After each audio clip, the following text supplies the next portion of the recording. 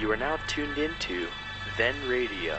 If you enjoy our videos, we ask that you consider joining our Patreon to support our channel. Don't forget to like and subscribe so that you never miss a new video. We hope you enjoyed today's episode, and as always, thank you for watching.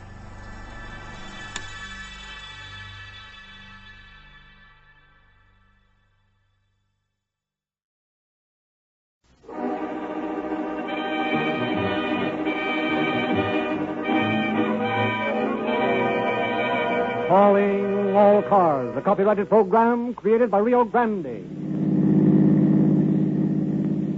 Los Angeles Police calling all cars. Attention all cars, broadcast 250 at Wilshire and Western. Assist the officer. That's all. Road.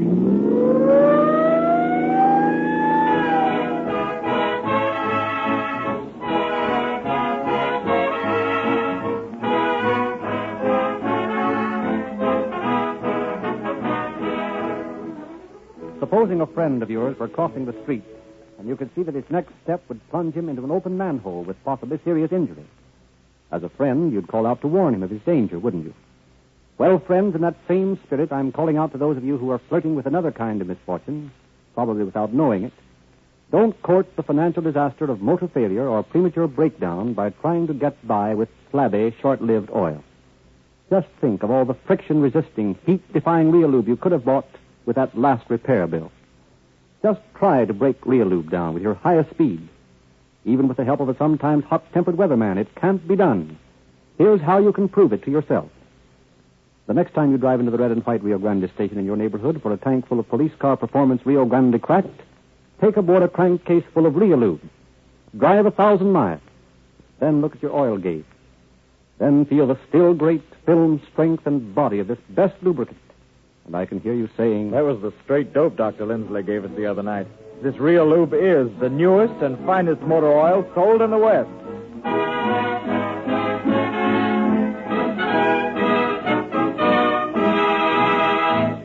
The story of the Artful Dodger is to be found in the confidential files of the Los Angeles Police Department. We have therefore requested Chief of Police James E. Davis to open our program. Chief Davis.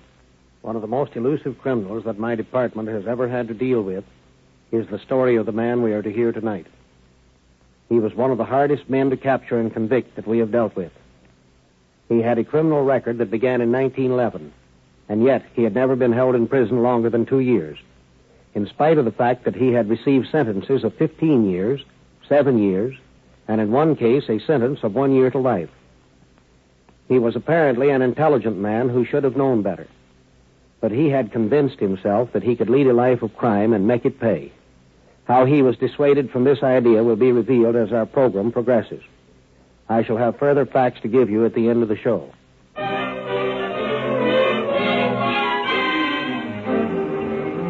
On a bleak day in December, Captain Chitwood of the narcotic detail sat talking to a newspaper reporter.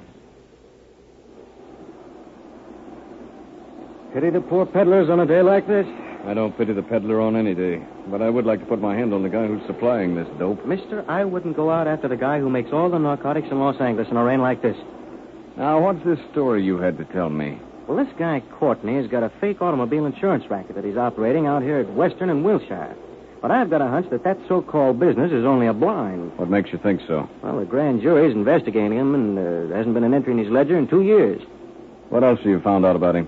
This bird was picked up in 28 on a fugitive warrant from Chicago, but for some screwy reason, Chicago turned him loose. Wait a minute, I want to get his record. Will you go down to the record division and get the file on Don Courtney right away, please? You haven't told me why you think this fellow's peddling dope. Well, in the first place, his brother Ed is a known addict. Well, I'm beginning to connect this up now. This Ed Courtney is a brother of a guy they call Dapper Don, isn't he? That's the one. Yeah. We've had Ed in here several times, but we've never been able to prove anything on him. Well, I think this is the time we're going to do it. He runs around with a fellow who's a chauffeur for one of our glamour girls out at Paramount. And while she's inside running the gamut of her emotions from A to B, the chauffeur is outside using her car to peddle dope. Does our friend Courtney work with him? All the time. Courtney and the chauffeur live together in the same apartment. Well, where do you and your paper come into this picture? Well, I think this guy Courtney is pulling a lot of rackets around here, and there's something screwy about the way he gets away with it. We're willing to stand part of the expense, if If what? If you'll promise to give me an exclusive on the story. Carter, have you gone crazy? Sure, I ought to let you catch your crooks yourself. Well, it has been done, you know. Yeah, sure. But don't try to kid me, Eddie. You know and I know that you haven't gone after this fellow because you haven't the money to build up the case. Don't forget, I read the budget recommendations, too. Oh, all right. How do you want to work it? My people will put up enough money to rent an office next door to Courtney's. There's a vacant office in the building that joins the one that Courtney has his in. We can plant a dictaphone in there, and maybe we can get a line on them. Here's Courtney's record, Captain. Oh, thanks, Paul. You know Charlie Carter, don't you? Yeah, but we call him Nick. That ought to be a good name for him. He's going to play detective for a while. Oh, that's so? What's up? We're going to try to get the goods on Don Courtney. Yeah, it's a good trick if you can do it. Yeah, this guy's got enough aliases to start a jail of his own. Right. He's been picked up as Regan, Osborne, Batir, and as Charlie Struce. And on everything from grand larceny to extortion. To say nothing of robbery, escape, and bond jumping. And you can add contributing to the delinquency of a minor and grand theft bunco. Mm-hmm. Otherwise, he's a model citizen, I suppose. Oh, yes. Complete with spats, carnation, and cane. So that's where he gets the Dapper Don stuff, huh? That's right. Carter, I don't think you've told me everything. Just why is your scandal sheet so interested in this gentleman? Well, Eddie, I will tell you. Did you ever hear of the Bilkins Investment Corporation? No. That's a suggestive name, though. You've no idea. Ever hear of the Minority Stockholders Committee or the Lincoln Realty Landowners Committee? The answer's still no. Did you ever hear of the Cincinnati Realty Corporation? Well, certainly. Perfectly legitimate firm of subdividers. Yeah, that's right. So legitimate, in fact, that our friend Dapper Don was able to cause them so much trouble that they had to get an injunction from Judge Dorn to keep him quiet. How come? Well, it seems our dapper friend was carrying on a whispering campaign. Is that so? What was he whispering about? Well, it turns out that the Cincinnati people were developing a new tract, and our friend Courtney wanted to get his hands on it. So he formed the Cincinnati Realty Corporation Lot Owners Recovery Commission. Sounds important. It was important to the Cincinnati people. Just what was Mr. Courtney going to do for the lot owners? Well, he convinced some of the owners that they'd made bad investments when they bought lots. He told them that he had a lot of money invested in the tract and that he was representing the minority lot owners, and he could help them get their money back. For a consideration, no doubt. Naturally. His minimum fee was 10% of the original investment. My gosh, that's high. Nothing cheap about Dapper Don. Of course, when the saps found out that their investment was perfectly safe and with a legitimate company, it was too late. Dapper Don had their 10% and they had nothing. What was the big idea behind all this? There's somebody back of him with money who wanted that tract of land. And they figured the simplest way to get it was to run the owning company into bankruptcy. Oh. Well, that's been done before. Yes, and it's being done again on a building and loan out in Hollywood. Well, why doesn't somebody tell the grand jury about these things? My friend, your lack of sophistication amazes me. Not only has the grand jury been told, but so has the Corporation Commission. And Dapper Don goes merrily along, still whispering. Yeah, so you want me to go out and pick him up on a narcotics charge, huh? I don't care what you pick him up on, so long as I get the first interview with him. Okay, Tom Swift. Get your wireless machine. Let's go.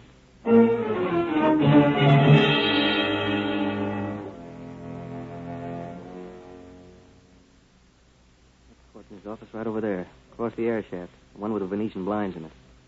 Doesn't look like a very big layout. That one and the one adjoining it. We're going to have to put dictaphones in both of them. What's the matter with tapping the telephone? It's illegal. So what? So we're not going to do it. Oh, so you're going to do it the hard way. That's right. You're getting like Horatio Alger. Yeah. Hey, it looks like somebody's sitting on Courtney's desk. Yeah, that's where the delinquency of the minor comes in. Hey, what time does this guy go home? Well, about 10 minutes. He's on schedule. You know all the answers, don't you? I've been working on this case. Does the blonde go with him? Well, usually. Nuts. You're going to have to be what is known as agile to get over there. No trick at all. I've done it lots of times. You're going to get shot climbing in windows someday. What does that guy do here this late at night? Oh, I'm surprised at He you. makes telephone calls. What do you think? Oh, yeah, I know. 2 minority stockholders. There they go. He runs true to form and leave a light on. Well, that'll help. He's getting thrifty. He turned it off. Any chance of he's coming back? Never has before. How about night watchman here? A couple of door rattlers that make the rounds about once an hour. All right, let's get over there. Powell, you go get the car and bring it around the back door, and one of us will let you in. Okay, Eddie. Okay, Newshound, let's go. Better watch those telephone wires. I tripped over them the last time I came across here. Hey, you're a regular housebreaker, aren't you? No, just a private investigator. Yeah, I know. Nick Carter, the boy detective. Now, if we can just get this window up, we're set. See? There's nothing to it. Not a very impressive setup. Serves his purpose. What does he call this joint? The Metropolitan Automobile Association. How about all these other companies he's supposed to represent? Just stick around. You'll find out about them. Hey, have you talked to the bunco squad about this? No, we can do that later. They might not want to string along with the paper. Well, we better go down and let Powell in. Come on, there's a rear entrance fire escape down here. Doesn't seem to be many offices occupied here. Well, they're not. Just a couple more besides Courtney's. Hey, Harry, bring your stuff up this way. Okay, but don't make so much noise. I just saw a couple of these merchants' cops down the street. Hope they keep out of sight until we get these dictaphones installed. Yeah, unless they come snooping around, we can tell them we're working for the telephone company. Here, give me a hand with this. Why didn't you bring the rest of the communications division? There's enough wire here to wire the whole building. Well, you never can tell what you need. Where'd you leave the car? A couple of doors down the alley. Better close that door. Where are we going to put those microphones? Under the desk, back of the middle drawer. We'll run the wire under the carpet. We can run the wire right along the telephone line here and we'll be out of sight. Well, there's only one drawback to these dictaphone setups. You can't hear the other end of telephone conversations. And believe me, boy, from what I hear about our friend Courtney, some of those conversations should be worth listening to. What are you looking for? Dope, of course. I doubt if you'll find it around here. I think his brother keeps all the supply. We'll darn soon find out. How about it, Harry? You about through? Yeah, just about. What the devil's that? Oh, I knocked over this cockeyed chair. Now, you'll have every door rattler in town up here in a minute. Here, Carter, throw this roll of wire across the air shaft. Come on, let's get out of here. Quiet. I hear someone coming. Probably our merchant police. Yeah, there's a time when night watchmen can be very inconvenient. Who's up there? Nobody, boss, just us chickens. Quiet, you fool. Cross your fingers. Maybe you'll go away. Do you hear me? Who's up there? Got a hammer, Harry? Yeah. Drop it real hard. Looks like our friend is completely discouraged. He probably got a look at us, three thugs. Come on, let's get out of here while we got a chance. Hey, what time does Courtney get here in the morning? About 9:30. We'll be in our office next door waiting for him.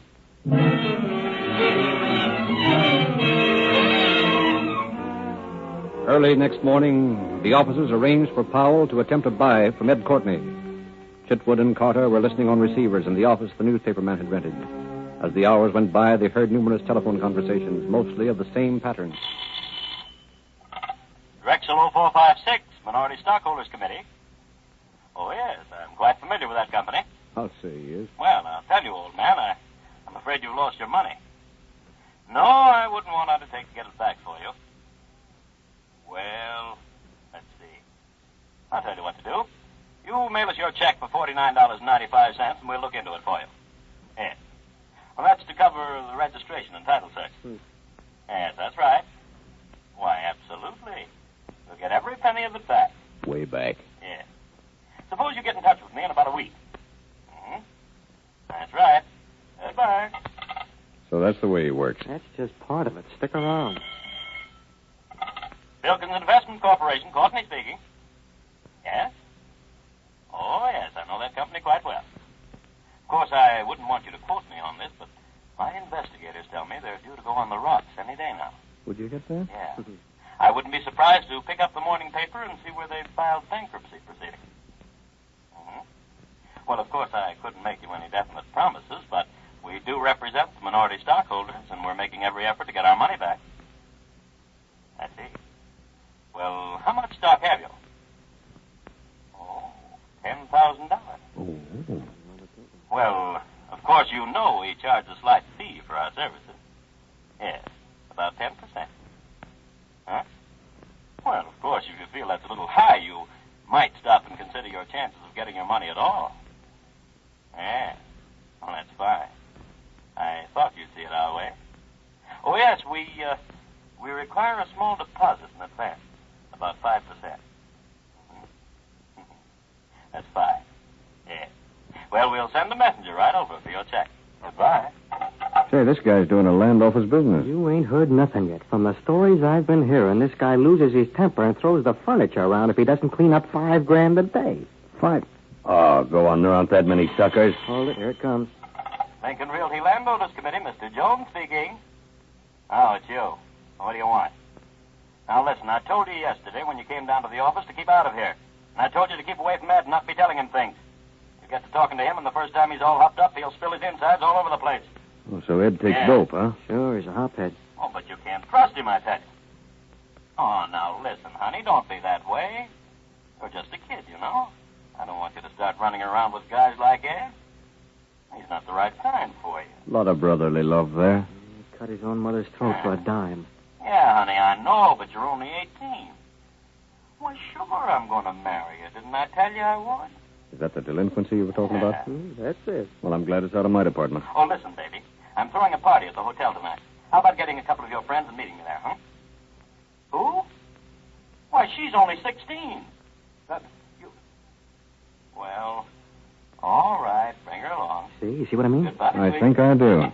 Seems to have taken care of that situation. What next? Hello?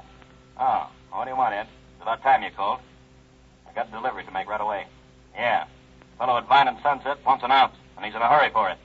How long will it take you? Well, can't you make it in less than half an hour? All right, scram on out there. Oh, whose car are you going to drive? Well, what's the matter with Clara's Rolls? I told him you'd be driving that. All right, never mind. Get a hold of Bob and scram on out there. Goodbye. Looks like Harry's right on the job, doesn't it? Yes, and if we don't want to miss the show, we'll get on it.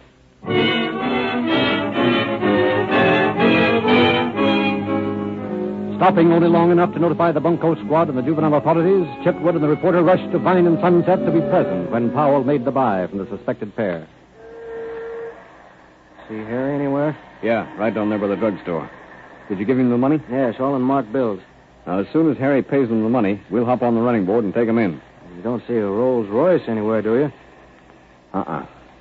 I don't know what this Bob guy looks like, but I'd know Ed if I met him on a dark night. He weighs 2 pounds less than a horse. Hey, here comes the Rolls. Looks like they're going to pull into the curb. You spotted Harry? I think so. Yeah, I see him now. He's got the stuff. Come on, let's go. All right, Courtney, let's go. What is this, a stick-up? Never mind, just drive around the corner until I tell you to stop. I don't know what this is all about. I don't know who you guys are. What do you want? We want you to come down to headquarters and have your fingerprints taken. What for? For selling dope without a license. I don't know what you're talking about. Ask your talkative friend over there. Maybe he does. Bob, do you know what they're talking about? I ain't saying nothing. Slightly ungrammatical, but clear. All right, Courtney, give me that money you got for the narcotic you just delivered. I ain't got it. No, but Bob has. Come on, shell out. Give it to them, Bob. Is that all of it, Carter? Let me count it. Yeah, that's all of it.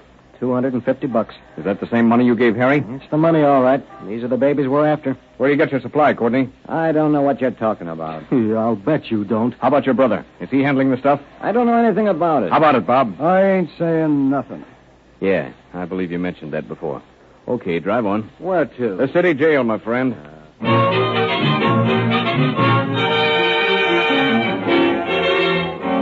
But Chitwood and his allies had nothing to connect dapper Don Courtney with the charge of dope peddling. The brother Ed obtained his release on bail, and the two Courtneys headed for St. Louis to spend the intervening time before Ed's trial. Meantime, police had arranged to trace the leads that had been obtained from their dictaphone. They brought in 2 girls for questioning. I might just as well put my cards on the table and tell you 2 girls what I want. I'm after Don Courtney on a narcotics charge. I'm afraid you come to the wrong place to get your information, Captain. We don't know anything about Don Courtney. Why, I scarcely know Don at all. I happen to know better than that. I've had calls on Courtney's phone traced to the apartment where you 2 girls live. I've had men watching your place night and day for several weeks. And if you want to tell me the truth, all right. If you want me to draw my own conclusions, that's all right, too. I have a pretty good idea what's going on. Oh, yeah? Say, what are you driving at? I happen to know that Ruth here is 18. And I also happen to know, Dorothy, that you're only 17. And a couple of Courtney's friends are even younger than you. However, I'm not interested in that angle of the Yeah? case. Where does that get us? Well, if you want to get tough about it, it gets jail for you. But if you want to play along with us, we can make it easy on you. Well, what do you want to know? Where's Courtney now? He went to St. Louis with his brother. When will he be back? I don't know. Oh, sometime around New Year's. That's next week, huh? You figure fast, don't you? Has Courtney ever given either of you girls narcotics? No. Just a minute. I heard enough over that dictaphone one afternoon to send both of you girls to jail. What did you hear? Well, I heard about a little crap game that you played with Mr. Courtney. I also heard him promise you an ounce of morphine as a bonus. So that's where he was that night. Say, I ought to knock this dame's block off. Oh, you didn't know about that, huh? I'll tell you plenty about that, Lug. No, you won't. Because if you do, you'll get yourself in jail. So will you. Oh, no, I won't. Take a look at that. Why, Why, you dirty double-crossing... Save it, sister. Hey, what's so interesting in that paper? Read it yourself. My, a marriage certificate. I suppose you're going to stand on your rights and not testify against your husband. That's right, Copper. I'm Mrs. Don Courtney, and I'm going to stay that way. And there's nothing you or anybody else can do about it. If you read that sheet of paper carefully, you'll see my mother was one of the witnesses. Now, what does that do to your case? You forget there's still Dorothy. I don't think you'll find Dorothy so willing to talk. Will he, Dorothy? Oh, enough to it. Save your breath, Copper. Hey, Paul. What is it, Chief? Take these two femmes du pave out of here and keep them out. Yeah, it's a pleasure, Eddie. Come on, get along, you two.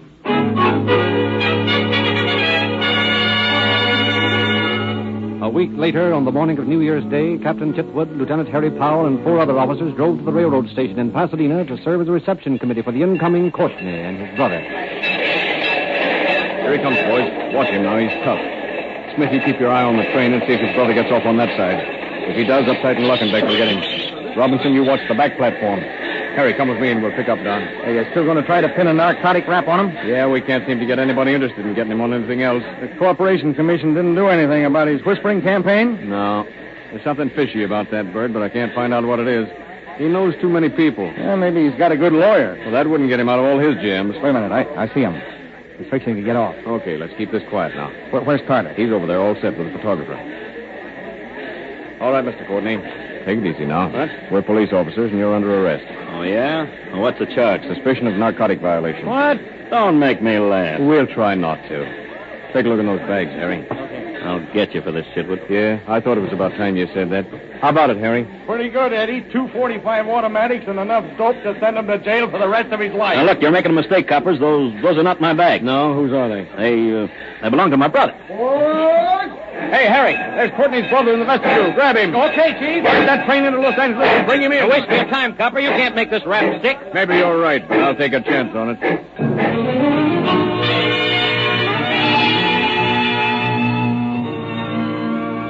Although Powell searched every part of the train where he thought Ed Courtney might be hiding, the fugitive was not to be found for the simple reason that he had bribed a train employee to hide him in an upper berth.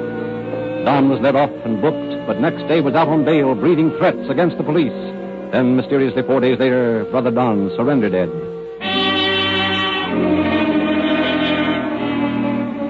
Then started a story of the law's delays. Ed and his companion, who had been arrested carrying the marked money which the newspaper reporter had given Powell for the purchase of narcotics, had been released with ridiculously light sentences. Dapper Don managed to delay his trial time after time. And while he delayed, he was busy fixing things.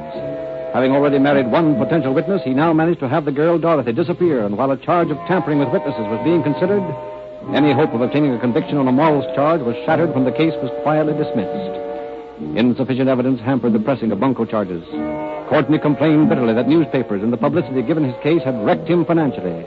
Then he sank to a lower form of crime, extortion. Good morning, sister. Tell your boss I want to see it. I'm very sorry, but Mr. Sullivan is quite busy right now. Would you care to wait? Just take this envelope into him. I think you'll see me. Yes, sir. And never mind opening it. He can take care of that himself. Yes, sir. I'll be right back. You're telling me.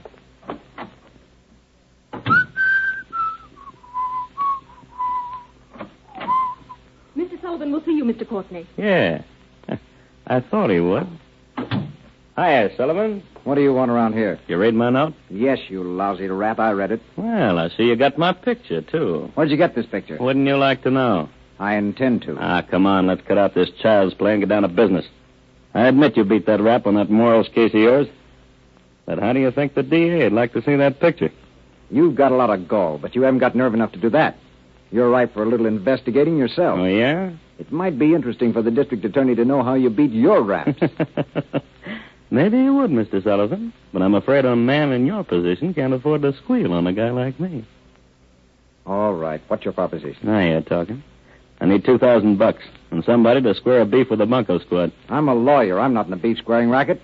Besides, what do you think I'm going to get $2,000 to give you? Remember them bonds I spoke to you about? Go ahead and sell them. The ones that you and your pals stole in Philadelphia? Yeah, that's the one. I told you once I wasn't going to touch those. They're hot.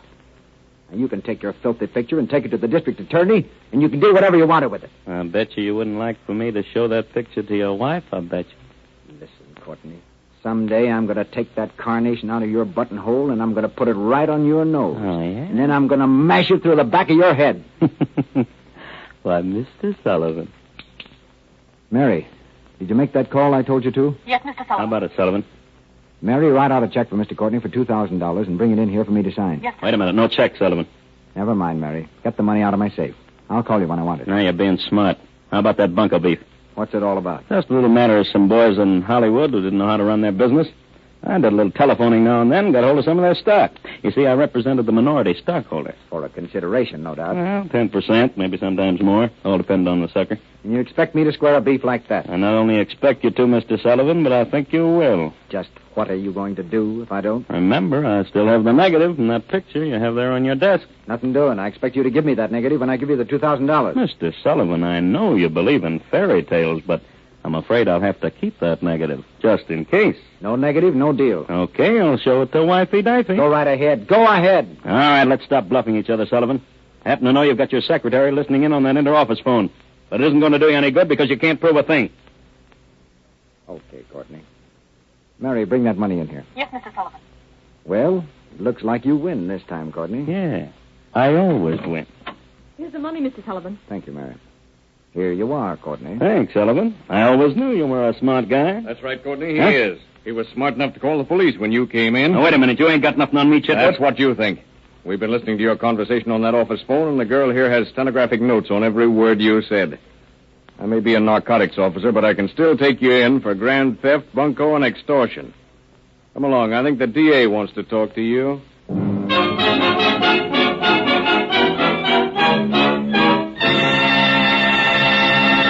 In just a moment, Chief Davis will give us the remaining facts regarding our program. Meanwhile, remember these facts.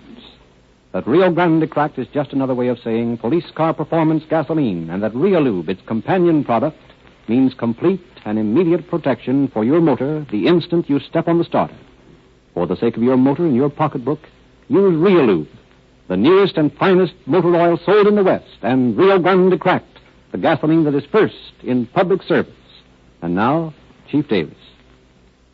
In spite of Dapper Don's attempts to again clog the wheels of justice, he was nevertheless brought to trial on March 26, 1937. And because of 2 prior convictions, his sentence resulted in his being sent to Folsom Penitentiary for a period of 10 years, and an additional sentence of 1 year to life. His was another crime that did not pay. Thank you, Chief Davis.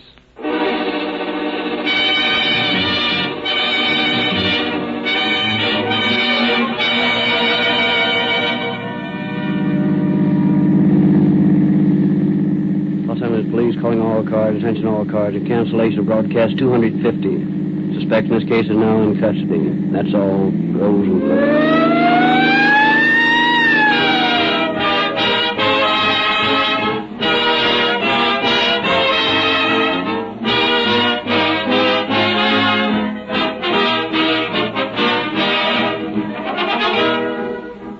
This is your narrator, Frederick Lindsley, bidding you good night. This is your narrator, Frederick Lindsley, bidding you good night. This is your narrator, Frederick Lindsley, bidding you good night. This is your narrator, Frederick Lindsley.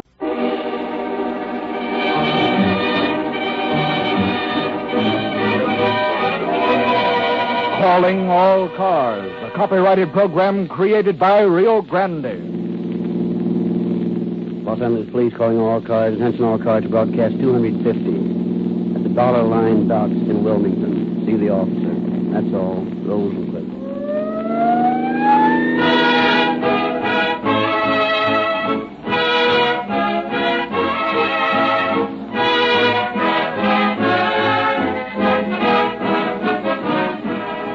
This evening, Rio Grande presents Murder on the Left, with the well-known feature player of stage and screen, Grant Withers, as Don Colby.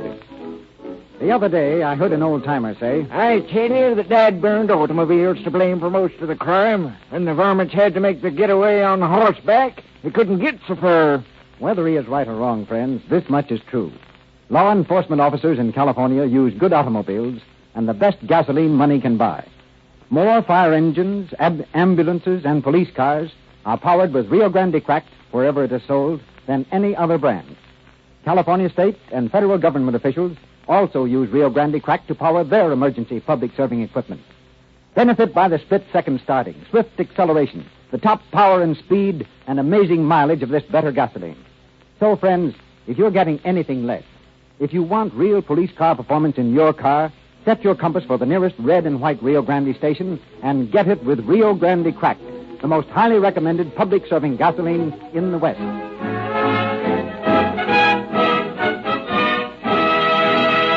Salient facts regarding our program tonight have been taken from records on file in the Los Angeles Police Department. We have therefore asked Chief of Police James E. Davis to open our program. Chief Davis. It is the duty of every police department to furnish to its citizens as much protection as it can. Sometimes the work of a local peace officer will carry him far beyond the limits of his local jurisdiction. In such instances, it is necessary that he cooperate with local officials in whatever political division he may find himself. For after all, crime knows no political boundaries. Needless to say, crime is no more profitable outside the United States than it is in any of our local communities. The story we are to hear tonight took place in a foreign country, one that has always been friendly toward the United States in matters of law enforcement. We are proud, therefore, that one of our own officers could be instrumental in helping bring about the solution to the case. I shall have more to say regarding this at the end of the program.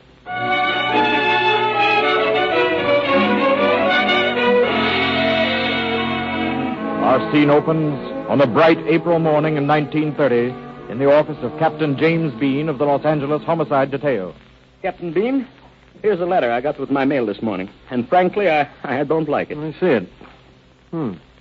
Unless you leave $5,000 in unmarked bills at the viaduct on La Cienega Boulevard before noon tomorrow, you won't be able to finish that picture of yours. Any idea where this came from? No, not the slightest. It was on my desk this morning when I came in. Have you got any enemies? Enemies? Do you know the motion picture business? Who hasn't? Didn't this come through the mail? Apparently not. Here's the envelope. It didn't have any stamp on it, but it was with the rest of my mail. Anybody in your organization who might have sent it? Well, I don't know. I just rent space in the studios where we've been shooting the picture. What worries me is this. This is the third note like this that I've had left on my desk in the last 3 weeks. Wow. Why didn't you come in here before? Why? Well, I didn't want any publicity to get out about it. You see, there are several things I wouldn't like to come out right now. And if a lot of publicity breaks, well, there's no telling what might happen. Well, I don't exactly see where we come into the picture, Mr. Fish. Huh? No crime has been committed as far as our department is concerned. Though, if you'd like, we will assign an officer who can act as sort of a bodyguard. Well, that's fine. That's exactly what I wish you'd do. And, by the way, I'll be willing to pay his expenses and pay for his services, Oh, that won't be necessary, Mr. Fish. It's our job to protect people. Well, that's fine. Oh, yeah, Captain, there's one more thing. My company and I will be leaving in a couple of days for a little place in Lower California. We're going to shoot some scenes down there for a South Sea picture. In Lower California? Sure. We got a swell location down there. It's down close to La Paz. And what I wanted to ask you is this. Will it be all right if we take this officer along with it? Sure. I've got a young fellow here who would be tickled to death to go. His name is Philkes. Joe Philkes. Philkes? That's fine. I got a radio set by that name. You see, we'll only be gone a couple of weeks, but I don't want to take a chance on anything happening.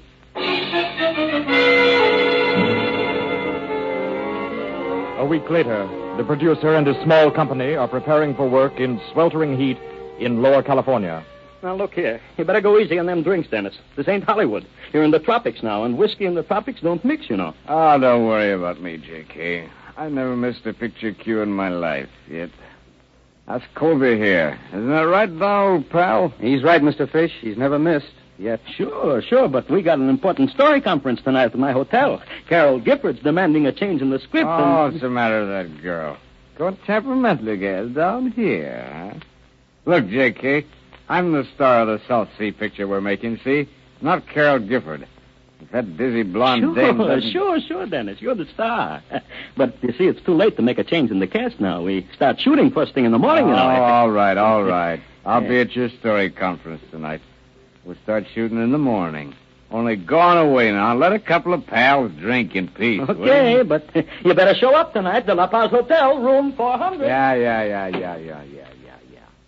La Paz Hotel.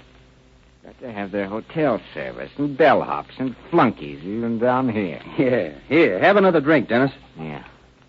Why can't they let their hair down and take a beach cottage like you and me, Don? This is the life. A grass shack, a beach at your doorstep. Sure. Finish your drink. Of course, the rocks cut your feet if you're not careful, like it did mine this morning. It hurts, too. Still, this is the life, boy. Go on, finish your drink. Okay. And down about Carol Gifford, sorry I blew up about her, seeing as how you kind of stuck on her. I didn't mean to. Oh, skip it, Dennis. Carol doesn't even know I exist. Showed me as much on the boat coming down.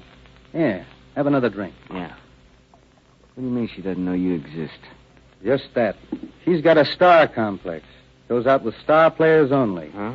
All the others don't count with her. What do you mean, star players only? Well, you're just as much a star player as I am. Maybe. Well, you are. But I've never been starred in a picture yet. Second leads only for me, so far.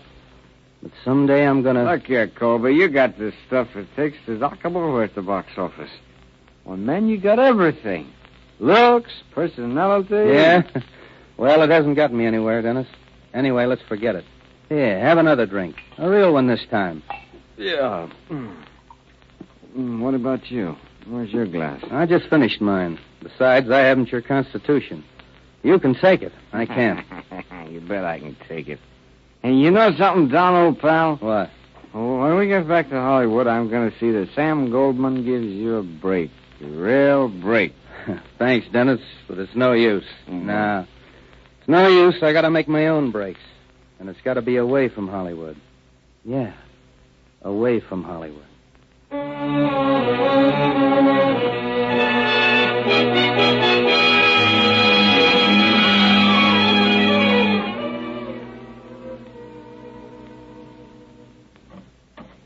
Sorry to be late for the conference, Mr. Fish, but you see, There's Dennis Clark. Didn't Dennis come with you? Well, that's what made me so late, Mr. Fish. I tried to sober Dennis up, but he was too drunk to come. Too drunk. And after me wanting him to keep sober. Of all the nerve. And on my picture, too, at that. I'm sorry, Miss Gifford. I tried my best to keep him from drinking, but he wouldn't listen to me. Kept on fighting for the whiskey. This is a fine how do you do. 500 miles on location, and he's got to get cockeyed. He'll ruin my picture. That's what he'll do, Sam. Well, if there's anything I can do, Miss Gifford. Oh, no, there's nothing you or...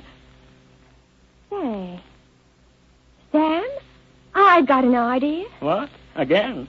Why don't you use this fellow here? This, what's your name? Colby, Don Colby. Oh, yes, Don Colby. Use him in Clark's place, Sam. He's just as tall. He's just as good-looking. Colby? No, not Colby. But why He not? hasn't got a box office name, that's why. He's too risky, Carol. But I'm sure I can turn in a good performance, Mr. Fish, and I know you won't regret giving me the break. Say, wait a minute. I thought you and Clark were pals. Well, we are, but business is business. And that's what I say also, Sam. You know that. You can't mix social life with a career. Or can you? If Dennis Clark prefers to guzzle whiskey... Yeah, I know, Carol, but this is no time for experiments. I got a $250,000 production on my hands. $500 my own money. And if I don't use Dennis Clark... Very well. Have it your own way, darling. You're the producer. But if it was me, Yeah, sure, I know. But look, Carol, and you too, Colby. We got a lot of work ahead of us. Come on, let's go over the script. Clark can get the changes first thing in the morning. You can sober him up by then, can't you, Colby? Yeah, I think I can. You think you can? Well, I mean, I know I can. That's better. You won't have to worry about Dennis, Mr. Fish. I'll start working on him as soon as I get home tonight.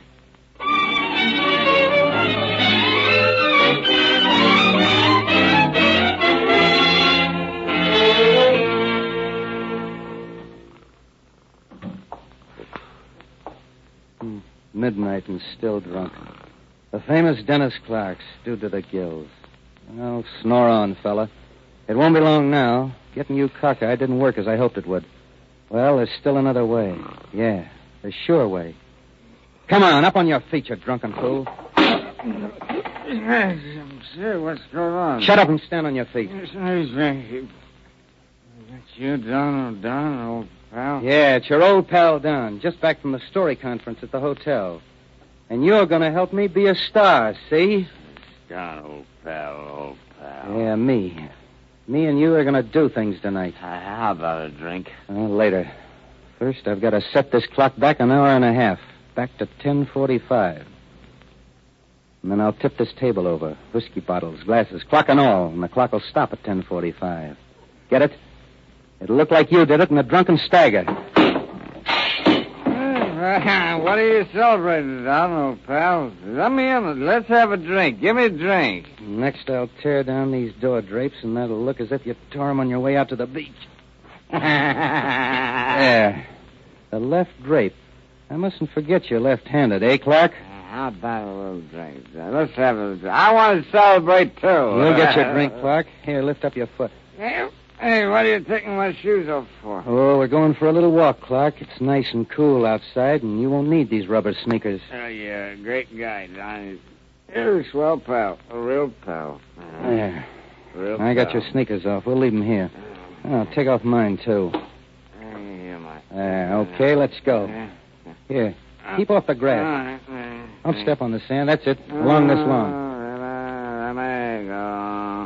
You're an idiot. Acting like a fool. Well, here we are, Dennis. The rocky ledge. There. Watch your step. Easy. Okay. Now get on my back. I'm going to carry you through the shallow water here, all the way back to a spot on the beach just in front of the shack.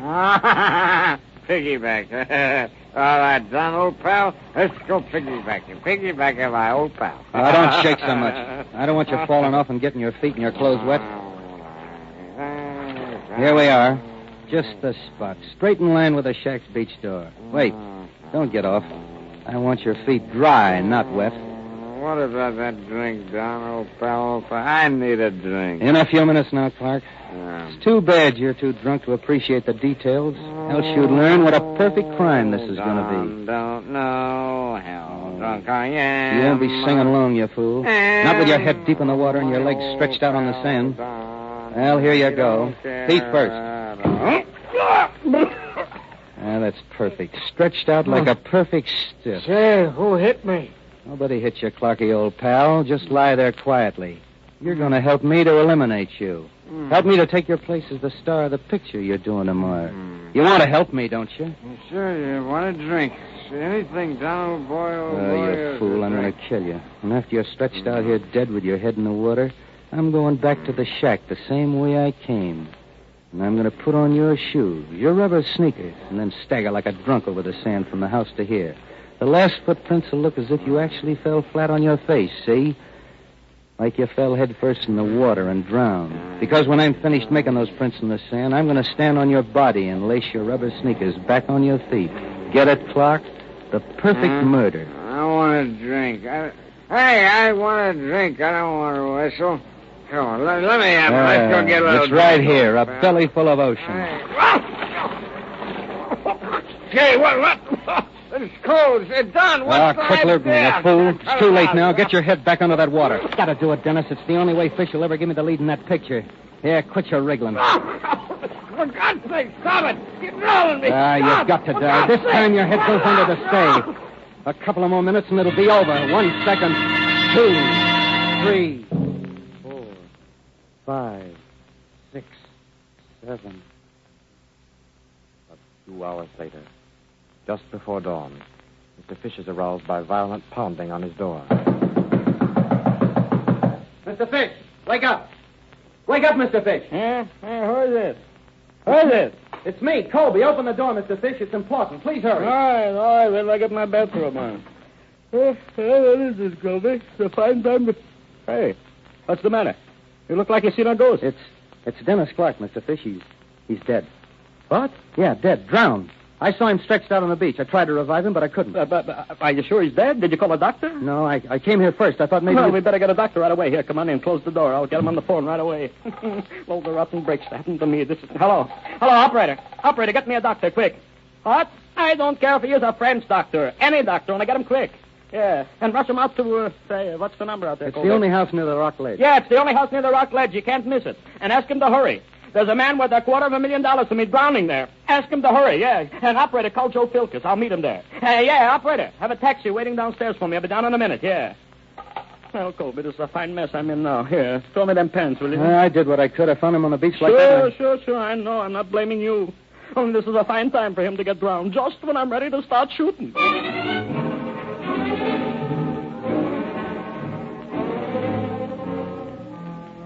Well, Doctor, what's the verdict? You already examined him? Yes, and he's dead, Mr. Fish. Asphyxiation of the lungs. Well, what's that? Drowned. Suffocation by water. And you mean that, being drunk, he staggered out here to the edge of the water, flopped over, and was drowned? Apparently so, Mr. Colby. However, that's for the judge to decide at the inquest. Careful where you step, gentlemen. The police will want to verify those staggering footprint markings in the sand to establish the official cause of death, you know. God, this is terrible. Dennis was such a swell guy. A great pal. Yeah, and now your pal, my star, is stiff like a board. Just a black shadow on a moonlight beach. I've already sent my driver up to the judge. Should be here any minute now. And the police? Naturally. Mr. Clark is a celebrity. The police won't miss out on this, you can bet. Is there any other member of your company that knows the deceased? Questions to be asked by the authorities, you know. Well, yes, there's Carol Gifford. She was the co-star with Clark. Well, we better not have Miss Gifford see Dennis like this, Mr. Fish. You know how upset she gets. Yeah, I was thinking of that. Such being the case, gentlemen, as a doctor, I'd advise getting in touch with the lady before the police do. Well, what sort of police do they have here? Well, I imagine, gentlemen, you'll find the police here quite an efficient corps.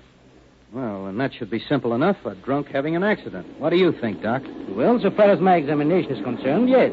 A simple accidental death. Oh, there's a car pulling up in front. That must be the judge now. Out here, Judge. Around the back, on the beach. Hello, Dr. Sorrell. Very wretched hour to be out on a case, is it not? 2 o'clock and just... Oh, hello. You have some friends with you, Doctor. No. That is, these gentlemen are friends of the deceased.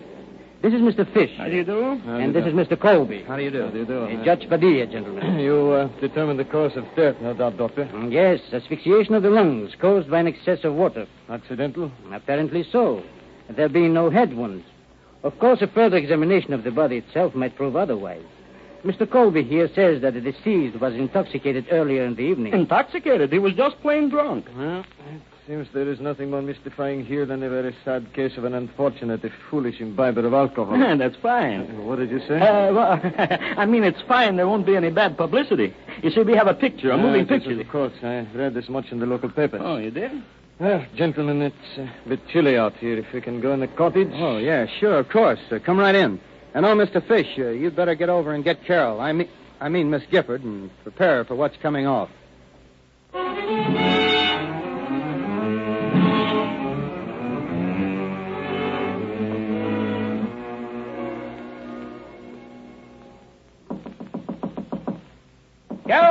Carol! Who is it? It's me, honey. J.K. What do you want? I'm sleepy. It's very important, Carol. Please, open the door. Oh, all right. Hold your horses. I'll be there in a minute. Well, what's so darn important about waking a girl up at 2:30 in the morning? It's about Dennis Clark. He's dead. What? Say that again. I think he's been murdered. Who? Dennis Clark. Dennis Clark? Well, are you sure? Who told you? But have you seen him?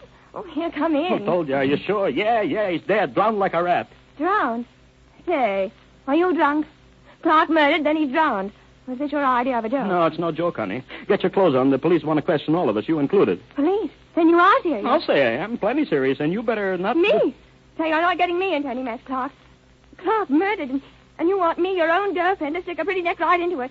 Say, what have I got to do with it? You don't understand, honey. I'm trying to keep you out of any scandal or excitement. That's why I'm here before the police get to you.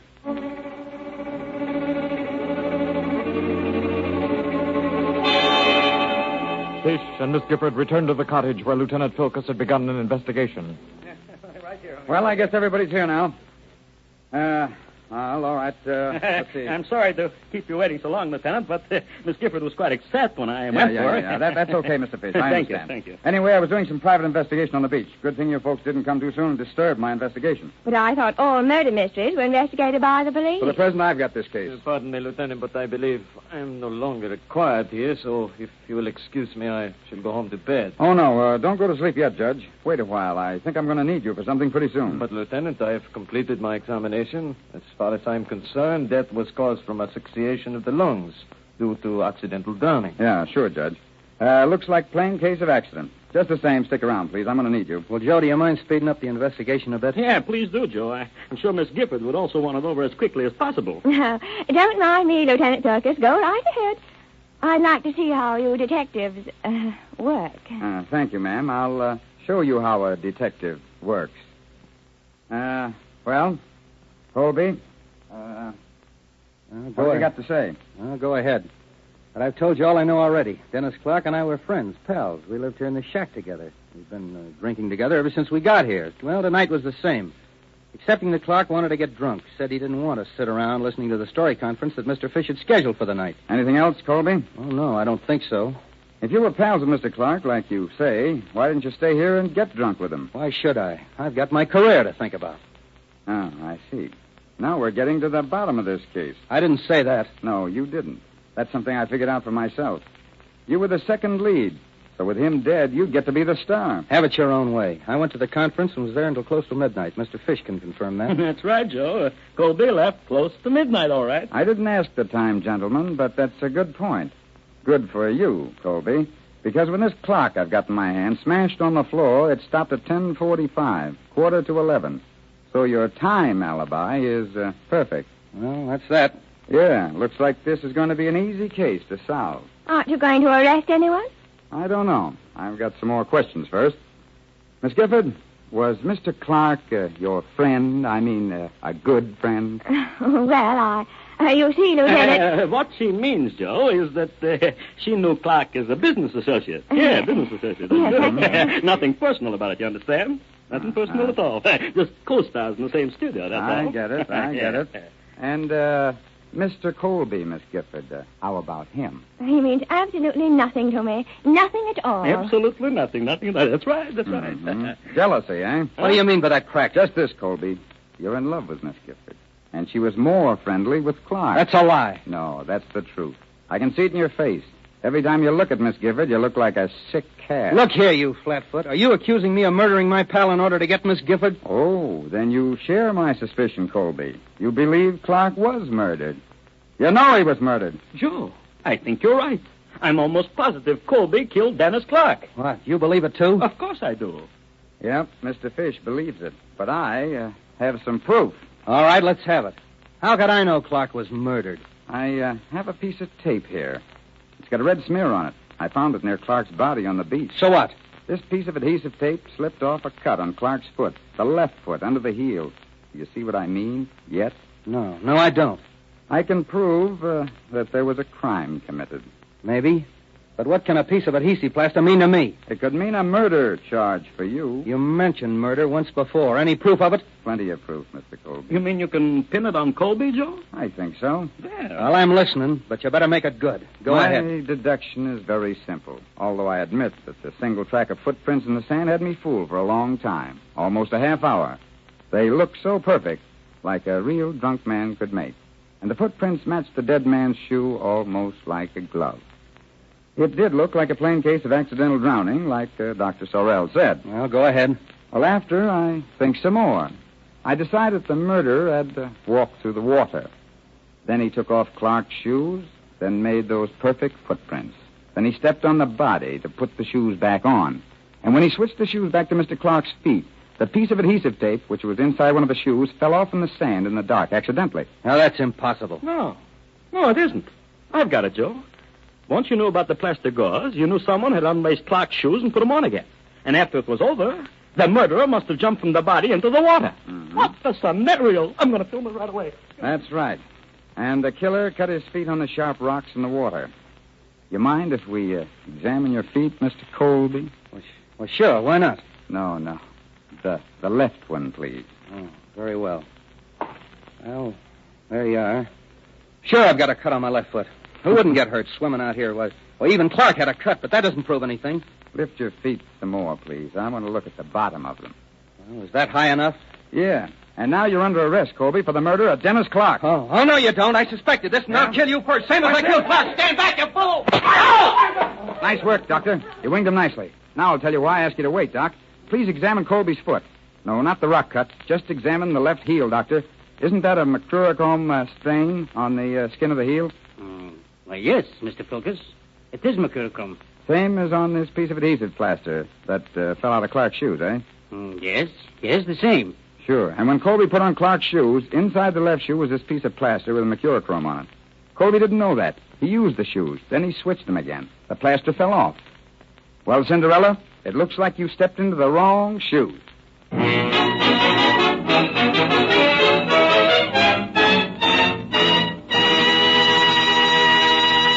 In just a moment, Chief Davis will conclude our program. And before Chief Davis closes this case, just a brief reminder that those who drive the most and know the most about gasoline depend on the police car performance of Rio Grande Cracked, and that the lubricant that can't break down is Real Lube, the newest, and finest motor oil sold in the West.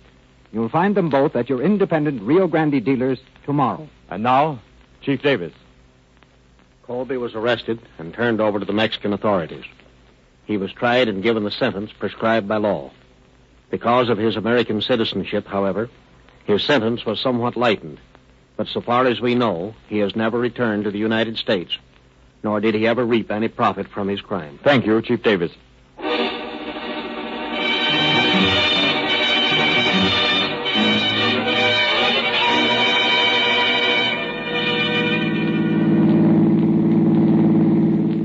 Los Angeles Police calling all cars, attention all cars, a cancellation broadcast 250. Suspect in this case delivered to Mexican authorities for punishment. That's all. Rolls and quit.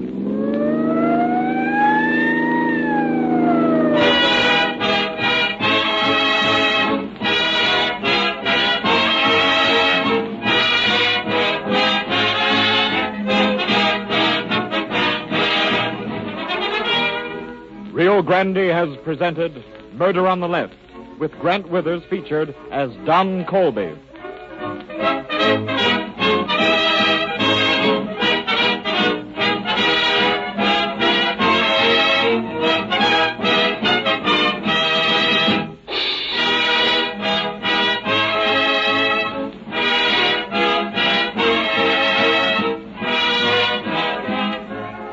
This is your narrator, Barry Kroger, bidding you good night for Rio Grande.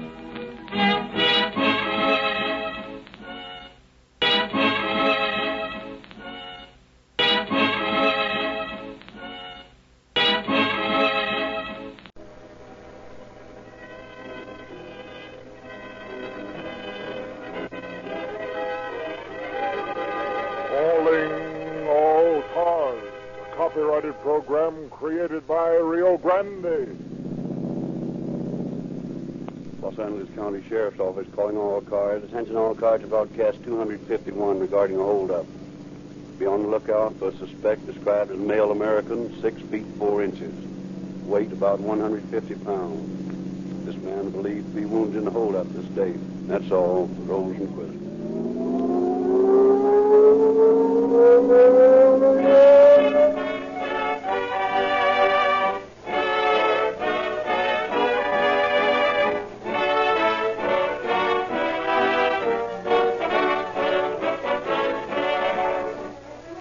Friends, the Calling All Cars programs are not fairy tales, but the careful presentation of dramatic facts.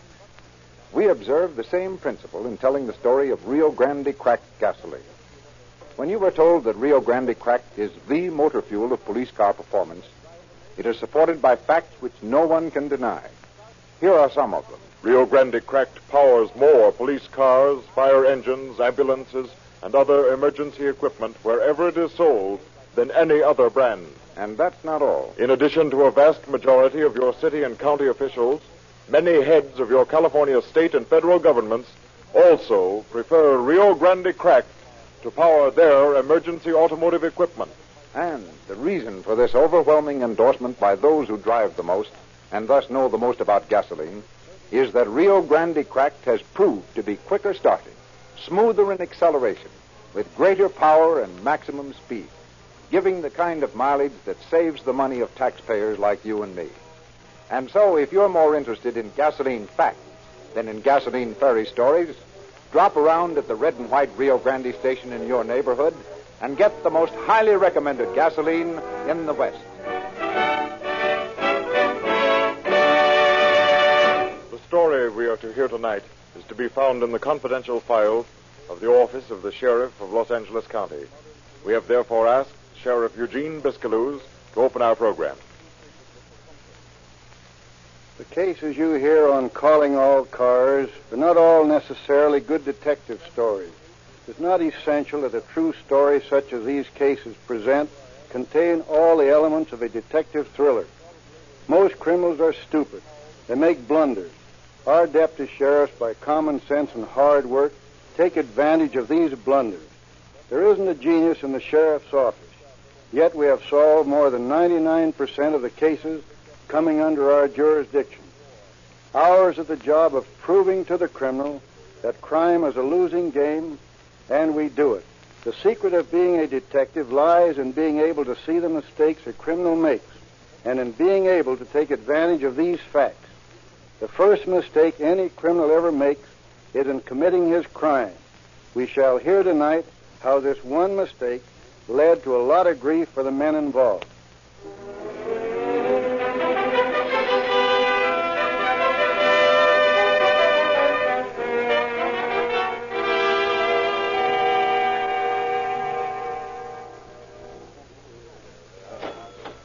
Hot dog payday again. Yeah, a lot of good that's going to do you. The way you throw your dough away, you won't have a cent by tomorrow night. Don't worry about me, Mr. Morganbilt.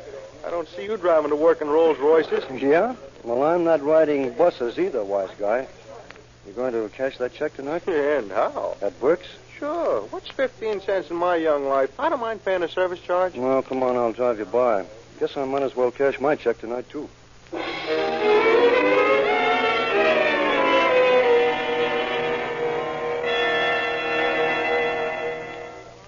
Hiya, Burke. Got any folding money around this joint? I think I might find you a little. Okay, my man. There you are, all signed and endorsed. You get a raise? Yep, making $35 a week now. That's fine. I like to see you young fellas get ahead. You'll be getting married pretty soon, won't you? That guy? Oh, who'd marry him? Well, you never can tell. Now, there you are, Joe. $34.85 for you and 15 cents for me. Thanks, John. Yours $35 too, Bill? Yep, here it is. Say, how's the missus, Bill? Oh, she's fine. I saw her going by yesterday, but she didn't stop. And say, that's a fine youngster you got, Bill. You want to take good care of him. No, don't worry, I will. You'd think that was the only kid in California the way Bill raves about him. Well, you can't understand that, Joe, not yet. Wait till you have one of your own. Yeah, wait.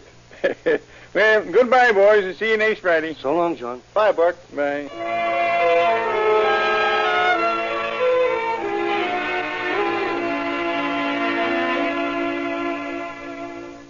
Hey, is that clock right, Mary? Yes, sir. 7 o'clock, Mr. Burke. Would you like another cup of coffee? No, thanks. No, I think I've had enough. Got to start cutting down. Past 50, you know, and I have to watch the old blood pressure now. Oh, I guess you do at that. That'll be 26 cents altogether. 26, eh? Well, there you are, Mary. Thank you. Be back for lunch, Mr. Burke? Maybe so. I don't know how busy I'll be yet. May have you bring my lunch over. Oh, be glad to. Bye. Bye, Mary.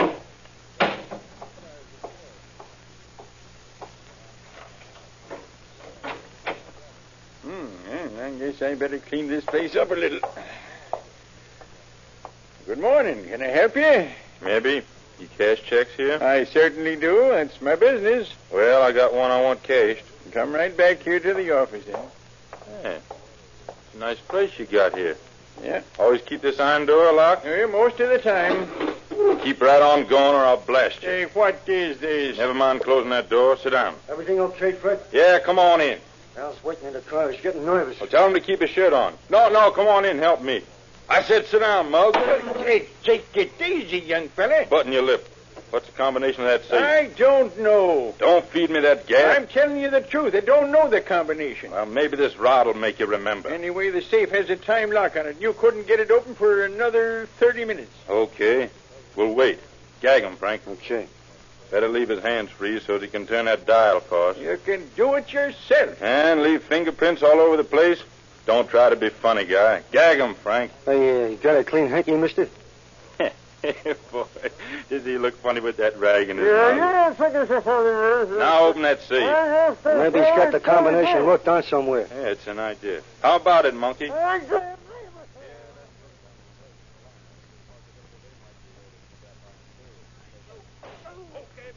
finish it.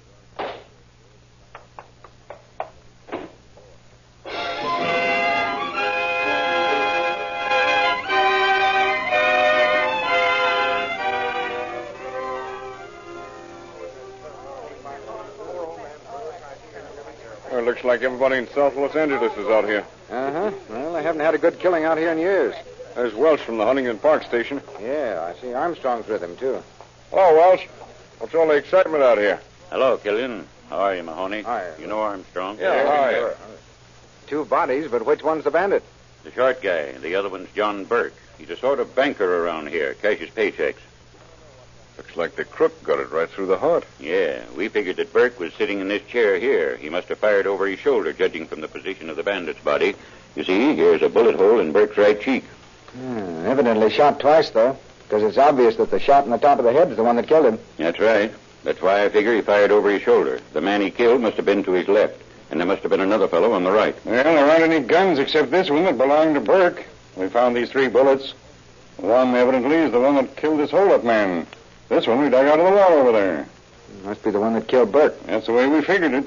Where'd the third one come from? We found it over there by that steel door. Looks like it's got blood on it. And Burke must have hit the other bandit, too. And that's what we think. That bird there has only 1 bullet wound in him. Since this bullet's bloody, stands to reason that the other man is hit, too. Are we sure there was another man? Yeah, pretty sure. The fellow who was just going into the cafe next door when all the shooting started told us that he saw a tall man run out of Burke's office here and that the man limped badly. Tall man, huh? Yeah, this fellow said the guy must have been 6 feet or more. Did he have a gun, or did this fellow notice? Yeah, had a gun in his hand. He piled into a car that was parked in front with another fellow at the wheel, and the car turned down the alley next door and beat it. You know, there's a bare possibility that this fellow here was a customer of Burke's. Sort of innocent bystander, huh? About that? No, not very likely. They found this roll of wire in his coat pocket and his rubber gloves and this heavy knife. Well, looks like they were about to tie Burke up. That's the way it looks to us. Now, here's a pillow slip that we found in the other pocket of his overcoat. The name of the apartment it came from is stitched into the hem there. Bavaria Apartments, 843 South Maple. Well, that ought to be a cinch to trace. Yeah.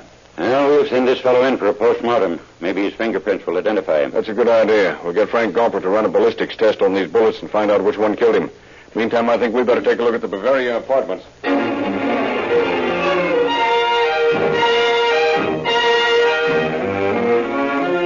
Checking with the manager of the apartment house regarding the slain bandit, Killian and Mahoney received the information. No one like that lives here. Don't know who stole Pillow Slip. At the morgue, the dead man's fingerprints were taken and compared with files in the police department as well as in the sheriff's office. It was learned... These prints belong to Frank Eller, convicted of theft, California Motor Vehicle Code, drunkenness, petty theft, address unknown. Armed with this information, Killian and Mahoney returned to the apartment house to continue their investigation. What you want now? We want to know if you have a fellow living here, a very tall man, over 6 feet. Oh, yes. Tall man, he live here. Apartment 41. I'll show you. Right back here, priest. How long has this man lived here? Oh, not long. Week, 10 days, maybe. What's his name? Hamilton, his name, he tell me. What's his first name? Oh, Fred, I think it is. Fred Hamilton, huh? Here's the apartment, please. It's not locked. Empty. Yeah, but it speaks volumes, Paul. I'll say. Take a look at the blood on that bed. Oh, so here's one of my good towels, all soaked with blood. Here's a real find, Will. Yeah? There's a pair of pants I found in the trash basket. Take a look at the length of these. I go back to office, priest. Well, unless I miss my guess, that's blood on those pants, too. Sure it is. And here's a bullet hole right below the waistband. Front and back. Bullet went right through him. Looks that way. Judging from the length of these pants, I'd say this bird's 6.5 feet tall at least. I'd just as soon have these as a picture of the guy.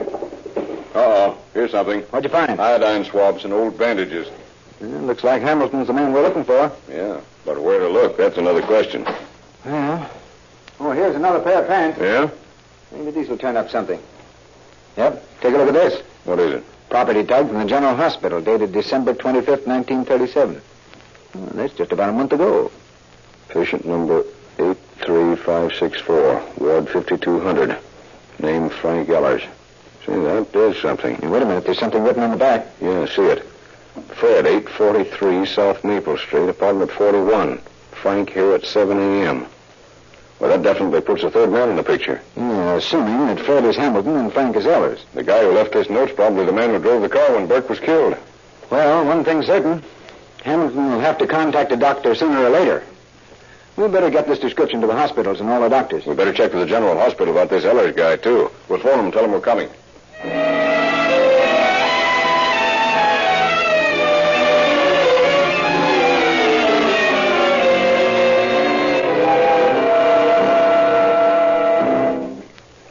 We'd like to see the record on Frank Ellers, the man we phoned you about. Oh, surely. Here it is. Right here. Thank you. Patient suffering from bruises and contusions resulting from street fight. Condition intoxicated. We couldn't get an address on this patient. That is, not a definite one. He gave East First Street as his residence, but no number. Do you have a record of visitors this man might have had? No, we haven't any record of that. Well, look, just for luck, let's find out if you ever had a patient in here named Fred Hamilton. Oh, that may be a bit difficult. We have our records bound according to years, and they're arranged alphabetically. If you'd care to look at them, you may. We'd care to. Yeah. Right in here, please. Now, you'll find all the records in these files right here. Just help yourself. Yeah, thanks, we will. Well, looks like we'll be here till spring. No, it won't take so long. I don't know about that. Well, I can't find any Fred Hamiltons in 1936. I haven't found any in 1937 either. Yeah, you couldn't use a Joe Hamilton, could you? No, I don't think so. No Fred Hamiltons in that one. I'll try 1935. Well, hand me 1934. There's nothing in this one. All right. Here you are. Boy, I'm glad we're not looking for John Smith. Ever try finding a guy named Johnson? No. Why? Most common name in the English language. Yeah? Well, there's no Fred Hamiltons in this book. Give me 32. Okay, I'll take 33. Hey, it's getting darker outside. Looks like rain. Yeah, that'd be fine. Traipsing around in the rain looking for a 6.5-foot murderer. It's bad enough looking for any... Hey, wait a minute. Here's a Fred Hamilton. Admitted in 1932, arthritis. Worked at Noah Beery's Trout Club up in the High Sierras. You suppose it's too much to hope this is the guy we're after? I don't know. It's a lead, anyway. So I heard he was married. Well, our luck couldn't hold out on that, though. He couldn't have been married here. Never can tell. We're not going to pass up any bets.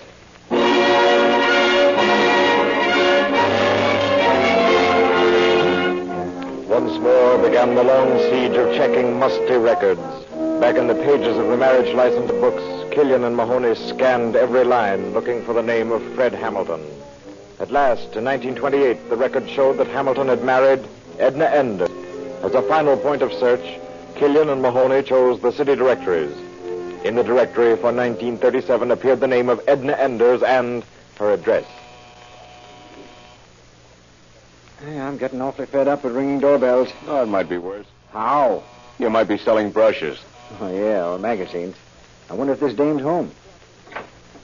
Yes? Oh, are you Mrs. Fred Hamilton? Well, who are you?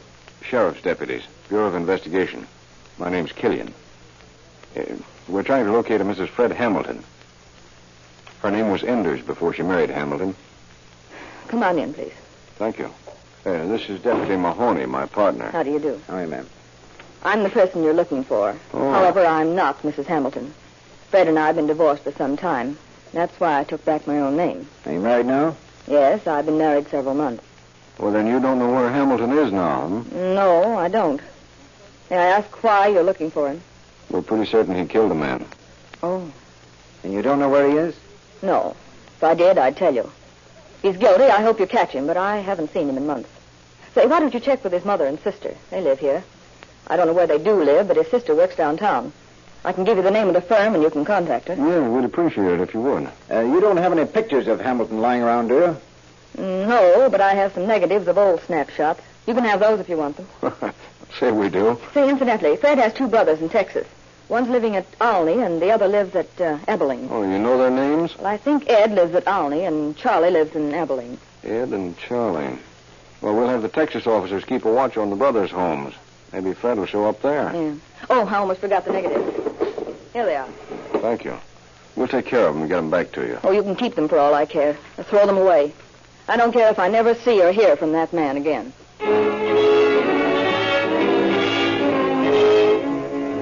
Dispatching telegrams to the police in the towns where Hamilton's brothers lived, Killian and Mahoney continued their investigation in Los Angeles. Next morning, Killian phoned Hamilton's sister. Yeah, I hate to do this, but we've got to catch this monkey. The end justifies the means. That's the way I look at it. Hold it. This is Lydia Hamilton. Oh, Miss Hamilton, I hate to bother you at work, but I just got in from Abilene, and your brother Charlie told me to get in touch with Fred, but he didn't know where Fred was staying. You liar. Shut up. Well, that's fine. I wonder if I might take a run out and talk with you. Well, I'm sure you could, but perhaps you better talk to Mother first and see when she's going to be home, and then perhaps you can come out to the house.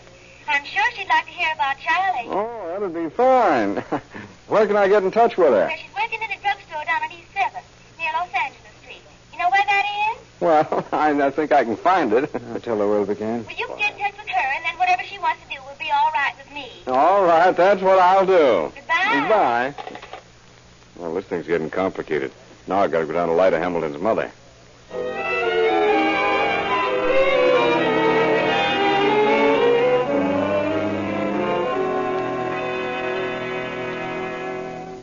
You fellas wait here in the car.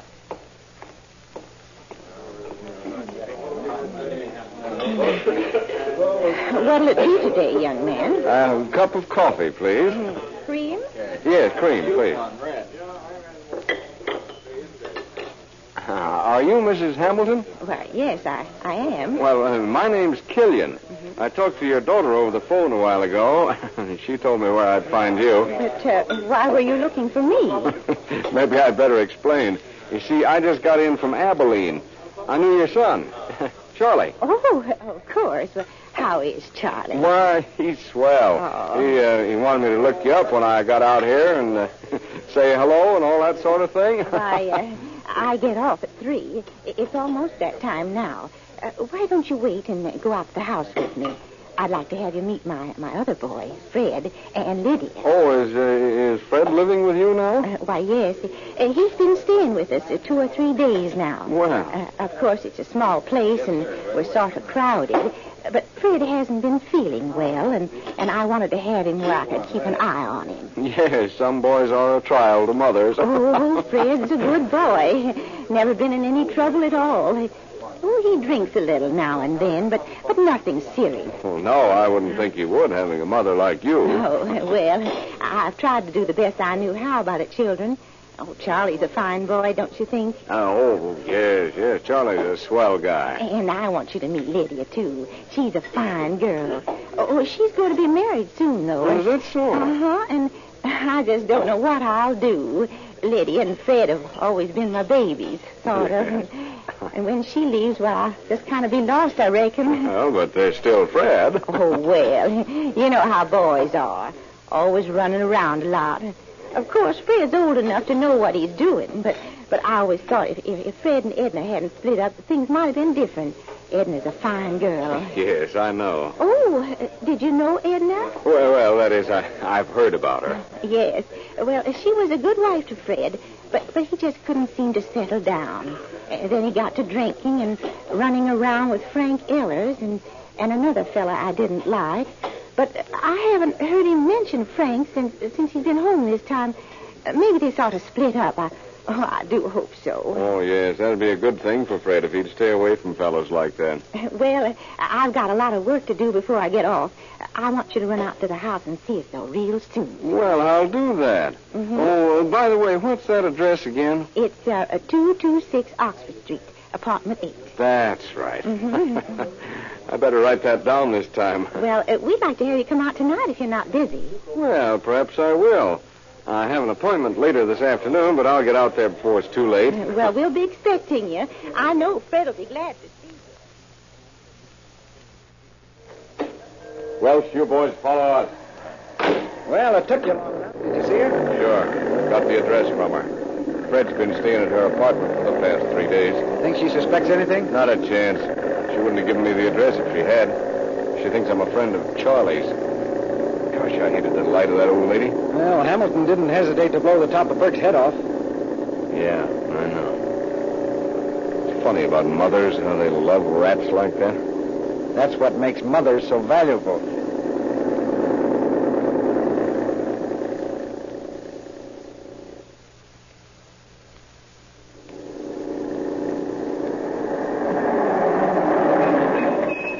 Well, here comes Welch and his partner.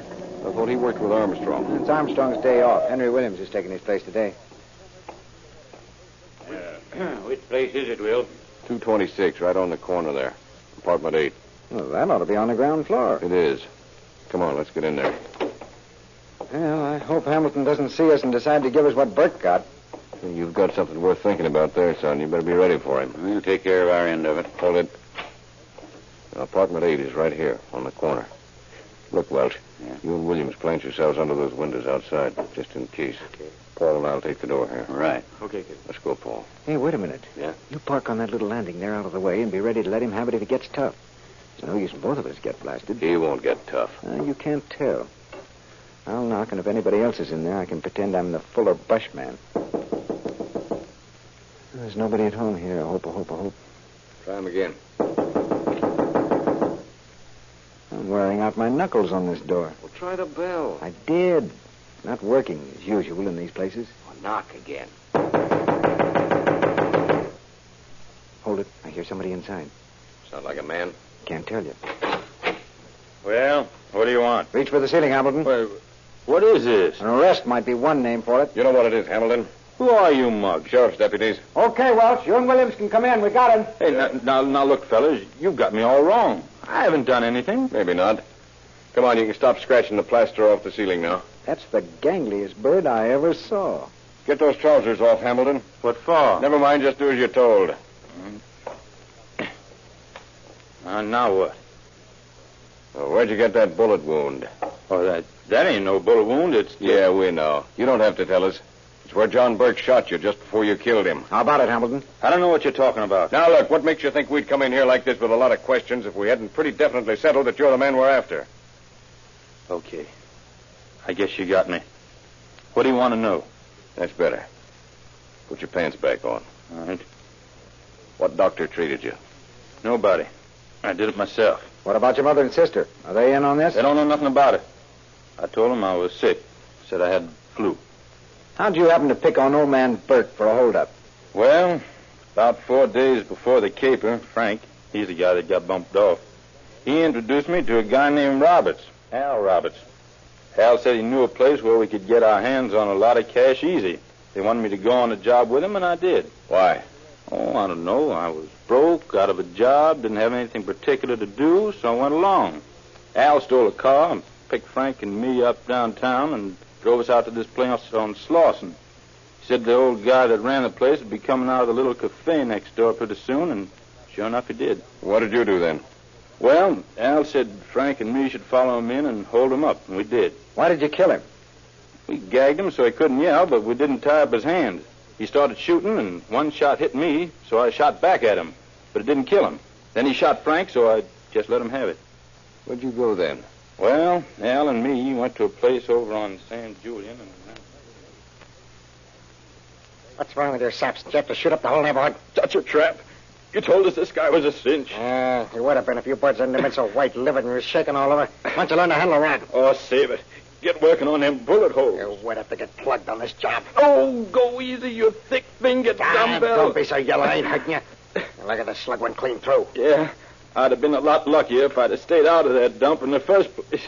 Say, where's that pillow slip? What pillow slip? The one Frank had in his pocket to put the jack in. What? Still in his pocket, I guess. Why? What difference does it make? All the dim-witted saps. That pillow slip's got the name of yours and Frank's apartment on it. You're right. They'll trace it. Hey, where you going? I'm scrambling out of here. I ain't gonna take no rap for you, birds. I'm looking out for little Al. So long, sucker. Al, come back here. Al, you gotta help me. Al, come back here. You gotta help me. Lousy rat ran out on me and left me laying there. Someday I'll get my hands on that guy, and when I do, his own mother won't know.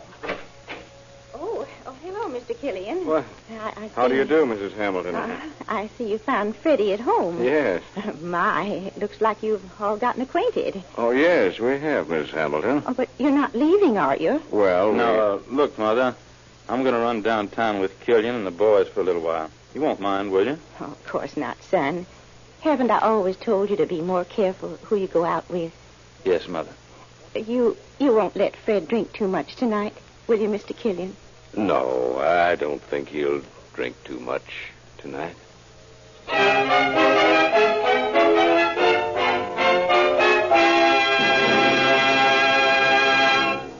Sometimes, friends, it is a crime not to do the things we should.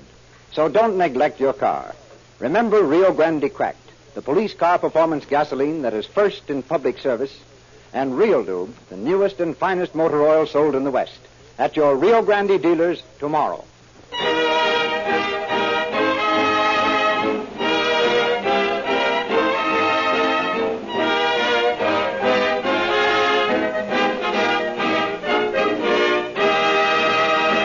From information furnished by Hamilton, his companion was captured in Seattle and returned to Los Angeles, where he was tried with Hamilton on a charge of murder. Both men were convicted and sentenced to life imprisonment in San Quentin prison. Another example of a crime that did not pay.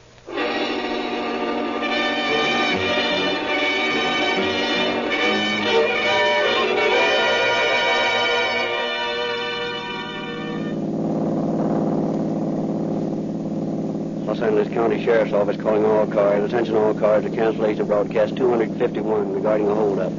Suspects in this case are now in custody. That's all. Roll even.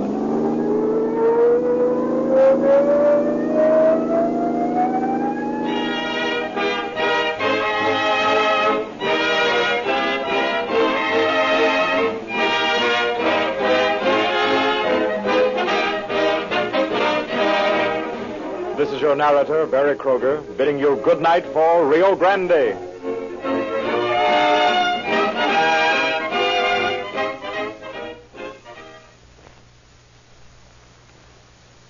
Attention. Special announcement. Next week, Calling All Cars will come to you at a new time on a different day, Friday at 7:30. Remember, next week, Calling All Cars on Friday at 7:30.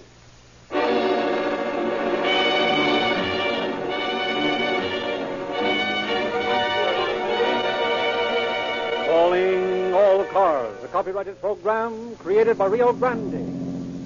Los Angeles Police calling all cars. Attention all cars. Broadcast 252 regarding a missing person. Be on the lookout for Mrs. Daniel Markheim. Described as 5 feet 5 1/2 inches, weight 105 pounds. Has black hair, brown eyes. This woman has been missing from her home since July 17th. That's all. Rolling equipment.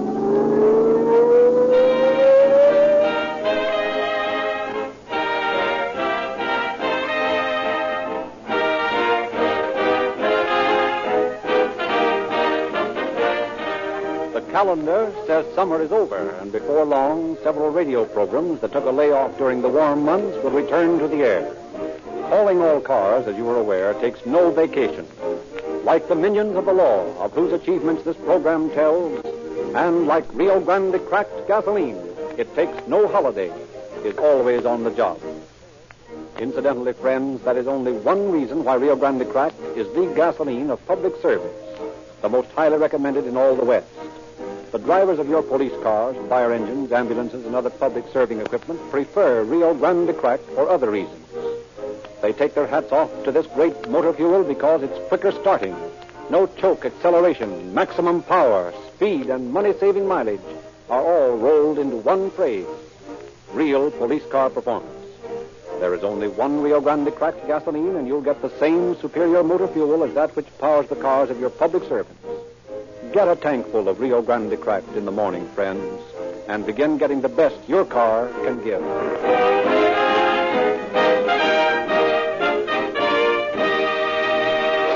The authentic facts presented in this program are on file in the Record Division of the Los Angeles Police Department. We have therefore asked Chief of Police James E. Davis to open our program. Chief Davis. Tonight's story is one of those storybook affairs that occurs in every department of law enforcement sometime or another. Because as long as men let passion rule them, there will be crimes of violence. And as long as there are crimes of violence, it will be necessary for police officers to use their wits to capture the criminal. Irrespective of the criminal's motives, his intellect, or his method, he will eventually awake to the fact that very definitely crime is not a paying proposition. Just how this fact was brought home to the man in tonight's story, we shall learn as the program progresses. I shall reserve further comment to the end of the program.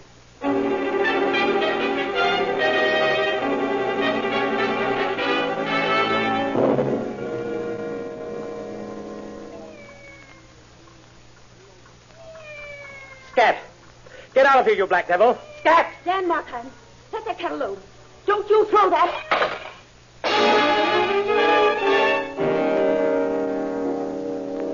On the morning of July 17, 1932, a woman walked into the Bureau of Missing Persons in the Los Angeles Police Department. Good morning. May I do something for you? Well, I'd like to know how to go about finding a missing person. They told me in the homicide room across the hall that I'd have to come over here. Well, that depends a great deal on the circumstances surrounding the disappearance. Well, perhaps I could put it this way. If I could give you all the information you need about the person, will you have to question anybody else? Well, not if there are no criminal elements involved. Oh, I'm sure there are not. You see, I'm not even sure my sister... It's my sister I'm hunting for. I'm not even sure she has disappeared. Her husband says she's just gone away for a visit. Well, doesn't he know where she is? No, he says he doesn't. You see, he's a very timid man. Sort of Casper Milquetoast type, if you know what I mean. Yes, I guess I do. I wouldn't want him to know that I made this report. It would upset him. Well, how long has your sister been gone? Well, it's almost 3 months now. 3 months? And you're just now questioning it? Oh, yes.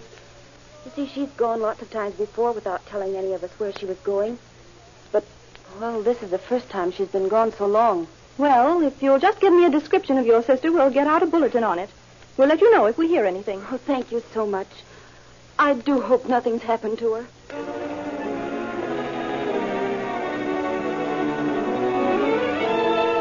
In the months that followed, Vera Dresden made inquiries concerning her sister, but always the Bureau of Missing Persons reported no trace of the missing woman. 3 years pass. Vera has risen steadily from an extra player to bit parts in pictures, and at last has received her first important part. Hey, shut that music off! I think a toast is in order. Well, it had better be good. I'm just beginning to get this cowboy interested in dancing. Oh, shucks, Miss Vera. I can throw a steer a whole lot better than I can dance. You're telling me? Ladies and gentlemen, let's start over. Hey, dearly beloved, we're gathered here in the presence of this radio and these witnesses to do honor to a most clever and promising young actress, Vera Dresden. Right for Vera. Here's to the day when we celebrate Vera's first star in part. For an actress that's been promised a star's part, you sure look mighty forlorn, Miss Vera. You ain't going moody on us, are you? Oh, no, Bud. I'm not going moody. I was just thinking about my sister. You ain't never heard from her, have you? No, it's been 3 years now. I thought you and Dolly was pretty fond of each other. We were. We were twins, you know. Yeah. I saw Dan on the street this afternoon. That brought it all back. First time I've seen him for almost a year. Daniel the mouse. I don't blame Dolly for walking out on him. Oh, for crying out loud. Who's that? I'll go see. No, I'll just... Oh, it's you. Well, I was expecting you. Greetings, my beautiful sister-in-law. May I come into your parlor? Yes, come on in. I'm just in the mood to tell you a few things. Well, if it ain't Daniel, the lime tamer. And drunk as a lord. Well, shut my boots. The little rabbit is drunk. Yeah, I'm drunk. So what? And I ain't no rabbit. I'm a man, see? Yes, you must be. If you were half a man, you'd have my sister with you, or at least know where she is. Maybe I do, sister. Maybe I do. Oh, forget it. Let's have a drink. Sure, I'll have a drink. Sure. How long have you been drinking this time? What's it to you? I'll drink if I want to. I'm a human being, see? I got my rights. All of my life I've been kidded and kicked around. But I'm a man, see? Sure, I'll drink. Because when I drink, nobody kids me. They haven't got the nerve. I'll bet you read a mean dime novel. Listen, I'll knock your teeth out if you talk to me. Oh, give him a drink. Give him a big one. All right. If he ever took candy away from a baby, I'd respect him more than I do now. Maybe I ought to hog time so we'll all be saved. Laugh, you saps. That's all you got in your empty heads is foolish ideas. Stop twiddling your thumbs for it annoys me. I'll do what I please. I said stop it! There. That's better. Much better. Now, let's have a little radio music. A little appropriate music, if we can find it. I'm going to tell you a story. Oh, shut that thing off. Quiet, you. I'll tell you, all you brave people, a story, a ghost story. Quiet. Have you ever been in an old house that creaked when the wind blew against it? When the rain on the roof made a groaning noise that seemed to be a part of the damp air that made the candle flames motionless as the eyes of a ghoul? The storm had smothered every other form of light or life except hers. And there she sat, reviling me with her eyes. I think she knew I wanted to kill her, just as she had killed my soul with her hate. And reading my thoughts, she taunted and dared me with her eyes because she didn't know I'd been planning this night for months. She thought I was weak and spineless. Even when my hands were about her throat, she looked at me with such loathing it seemed I was being suffocated instead of her. You know I'm going to kill you now, don't you? I'll make you believe it. You can't cheat me out of the only moment I've ever been your equal. You're dying. You're dying. Stop looking at me that way. You murdered her. You murdered my sister. Oh, call the police. Call the police. Daniel Markheim was taken into custody, lodged in the Hollywood police station. Next morning, Detective Lieutenant White and his partner Joe Page interview the prisoner. Well, there he is, boys. The tamest killer I ever saw. A hangover like that bird's got would tame anybody. About the worst third degree you could give that guy is to hold a cup of black coffee just out of his reach. Hey, you. Come on. We want to talk to you. Oh, my head. Sit up. Come on, tell us your story, and we'll give you a nice new box of aspirin. Go away. Where'd you hide your wife's body after you murdered her? Let me lie down. Oh, no, you don't. Come on, open up. Tell us where you hid your wife's body, and we'll let you lie down. A long time. I don't know what you're talking about. Go away. Come on. Stop stalling. I don't suppose you remember anything about last night. Where am I? In the lion's den, Daniel. And you'll have as much chance of getting out of one as you'll have this. What am I in a jail for? Oh, my head. Oh, now, wait a minute. This is getting a little tiresome. You remember going to a party last night? No. You don't remember going to your sister-in-law's home and telling her you'd killed your wife? Me? Kill my wife? Are you crazy? Is this a joke? It's no joke, sonny boy. There were several witnesses to your confession. So just quit the act and let's save a lot of time. I don't know what you're talking about. I bet you don't. Honest, I don't. I don't remember a thing about last night. I remember reading some books and drinking a little liquor, but that's all. How about the trip to your sister-in-law's house? Well, I remember going there, but it's the last thing I do remember. Oh, one of those white flame cases, huh? All right, Markheim. Here's the story you told at the party. See if it will ring the bell inside of that thick head of yours. Now, according to the witnesses, you came in drunk. They started kidding you about being a mousy little guy, and you started getting tough about it. Seems like I do remember something like that. Then you got to feeling brave. You decided you'd impress the gang. You gave them all the gory details. And whether you remember it or not, you're being held for the murder of your wife. You'll save yourself a lot of trouble if you'll just tell us what you did with her. But I don't know what you're talking about. We'll find out sooner or later, Dan. But this is all a mistake, officer. You see, I like to read murder and horror stories, and when I drink, I get to thinking about them. It makes me feel brave. Some of the things I've read come to my mind, and well, I talk about them. That must be what happened last night. That's a good story. Keep it up. But it's the truth. I don't know what I said last night. But Vera and the rest of them must have been drunk, or they would have known that I hadn't really done anything to Dolly. Why, I love her more than anything in the world. All right. We'll find out whose mistake it is when we find the body. Come on, Joe. Let's go.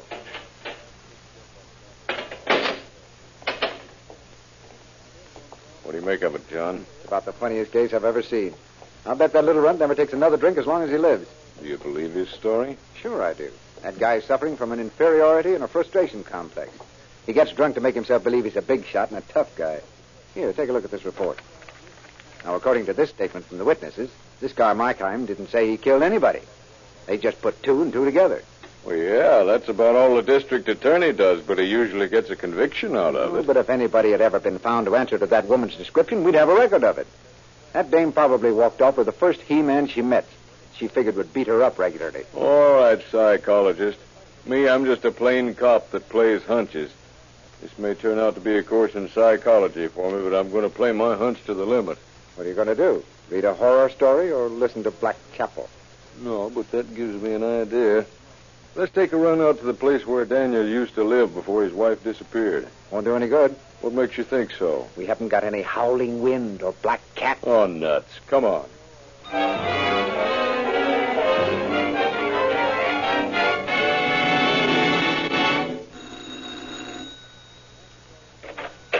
I don't want to buy anything. Whoa, wait a minute. We're not selling anything. We just want to ask you a few questions. We're police officers. Police? Well, what do you want here? Now, there isn't anything to be alarmed about, lady. We'd just like to know how long you've been living here. Well, I don't see what you want to know that for. Now, why don't you tell us and don't argue about it? Well, about 3 years. And that's 3 years too long. Why, don't you like the place? No, I don't like the place. Come on inside, and I'll show you why. That's what we've been trying to do for 5 minutes. We're moving out of this dump next month. I don't want to spend another rainy season here. This place gives me the creeps. The wind howls and makes funny noises. And we can't keep the dampness out. Besides, I think the place is haunted. Well, you mean you believe in ghosts? Oh, no, I don't, but whoever lived here before we did must have. Look here. For instance, now, here's what I mean. See this button? Sure. What about it? Well, just watch the wall when I push this button. Oh, secret compartment, huh? Yes, and they're all over the place. Here's a fake dagger we found in one of them. Here, look in this drawer. Toy guns and some old surgical instruments. And a lot of cheap detective... Huh? detective magazines. Oh. Did you notice anything else peculiar about the house when you moved in? Oh, nothing in particular, except that it had green lights all over the place that made it look like a morgue. You say you're moving out soon? Just as soon as my month's up. About 2 weeks from now. You don't know if the house has been rented, do you? If they ever rent this barn again, it'll be a miracle. Well, thanks. You needn't talk too much about our being here. Oh, I'll keep quiet. Thanks for showing us the place. You're welcome. This is going to be good. Wait till the boys hear about your ghost killer. Go ahead and laugh, cop. You haven't heard the last one yet. Neither you, Joe. Neither have you.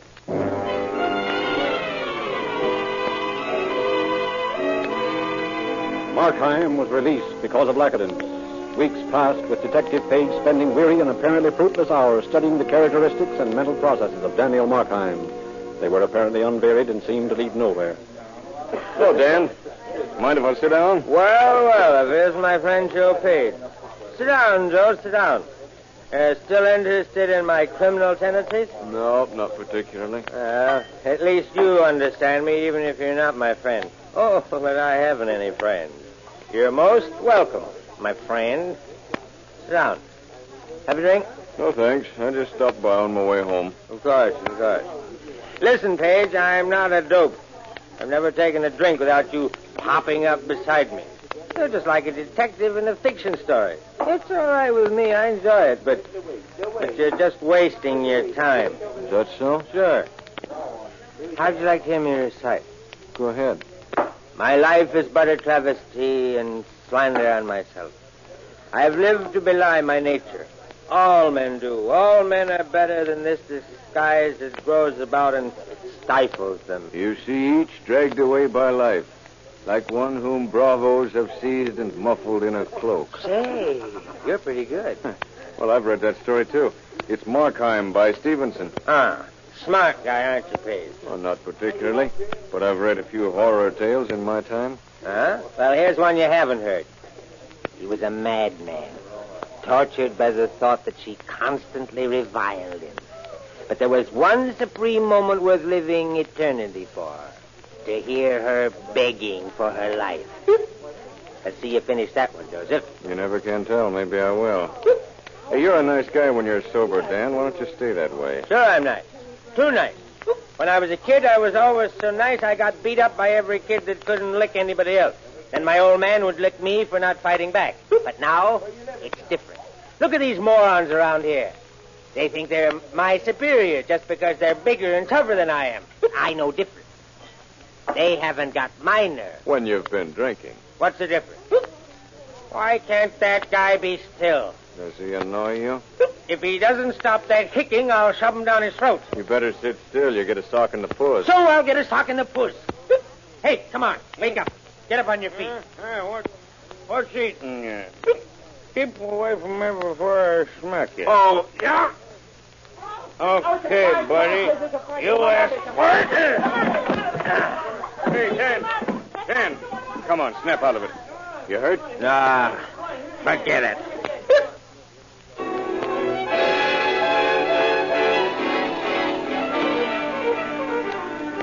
Weeks went by. Summer gave way to autumn, and autumn became winter. Other headlines grew where the story of Dan Markheim had once flourished. The machinery of the law relentlessly ground out its investigations. Murder, suicide, robbery, all that goes to make the criminal activities of a great city kept officers Dwight and Page occupied with routine duties. Then, early one morning in December, the two officers called at the apartment of Vera Dresden. Miss Dresden, you're an actress, aren't you? Well, what's my opinion against so many others? Huh? Oh. Well, I mean, professionally speaking. Oh, I have hopes in that direction. Well, I don't know when I've had as tough a case as this one of your sister's disappearance, nor one that I was as sure of. I think I'm right in what I've figured out on this case, but I'm going to need your help. In what way? Would you be willing to try a little acting experiment along with Lieutenant Dwight here? Oh, surely. Anything I can. I understand you and your sister are twins. Yes. We were often mistaken for each other. Did she have any peculiarities? I mean, little things that might make an impression on a person? I don't exactly understand you. I think Joe means, was she in the habit of doing anything that might get on a person's nerves? Oh. Well, as a matter of fact, she did. She used to crack her knuckles. Crack her knuckles? She'd sit sort of looking straight ahead and crack her knuckles like this. Enough of that would get anybody. Anything else? Yes, she used to whistle through her teeth. I see. Did she do much reading? No, she did very little. She would just sit with that faraway look in her eyes that made you wonder what she was thinking about. I thought so. What do you mean? Nothing. Did she have any pets? Dog, cat, canary, anything like that? Now, let me see. Oh, yes, I believe she did. I believe she had a cat. What kind of a cat? I don't remember much about it. Was it a black cat? Well, yes. Yes, it was. How did you know? He's been reading a book. Have you seen that cat since your sister disappeared? Well, come to think of it, I don't believe I have. You sure you wouldn't mind putting on a little act for us? Of course not. Anything you ask. Well, thanks a lot, Miss Dresden. We'll get in touch with you later.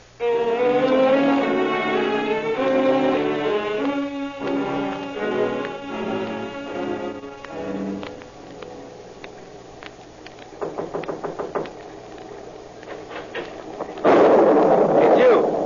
Well, come on in. At least you're somebody to talk to, and I've got to talk to somebody, even if it is a cop. You know, that's what I like about you, Dan, your friendly attitude. Found a job yet? Nope. Where do you get the dough for the liquor? I manage. Well, I've got something that might interest you. It's not a job, but knowing your queer mental quirks, I think at least you'd find it diverting. What do you mean by that? Well, I've spent a lot of evenings being entertained by you. I thought maybe I could amuse you a little. You're not afraid, are you? Well, I don't know. But here's your chance to show that you're a man without being stewed to the gills. You got the nerve, or haven't you? Sure. Why not? Well, you better get some warm clothes on. It's pretty raw outside. Well, can't we wait until the storm's over? What's the matter? Losing your nerve already? I haven't got any to lose. All right, let's go. Well, where are we going? Oh, maybe we'll open up a keg of nails. You're going to feel right at home tonight, Dan. Is that so? Here's the car.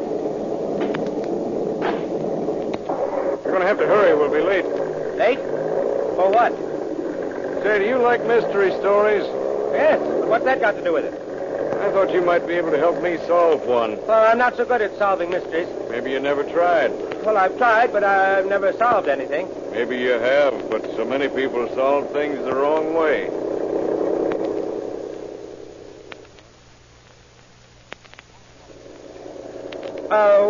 What are you bringing me down here for? You recognize the place? Why, yes, but why? Well, you told me you'd help me solve a mystery. Well, sure. Why not? Come on, let's get in out of this rain. I like the rain and the wind. I understand it. I don't. Come on. Home again. Hey, what are you going around the back way for? That's the only key I've got. Come on, hurry up. The trees still whisper the same thing. The door hasn't changed a bit. Makes the same sound. All right, come on. The lights. They're just the same. Yeah. Listen. Why, it's Dolly. It's a trick. I know it's a trick. I'm sober. It's not true. Keep quiet. that rocking chair? Yeah, I used to sit in it and read, and she sat over there, and, well, it's her. It's Dolly. Will you stop that? You have to make those noises. Please don't drink any more, Dan. Please don't. Well, why don't you get out if you don't like it? You know I can't go out on a night like this. Well, then stop that infernal noise. I'm reading. Storm drowned all noises. There was no sound that could be heard above the shrieking of the wind. Do you hear that? It says that right here in the book. Oh, yes, I hear it. Why do you have to read those awful stories? Because I like them, and I don't like the noises you make. I'm sorry, Daniel. I didn't mean Oh, you don't mean anything, do you? You're just another bully that despises me, aren't you? You're not strong enough to beat me, so you annoy me with your whistling and cracking your knuckles. You think I'll go away, don't you? You think I'm afraid to put you away, don't you? You think I'm too weak. You think I'm a coward. Scat! Get out of here, you black devil! Scat! Dan Martin, let that cat alone. Don't you throw that. Now, I'll tend to you. Put that down. Dan, put that down. You can't bully me this time. Dan! There. It serves you right. Serves you right. I told you not to annoy me. No, Dolly. I didn't mean to hit you so hard. I didn't mean it. Dolly, speak to me. I didn't mean it. I just meant to scare you. Markheim, come back here. I'll tell you all about it. I'll tell you. That's not the way it happened, is it? It was that cat. That black devil of a cat that made me do it. All right, tell us about it. Well, one day we went down in the cellar. Dolly and I. I was going to cut up some old boxes. I had a hatchet in my hand. The cat followed me down the steep stairs and nearly throwing me headlong exasperated me to madness. Uplifting an axe and forgetting in my wrath the childish dread which had hitherto stayed my hand, I aimed a blow at the animal, which of course would have proved instantly fatal had it descended as I wished. But this blow was arrested by the hand of my wife. Goaded by the interference into a rage, I withdrew my arm from her grasp and buried the axe in her brain. She fell dead upon the spot without a groan. For the love of Mike. Oh, no. That's a swell story, Markheim. Now tell the truth. What do you mean? That happens to be a quotation from Poe's story, The Black Cat. Oh, smart guy, aren't you? I told you I'd read those stories, Dan. Now suppose you tell us the truth. All right, wise guy. Come on downstairs. And you'd better switch on the light, Paige. Oh, those horrible green lights. Oh, you don't like these lights, do you, darling sister? Well, maybe you like this better. Skeleton of a dead cat. A black cat, Lieutenant. And here's another panel you didn't know about, did you? Put that gun down. Sure, I killed her. And I hid her body where you'll never find it. But I didn't mean to, I tell you. I was too much of a coward. Put that gun down. Don't come any closer, Paige. Stay where you are, all of you. I'm not too much of a coward for this. I'll show you I've got some nerve left. Oh! Well, you did it. Yeah. I didn't think he had it in him.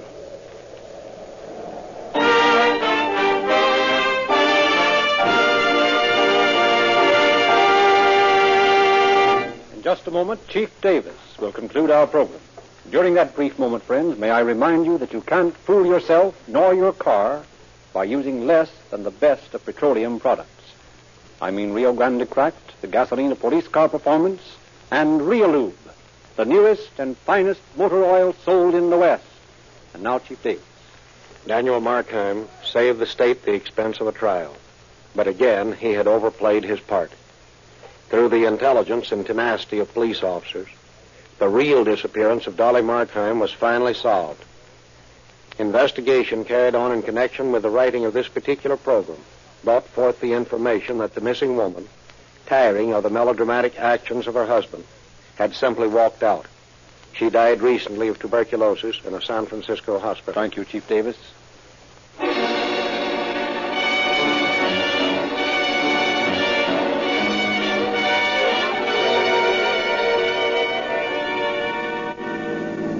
Los Angeles Police calling all cars, attention all cars. Cancel broadcast 252 regarding a missing person. That's all. Rosencliff.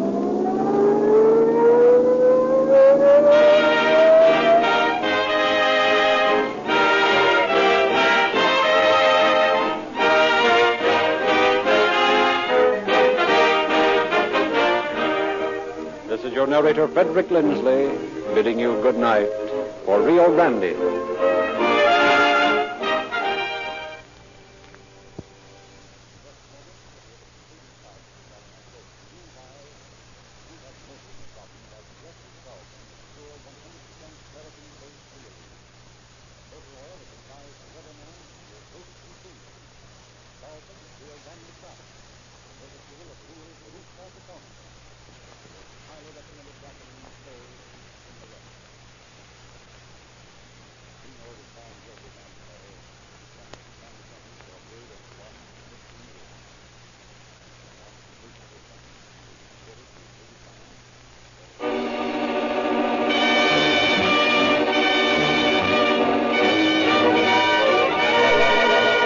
Calling all cars, a copyrighted program created by Rio Grande.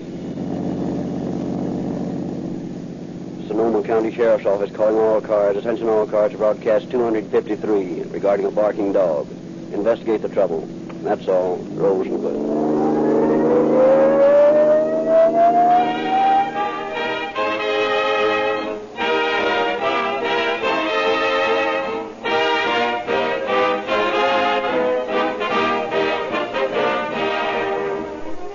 While an anxious world awaits the events which a few more hours may bring to Europe, with inevitable repercussions in this our native land, there is being waged within our own borders a relentless war against the lustful legions of the underworld.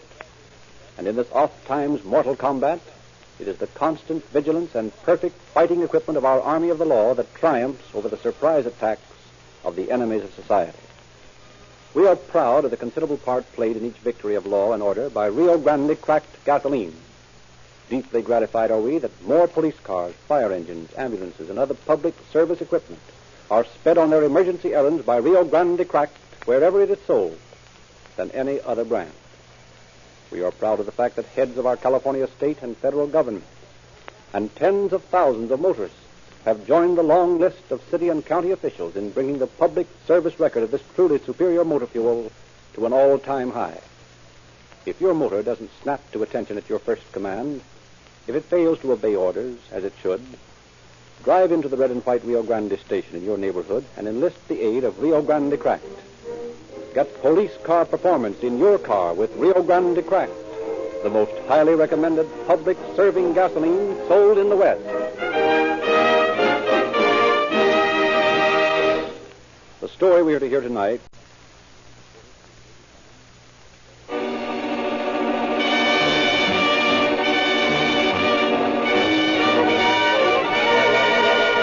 Calling all cars, a copyrighted program created by Rio Grande.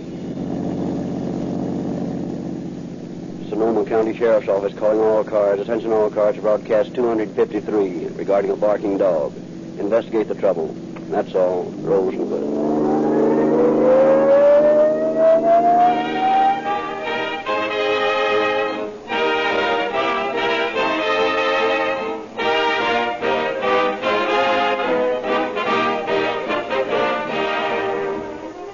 While an anxious world awaits the events which a few more hours may bring to Europe, with inevitable repercussions in this our native land, there is being waged within our own borders a relentless war against the lustful legions of the underworld.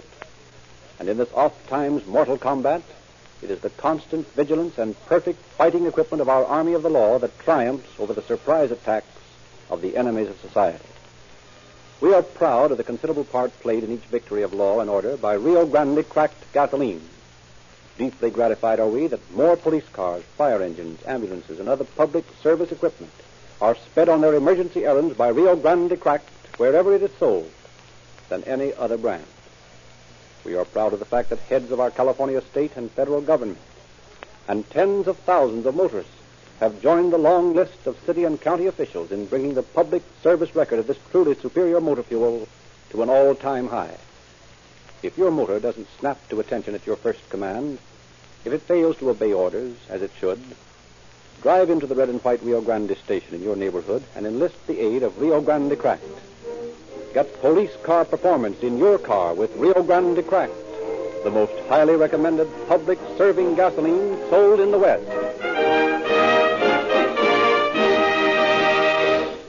The story we are to hear tonight has been taken from the confidential files of the Sheriff of Sonoma County. It is our pleasure to present Sheriff Patterson of Sonoma County. As long as human passions remain such, we will have crime. But irrespective of how cleverly a crime is planned or how much effort is made to conceal it, a law enforcement agency will eventually bring the criminal to justice. The statement that crime does not pay has become a truism. Nevertheless, day after day, men and women scheme and try to find ways to beat a game that by its very nature is a losing one. As clever as a criminal may be, the peace officer is trained to be more cunning. And in the end, he will eventually bring home to the criminal the realization that crime is a losing proposition.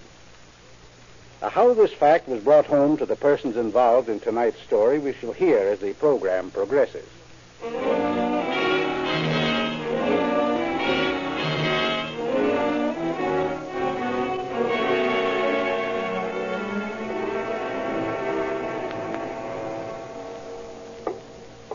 Who's out there?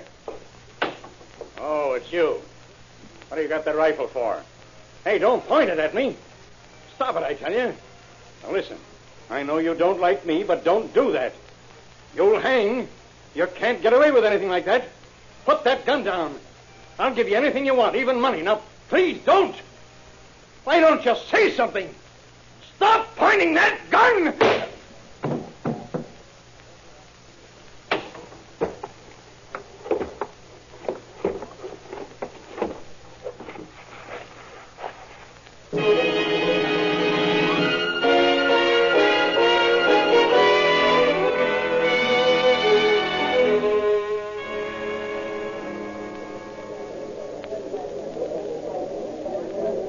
What time is it? Roughly speaking, I should say it was nighttime.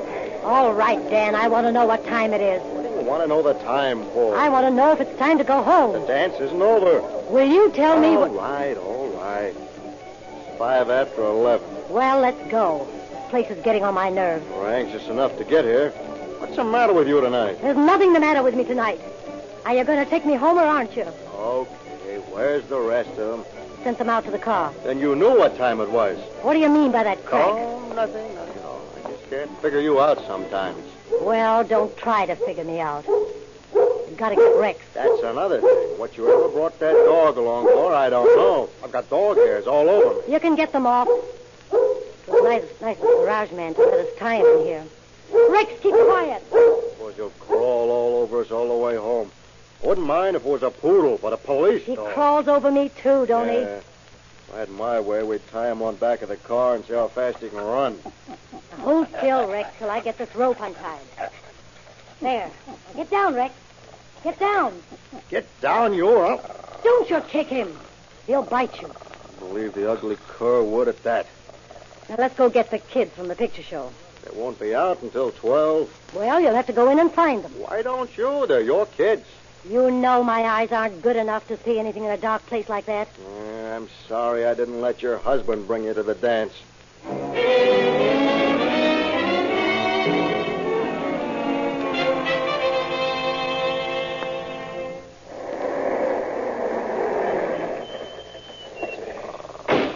Said I'd ride. I'm too tired to get out.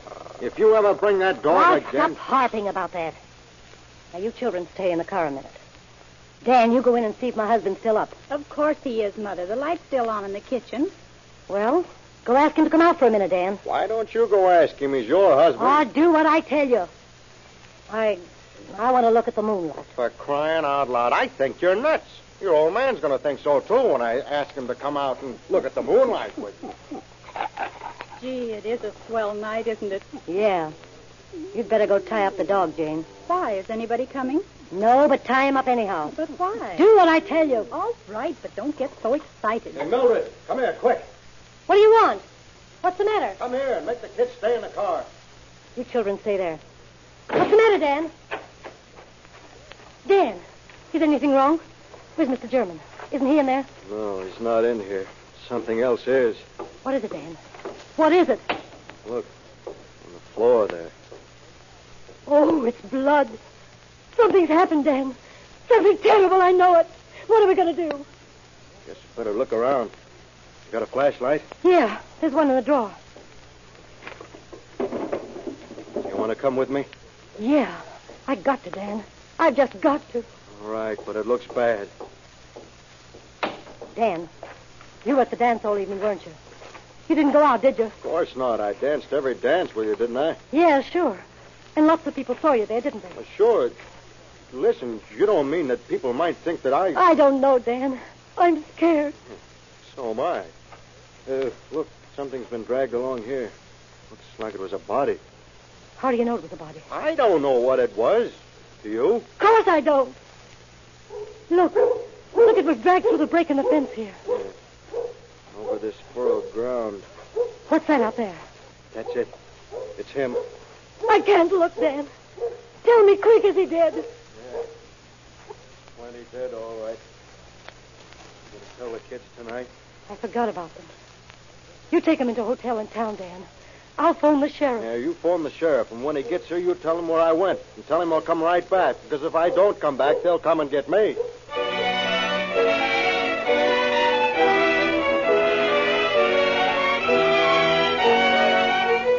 In response to a frantic telephone call from the wife of the murdered man, Sheriff Harry Patterson and Deputy Melvin Floor sped to the ranch. They were greeted with the vicious barking of the dog, Rex. Sounds like a mighty vicious dog. No wonder it didn't go after the killer. Yeah, that's an angle. If it wasn't tied up, it proves the dog knew the guy that killed German. Wait a minute. Even if it was tied up, its barking should have warned him. So the dog must have known the murderer. That's right. Well, we'll have to ask about that. There's a funny set of footprints leading off into the dark there. We can find out where the tracks lead to tomorrow. Here's the body. Doesn't look like there was any struggle. May have been a lot of struggle somewhere else, though. We'll find that out when we get in the house. Throw your flashlight down here. Okay. There are a lot of footprints. And there's a set of prints that have been made by somebody dragging their feet. Must have been a cripple. A cripple couldn't drag this body. Whoever made those tracks scuffed his feet deliberately. Whoever pulled this job was smart, or thought he was. Well, looks like that lets the wife out. Doesn't let anybody out. Shine that light a little closer down here, will you? All right. Well, there's a bullet hole in this man's throat. Uh-oh, here's something. What have you found? Look at the back of this fellow's neck. There's been a rope around it. Here's some of the fibers still clinging to the flesh. Well, just take them along to compare with any ropes we might happen to pick up. You'll probably find the ropes bloody, too. Let's go in the house. I want to talk to Mrs. German. You know, I can't figure out about that dog. It just doesn't make sense that a guy would sit in the house while that dog was raising so much pain. I've been thinking about that. Yeah, we'll find out in just a minute. Wait a minute. Huh? What's that on the ground down there? Man's watch. Crystal broken. Well, we'll just take this along. Looks like the hands are bent. Stopped about 9:35. That fixes the time he got it or was dragged down the steps here. Maybe.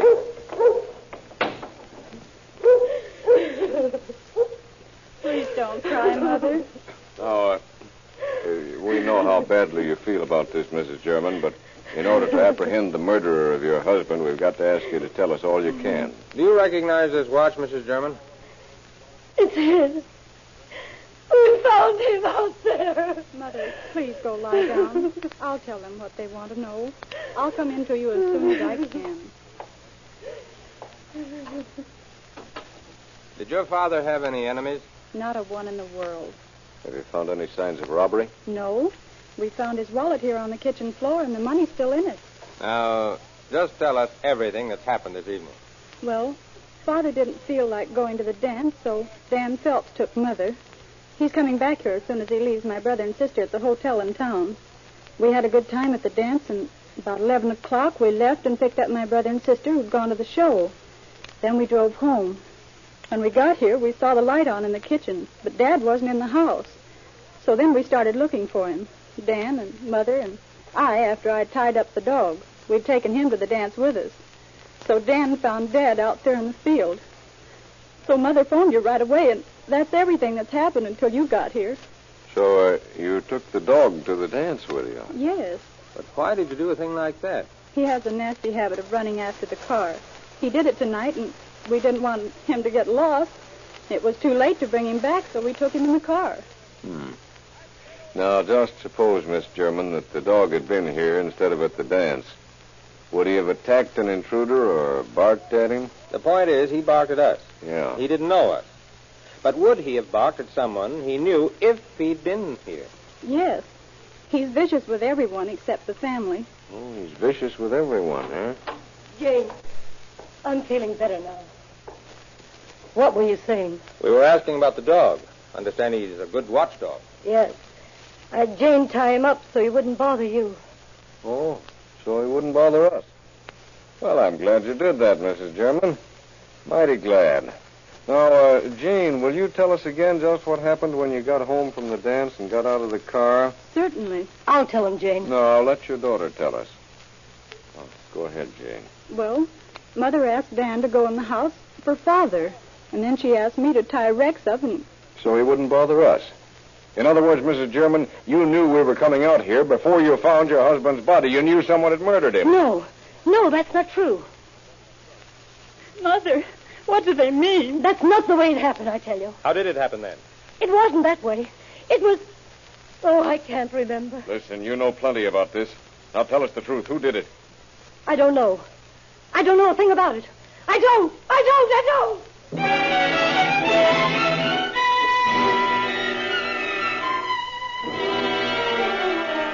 With the evidence of the murdered man's watch to mark the hour when his dead body was dragged from the kitchen, supported by the evidence of the coroner's report that German had been dead not more than 2 hours, Sheriff Patterson and his deputies began checking the stories told by the dead man's family.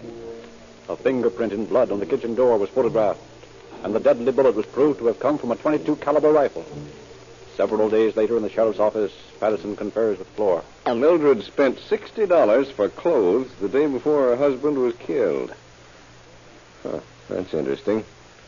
Sort of unusual for a ranch wife to spend that kind of dough. Did you check on the rest of their alibis? Yep, they're okay. They were at the dance before 9:35 and stayed there all evening. The kids were at the movies. What did you find out about this Dan Phelps that was with her? His record's clean. Well known, well liked. According to the neighbors, German was plenty stingy. Never gave his wife any money, and the kids went around and made over clothes. Now, I wonder where she got that money. Why don't you ask her? I've questioned her every day. She's shut up like a clam. If we could find the guy that gave her that dough... Yeah, we'd have the murderer.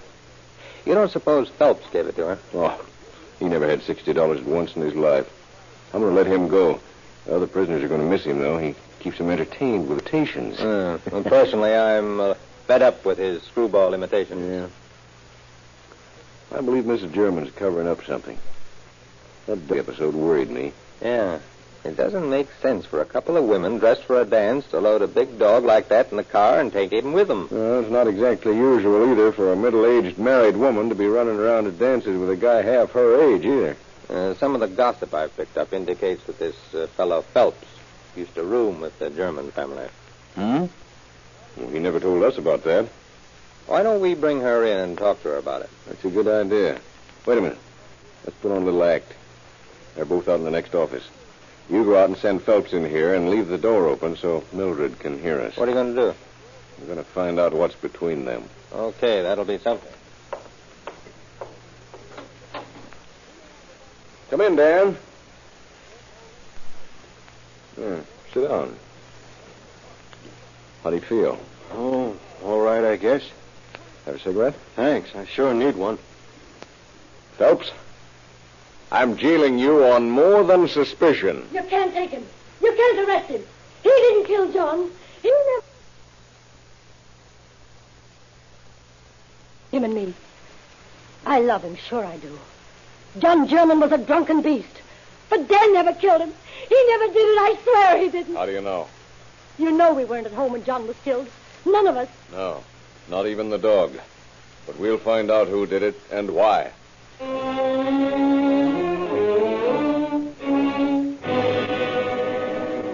While Sheriff Patterson and Under Sheriff Money checked every available lead in town, Deputy Flora was busy in the community surrounding the German home. running down clues and questioning neighbors about possible enemies of the slain man. At last, late in the afternoon, Flora called the office, and Sheriff Patterson sped to the German farm. Well, what's all the excitement, Mel? I believe I got a lead on that noose for you. You mean the rope that is around German's neck? Yeah, I'm pretty positive it's the same rope. I've compared the strands we found on German's neck with this rope, and it appears to be the same. Here, take a look at it. Does look like it, doesn't it? Yeah, and those stains there. I'd say they're blood stains. Mel, I believe you've really found something this time. Where'd you find this rope? Right over there in those bushes. I followed those dragging tracks out this way, and the rope was lying under a bush right by that fence there. Who lives over there? Old fellow named Williams. Happy Williams. Who's he? Well, from what I can find out from the neighbors, he's been living here for years. Knows practically everybody. Know the Germans? Yeah, according to reports. That's really how I happened to be over this way. I was going to stop by and talk to Williams, but after I found the rope, I didn't go. Called you. Yeah, that's a better idea. After all, this rope may not be the one we're looking for. I don't know who's crazier, Williams or his neighbors. Why so? Well, he's silly, but as kind-hearted as they come. Yeah, well, that is being crazy in this day and age. But the crazy idea that people have about him is that he's got lots of money hoarded. Oh, they say that about every hermit. Yeah. Well, I talked to several people who say that they saw him flash a roll that would choke a cow. Yeah? Well, let's take a visit over to see our hermit friend. It'll be like visiting a branch bug house if the inside's anything like the outside of the dump. Well, maybe he's got another piece of rope, and I hope a .22 rifle. Mm-hmm. And if he has, we'll borrow it.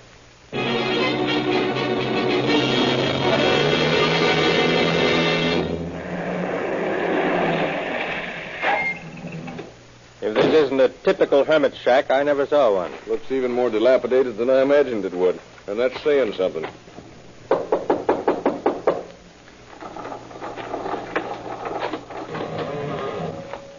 Howdy, boys. Howdy. Who might you be looking for? Are you Happy Williams? Yeah, sure, that's me. Well, we're looking for you. You don't say. I ain't had a visitor for nigh under 3 years.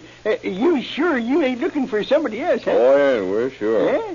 Do you mind if we come in for a minute? We have a few questions to ask you. Oh, sure. Come in and make yourself to hum. Thanks. What there is of it. And any questions you'll ask will be gratefully received, as the saying goes. What did you put that heavy chain on the door for? That's to keep the ghosts out. Oh, I see. Yes, sir. You know, they can walk right through the door, but they can't get by that chain. Oh, it's so. Yeah. Where do these ghosts come from? See, ghosts don't come from no place, and they ain't going no place. Well, what'd be the use? When they got there, they'd still be a ghost. Now you got something there. Who are these ghosts, or rather, who were they? Mostly gals that I've loved at one time or t'other. They're haunting me because I wouldn't marry them. They're all female ghosts? Oh, no. Sometimes their husbands come a bellyaching around. You know, you ought to have a rifle to protect yourself. No, not me. If a rifle went off, it might hurt something. Happy. Huh? Why did you give Mildred German $60 last week? Oh, is that all I give her? Huh? I should have given her more. You know, sometimes I think I'm getting to be a miser. Then you did give it to her. Yeah, sure. I give lots of people money. You want some, boys? It's right here in this box here. Hey. There you are. Just help yourself. Say, that's a young fortune. Yeah? Where'd you get all this money? Oh, I just sent for it. I got the whole stack for $1. What the... Well, this is stage money. Stage money? What's the idea of that? Well, I ain't so tempted to spend that. Listen, Happy. Why did you kill John German? Anything for a laugh, I always say. Where's the gun you shot him with? I didn't use no gun to shoot him. Well, how'd you kill him then? Well, why don't you tell me? Maybe we will sometime, Happy. But right now we're in a hurry. We'll come back and see you some other time. All right, boys. I'll be waiting for you.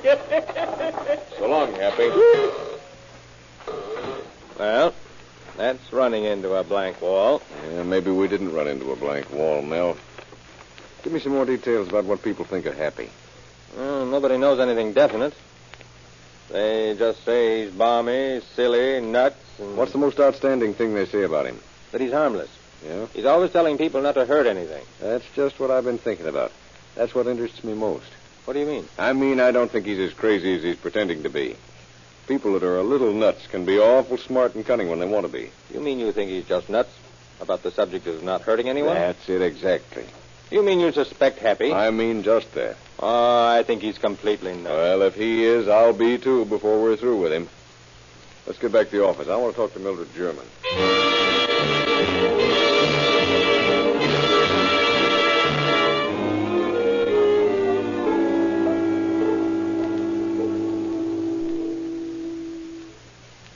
Sit down, Mildred. What do you want? Mildred, you want the murderer of your husband caught, don't you? Thought you'd made up your mind I did it. Would you be willing to help us catch the man who really did it? I don't know. Couldn't do much. Maybe.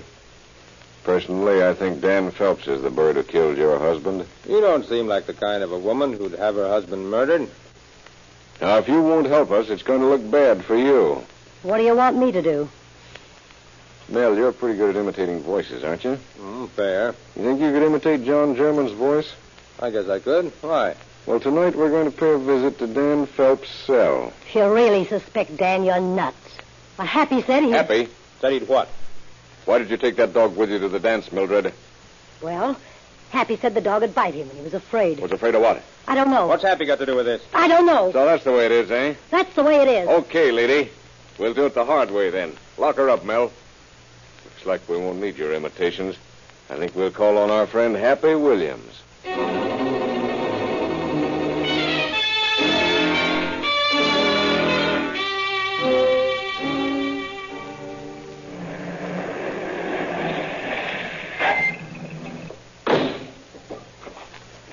Well, here we are again, Mel. Keep your eyes open. Don't worry, I will.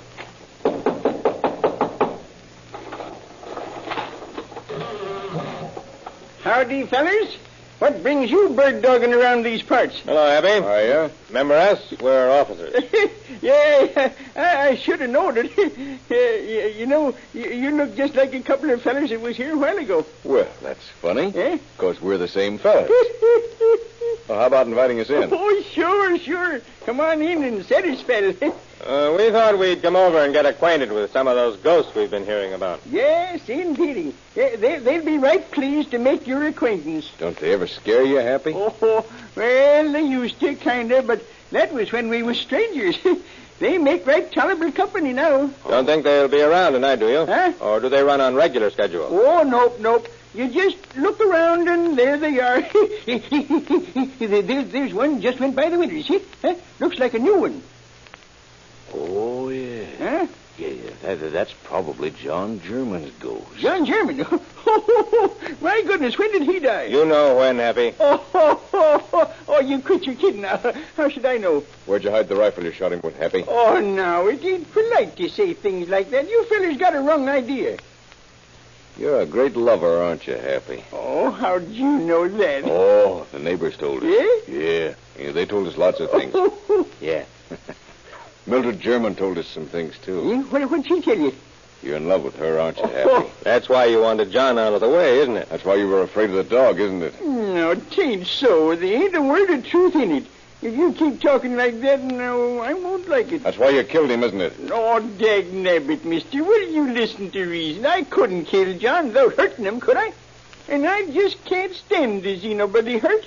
I just can't stand it.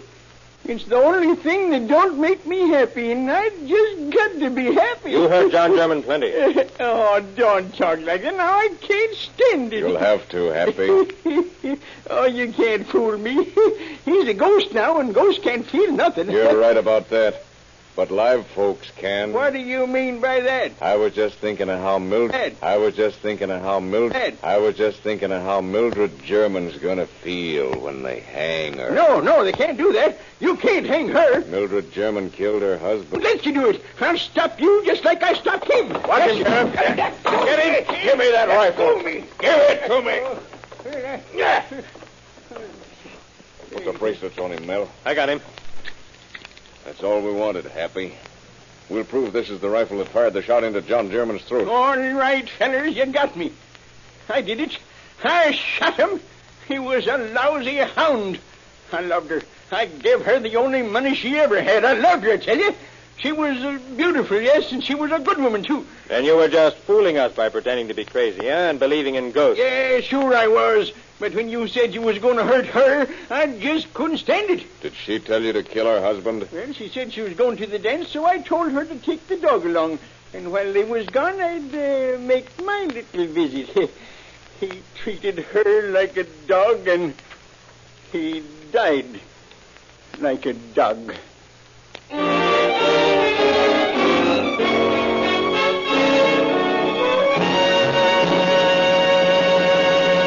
In just a moment, we will present the concluding facts in our case. Before closing, however, just a word about two trusted friends of the wise motorist. Take them with you, wherever you go. Police Car Performance, Rio Grande Cracked Gasoline, and Realube, the newest and finest motor oil sold in the West.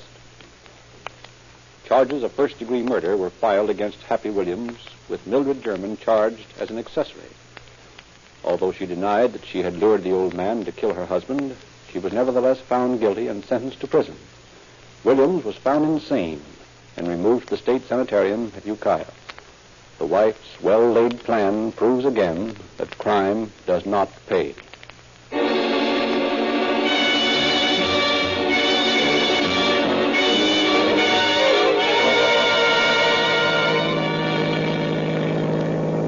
County Sheriff's Office calling all cars, attention all cars, a cancellation broadcast 253 regarding a barking dog. Suspect in this case is now in custody. That's all. Rose and Quist.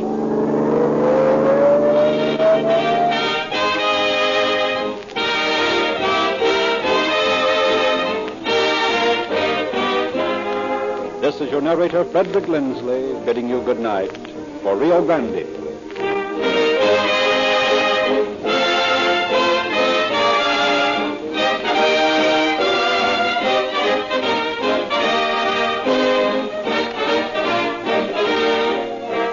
Next week at this time, Rio Grande will present the case of the Tearless Magdalene.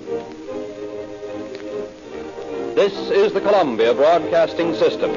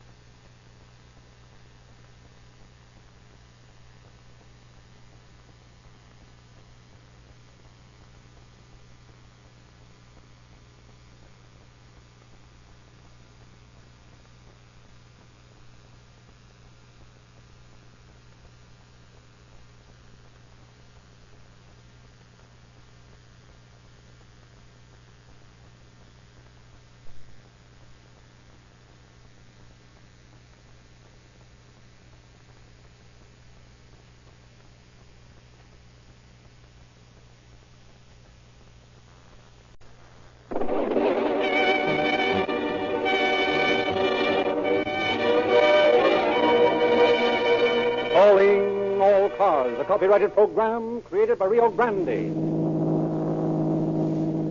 Los Angeles County Sheriff's Office calling all cars. Attention all cars to broadcast 255 regarding a missing person. Be on the lookout for a woman described as blonde, 5 feet 5 inches, weight about 140 pounds. This woman speaks with a strong accent. May be headed for Yugoslavia. That's all. Rose and Quist.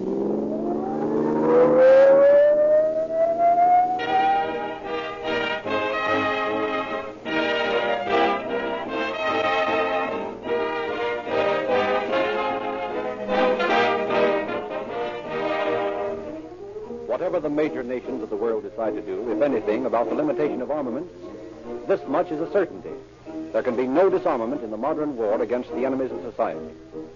Officers of the law would be battling against overwhelming odds were they forced to fight with obsolete guns, antiquated automobiles, and inferior gasoline that shows a yellow streak when called upon to meet an emergency. They must have the best of every kind of equipment. That is why it means so much to you as an individual motorist to know that Rio Grande Cracked is the gasoline chosen for this vital, distinctive public service. To know that wherever it is sold, Rio Grande Cracked supplies the quicker getaway, greater speed, maximum power and mileage for more police cars, fire engines, ambulances, and other emergency equipment wherever it is sold than any other brand. It is important to know that, like your city and county officials, the heads of your California state and federal governments also use this superior, equal to every emergency gasoline. It's no farther away than the nearest red and white Rio Grande dealer who specializes in Rio Grande Cracked, the most highly and justly recommended gasoline sold in the West.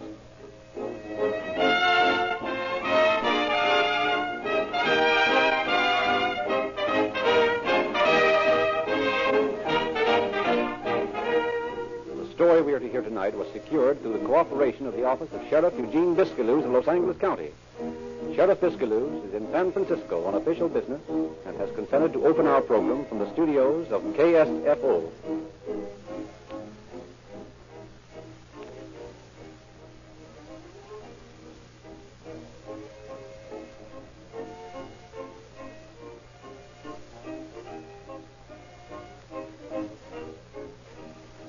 Good evening, ladies and gentlemen. One of the quickest ways to sour the milk of human kindness is to hit a man in the pocketbook. However, in the story we are to hear tonight, we find a novel situation wherein the victims of a very clever swindler refused to believe that they had been swindled.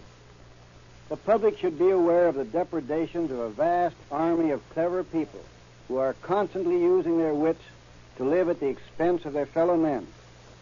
Had many of the persons whom we shall hear about tonight been more alert to the operation of this type of criminal, a great deal of money would have been saved, and many words of sympathy would not have been wasted on an unappreciative crook.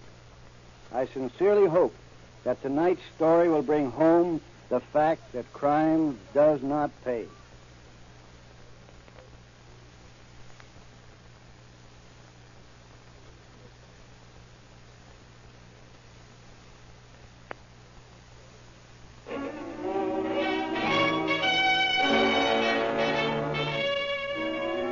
Our scene opens in the office of the Bunco Squad of the Sheriff's Department.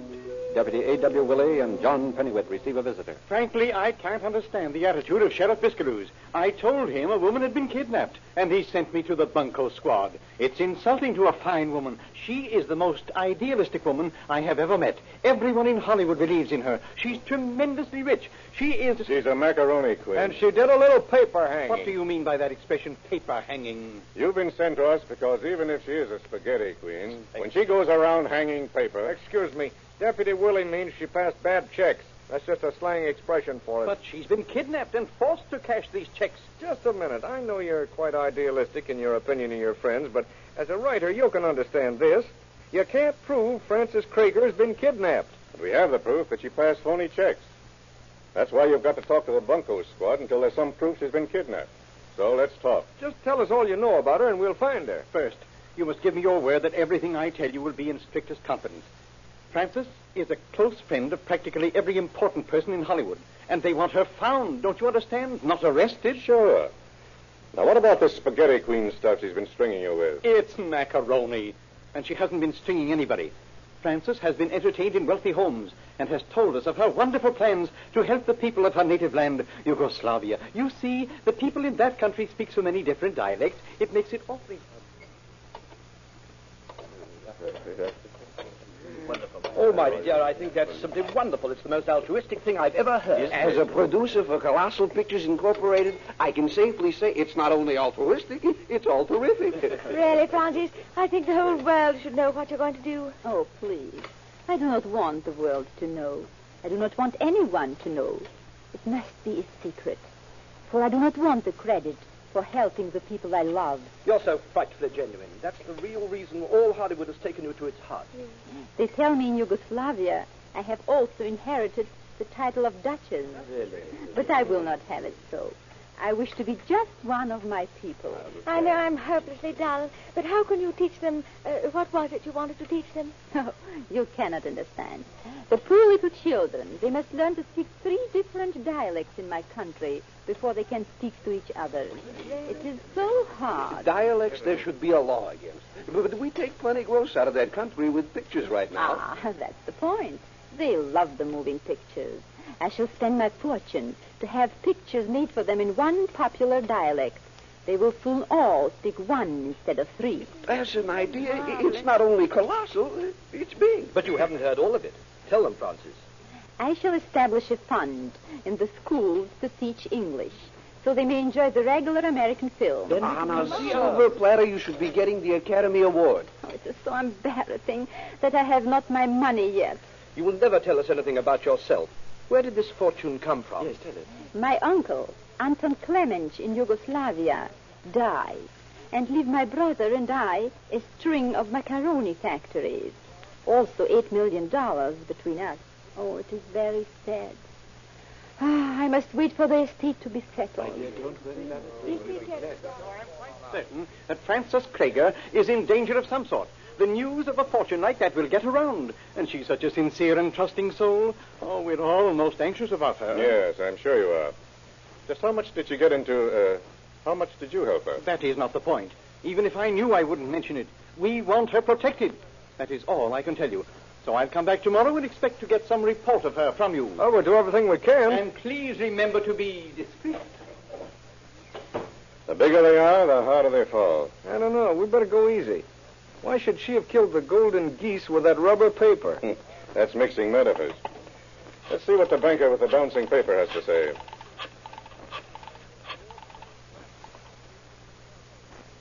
This is Deputy Sheriff Willie of the Bunco Squad. Let me speak to your manager. Maybe he was one of our tea-drinking partners, too.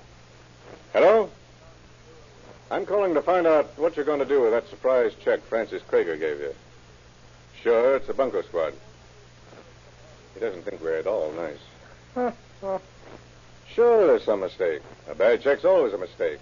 A bad one. Of course, she's a fine woman. But have you checked up on this fortune in Yugoslavia? Oh, you think it would be insulting to her? All right. We just wondered. So that is that. And when a hard-shell banker blubbers all over his vest about a woman with a beautiful soul... And with her $650 paper hanging under his nose... Who are we to doubt the spaghetti and meatball queen? It's macaroni and bologna. Sheriff's office, Willie speaking. Oh, so your bank got the other $650 check. Yeah, I was talking to him. He's not going to do anything about it. Oh, you are? That's fine. Just come right on down. Goodbye. The other banker doesn't believe in any Yugoslavian Santa Claus. He's going to swear out a warrant for Francis, and that's all we need. Why, the old meanie.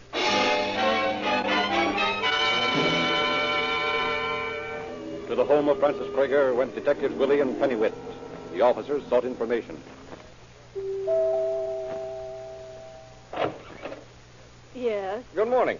This is the home of Frances Krager, isn't it? Yes, but she's not We in. know she's not here. We're investigating her disappearance. Oh, I'm so glad. Won't you come in? Thank you.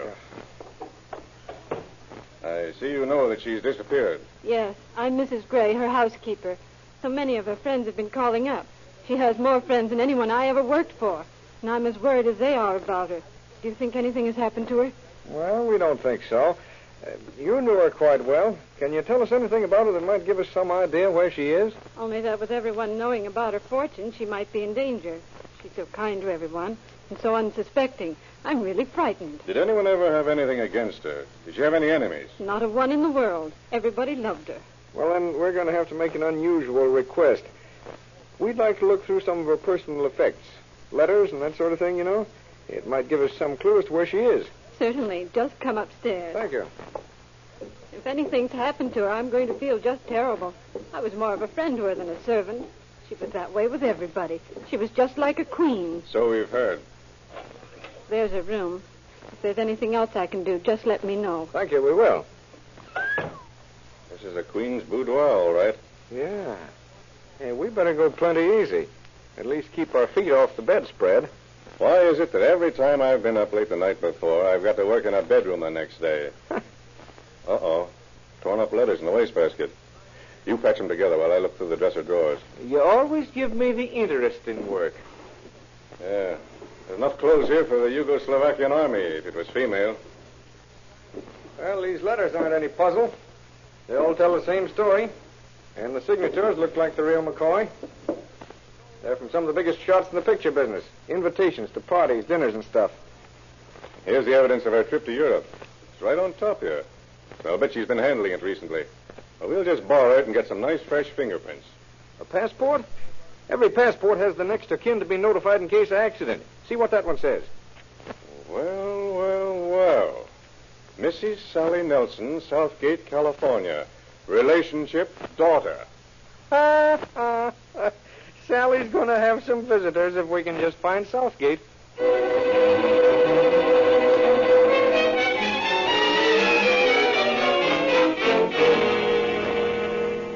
I knew all that money wouldn't bring anything but grief to Mom. She just ain't the type to have a lot of money. Well, then you're sure she did have it left to her? Of course. I saw it announced in the paper. What paper? Why, the one her husband wrote for. Oh, I see. He wasn't your father. Nope. My pa was a cowboy. But Mom left him and married a doctor in Salt Lake City, and then she left him and married Frank Krager in Chicago. She hasn't had a happy life. Yeah, but she has gotten around a lot. Now, this husband she has for the time being is a writer for the paper that announced her inheritance? Yeah, and right after it, she got over 5,000 proposals for marriage from men that had heard about the money. Ain't it awful how mercenary some people are? Of course, Mother's good-looking, but none of the men ever even seen her. So she didn't take any of them up. Not even at the suggestion of her present husband? No, Frank's crazy about her. He gave her the money to go to the old country when she inherited all the macaroni factories. He financed the trip, eh? Well, do you suppose you could give us any addresses in Chicago where your mother might visit? Well, I never knew anything about her boyfriends. The addresses don't have to be in any specific classification. Just any place she might visit. You know, even with platonic friends. Well, I can give you a couple of addresses, but they ain't platonic friends. They're Americans. Oh, well, they'll do very nicely. That'll save us the trouble of getting an interpreter.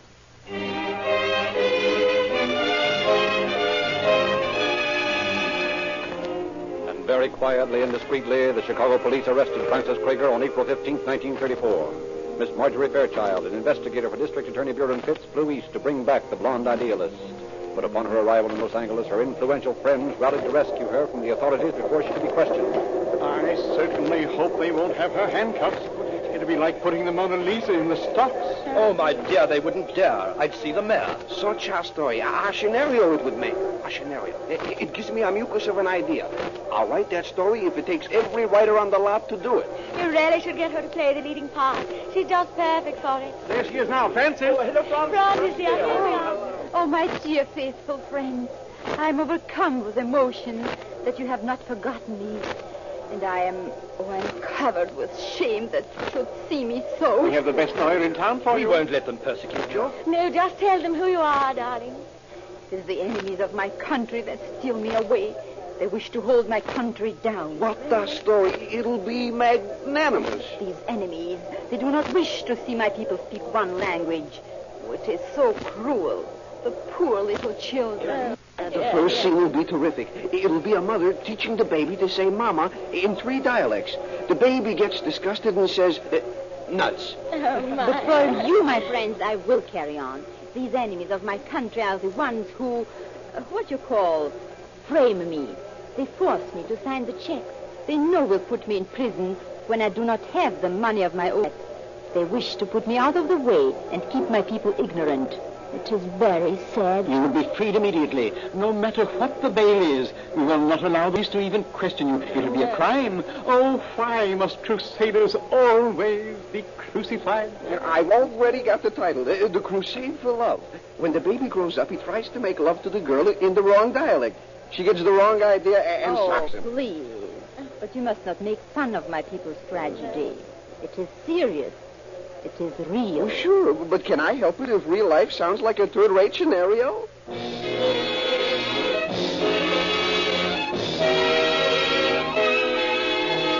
Released under $5,000 bail, Francis Craiger once again became the idol of the idealists. And then one morning, the unfortunate gentleman who had furnished her bond received a personal message from the Macaroni Queen. With spelling as puzzling as the Queen herself, he was informed... When you read this, I will be beyond, where there is no more trouble, no more. I have decided to end it all. Look for my body in Santa Monica, in Waterfront, for that's where I'm going tonight.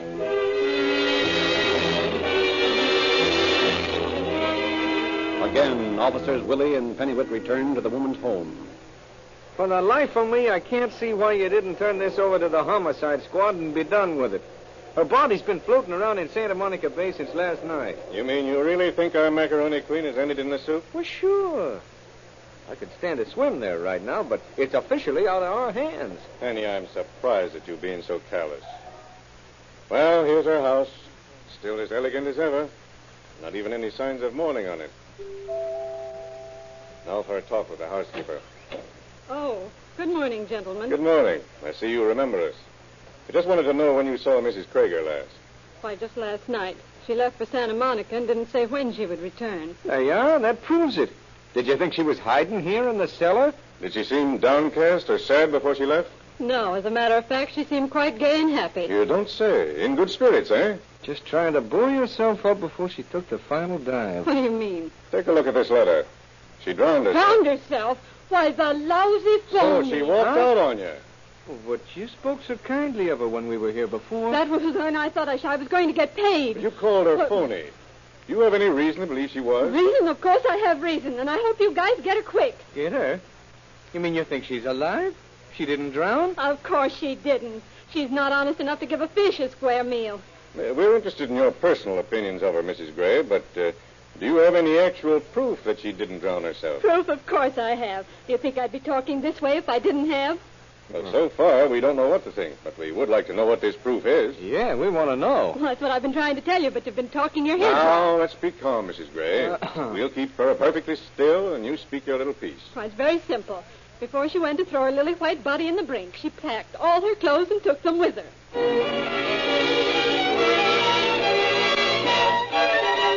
For 2 years, Frances Craiger led the authorities on a transcontinental woman hunt. Whether she was held by the enemies of her native country or whether she thought herself above being on speaking terms with the police was a matter of conjecture. On June 19, 1936, the famous writer once again called upon Detectives Willie and Pennywit in their office. Of course, I still think she's innocent. All her friends do, but that's not the point. The point is we want her found. So do we. So that's about as pointless as a pretzel. We've made every possible effort to find her. We know she's alive. She's been seen in Chicago. And while Yugoslavia informs us that there are no macaroni factories there she can claim, still they're most friendly toward her. Yeah, they call her their dollar princess. And they don't know what it's all about either. She is a wonderful character. The fact that she can't find herself and you can't find her is proof that she is held by some sinister and evil force. Yeah, we don't need that as an excuse for not finding her. Our greatest difficulty comes from people like you, sir, who wouldn't and won't let us make a complete investigation of the case. Well, that's what I came to see you about. You promised not to publicize her case, and we have decided to release you from that promise. We feel that if you publish her picture in detective magazines, she is such an unusual person, someone may have seen her and we'll offer a reward for information about her. That's a good idea. Now you're acting sensible. Oh, but mind you, we intend to keep her in safe hands once we find her. You will not be allowed to pursue this ridiculous idea that she is a fraud.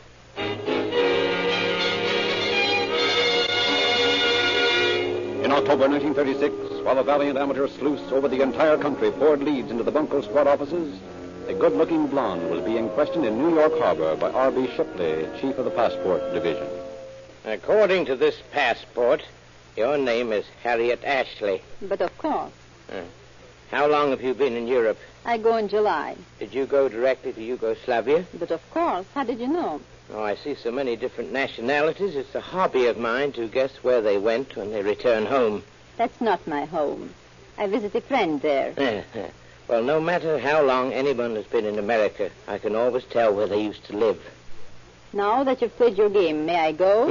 No. I have something here that might interest you, if I can just find it. Oh, I'm in a great hurry. Now, please. Now, just a minute. I have a picture here somewhere of a woman that looks just like you. I can't remember her name. Doesn't matter. My name is Ashley. Yes, of course. But a coincidence like this is too unusual to let pass without investigation. I mean, I must call it your attention. She might be your sister. I do not have any sister, and I'm not interested in this coincidence. I insist that... Here it is. Now look at that. You've got to admit it certainly looks like you. Yes. That is a coincidence. You have a remarkable memory. Goodbye. Now, just a minute. This woman's name is Krager, Frances Krager. Do you mean to say that's not your name or a name that you have used? I told you my name is Ashley. That's all I have to say. Well, I guess that finishes our conversation. But you'll have to wait until I get these fingerprints compared. I will not trouble you. I am Frances Krager. Yes. Well, you're wanted by the California authorities, Mrs. Krager. But you won't have to worry about that. At least you won't have to worry about it for 6 months, because we're going to keep you in the federal house of detention for that period. But why? Oh, just for falsifying a statement for passport. After that, the California sunshine will feel pretty good. Even the very little bit you're going to get.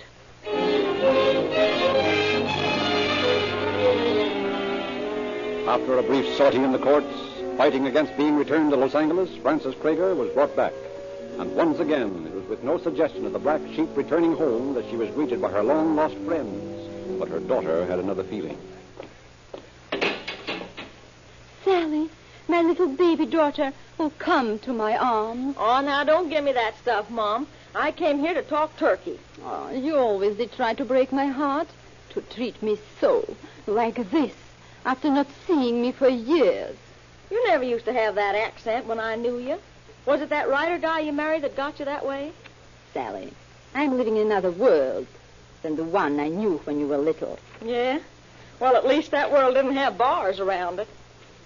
You don't understand. It is... Sure, it's all a mistake. Your son William made a little mistake, too. It was about who owned an automobile, and he's serving 3 years in the Michigan Reformatory. You didn't know that, did you? Oh, to think that a son of mine should do such a thing. Well, I don't know where he got his ideas, but they worked out just about the same way yours seemed to. Oh, now don't start blubbering.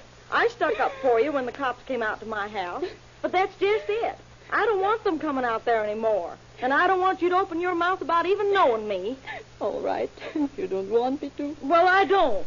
You may have all the money in the world for all I know, but you can take it and stick to your part of the country, and I'll stick to mine. Oh, so cruel. It's too cruel. Yes, well, you should have thought of that a few years ago. But I was poor then. Well, I am now. But I'll take care of my kids. I don't wish you any hard luck. I hope you beat the case. But just go the other way if you do, that's all.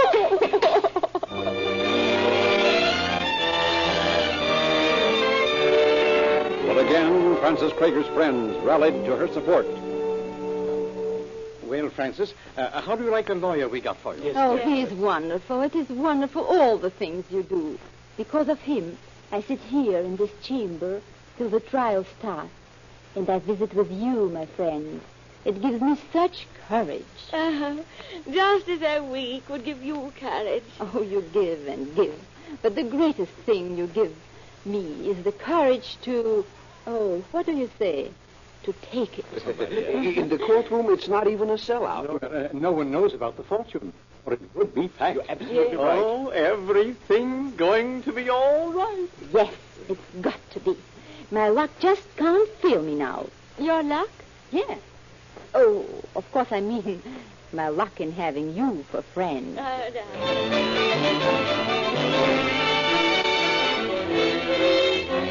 And this woman has been persecuted, not only by the enemies of civilization, but by the law itself. The law refused to look into her soul and therefore misjudged her.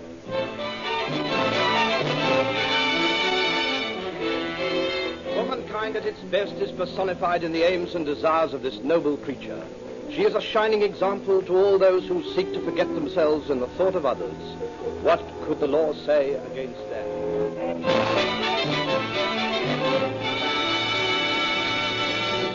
It is my purpose to prove that this woman has not and never has had any property in Yugoslavia or anywhere else. the people will prove that this woman came to America and to the city of Los Angeles for the sole purpose of bilking certain persons and institutions of funds which did not rightfully belong to her. She has taken advantage of her friends in the motion picture industry and in financial circles. She has not and never has had any idea of giving them any value in return for their money. Stop the trial. Your Honor, I wish to plead guilty to the charge.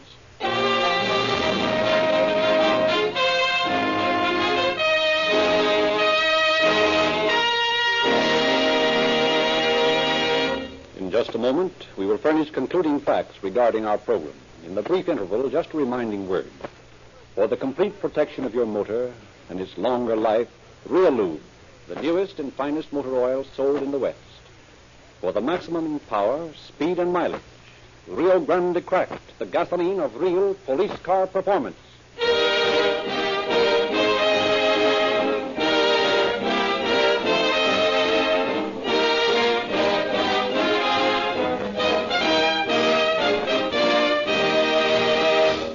Deputies Willie and Pennywit had built up an airtight case against the Yugoslavian dollar princess. She was sentenced to 15 months in the county jail, to be followed by a 10-year probationary period, and was ordered to repay her friends their losses. Definitely, this was another crime that did not pay.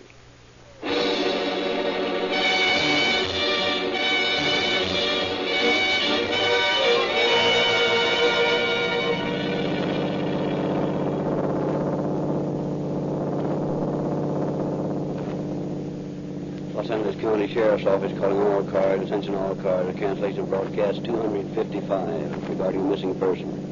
The suspect in this case is now in custody. That's all. Rose and Crisp.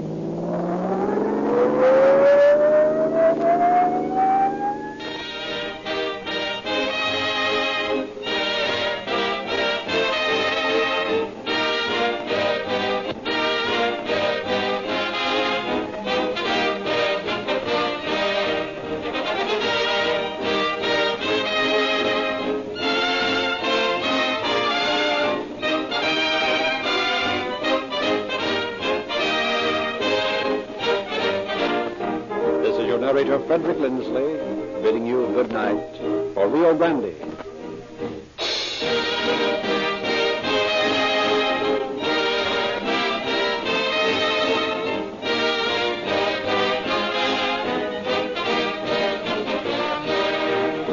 Next week at this time, Rio Grande will present The Case of the Abandoned Bricks. This is the Columbia Broadcasting System.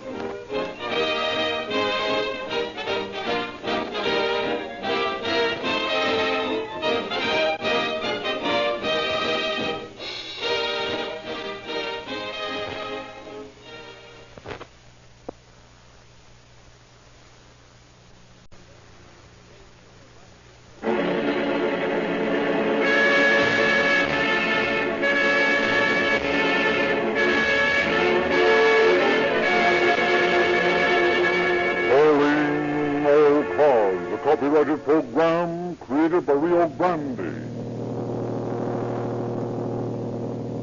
Los Angeles County Sheriff's Office calling all cars. Attention all cars. Broadcast 255 regarding a missing person. Be on the lookout for a woman described as blonde, 5 feet 5 inches, weight about 140 pounds. This woman speaks with a strong accent. May be headed for Yugoslavia. That's all.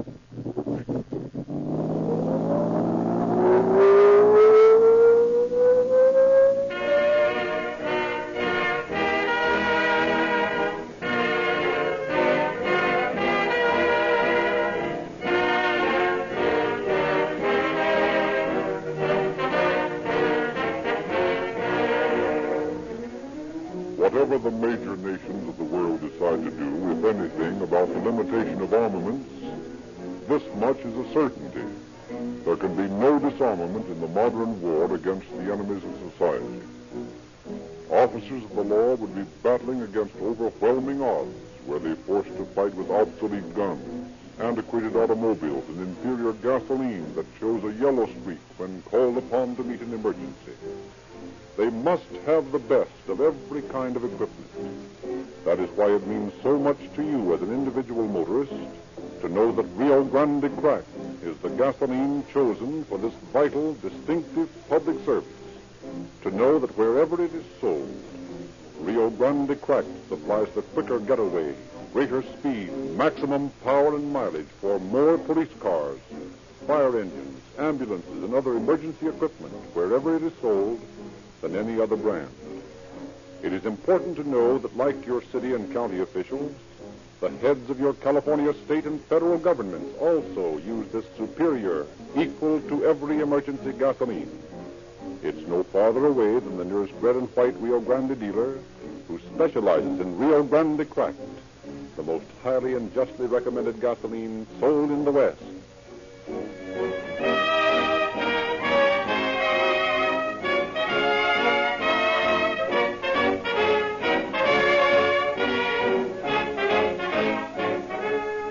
The story we are to hear tonight was secured through the cooperation of the office of Sheriff Eugene Biscaluse of Los Angeles County.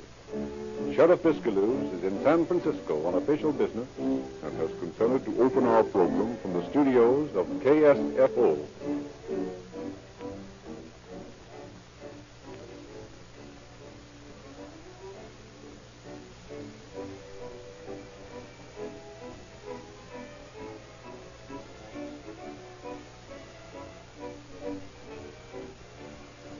Good evening, ladies and gentlemen. One of the quickest ways to sour the milk of human kindness is to hit a man in the pocketbook. However, in the story we are to hear tonight, we find a novel situation wherein the victims of a very clever swindler refused to believe that they had been swindled. The public should be aware of the depredations of a vast army of clever people who are constantly using their wits to live at the expense of their fellow men. Had many of the persons whom we shall hear about tonight been more alert to the operations of this type of criminal, a great deal of money would have been saved, and many words of sympathy would not have been wasted on an unappreciative crook. I sincerely hope that tonight's story will bring home the fact that crime does not pay.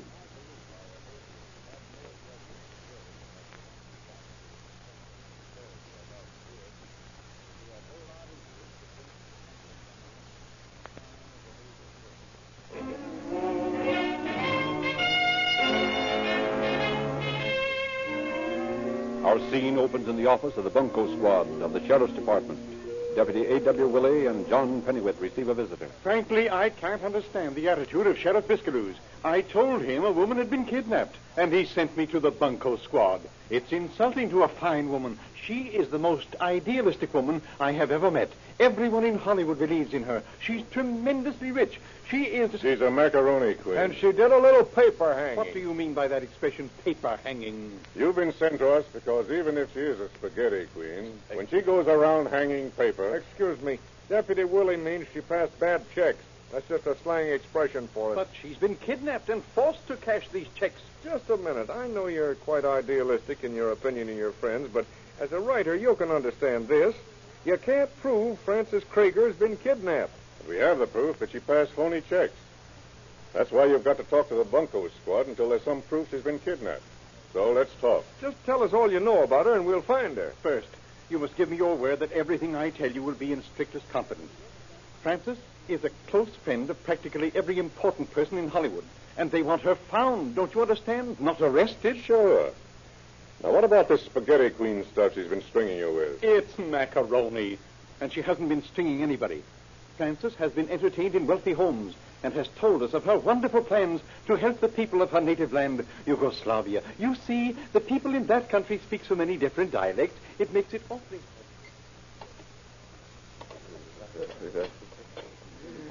Oh, my dear, I think that's something wonderful. It's the most altruistic thing I've ever heard. As a producer for Colossal Pictures Incorporated, I can safely say it's not only altruistic, it's all terrific. Really, Francis, I think the whole world should know what you're going to do. Oh, please. I do not want the world to know. I do not want anyone to know. It must be a secret, for I do not want the credit for helping the people I love. You're so frightfully genuine. That's the real reason all Hollywood has taken you to its heart. They tell me in Yugoslavia I have also inherited the title of Duchess. Really? But I will not have it so. I wish to be just one of my people. I know I'm hopelessly dull, but how can you teach them? What was it you wanted to teach them? Oh, you cannot understand. The poor little children, they must learn to speak 3 different dialects in my country before they can speak to each other. It is so hard. Dialects, there should be a law against. But we take plenty gross out of that country with pictures right now. Ah, that's the point. They love the moving pictures. I shall spend my fortune to have pictures made for them in one popular dialect. They will soon all speak 1 instead of 3. That's an idea. It's not only colossal, it's big. But you haven't heard all of it. Tell them, Francis. I shall establish a fund in the schools to teach English, so they may enjoy the regular American film. Now, silver platter, you should be getting the Academy Award. Oh, it is so embarrassing that I have not my money yet. You will never tell us anything about yourself. Where did this fortune come from? Yes, tell it. My uncle, Anton Clemench in Yugoslavia, died and left my brother and I a string of macaroni factories. Also $8 million between us. Oh, it is very sad. I must wait for the estate to be settled. My dear, don't worry about it. Certain that Frances Krager is in danger of some sort. The news of a fortune like that will get around. And she's such a sincere and trusting soul. Oh, we're all most anxious about her. Yes, I'm sure you are. Just how much did she get into, how much did you help her? That is not the point. Even if I knew, I wouldn't mention it. We want her protected. That is all I can tell you. So I'll come back tomorrow and expect to get some report of her from you. Oh, we'll do everything we can. And please remember to be discreet. The bigger they are, the harder they fall. I don't know. We better go easy. Why should she have killed the golden geese with that rubber paper? That's mixing metaphors. Let's see what the banker with the bouncing paper has to say.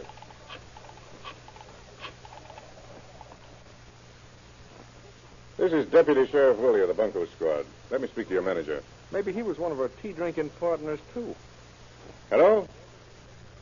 I'm calling to find out what you're going to do with that surprise check Francis Krager gave you. Sure, it's the Bunko Squad. He doesn't think we're at all nice. Huh? Well, sure, there's some mistake. A bad check's always a mistake.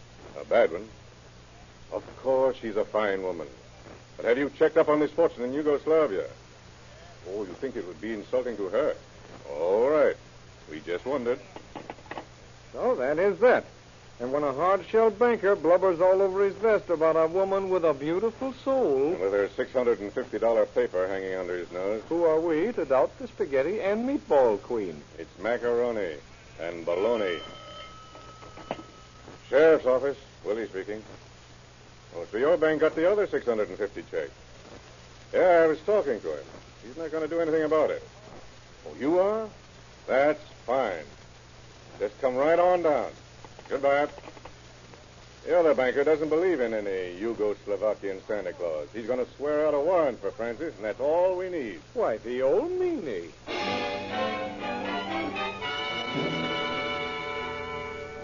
To the home of Francis Krager went Detective William Pennywit. The officers sought information.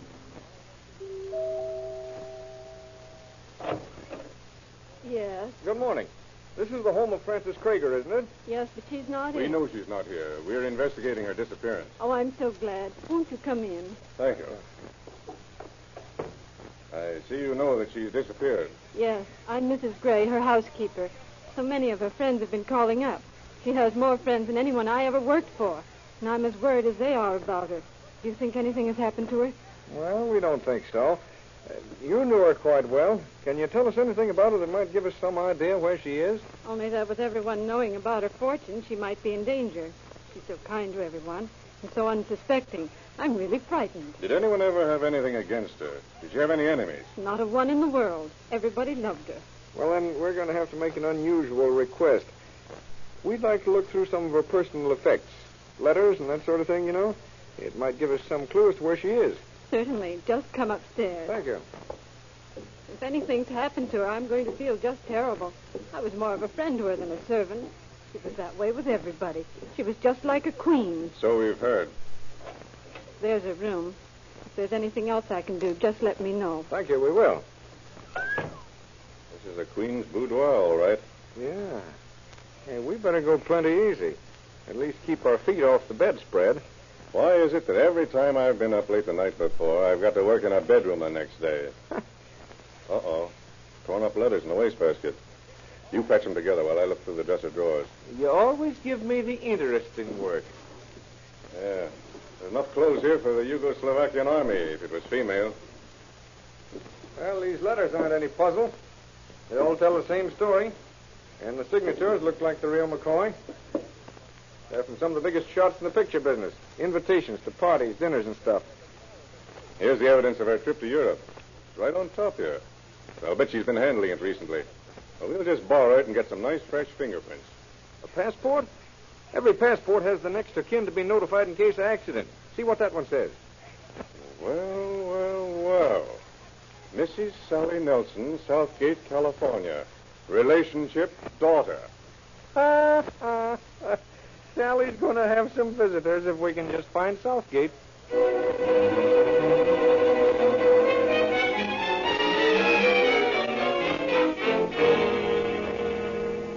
I knew all that money wouldn't bring anything but grief to Mom.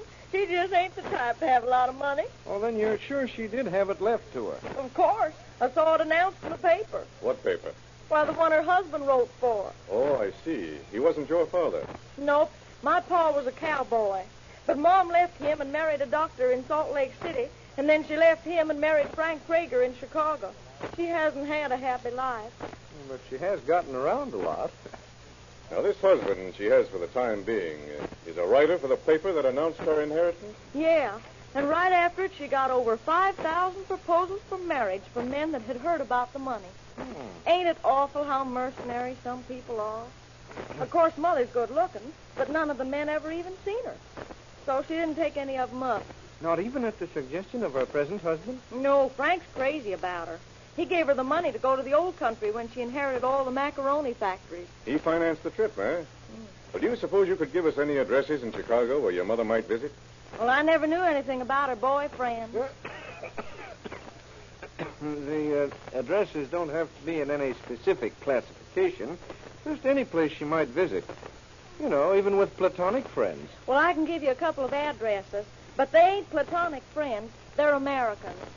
Oh, well, they'll do very nicely. That'll save us the trouble of getting an interpreter.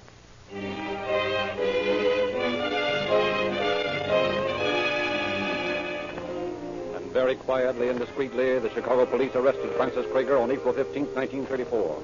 Miss Marjorie Fairchild, an investigator for District Attorney Buren Fitz, flew east to bring back the blonde idealist.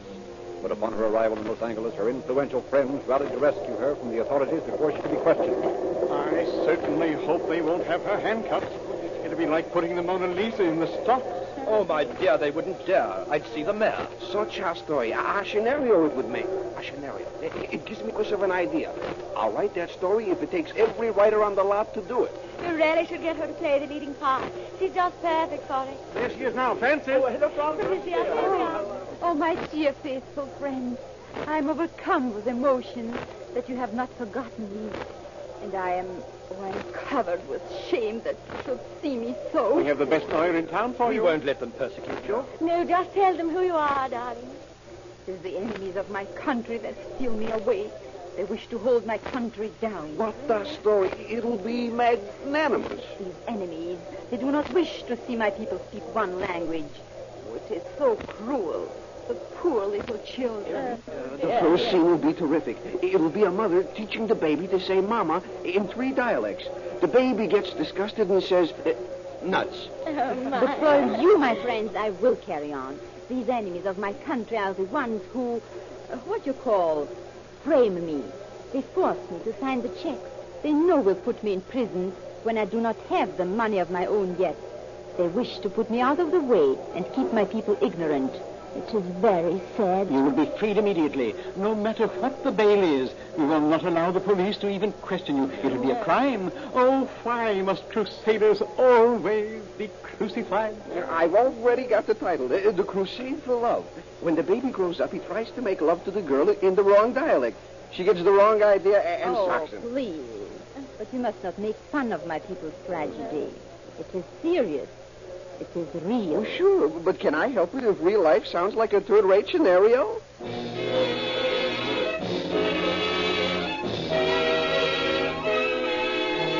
Released under $5,000 bail, Francis Krieger once again became the idol of the idealists. And then one morning, the unfortunate gentleman who had furnished her bond received a personal message from the Macaroni Queen. With spelling as puzzling as the Queen herself, he was informed... When you read this, I will be beyond, where there is no more trouble, no more. I have decided to end it all. Look for my body in Santa Monica, in waterfront, for that's where I'm going tonight.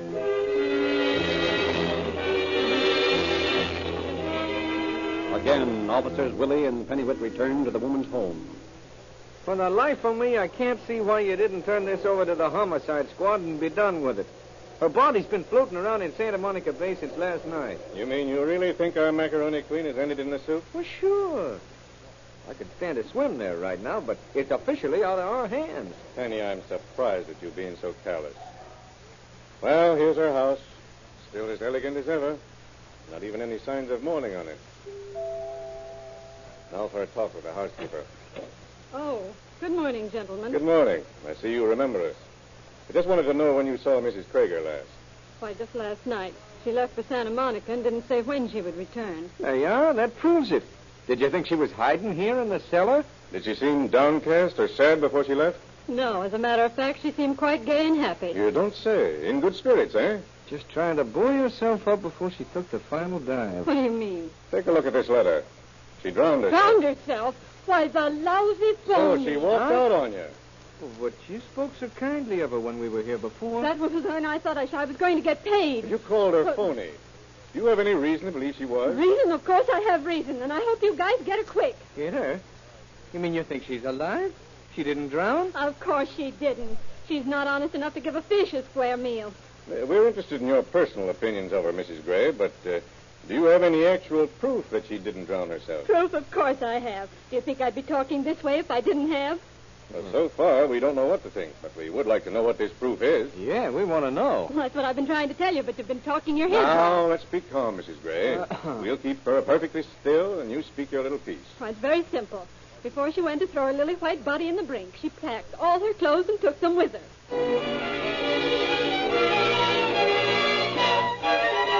For 2 years, Frances Krieger led the authorities on a transcontinental woman hunt. Whether she was held by the enemies of her native country or whether she thought herself above being on speaking terms with the police was a matter of conjecture. On June 19, 1936, the famous writer once again called upon Detectives Willie and Pennywit in their office. Of course, I still think she's innocent. All her friends do, but that's not the point. The point is we want her found. So do we.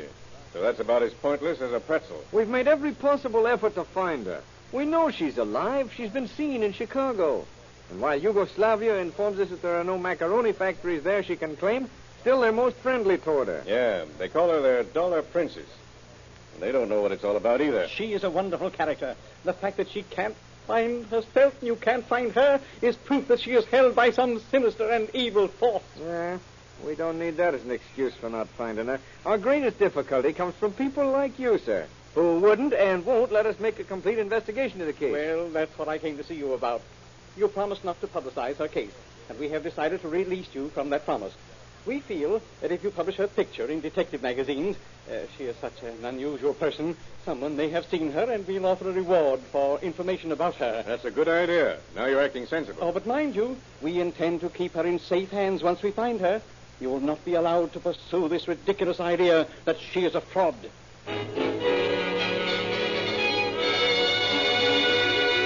In October 1936, while the valiant amateur sleuths over the entire country poured leads into the bunco squad offices, a good-looking blonde was being questioned in New York Harbor by R.B. Shipley, chief of the passport division. According to this passport, your name is Harriet Ashley. But of course. How long have you been in Europe? I go in July. Did you go directly to Yugoslavia? But of course. How did you know? Oh, I see so many different nationalities. It's a hobby of mine to guess where they went when they return home. That's not my home. I visit a friend there. Well, no matter how long anyone has been in America, I can always tell where they used to live. Now that you've played your game, may I go? No. I have something here that might interest you, if I can just find it. Oh, I'm in a great hurry. Now, please. Now, just a minute. I have a picture here somewhere of a woman who looks just like you. I can't remember her name. Doesn't matter. My name is Ashley. Yes, of course. But a coincidence like this is too unusual to let pass without investigation. I mean, I must call it to your attention. She might be your sister. I do not have any sister, and I'm not interested in this coincidence. I insist that... Here it is. Now, look at that. You've got to admit it certainly looks like you. Yes. That is a coincidence. You have a remarkable memory. Goodbye. Now, just a minute. This woman's name is Krieger, Frances Krieger. Do you mean to say that's not your name or a name that you have used? I told you my name is Ashley. That's all I have to say. Well, I guess that finishes our conversation. You'll have to wait until I get these fingerprints compared. I will not trouble you. I am Frances Krieger. Yes. Well, you're wanted by the California authorities, Mrs. Krieger. But you won't have to worry about that. At least you won't have to worry about it for 6 months, because we're going to keep you in the federal house of detention for that period. But why? Oh, just for falsifying a statement for passport. After that, the California sunshine will feel pretty good. Even the very little bit you're going to get.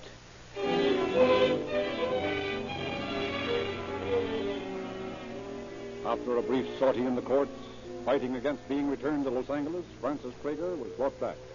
And once again, it was with no suggestion of the black sheep returning home that she was greeted by her long-lost friends. But her daughter had another feeling. Sally, my little baby daughter, oh, come to my arms. Oh, now, don't give me that stuff, Mom. I came here to talk turkey. Oh, you always did try to break my heart, to treat me so, like this, after not seeing me for years. You never used to have that accent when I knew you. Was it that writer guy you married that got you that way? Sally, I'm living in another world than the one I knew when you were little. Yeah? Well, at least that world didn't have bars around it. You don't understand. It is... Sure, it's all a mistake. Your son William made a little mistake, too. It was about who owned an automobile, and he's serving 3 years in the Michigan Reformatory. You didn't know that, did you? Oh, to think that a son of mine should do such a thing. Well, I don't know where he got his ideas, but they worked out just about the same way yours seemed to. Oh, now don't start blubbering. I stuck up for you when the cops came out to my house, but that's just it. I don't want them coming out there anymore, and I don't want you to open your mouth about even knowing me. All right. You don't want me to? Well, I don't.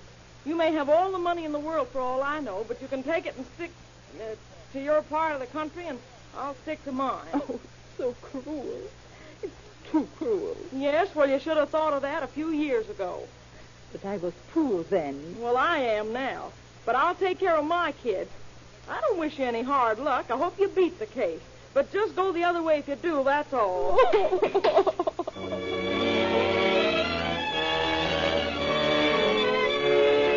But again, Frances Krieger's friends rallied to her support.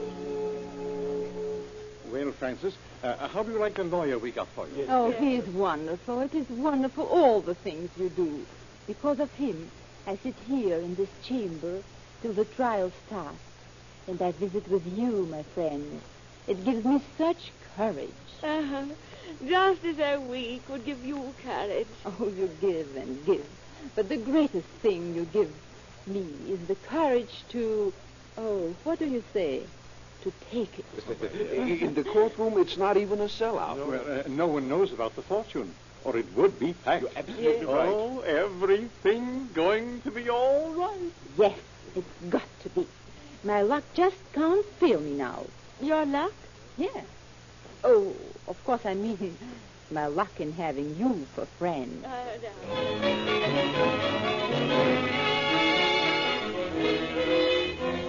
And this woman has been persecuted, not only by the enemies of civilization, but by the law itself. The law refused to look into her soul and therefore misjudged her.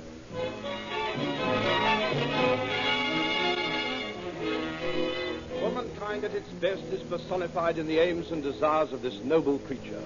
She is a shining example to all those who seek to forget themselves in the thought of others.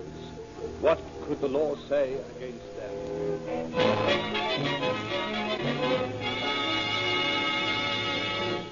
It is my purpose to prove that this woman has not and never has had any property in Yugoslavia or anywhere else. The people will prove that this woman came to America and to the city of Los Angeles for the sole purpose of bilking certain persons and institutions of funds which did not rightfully belong to her. She has taken advantage of her friends in the motion picture industry and in financial circles. She has not and never has had any idea of giving them any value in return for their money. Stop it! Stop the trial.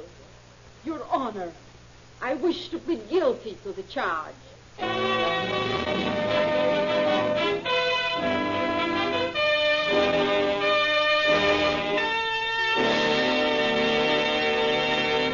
In just a moment, we will furnish concluding facts regarding our program.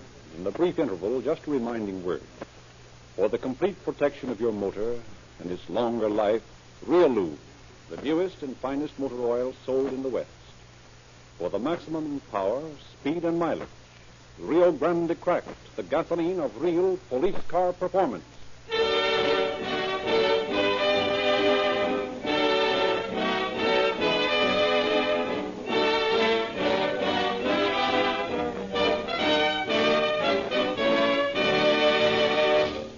Deputies Willie and Pennywit had built up an airtight case against the Yugoslavian dollar princess. She was sentenced to 15 months in the county jail, to be followed by a 10-year probationary period, and was ordered to repay her friends their losses. Definitely, this was another crime that did not pay.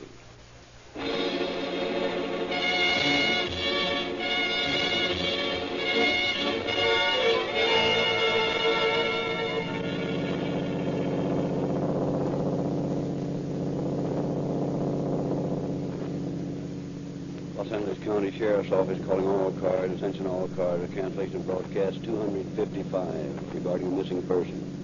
The suspect in this case is now in custody. That's all. Rolling in custody.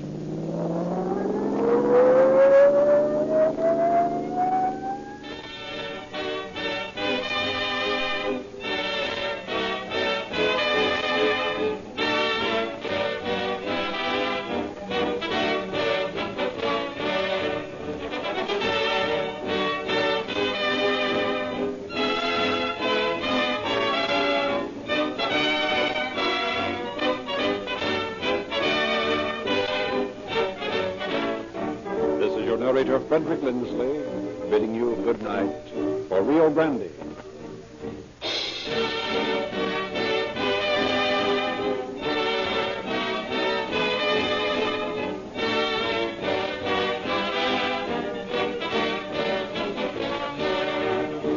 Next week at this time, Rio Grande will present The Case of the Abandoned Bricks.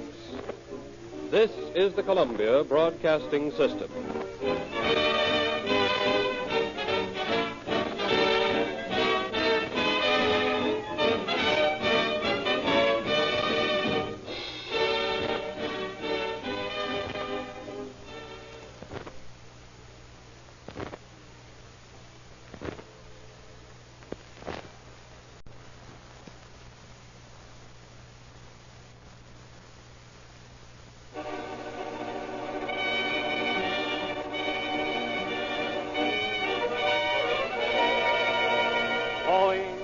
Cars, a copyrighted program created by Rio Grande.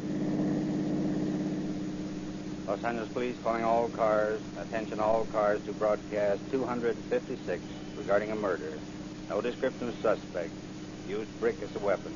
That is all. Marmont.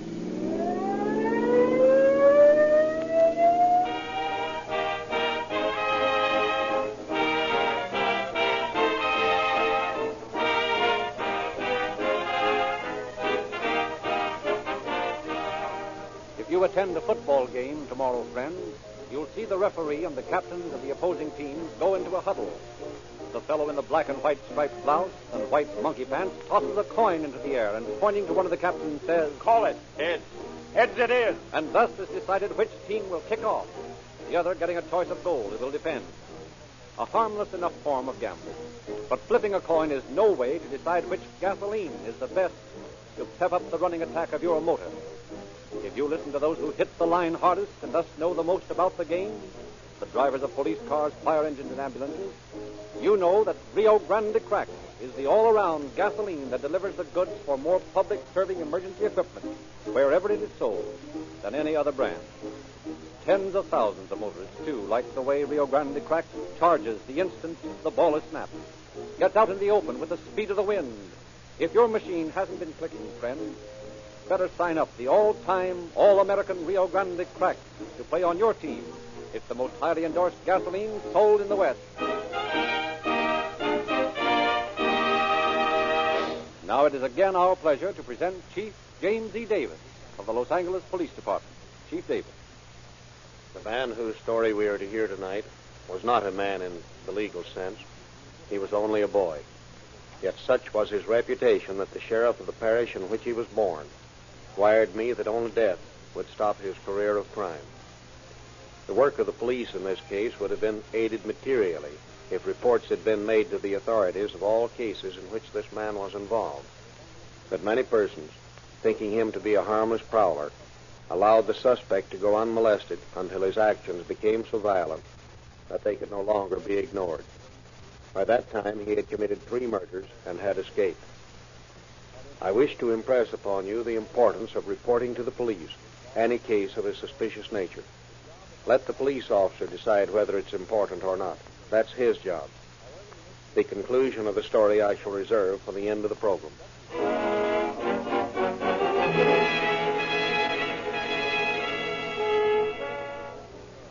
Los Angeles Police calling all cars. Attention all cars. This may be in your district. At the Montesano Hospital, a woman has just been beaten with a brick. That is all, Morgan. I was lying in bed here, almost asleep, when this man came in. I heard a noise. I thought it was the nurse, but I just rung Where was the man when you saw him? Well, he was standing right there, just about where you are now. He had something in his hand. Was he just standing there? No, he was leaning over the bed a little. He had his hand raised up by his face. I could see something in his hand, but I didn't know what it was. I screamed, and then he hit me. Did you lose consciousness? Yes. He didn't hit me a hard blow. I threw up my arm and sort of knocked his hand out of the way. But I must have fainted. When I came to again, he was choking me. I got loose and screamed again, and that woke the other women, those over there.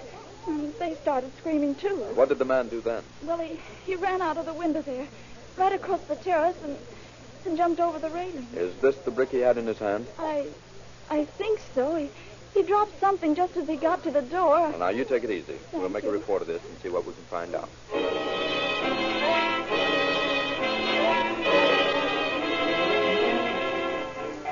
Los Angeles Police calling car 12, car 12 at 103 West 4th Street. Investigate the trouble. Call an ambulance if needed. Morgan. Right this way, officers. There's room right in here. Is this the woman that got beat up? Yes. She looks like she's pretty badly hurt. Sure. Run in here, boys. I'll make a report on this as soon as I get some dope on what happened. When did you discover the woman? About half an hour ago. She's been hurt longer than that. Well, I know that. That's why we came in when we did. You see, nobody had seen her around for a couple of days, so we decided to investigate. Who is she? Mrs. Elizabeth Barclay. She's from Akron. I see. How long has she been here? About 3 weeks. Did she have any money? Apparently so. Her clothes were good. She paid her bills promptly. Always seemed to have enough to get what she wanted. You ever see this purse before? Oh, yes, not the times. It belonged to Mrs. Barclay. You say you haven't seen her for a couple of days. Yes. You see, she didn't come down yesterday nor today. And when she didn't answer her room phone here, we decided we'd better find out what was wrong. I got the janitor, and we took a look through the transom and saw her sitting here in the chair, all covered with blood. So, naturally, we investigated. See. You haven't touched anything in the room? Not a thing. When we found Mrs. Barclay hurt, we called the ambulance and then phoned the police station. Was this brick on the windowsill when you came in? Everything is just exactly the way it was. Nothing has been touched. Well, we'll take it along. No chance of getting any fingerprints off it, and it's a cinch we'll never get any prints off that windowsill. We'll keep in touch with you and let you know if anything comes up. And by the way, nobody saw any strangers loitering around here, did they? No. Well, if you see anybody hanging around this joint that looks suspicious, you call us. I'll do that, yes.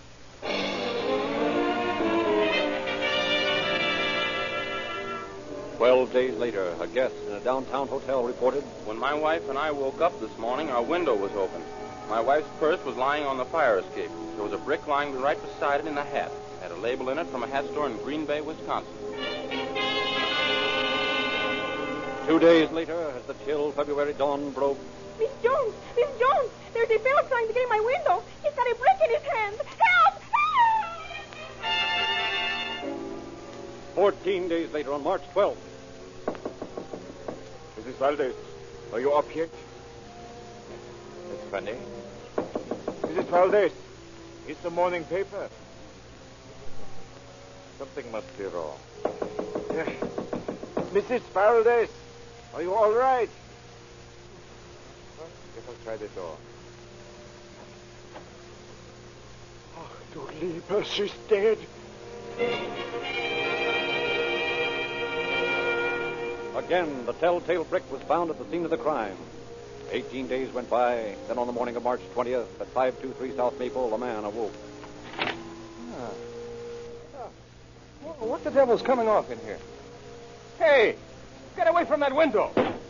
Oh, throw a brick at me, will you?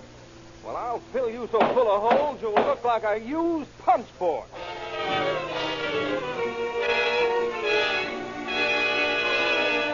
But the early morning hours had affected the aim of the awakened sleeper, and once more the brick-wielding criminal had escaped. Then on the morning of March 27, at 1026 Ingram Street, a telephone rings insistently.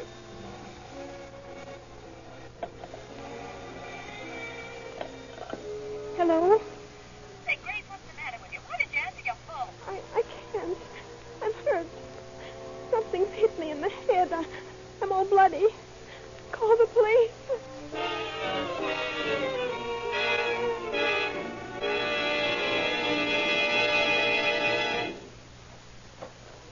Howdy do. I'm Lieutenant Patton. Will you call police headquarters? Yes.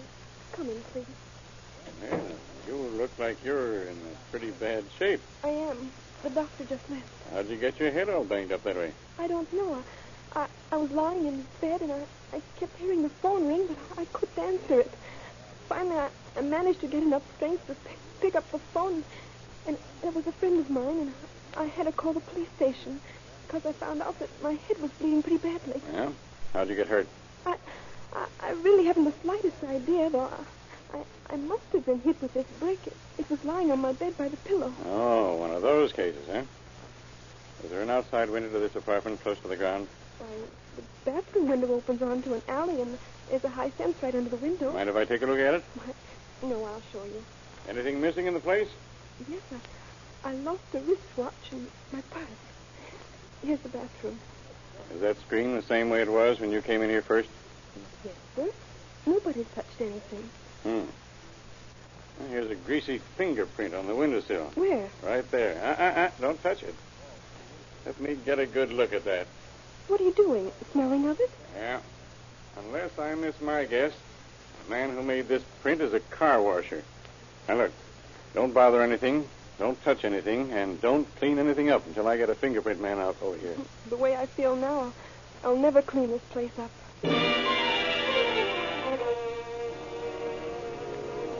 Twice more, the brickbat killer struck. Then on the morning of April 4th, 1937, Los Angeles shuddered at the grim details of its latest brickbat murder.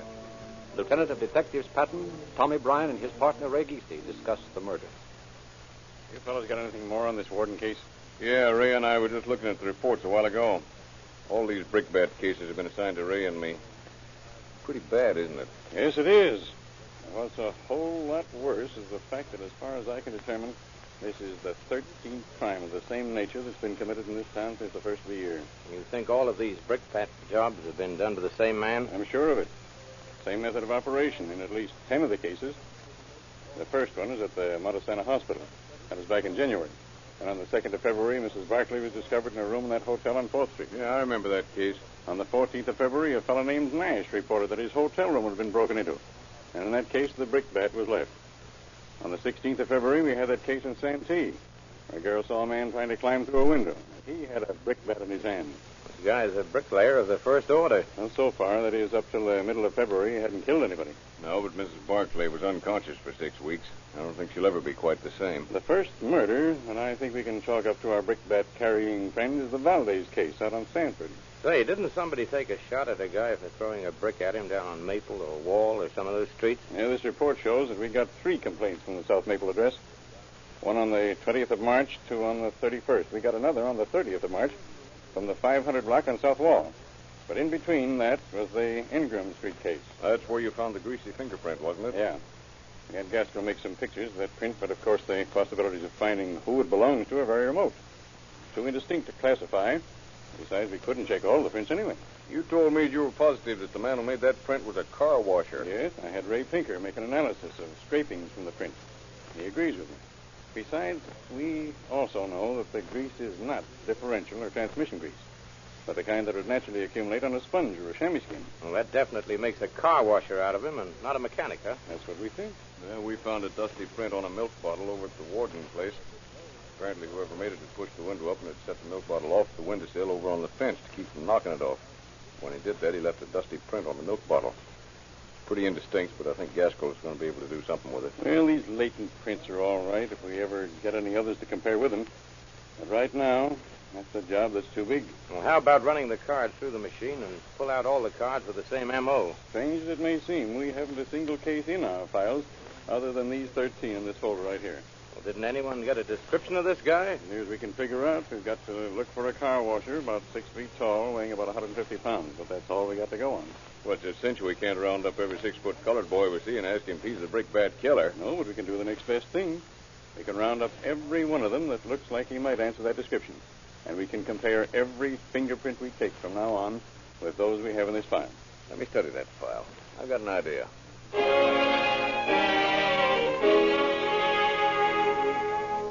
Acting on a suggestion from Lieutenant Bryan, all city employees whose work might bring them in contact with the kind of grease shown in the chemical analysis of the fingerprints were brought in for questioning. Their fingerprints taken and compared with the prints found at the scene of the crime. Thus every man was eliminated and all suspicion removed from them. Then Bryan conferred with Chief of Detectives Joseph Taylor, who was actively working on the case. Well, Chief, we had another brickbat case last night down on Gladys Street. According to the report, the fellow tried to break into a girl's room, and she woke up in time to put in a call to the police, but the guy got away. Think it's the one we were looking for? I'm pretty sure it is. He left a brickbat on the windowsill. Here's something I'd like to check with you, too.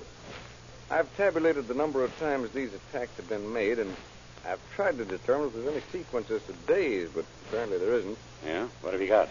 4 on Sunday, 2 on Saturday, 2 on Wednesday, 3 on Tuesday, and 2 on Monday. Well, apparently there's no pattern there. No, but I've found that it averages 1 attack every 6 days. That is in the periods when he's active. Now, this is the 17th. I figure he'll strike again about Wednesday of next week. All right. What do you want to do? I want every available man and every car that you can spare, and let's cover the district from 1st Street at least to 10th and from Figueroa to Central. That's going to take a lot of men. I know it, but we've got to catch this guy before he kills somebody else. All right. And if we haven't got enough men to cover those districts, we'll get them.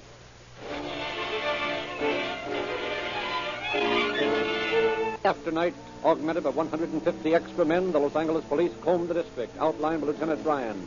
From housetops, from parked automobiles, even from trees, the officers watched for the murderer. Hundreds of suspects were brought in for questioning. More than 100 unsolved cases were broken as a result of these arrests.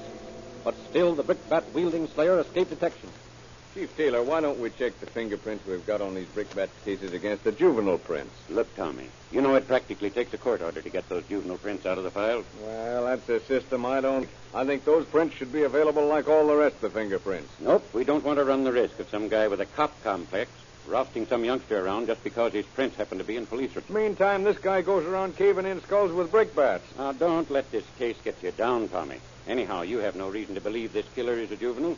No, it's just a hunch, that's all. How much longer you want these extra men? Well, I've about decided that this bird skipped town. It's been 4 weeks since anything's happened, and if he was still here, he'd have started something before this. Well, you keep the file on it and keep working on the case. Let me know what comes up. Oh, Do you have anything in mind on it? Well, I got a letter here that I'd like you to send out for me. I think it ought to go to every sheriff's office and police department in every town in the United States that has more than 10,000 people. It might be a good idea to send them to Mexico and Canada, too. Yeah? What's the letter about? I'm asking them to give us a report on every case of this sort that they've had, and to notify us if they have any other case of the same kind. And the minute we hear from any one of these towns, we'll have a lead. All right, we'll send them out.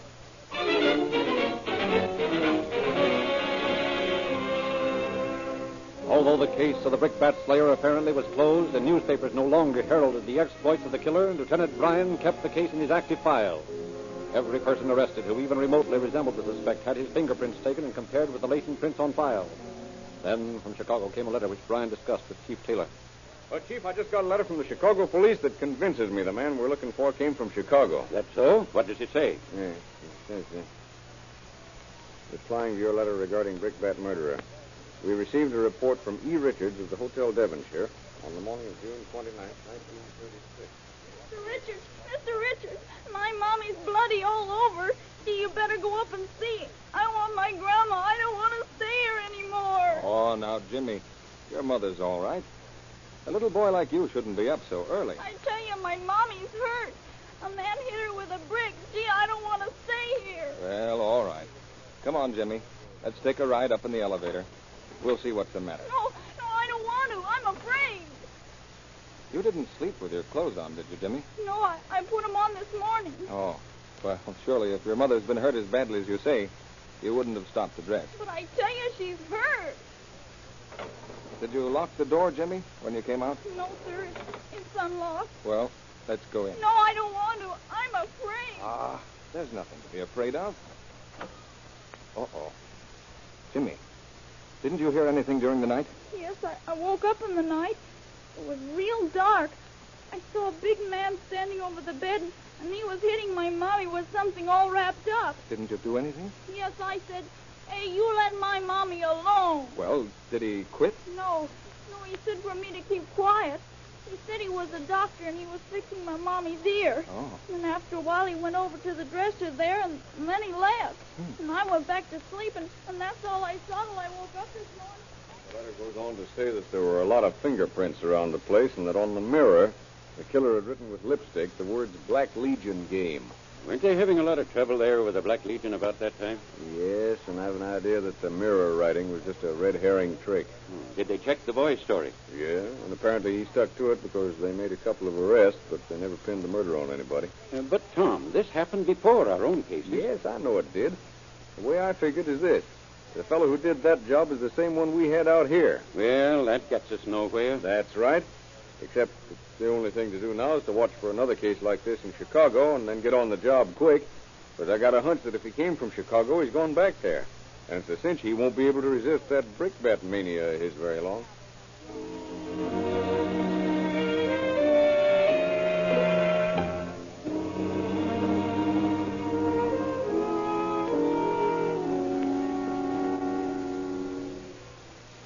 Tommy, will you put that paper down and come to bed? Yeah, just a minute. What are you doing? Reading the wanted? No.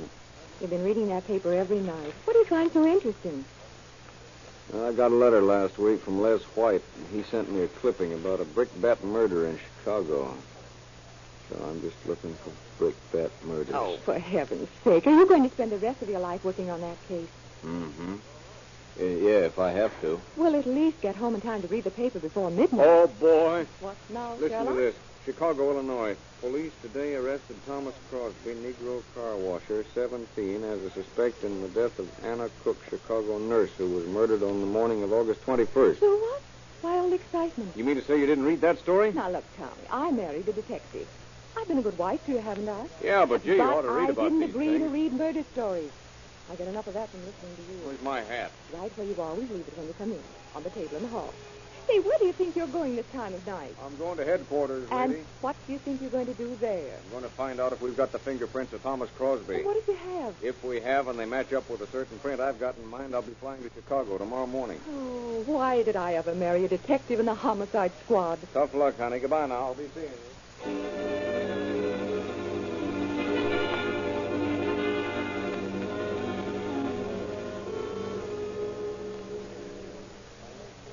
Gaskell, come here a minute. Tommy, if you say brickbat to me, I'm going to brain you. Never mind the horseplay. Come on, I want some prints.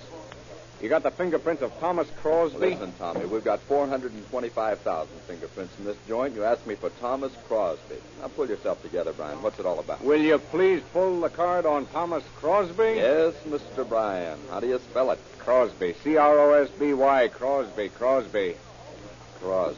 What's the first name? Oh, for the love of... Thomas. Thomas Crosby. Yes, Mr. Brian. Yeah. There you are. Thomas Crosby. He's a juvenile, 17 years old, picked up in 1937 for vagrancy. 5 feet 11 inches tall, weighs 150 pounds. Was he picked up in the night or the daytime? What difference does it make? Well, if he was picked up at night, his prints weren't compared with those we've got in our files. Cockeyed idea for protecting some of these juveniles is beginning to get in my hair. Well, my friend, I'm afraid that the prints are in the juvenile file and you can't see them till morning. All right. Do me a favor, Gaskell. Remember those prints we got from Chicago on that castle case? You mean the woman that was killed in the hotel with the little boy in bed with her? Yeah, that's the one. Sure, I remember. They're in the file. Hello, Tommy. Oh, hello there, What are you Captain. doing down here this time of night? Captain Doyle, you're just the man we need. So? How come? Look, here's a card on a kid named Crosby. Radio singer? No. Brickbat Slayer. That's so? How do you know? Well, I don't. But he was picked up today in Chicago on suspicion of doing the same kind of job that our brickbat murderer was doing around here. Let me see the card. This guy's a juvenile. Yeah, that's where you come in. You know the rules, Tommy. Sure I do, Captain, but look, I'll bet my right eye that this man's the guy we're looking for. Give me a break and unlock the file, and let's compare these prints, will you? There's going to be a whole lot of trouble if you're wrong on this, Brian. There's going to be a whole lot more trouble if I'm right and we don't do it. Well, there's a point to that, too. Come on, let's go. Well, I hope this works out. You've been putting a lot of time in on this case, haven't you? Ever since April of last year. 16 months, eh? Yeah, 16 months. What time I wasn't working on other cases. Did you say Thomas Crosby? Yes, sir, Thomas Crosby. Juvenile, 17 years old, colored. Okay. There you are. Okay, we'll get to work on it. Come on, Tommy. Hey, Woodruff, you found those prints yet on the castle case? Yeah, there you are. Hand me that glass, will you, Tommy? Well, how about it? Sherlock, I'm afraid you've got something. Yeah? The same fingers that made the prints on this card are the ones that made the prints on Mrs. Castle's mirror. Hot dog. Let's get a wire off to Chicago. What are you going to do? I'm going to help them pin the Castle murder on that Crosby bird, and while they're doing that, I'm going to try to tie him up with the brickbat killings here. And just how are you going to do that? Gaskell, will you do me a favor and compare those latent prints we got off that milk bottle in that Olive Street murder with these Crosby prints? Oh, that's it, eh? Why didn't you say so? I've got those prints in the drawer. Oh, I got a hunch on this, and if it works, we've got our brickbat killing solved. Well, I'm afraid they're solved, because in my opinion, these latent prints were made by Thomas Crosby.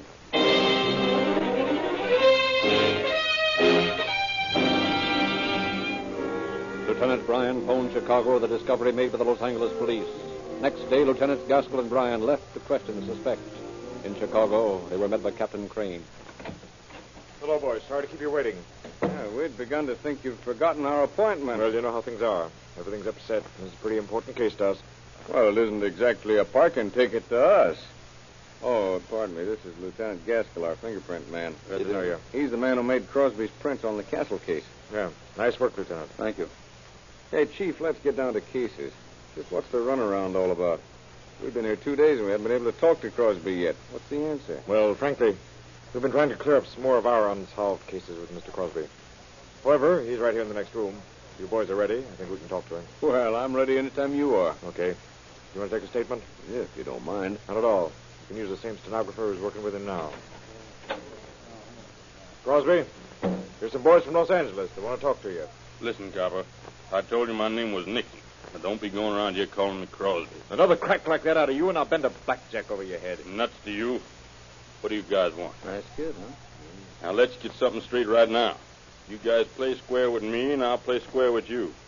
I'm tough, and I know it. I don't want no smart cracks about it. All right, Crosby, if that's the way you feel about it. My name is Nixon. Oh, okay, Nixon.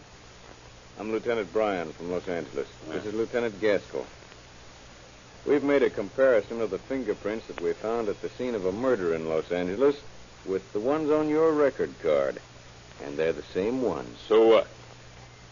Well, we want to know if you're willing to admit these brickbat attacks we've had on the coast. Do I go back there? Back to Los Angeles? Yeah. Maybe. Sure, I admit him. What do you want to know about him? Did you beat up that woman on Ingram Street? Is that the one close to Wilshire? Yeah. Sure, I hit her. She was going to wake up and yell for the cops, so I let her have it with a brick. How about that murder out on Stanford? Now, I don't know nothing about that. Did you kill the woman and her daughter up on Olive Street? Is that the street up on top of the hill? That's the one. Yeah, I killed him. They was going to holler, too, so I just caved them in with a brick. Did you pick up that milk bottle? Yeah, they tell me that's where I made my mistake. Yeah. You did all right. Anything else you want to tell us? No, but there's sure something these Chicago cops would like to know. Yeah? What's that? Well, you hear about that murder in that Wabash Avenue hotel? Yeah. Well, I done that one. Is that so? Yeah.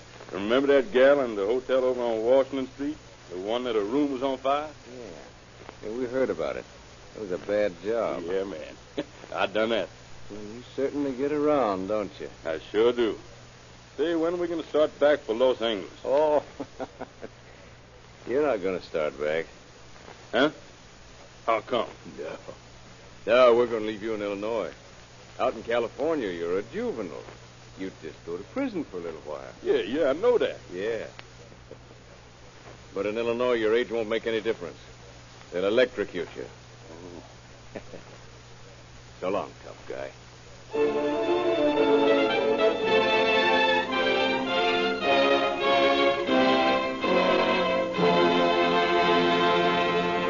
In just a moment, Chief Davis will give us concluding facts regarding our program. But while he's coming to the microphone, may I suggest the best safeguard you can give your motor is Realube, the newest and finest motor oil sold in the West.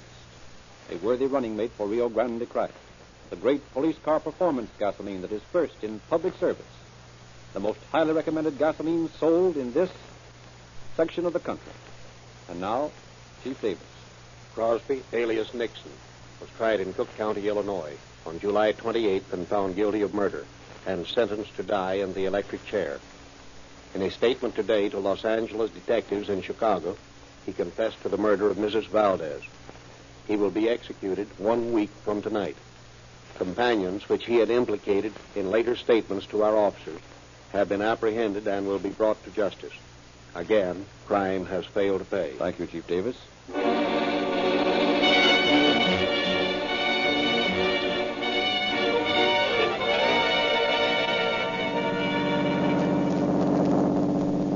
Los Angeles Police calling all cars, attention all cars to cancellation of broadcast 256 regarding a murder. Suspect in this case is now in custody. That is all. Armand.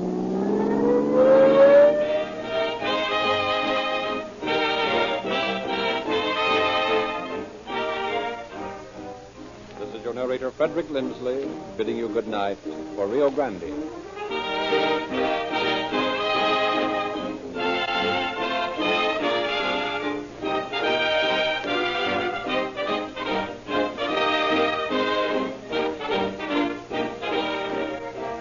Next week at this time, Rio Grande will present The Case of the Swollen Face. This is the Columbia Broadcasting System.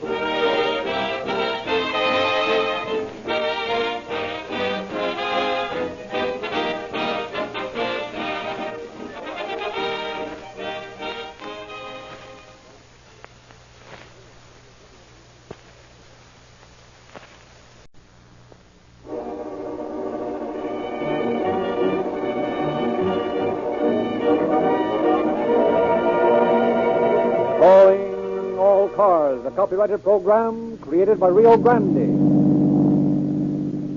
Seattle Police calling all cars, attention all cars to broadcast 257 regarding a bombing. Be on the lookout for 2 men carrying 2,000 sticks of dynamite. That is all. Armand.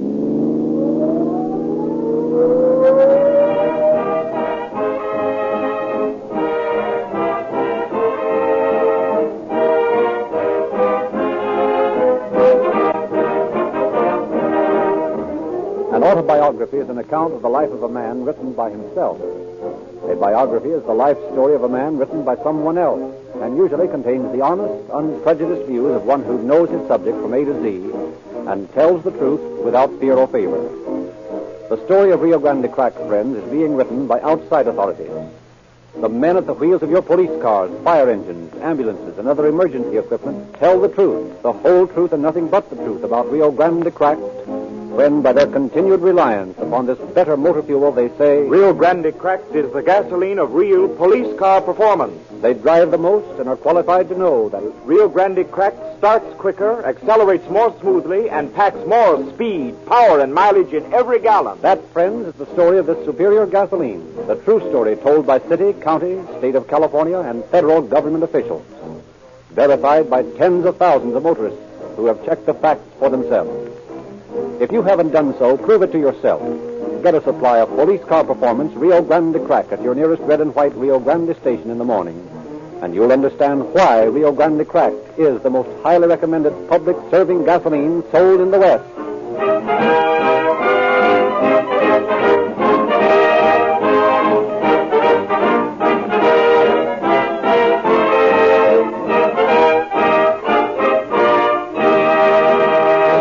The facts in tonight's story are to be found in the confidential files of the Police Department of Seattle, Washington. We have therefore asked Chief of Police William Sears to prepare a foreword for our program. Good evening, ladies and gentlemen. There is something about a time bomb that always puts fear into the bravest of men. Yet in modern police work, cases such as we are about to hear occur much too frequently for comfort. In every case, some officer is the unsung hero of the hour. Such was the case with Captain Marshall Scrafford and his able assistants, Red O'Brien and Frank Himes. We probably will never know definitely how the crazed mind of the criminal in tonight's story arrived at the decision to attempt his crime. But we do know that the work of Captain Scrafford and his men saved many lives and probably kept this nation away from the verge of war. How they did this, we shall see as the program unfolds.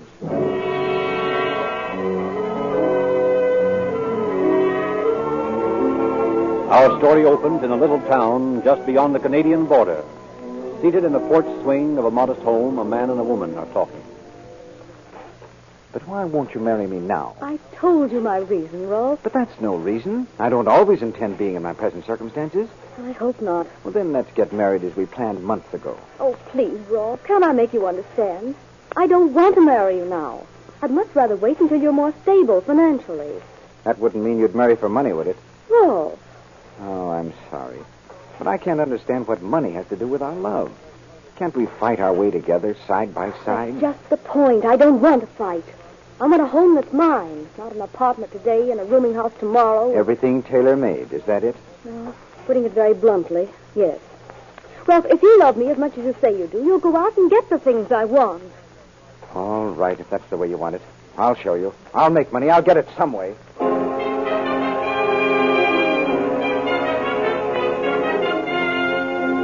He should be here any minute. Perhaps the honorable gentleman has changed his mind. I think not. He desirous of making much money. However, if he...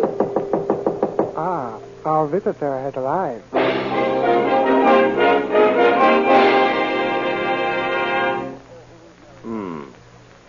January 20th already. Another sheet torn from the calendar. Christmas again before I know it. Homicide Bureau, Captain Scrafford. A ship is going to be blown up tonight. Hello? Hello? This is Scrafford of the Homicide Bureau speaking. Listen carefully to me. Go ahead, I'm listening. A ship's going to be blown to Kingdom Come tonight. This is the first one. There's going to be others. Everyone that's carrying scrap iron for war material. Tell them to get out of this country and stay out. Remember, this is only the first one. I didn't quite hear what you said. Nuts, he hung up.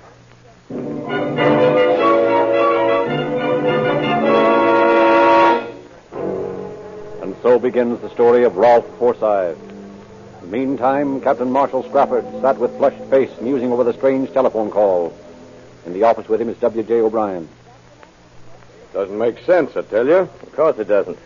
There's some crank. Yeah, maybe, but just the same, I got a hunch it wasn't phony. The guy was trying to disguise his voice. If it wasn't for the bombing of the Panay a few months ago, I wouldn't think so much of it. Well, that's what makes me think it's just some crank. Well, the operator couldn't trace the call either. Oh, forget it. Go and get a glass of beer. Wonder what you blow a ship up with. Dynamite? Yeah, I suppose so. Couldn't very well do it with firecrackers.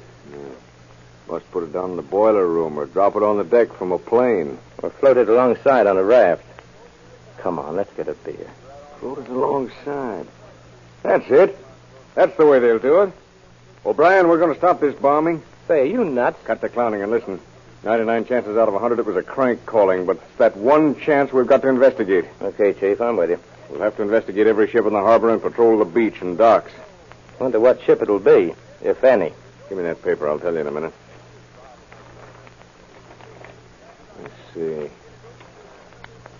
Yeah, well, there's a President liner and 2 ships that might be possibilities. We'll have them all looked over. I think it's safe to eliminate the President liner, and one of the other ships is in dry dock, so that really only leaves the Haie Maru. The Haie Maru, huh? Yeah. Say, that's the one that's being loaded with scrap iron, too. That must be the one. Yeah, they're loading with scrap iron down at the Great Northern Dock. I'll go over there right away. Hines can meet me there. Wait a minute. I want Dick Mahoney and Ernie Winters to look over the Haie Maru. You and Himes get down to the President liner. There's a possibility they might be loading scrap iron, too. Okay, Captain. Guess I better send McCarthy and Hemler to make the rounds of the hardware stores and find out where the dynamite came from, if any's been bought. Maybe we can get a description of the bombers that way. What about the airport? I'll have them watched, too, and I'll get going. I got a lot of phoning to do. Well, I'll let you know if I find anything. Phone in here every hour, whether you find anything or not. Okay. Operator. Connect me with Captain Tony Norton of the Uniform Division. Crazy fools. There's no telling what the... Hello, Tony? Yeah, this is Scrafford. I want 6 prowl cars down at the docks at 7 o'clock. Yeah. 6 at 7. Some crazy fool's going to try to blow a ship out of the harbor. Huh? I don't know what time. Tonight's all I know, and it's up to us to stop him.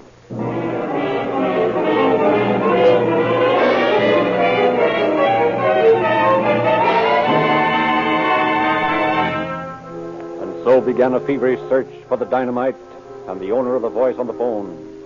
It was impossible to know what time the bombing was to take place. Every second counted. Captain Scrafford sat at his desk, every nerve tense, waiting for the phone to ring, waiting for reports, waiting for the sound of an explosion. Waiting.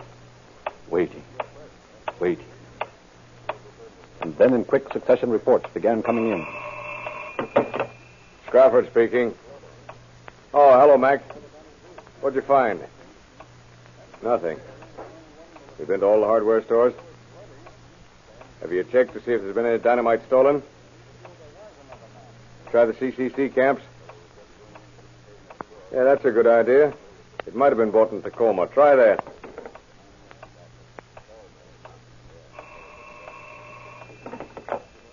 Scrafford. Everything quiet on the Haie Maru, huh? Well, stay there and don't let anything get past you. Yeah, I suppose the captain has received a lot of threats, but this one may be the real McCoy. Time, that precious element, relentlessly slipped by. Every tick of the clock bringing death closer and closer.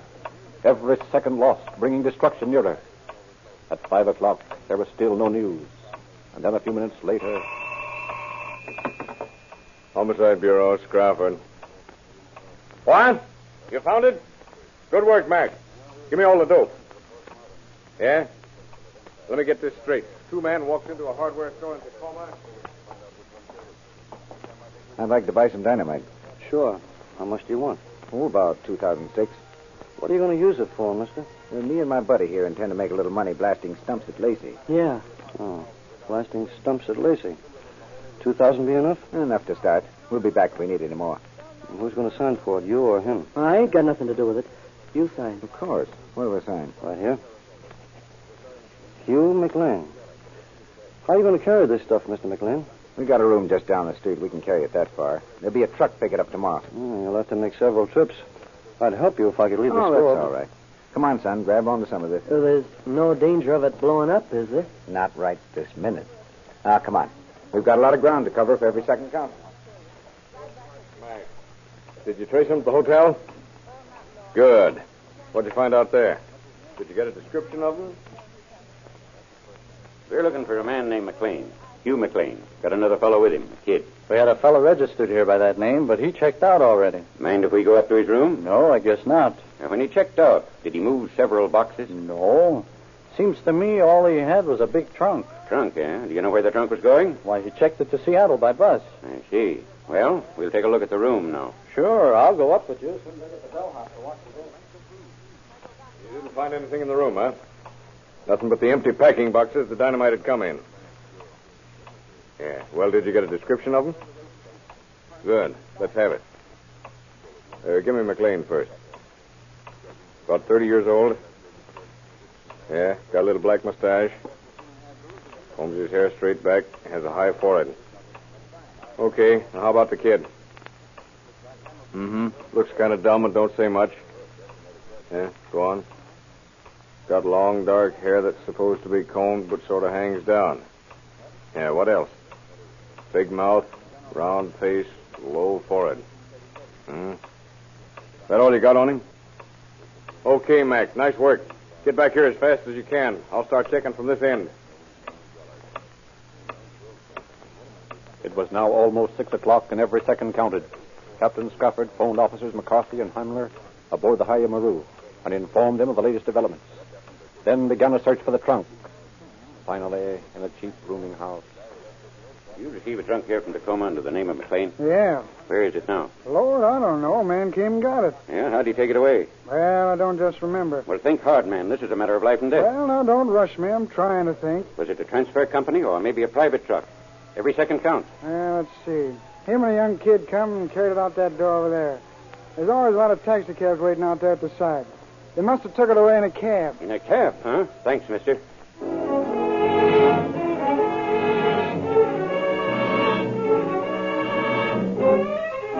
Did you take a trunk away from the depot about an hour ago? Nope, not me. You remember taking a trunk from the station? When? Tonight, just a little while ago. Not tonight, mister. I don't remember hauling any trunks for about a week. You sure? Sure, I'm sure. Hey, buddy, you haul any trunks recently? Not me, sir. I'm trying to find a cab driver that hauled a trunk. Was me. Did you haul a trunk tonight, mister? Tonight, no. Did you haul a trunk? No trunk. Hey, you, did you haul a trunk?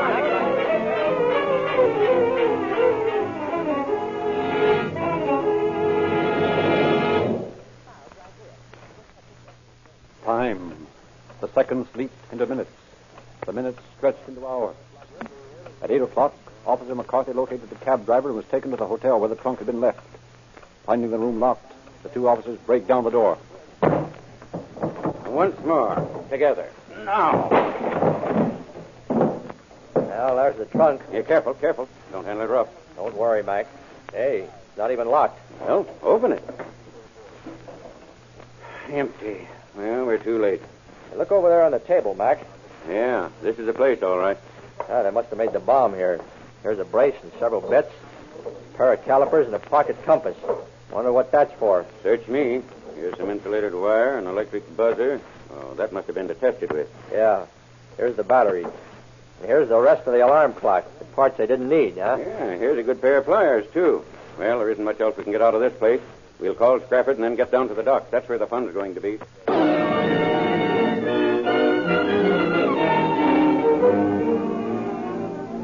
While the mad search for the dynamite had been going on, two men stood on the beach.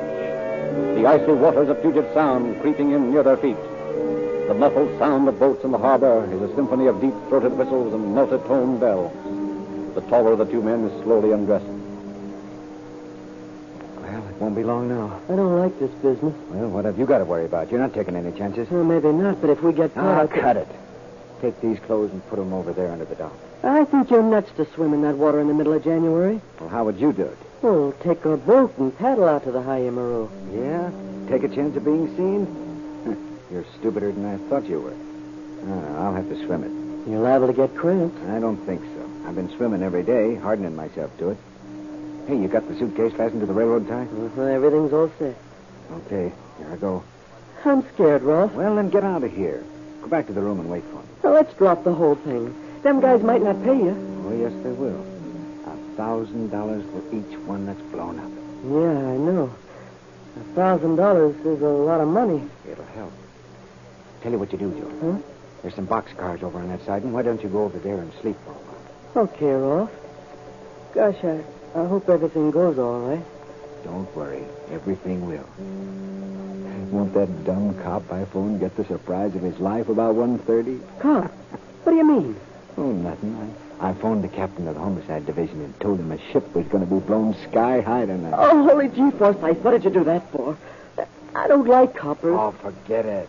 Tomorrow morning, the papers will carry a full page with pictures. We'll be famous. But I don't want to be famous. And besides, you won't know who done it.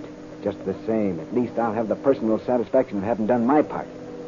All right, now, get going and keep out of sight. Well, good luck. Thanks. Oh. Pretty slick. Phone the police and then bomb the ship out of the harbor right under their noses. Oh, boy, this water's cold. But here goes. I can't sink while I'm hanging onto this railroad tie. But I'm going to make a lot of money. I don't want to marry you now. I'd much rather wait until you're more stable financially. But I still can't see what money has to do with our love. I don't want to fight. I want a home that's mine, not an apartment today and a rooming house tomorrow. I don't intend always being in my present circumstances. Oh, if you love me as much as you say you do, you'll go out and get the things I want. All right, if that's the way you want it, I'll show you. I'll make money. I'll get it some way. $1,000. And all I have to do is to blow up the ships you tell me to? $1,000 a ship. I'll show you. I'll make money. I can't marry you unless you make some money. $1,000 for every ship you blow up. You'll drown. The water's too cold. I'll make money somehow. Some way. I'll show her. Make money and I'll marry you. $1,000. You'll die in the attempt. Make money. You'll die. I've got to make it. I'll marry you. I've got to. All the money You'll never make it. money. $1,000 a ship. The water's too Money. cold. You'll die. You'll never get around.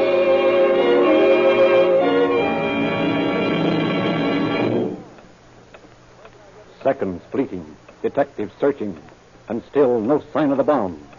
Coast Guard cutters parted the waters of the Sound. Searchlights played a weird fantasy on the dark waters. And then the silence of Scrafford's office was broken by the jangle of the phone bell. Scrafford speaking. Caller car 11. What'd you find? A kid, huh?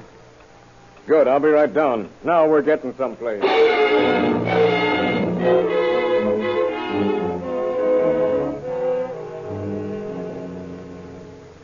Where is he? Here he is. I ain't done nothing. Let me go. Okay, son.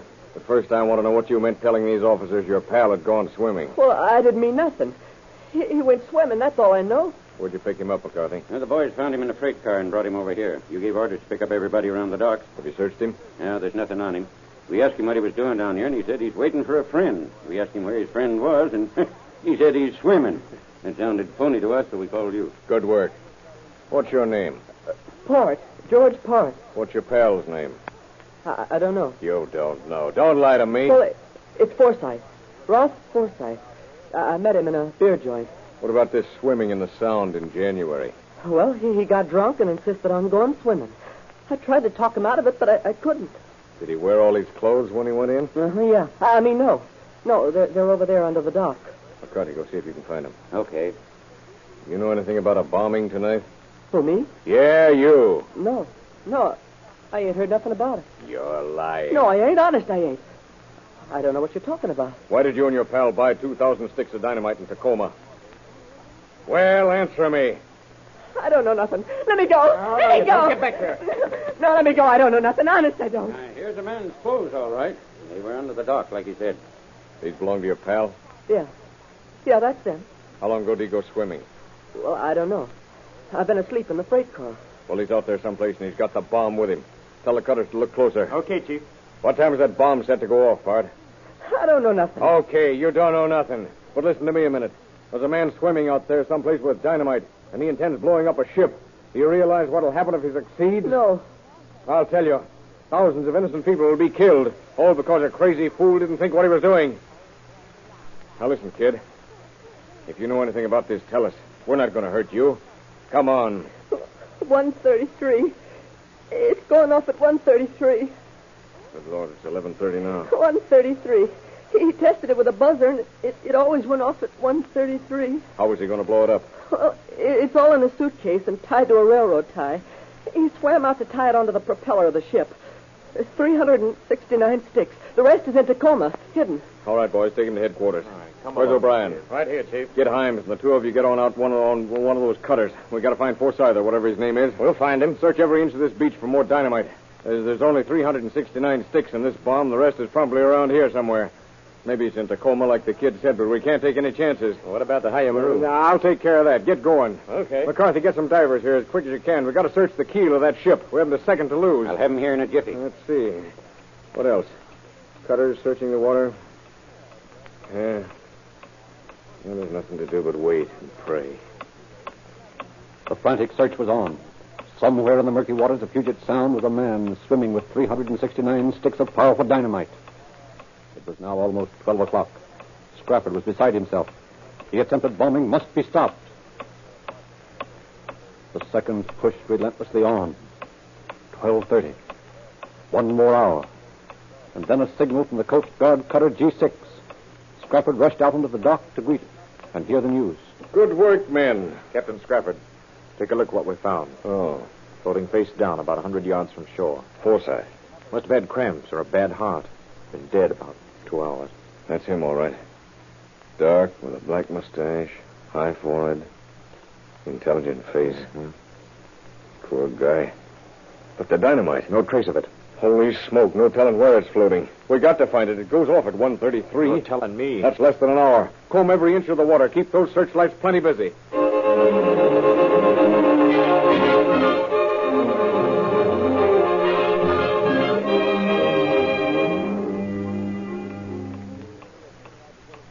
$12:45. 1 o'clock, and still no trace of the missing bomb. 1:10. The search was at a fever pitch. 1:15. Eyes ached, heads throbbed. 1:20, and Captain Scrappard gave orders to clear the sound. The crew of the Hayamaru abandoned ship. No craft was permitted to get within several hundred feet of the troubled area. Scrappard, O'Brien, and Himes stand, watches in hand, waiting for the detonation, coming at 1:33. 3 minutes to go.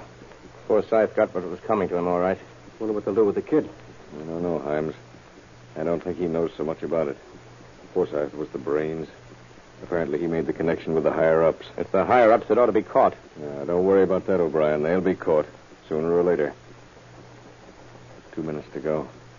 It's 1:31 on the dot. Wish they'd hurry up and blow. The suspense is getting me. Me, too. The kid must have told the truth about the rest of it being in Tacoma. The boys didn't find any of it around here. Forsyth seemed to have plenty of money, yet I checked on him like you asked. He isn't supposed to have any. And his bosses furnished him with all he needed to get the dynamite. I wonder how much he was to get for blowing up these ships. Whatever it was, he'll never collect it now. It's 1:32. 1 more minute. Get ready for the explosion. I'll feel the shock for miles around. Yeah, we better lie down or we'll be knocked down. It's a shame Forsyth had to die like that. It's too good for him. Yeah. All right. Get set. Here it goes.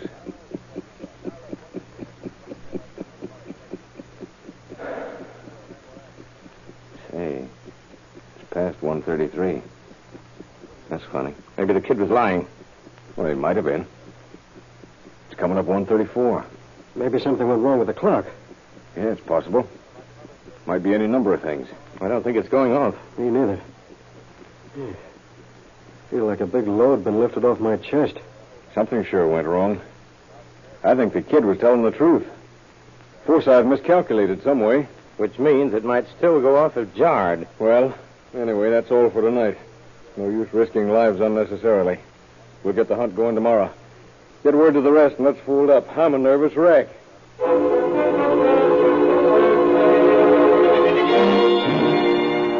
The search was called off for the night to be taken up early in the morning. Every precaution was used, as the floating dynamite would be a constant menace until found. Late the next afternoon, down into the dock, Officers O'Brien and Himes noticed a dark object just below the surface of the water. Rowing close, they discovered the suitcase with its deadly contents.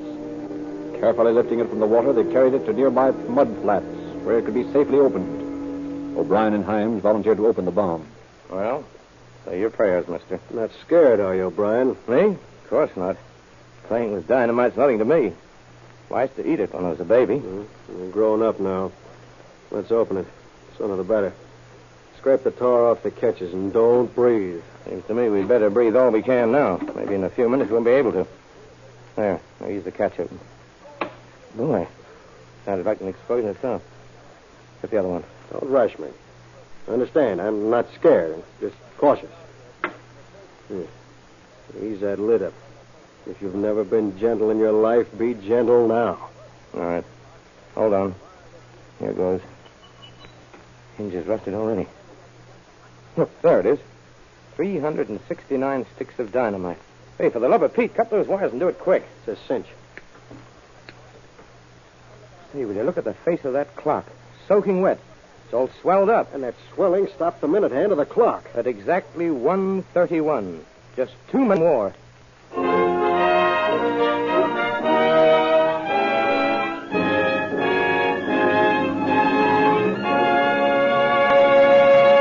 In just a moment, we shall hear the concluding facts of our story. During this brief interval, may I say the verdict rendered by an impartial jury at the bar of public opinion is that Rio Grande Cracked is the gasoline of all-around police car performance. That its colleague in maximum motoring efficiency is Riolube, the 100% paraffin-based motor oil that withstands any engine heat or cold weather and sells for but $1.25 a quart at your Rio Grande dealers.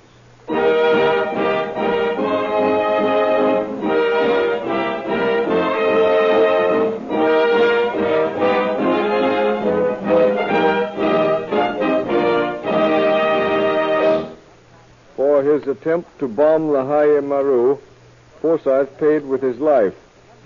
Federal agents are seeking the men who employed him, and his companion has been held to answer for his part in the plot. Definitely, the crime of Ralph Forsyth failed to pay.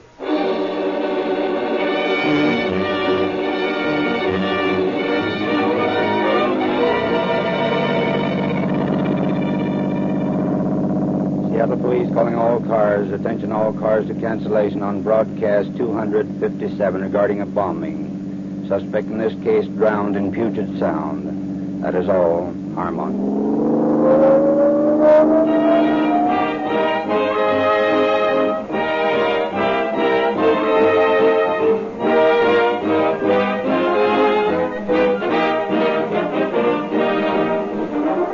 This is your narrator, Frederick Lindsley, bidding you good night for Rio Grande.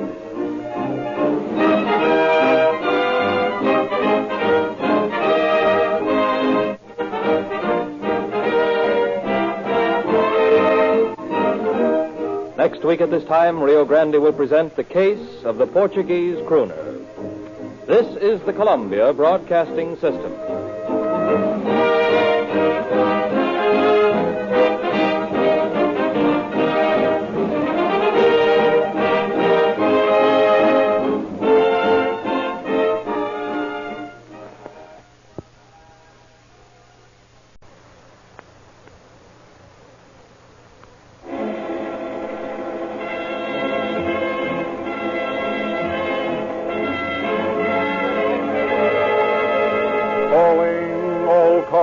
Copyrighted program created by Rio Grande. Contra Costa Sheriff's Office calling all cars. Attention all cars. Broadcast 258 regarding a missing person. Be on the lookout for Manuel Santos, missing from his home since September 1st. That's all. Rosenwood.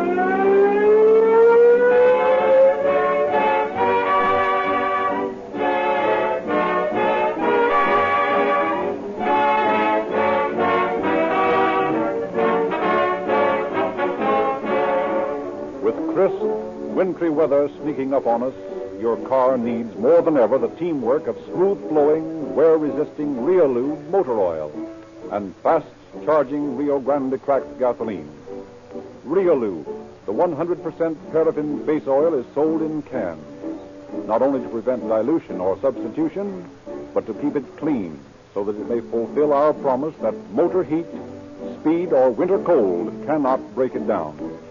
Riolube will protect every moving part of your motor, and it costs but $0.25 a quart. Better put some Rio Grande Cracked in the tank, Dr. Lindsley. Oh, yes. But I think I need only remind you, friends, that if you want the best your car can give, you cannot afford to power it with anything less than the gasoline which is found in the tanks of more police cars, fire engines, ambulances, and other public serving equipment wherever it is sold than any other brand. Get Rio Grande Cracked, the gasoline that is first with those who know gasoline best.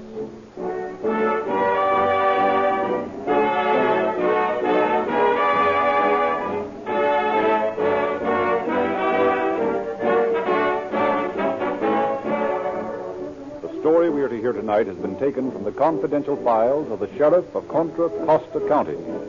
We have therefore asked Sheriff John A. Miller to prepare a foreword for our program from San Francisco.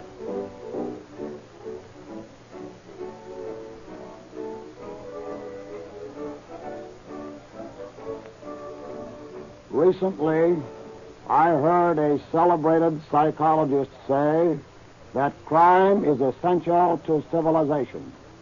In all my career as a peace officer, I have not found that to be a true statement. I have found that crime is an ever-present problem, but I cannot agree that it is an essential one. The psychologist is treading on dangerous ground, in my opinion, when he recommends the breaking of bad laws as a means of eliminating them. There are many unjust laws on the statute books, but they should be eliminated through the channels of the law itself, and not through the actions of lawless savages. That is exactly what a criminal is, a lawless savage.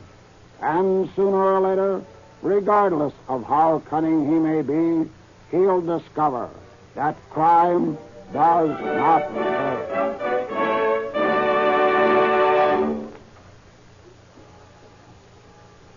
In an Oakland radio station, a program is just being concluded. And as the concluding number on the Portuguese Hour tonight, Manuel Santos will sing Tri Anita.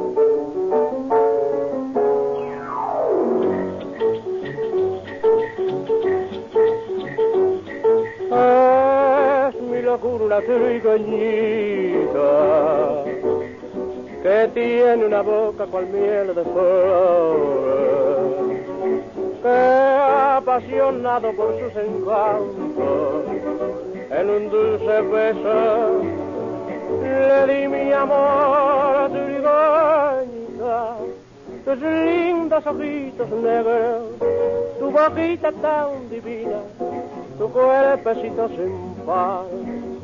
Tal parece una diosa alabastrina y ojitos cual la serina, de hermosura sin igual, trigueñita.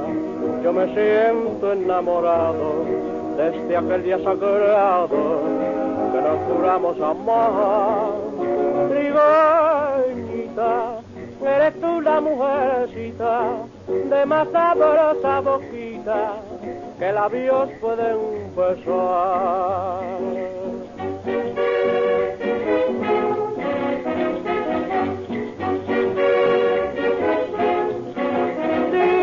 Trigueñita de mi vida, trigueñita de mi amor, ven, cuchunga, ven, mamita, que me muero de dolor.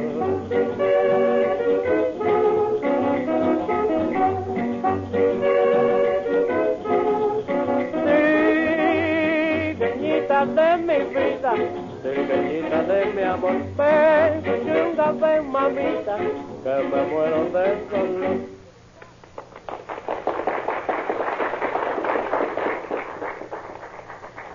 Our scene shifts now to the town of Rodeo. 2 days later, Manuel Pino talks to his friend, Mario. Mario, you have seen Santos? Not today. I don't see him since Tuesday. Tuesday, that's just 1 day ago. I know, but he told me Tuesday morning he was going to Oakland to buy a new radio, and I don't see him since. He was on the radio program Sunday night, no? Sure, he sang a couple of songs, one in Portuguese and one in Spanish. I know, I heard him. Well, anyway, he was at home when I leave for work Tuesday morning. That's when he told me he was going to Oakland to buy the radio. But when I get home, he's not there, and he's not been back since. Oh, well, maybe he decided to have good time in Oakland. No. I don't think he would do that. He do not want to lose his job at the smelter. And I would stay away from work unless something had happened to him. But what could happen to him? I don't know. There were some guys around here who don't like him. They're jealous because he sings on the radio and all the girls, they rave about him. Nobody's doing nothing to Santos. He's too popular. Well, just the same, I go to Oakland and look for him. I go with you. I got to pay speeding fine in Berkeley. How about we take your car? Mine, she's not running so good. All right. But I got to come back by 4 o'clock. We better start about noon. Okay, pick me up at my house at noon.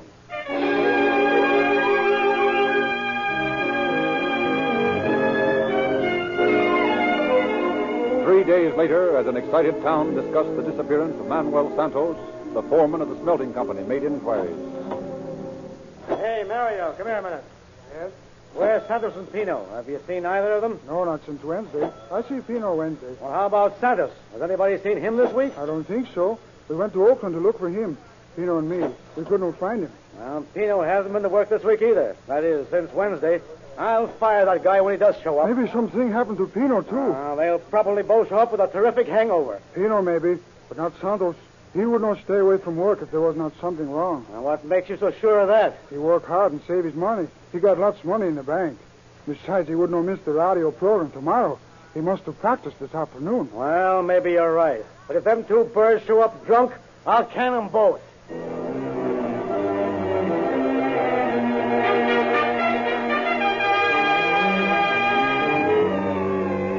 At 10 minutes past 9 o'clock next morning, the telephone rang in the home of Deputy Sheriff Beck.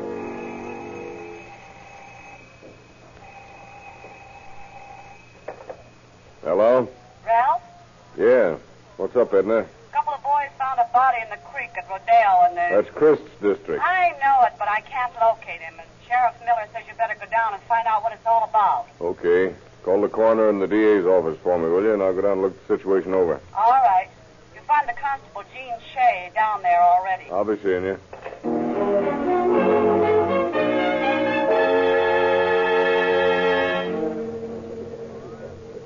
Hello, Gene. What's coming off around here? Lots of excitement in the Portuguese colony. How come? Yeah, word got around pretty fast, and we found the body in the creek a while ago. There's a lot of speculation as to who it might be. That so? Who's missing? A couple of fellas. Manuel Santos hasn't been seen or heard from since last Tuesday. A friend of his disappeared Wednesday. What's his name? Manuel Pino. Getting a lot of Manuels in this case already. Well, that's a common name around here. Who do you think the fellow down there on the creek bed is? Don't know. We're waiting for the coroner's men to get here. Brooks came out just before you did, and he decided to send for Coroner Abbott before he did anything. Mm-hmm. Might be a good idea at that. Where'd this fellow Santos live? The one who's missing. In that house on the creek right down there. Let's take a look at it. You say this fellow's been gone since Tuesday? Oh, Monday. Nobody but Pino saw him Tuesday. And nobody's seen Pino since Wednesday. Yeah, that's about the size of it. Place looks deserted, all right. Door's locked, too. I was up here a few minutes before you came. Tried the door. Have to try a window, then. Key's on the inside. These places never are locked up very tight. Seems to have been a fight of some kind going on in here lately. I'll say. Blood all over the place. Let's take a look at the back part of the joint. Looks like somebody's really looking for something, judging from the way things are torn up. Mm-hmm. Wonder why they'd stop to tear pictures out of an album, though. No telling. Uh-oh. There is something. Where? Take a look at that wash tub there. Bloody blankets. Well, looks like we got a first-class murder on our hands. Yeah, but who's murdered? Santos or Pino? Maybe neither one, maybe both. Who knows?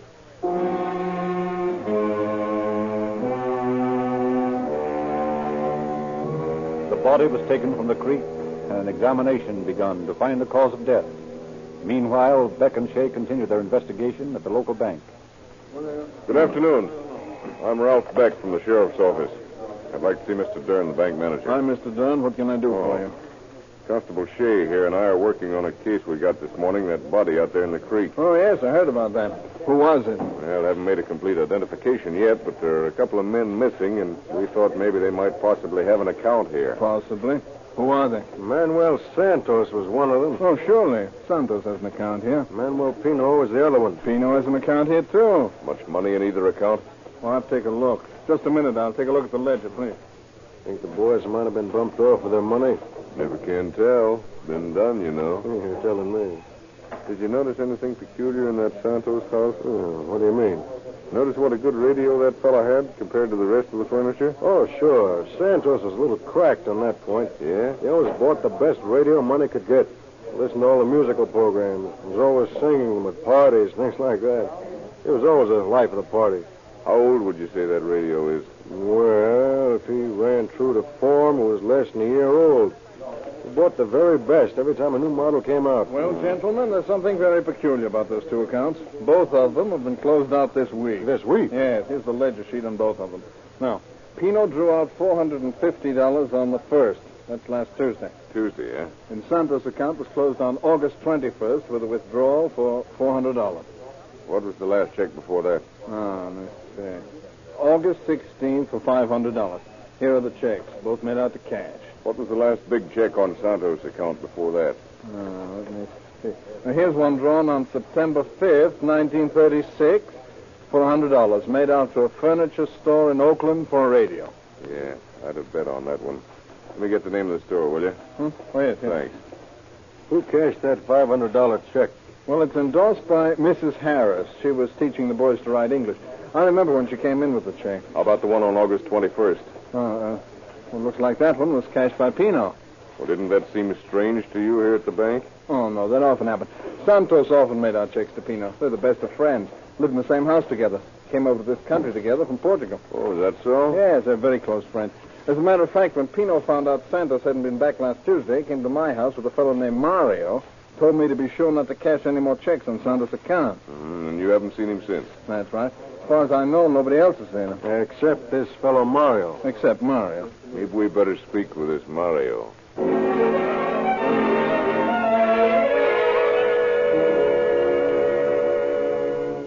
Mario, I understand you went to Mr. Dern's house with Manuel Pino Tuesday night. That is right. Why?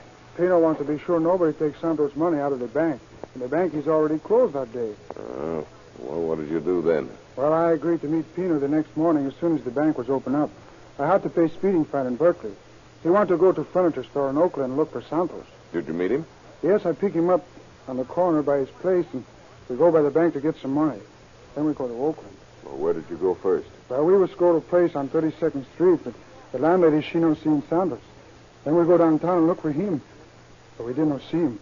Then we talk about going to the jail, but Pino say that do no good because if Santos is in jail, he telephone us. Is that all you did? No, we keep looking for Santos till about 4 o'clock. Then I got to come back because I work at night. What about Pino?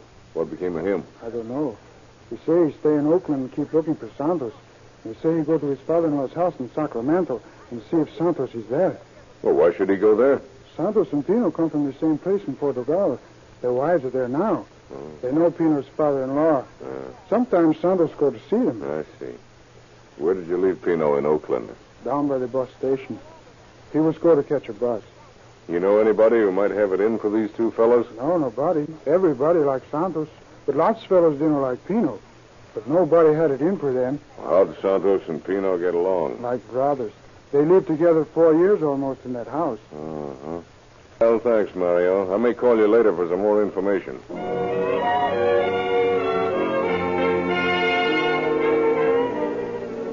The order completed, Deputy Beck conferred with Sheriff Miller. Well, Sheriff, I just got the report on that body we found out at Rodeo. Yeah? Identified him yet? Yeah. He was Manuel Santos, native of Portugal. Never took out any citizenship papers. Oh? Any idea who killed him? Not yet. We're looking for another man, a friend of Santos. He disappeared about the same time. Went to look for Santos and never came back. Oh, do you suspect him? Well, from what I can learn from the friends of the two men, this Pino would be the last person in the world to want to harm Santos. Any idea where he might be? No, I haven't, unless he's been killed, too. Both men drew quite a lot of money out of the bank about the same time, and both of them may have been murdered. Well, don't pass up any bets, Ralph. What do you mean? Don't leave any points uncovered. Be sure you haven't overlooked anything. Oh, I will, Chief. And what's your next move? I'm going to Sacramento and talk to Pino's in-laws. Maybe they know if he had any enemies. Okay. Let me know what you find out.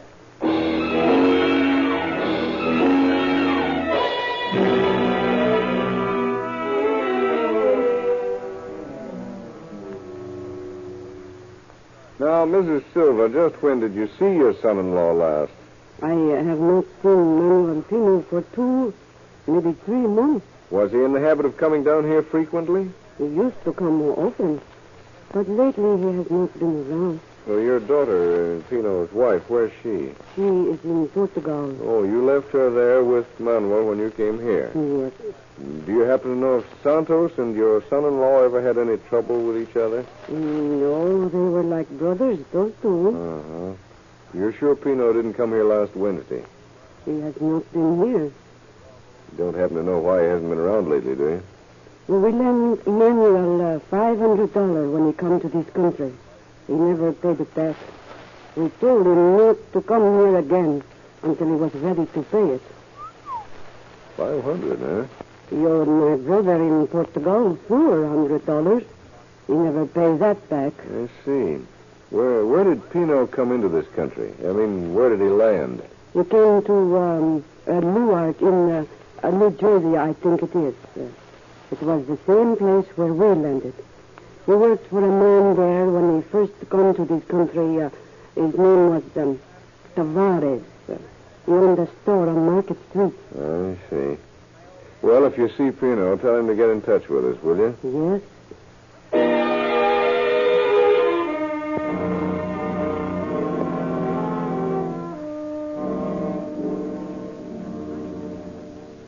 You wish to see me? You're the Portuguese consul for this district? Vice consul, if that will help you any. It might. I'm trying to get some information on 2 men who came from your country. What are their names? Santos and Pino. They both have the same first names, Manuel. Oh, yes.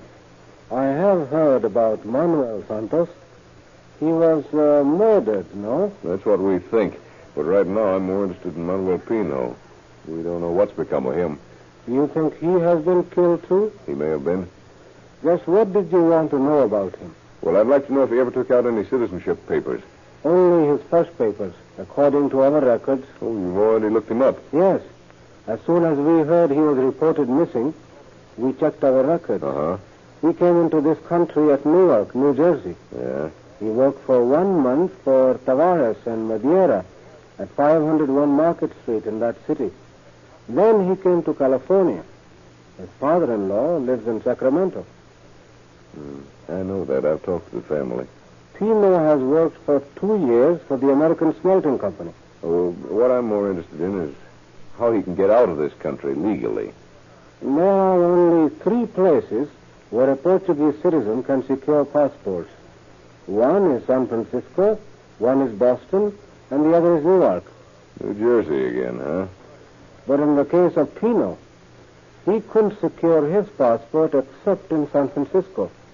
He would have to show tax receipts showing his income tax had been paid, and those receipts would have to be checked in California. Yeah, but he might stow away on a ship. He might. But if you know the Portuguese people, you know that is not likely. Yes, I've noticed they usually leave the same way they came in. By George, that's an idea.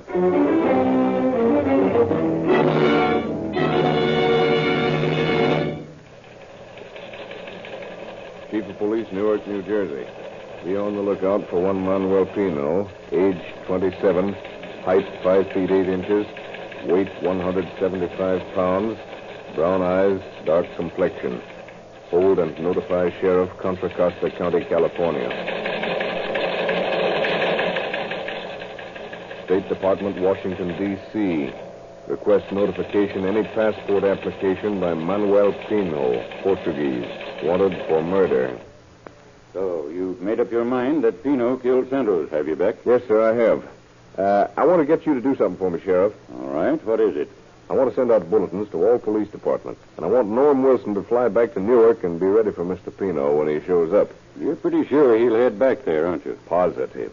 You let me in for a lot of criticism if this hunch doesn't work out. I know that, but it'll work out. Okay. Wilson will hop off in the morning. Your bulletins can go out tonight. Then what? I'm going to make a list of all the letters we found in Santos' house. All of them that are addressed to Pino, and check all the addresses that are in this country. See if he's communicated with any of them. You can really think of things to keep busy with. All those things you brought in are in my office, if you want to start in on them now. I sure do. Yeah. Notified the post office to hold any mail addressed to Santos or Pino? Sure. And I've asked him to watch for anything coming from New Jersey. Well, there's the stuff. Fits right in. What makes you so sure Pino's alive? Too many angles that don't check. I don't like that coincidence of those bank accounts being closed out so close together. Oh. I don't like the idea of Pino looking all over Northern California for Santos when his body was lying in a creek not 100 feet from his own house. Hey, you've got a point there. And I don't like the absence of pictures of Pino and all this junk we picked up at his house. Oh, what's wrong with that? Take a look at this album. Full of pictures of Santos and a lot of other guys, but not a picture in there that looks like Pino's friends say he looks. Hey, that does seem funny. Yeah, when we went into that house, it was turned upside down, like somebody had been looking for something. But all that's missing is Santos' money and pictures. Now, that doesn't make sense. And you told me a porter at the bus station thought he remembered a man like Pino leaving Oakland on Wednesday. That's right. And another thing. Pino told this fellow Mario that Santos was going to a certain furniture store to buy a radio. I checked with the store. It was the same one where he bought the other radio. And neither Santos or Pino had been in there since a year ago. So what? Pino said definitely that he was going there to find out if Santos had been there. And another thing, he's supposed to have gone to a rooming house on 32nd Street in Oakland. And the landlady says he never showed up there. From which you conclude that he wasn't looking for Santos. And that because he knew darned well where Santos was. He knew Santos was lying in that creek. Yeah? Sheriff Miller? This is the post office in Rodeo. We just got an airmail letter from Newark, New Jersey, addressed to a fellow named Mario here in Rodeo. Okay. Hold it till one of my men gets there. We want to compare the handwriting with some specimens we have here. All right, we'll hold it. Well, Ralph, we may have something to go on. Yeah? Mario's letter at the Rodeo post office, and it's from Newark, New Jersey.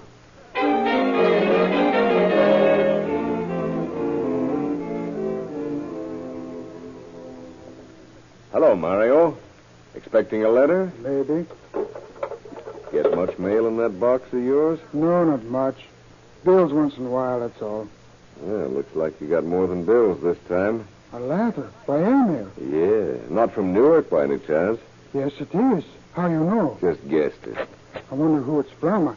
I know nobody in New Jersey. Why don't you read it? Look. It's from Pino. Manuel Pino. He's in Newark, New Jersey. That's all I wanted to know.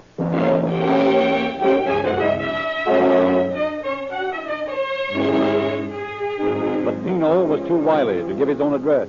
He gave the address of a friend, but by arrangement with Mario, a decoy letter was dispatched to the suspected man. Then on the 14th of September, 2 weeks after the death of Manuel Santos, a man walked into a store in Newark, New Jersey.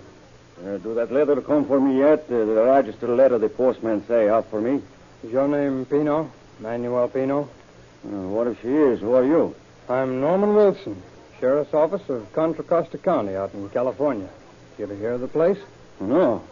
Well, you will, because that's where you're going, right now.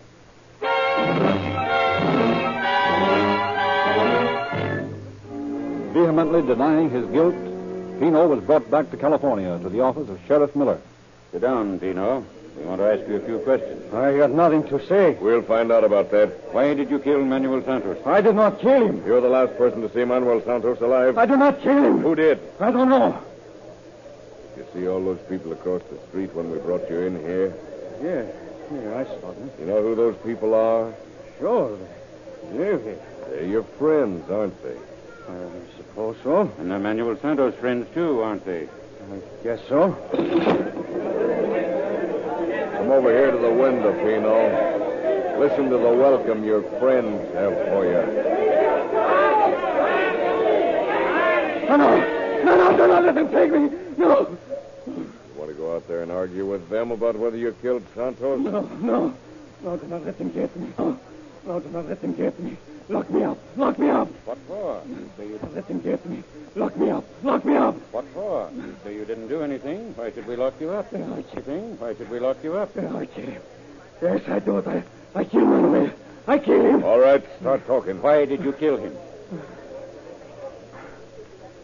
It was his voice.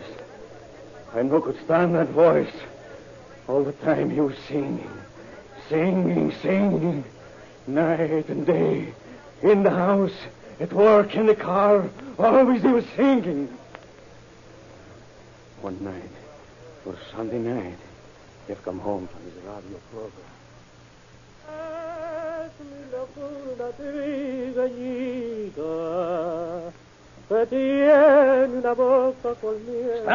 Stop it!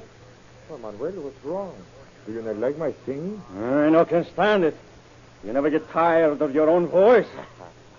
Of course not. I love to sing. That's why I buy the good radio, so I could learn a new song. So I can sing it to my friends. All the time you sing to your friends.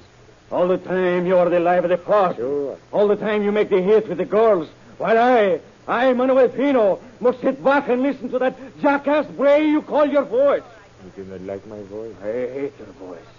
It is not a voice. It is a frog croak. You do not think I can sing? You can sing better, perhaps? If I could not, I would cut my throat. You would like to cut my throat, perhaps, huh? Then you could have all. Everything to yourself. You do not think I know what you have done to me, do you? You do not know that I found out that you have forced my neck to the checks that I bounced to you. You do not know that I found out that all this time you have been stealing from me. Stealing from me. You say you cut your throat if you cannot sing better than I. Better than I. Very well. Very well. There is my razor. Cut it for you. Or shall I cut away it from for me, you? Manuel. You keep away from me, Manuel. You keep away. Keep away. And that be the way it happened. He attacked me, so I killed him. I have to do it. I get it. The old self-defense racket, eh? Manslaughter instead of murder. Is that it? Yes, that is it. That is the truth. I've told you how it happened. Oh, you got it all figured out, haven't you, Pino? You think you'll get off with manslaughter and be out roaming around again in 5 or 6 years. Is that it? Maybe. Who knows? I do. Well, you may get away with this. I don't know. But I do know one thing. If you ever do get out, it's back to Portugal for you. Portugal? Certainly. You're an undesirable alien. Very undesirable. They'll deport you. But I cannot go back to Portugal. Oh, why not? Santos people, they will kill me. That's too bad. No, you cannot do this to me. In Portugal, it is an eye for an eye. A tooth for a tooth. A tooth for a tooth, huh? Yes, they will kill me. Well, Pino, you don't have to worry about that tooth for a tooth stuff. Oh, no? No. It's a throat for a throat that's going to ruin you.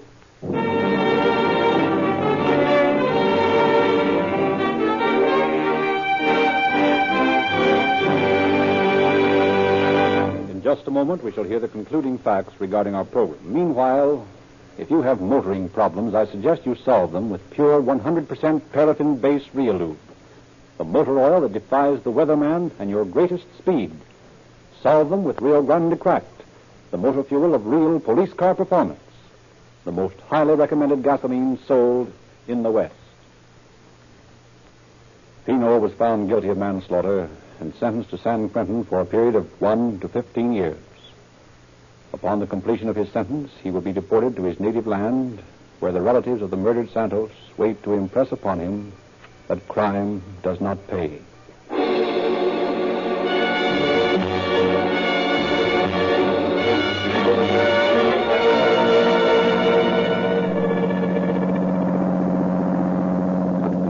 Sheriff's Office calling all cars. Attention all cars to cancellation of broadcast 258 regarding a missing person. Suspect in this case is now in custody. That's all. Rovers in prison.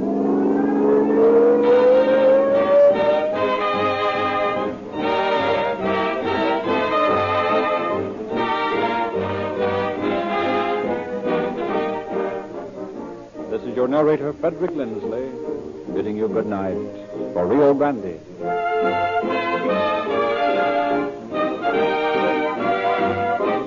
Next week at this time, Rio Grande will present The Case of the Glass Gun. This is the Columbia Broadcasting System.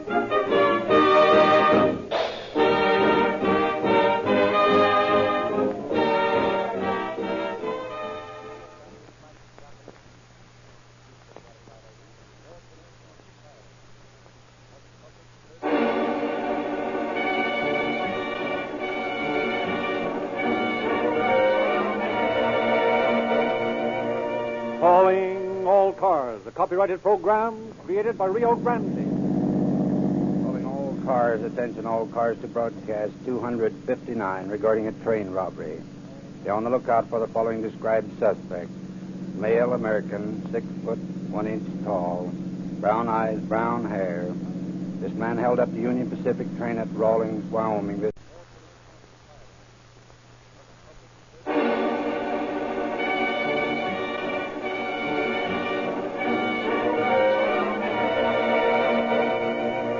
Calling all cars, a copyrighted program created by Rio Grande.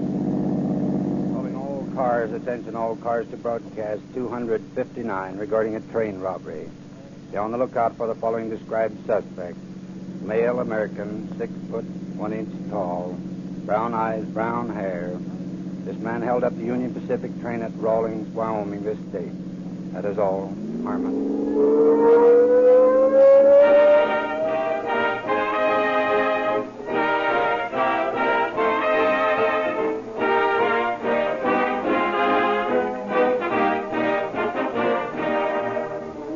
Some of the older generation may mourn the passing of the time-honored Cracker Barrel.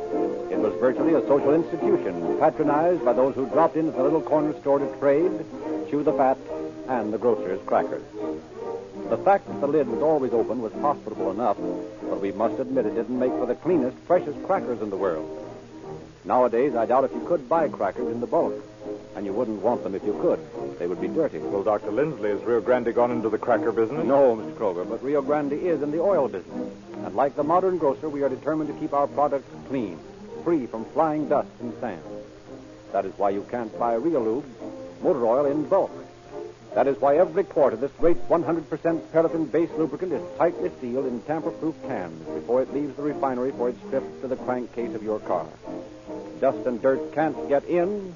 None of Rio Lube's unadulterated strength can get out. There's no chance of substitution, dilution, or spilling. When you drop around in the morning for that tank full of widely acclaimed police car performance Rio Grande cracked gasoline, take on a crankcase full of Rio Lube, the cold-proof, speed-proof motor oil that comes in grit-proof cans.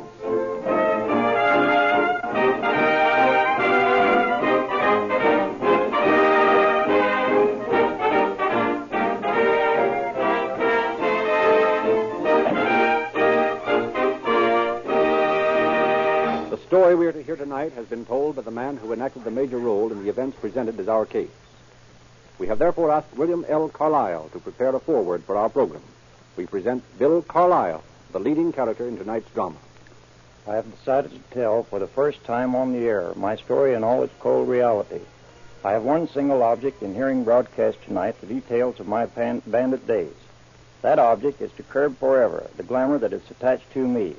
I want the world, and especially the footloose youth of the world, to know that even the most colorful, the most daring of the so-called Robin Hood bandits will ultimately pay a terrible price in years of aging, mind-destroying confinement for the brief moment of excitement and the few easy dollars gained. I look back on the 20 years of imprisonment, restriction, of paying day by day, hour by hour, minute by minute, for the debt I incurred when I swung aboard my first train, gun in hand, and committed my first crime, and say to you, it was a terrible price to pay. As our story unfolds, you will see why I can so strongly say crime is a losing proposition.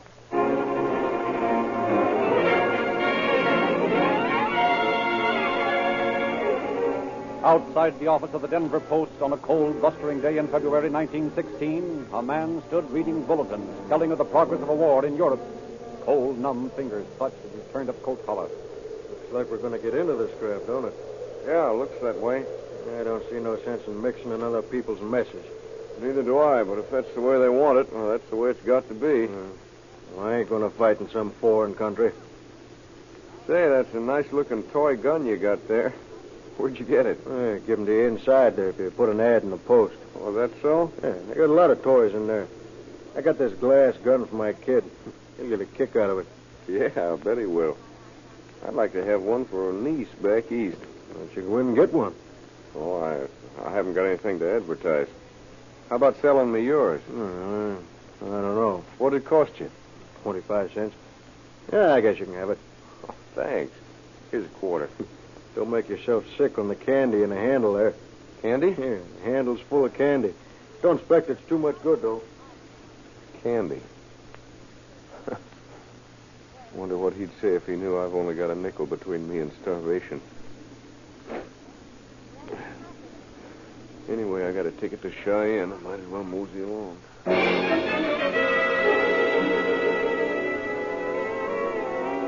On the train to Cheyenne, Bill Carlisle tapped the store of sweets and the handle of the toy gun.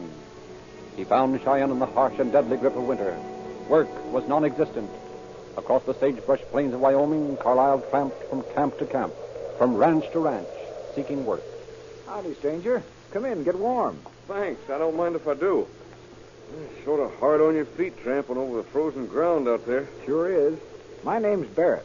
Dad owns this place, and we boys take turns staying out here at the camp. I'm Bill Carlisle. I just got in from the foothills. Trying to find something to do.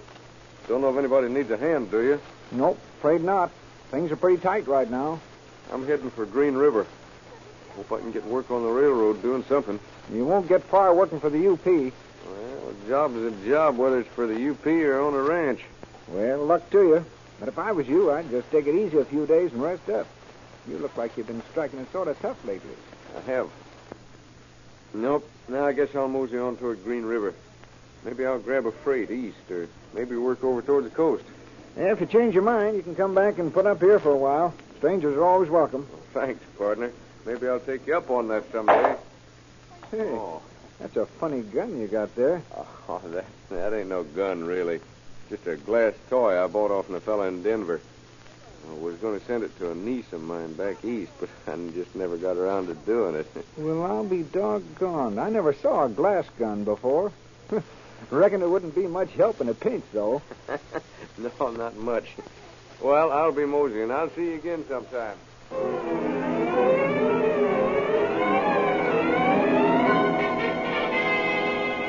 The blizzard increased in force as Carlisle made his way toward the little town of Green River. The howling wind whipped the flying snow into a ghostly cloud about him as he trudged toward the town. Night closed in smotheringly as he entered the warm glow of the railway station waiting room. Howdy. Howdy. Live around here? No. Looks like it might clear a mite, eh? Yes, it does. Live west of here? No, I've been working mines around Denver. Oh. Seen the Post today? No, thank you. Like one of these here magazines? No, thanks. Got some good Wild West stories in them. Have they? Yeah. All about the bold, bad bandits of the Old West. Bandits, huh? Yeah. Yeah, them was the days. You remember them? Remember them? Well, say I do. I was in the posse that hung one of them. That hung a bandit? Sure thing. They was a hard-riding, fast-shooting lot. Yeah. I used to read about them when I was a kid. Well, them days is gone forever, I reckon. We ain't had a train robbing these parts in nigh under 20 years yet. It was easy to hold up a train. What'd you say? Oh, nothing. I was just sort of thinking out loud. Sounded just like said it'd be easy to hold up a train. Oh, did it? Yeah, sure did. Couldn't be so easy, though. Fella'd get caught, sure shooting. What makes you think so? Well, last time the UP got held up, they offered a big reward, and some rancher turned the feller in. Was that the one they hung? Well, the same fella. Young guy, too. Looked a lot like you, as a matter of fact. Rancher turned him in, huh? Yeah. The reward was more than the place was worth for farming, so he figured it was a good deal. Oh, yeah, sure. It was a good deal for the rancher. Yes, sirree. Posses out here always get bandaged. Well, there's my train. Going back to Iowa to see my daughter. So long, young fella. Don't hold up no train. Never can tell. They might hang you. Yeah, they might at that. Don't hold up no train. Why not? What have you got to lose? All you need is a little nerve. You can get away with one train robbery. Don't hold up no train. That won't hurt anybody. You mustn't hurt anybody, you know. Look at those people in the observation car. Yeah, look at them. They are not hungry. Look at them. It'll be easy. They'd be too scared to notice it was a glass gun. Well, they're gone now. But don't worry, there'll be another train along in an hour. You can wait. Take your time. You can wait. You can wait.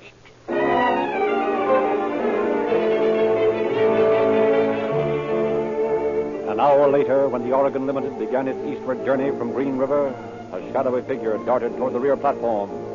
And as the train gained speed, the silhouette of a man was outlined against the lighted door. Holding a white handkerchief, the man formed a mask across his face and, stamping the snow from his feet, entered the car. Hey, you. Me, boss? Yeah, you. Take off your cap and walk down the aisle ahead of me. Yeah, the show. Baggage, sir? Don't get funny. Move. Oh, my, move. Yes, All right, get your mitts up, all of you. Cut out the chatter. Get your money in this bird's cap. Oh, my Lord. Okay, mister, just drop your wallet in. That's it. Please don't take my ring. It's my wedding ring. Keep it, lady. I never rob no women. Oh, thank you. Get going, Porter. Oh, my, yes, I'm moving. Not going. That's a nice watch chain you got there, mister. Anything on the end of it? Yeah, pretty watch. I'll keep it. Never mind, just keep your mouth shut. And that goes for the rest of you. Move on, Porter. Yes, I'll move on. Oh, my Lord. Oh, what happened? Oh, what's wrong? We're stopping. Don't worry, lady. Nobody's going to get hurt. I'm getting off. Open that door, Porter. Yes. There's the conductor, sir, in the vestibule. I see him. Hey, you. Get that trap door open. I said open it up. Open it up, boss. Let's get him off here. He's bad, boss.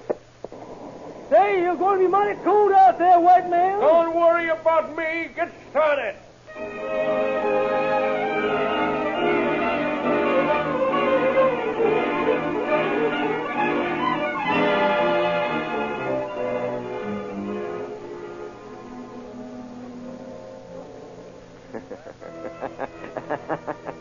That was a cinch. Nothing to it. You got away with it, didn't you? You robbed a train. You're a bandit. You're a felon. There'll be a price on your head. Every man's hand will be against you. You'll be hunted night and day. There'll be no rest for you. You're alone. You'll be alone. You don't dare trust any man. Look, there's a shadow. No. It's just a bush. Where's your courage now? Where's your toy gun? Oh, my God. I've lost that gun. I dropped it. They'll find it. They'll trace you. You must run. Run away. No, not that way, you fool. That's the way the train went. It'll be the first place they'll look for you. Be calm. Go back the other way. Be calm. That's so fool 'em. They won't think of this trick. I think I'm in Rock Springs. I'll fool them.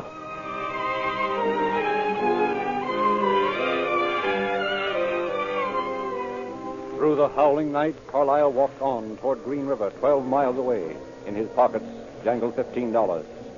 For those, he had forfeited his right to walk uprightly as a man. As dawn broke over the Wyoming hills, he reached the sheep camp he had left the night before. Why, howdy, Carlyle. Come on in. Thanks, Barrett. Thought you were going east. Well, I was, but I got snowbound and I couldn't make it. Thought I'd take you up on that offer to lay up here for a few days. Well, it's all right with me. Make yourself at home. Thanks. I got to go into town this morning and may not get back before night. But you'll find everything you need around here someplace. Oh, you'll find a 6-shooter in that box back of the stove. 6-shooter? What'll I need that for? Oh, sometimes we like to shoot a few rabbits. Sort of breaks up the monotony. Oh. Good eating, too. Yeah, that's a good idea. Maybe I will go hunting. Well, better get some breakfast, I guess. I'm going to have to pull out pretty soon. Say, this is a pretty nice-looking gun. Want to sell it? Maybe. What do you want for it? Oh, I don't know. It belongs to Pedro. He'll be in after a while to get some coffee. Offer him $5 or $6 for it if you want to. He'll take it. Okay, I'll talk to him.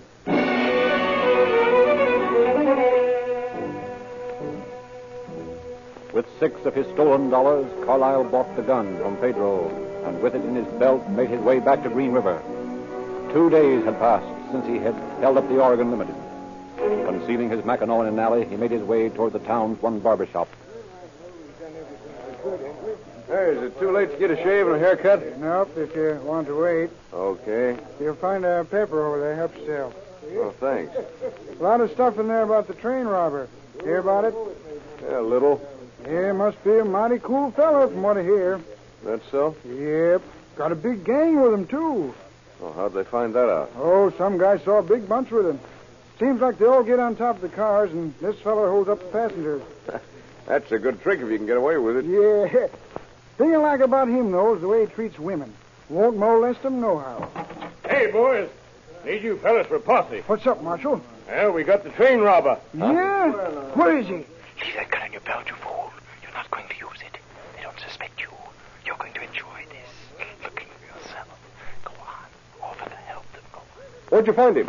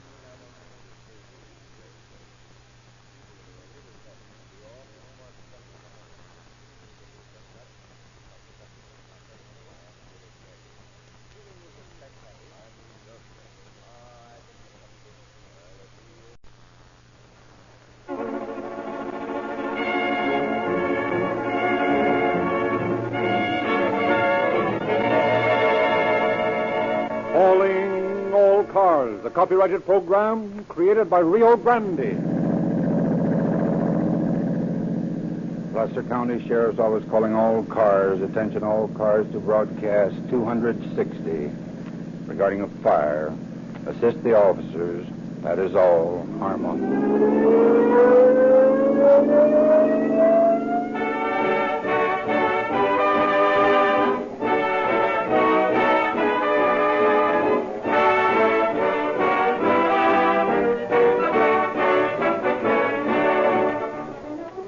Rio Grande unconditionally guarantees that Reolube, the 100% paraffin-based motor oil, will not break down under any engine heat or car speed, but will give your motor protective lubrication, add long years to its life, and lower cost of operation.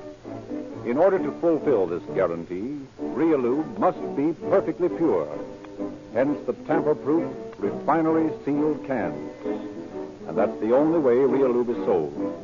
Bulk oil catches dust and grit, and dust and grit ruins any motor in time.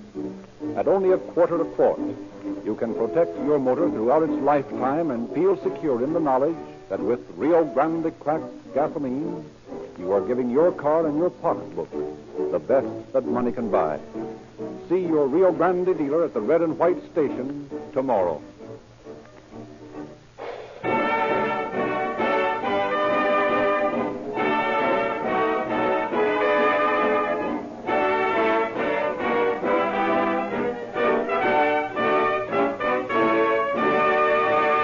The story we are about to hear was taken from the confidential files of the Sheriff of Placer County. We have therefore asked Sheriff Elmer H. Gum of Auburn to open our program. The case we are to hear tonight was one of the most interesting in the history of California jurisprudence. This case is interesting in that it was the first trial in which the science of ballistics was employed to prove that a specific weapon was used to commit a murder. Another significant outgrowth of this case was the law which was enacted by the California legislature prohibiting the inheritance of money or property by a person who had committed a crime for that purpose. As a matter of record, this crime, as all others with which I have come into contact, was a most unprofitable affair. How the criminal was brought to justice, we shall learn as our program progresses.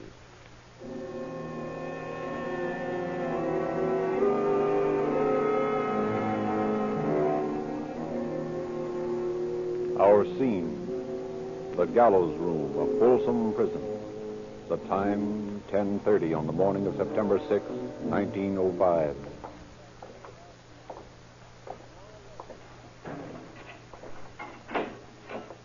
Come on, Weber. Time to walk. No. I'm innocent, I tell you. Now, that's all been decided. Come along. Cut out the dramatics. I didn't do it, Sheriff Dino. I didn't do it. Take your time. Yes, sir. You wish to talk to him first, brother? I'll wait. Pull yourself together, son. What time is it? Almost 10:30. May I send one more wire? You can't hang an innocent man. If you want to, take the wire. Okay, what is it, Weber? Send it to my attorney. Send it to all of them. They've got to help me. What do you want to say? Prevent execution. Insanity plea. Anything. Wire me answer at once. All right. Let's go. Send it as fast as you can or you'll be hanging an innocent man. Come on, Weber. You stalled long enough. But I tell you I'm innocent. I didn't do it. Up those steps, Weber. You want to go with him, Father? Yes. Let me help you, son. You believe I'm innocent, don't you, Father? You know I am, don't you? It isn't for me to say. I am not your judge. Over here. No, I'm innocent. Would you help me fix this hood? Is there anything you wish to say, my son? I didn't do it. Before God is my judge, I didn't do it. Kneel with me and pray. Dear Heavenly Father, forgive this boy in his error. He knew not what he did. I didn't do it. We are all children and make many mistakes, some more serious than others. And so, as this boy, Adolf Welbert, stands on the threshold of the great adventure, help him in the life hereafter to atone for his wrongdoing. Amen. Even you believe I'm guilty. Put this over your head. The telegram! The telegram! You've got to wait for the telegram! What time is it, please? 15 seconds to 10:30. 15 seconds. A lifetime. You'd better leave the platform, Father. 15 seconds. 15 seconds more. They've got to answer that telegram. They've got to save me. The whole trial was a fake. They're all trumped up charges. They all lied. I'm innocent. I didn't do it. The trial was crooked. They're murdering an innocent man.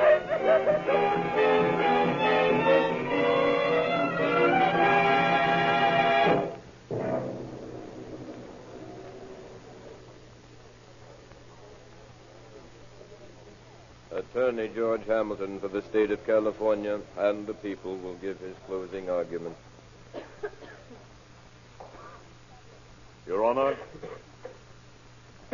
gentlemen of the jury, we have before us a question to answer. A question that can have but one answer. Is that man sitting over there, Adolf Weber, guilty or not guilty? He is charged with murder. Think that over, gentlemen. That man sitting slumped over in his chair with a smirking grin spread across his face is charged with the willful and wanton killing of his own mother. He is suspected of murdering his father and his sister and his brother, and will be tried for those crimes later. But at present we are concerned only with the shooting of Mary Weber. Let's go back and review the case from the start to the present. On the evening of November 4th, 1904, a fire broke out in the Weber home on the hill overlooking Auburn. The fire department rushed to the scene and fought desperately. A few minutes later, it was discovered that there were 4 people trapped in the raging inferno. Julius Weber, his wife, Mary Weber, their daughter, Bertha Weber, and their youngest son, Earl Weber. The work of rescuing these 4 people was started immediately. Clarence Gear and George Ruth carried the bodies out. Make way. Give me room. I've got Miss Weber. Stand back, everybody. Give her air. Lay her out here, Clarence. Here comes George, Ruth, and Bertha. Keep back, everybody. Somebody help me. Get a doctor. Get Dr. Rooney. Do what you can. I'm going back after Earl. He's still in there. You can't go back in there. You'll be killed. I'll be back in a minute. Where's Adolf? Is he in there, too? No, he's sitting over there under the magnolia tree. I guess he must be stunned by all this. Hey, Adolf, are you all right? Now where's he going? What's he going to do with that bundle? Here comes Dr. Rooney. Get back, folks. All right. Let him through. All right. I got here just as soon as I could. Somebody bring me some water. Are they still alive, Doctor? Look, Adolf just threw that bundle through the dining room window. He's going to try and reach his little brother. I can't find any signs of life in either body. They're both pretty badly burned, too. Let him through. Here's Earl. I couldn't find Mr. Weber. Now, let me see him. Oh, the poor boy. Must have fallen. Is he dead, too, Doc? I can't tell you. Hello, Dr. Rooney. Are they all dead? Hello, Adolf. Are they dead? Yes, my boy, I'm afraid they are. They're all pretty badly burned. They hadn't been rescued just when they were. You're sure they're dead? Yes, positive. You were very brave to try and help rescue them, Adolf. Huh? What do you mean? We saw you throw that bundle through the window and break it. If the fire hadn't suddenly flared up, I'm sure you would have saved your little brother. Oh. Yeah. Yeah, that's it. I was trying to rescue him. I was going to climb in the window and drag him out. But the fire was too hot.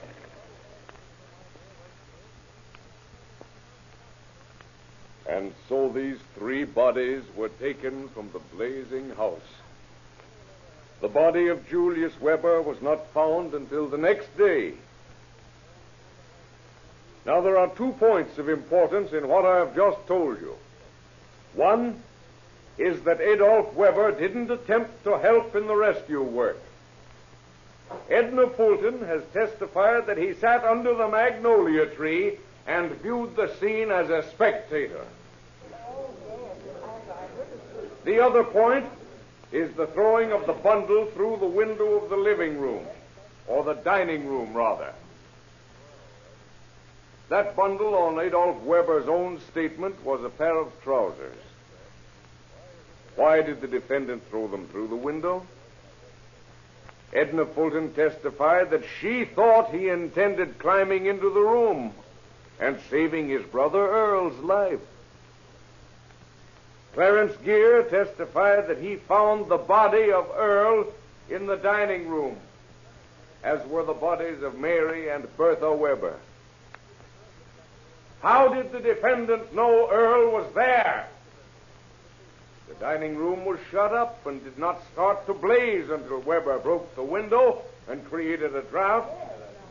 Remember that, gentlemen. Adolf Weber knew the bodies were in the dining room. The following day, a discovery was made in the coroner's office. Sheriff Keener was called in and acquainted with the... Let me get this straight. You say, Dr. Rooney, that they were all dead before the fire started? Yes. Mary Weber was shot through the heart. Bertha Weber was shot in the chest, and so were Julius Weber and Earl. I'll be... Have you got the bullets? Yes.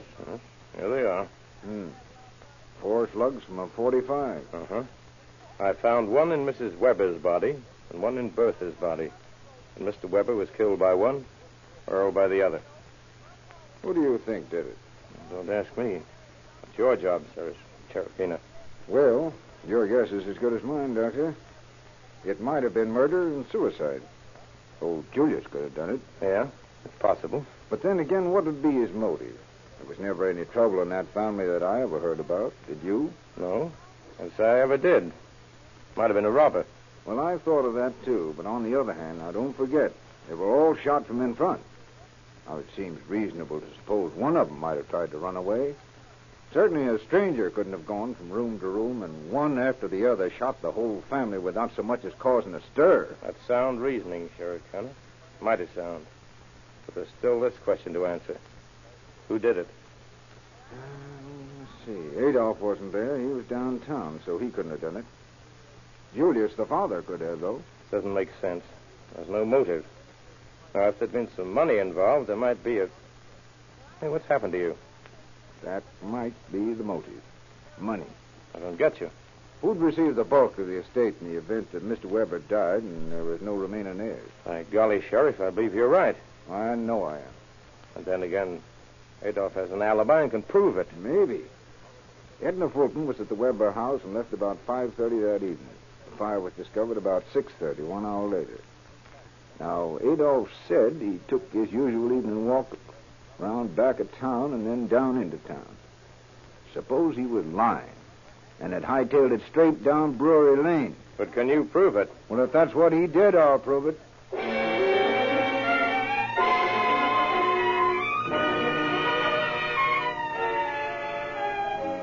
In the course of his investigations, Sheriff Keener questioned Joe Powell, clerk at the American Hotel. Now think hard, Joseph, real hard. Well, you see, Adolf, he come in here one night this week, but so much has happened in such a short time, I can't just remember what night it was. Adolf came in here to the American Hotel often, didn't he? Oh, sure, that's why I can't remember that November 4th. But he was in here this week. Now, you're sure about that? Oh, I'm dead sure on that, because I was back in the washroom doing some cleaning up in there, and he comes in, and, see, he didn't see me, and he starts to wash his hands. Well, I spoke to him, and it scared him so bad he ran out the door. He didn't even dry his hands, or he didn't even turn off the tap. He just... Didn't that strike you as odd? Well, it, looked kind of crazy at the time, but I didn't think no more about it. I just... what did you do after he left? Let's see. I finished cleaning up in there and went out to the front of the desk. Well, then what happened? Well, just remember, it seems to me something happened, but I can just, wait a minute. Say, that was the night of the fire. Sure, I remember now, because I got Hail Columbia for not staying at the desk out there. That's all I wanted to know.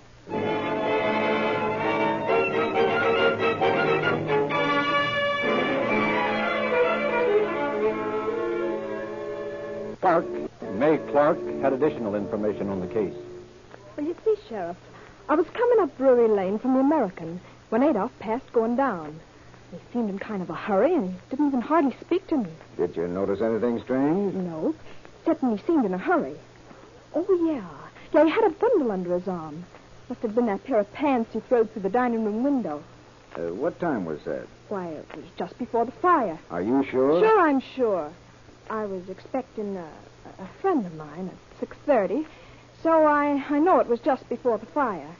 That's why I was going back to my room. Well, thanks, May. You've given me a lot of help. Well, if I can be of any more help to you again, why, just let me know, Sheriff.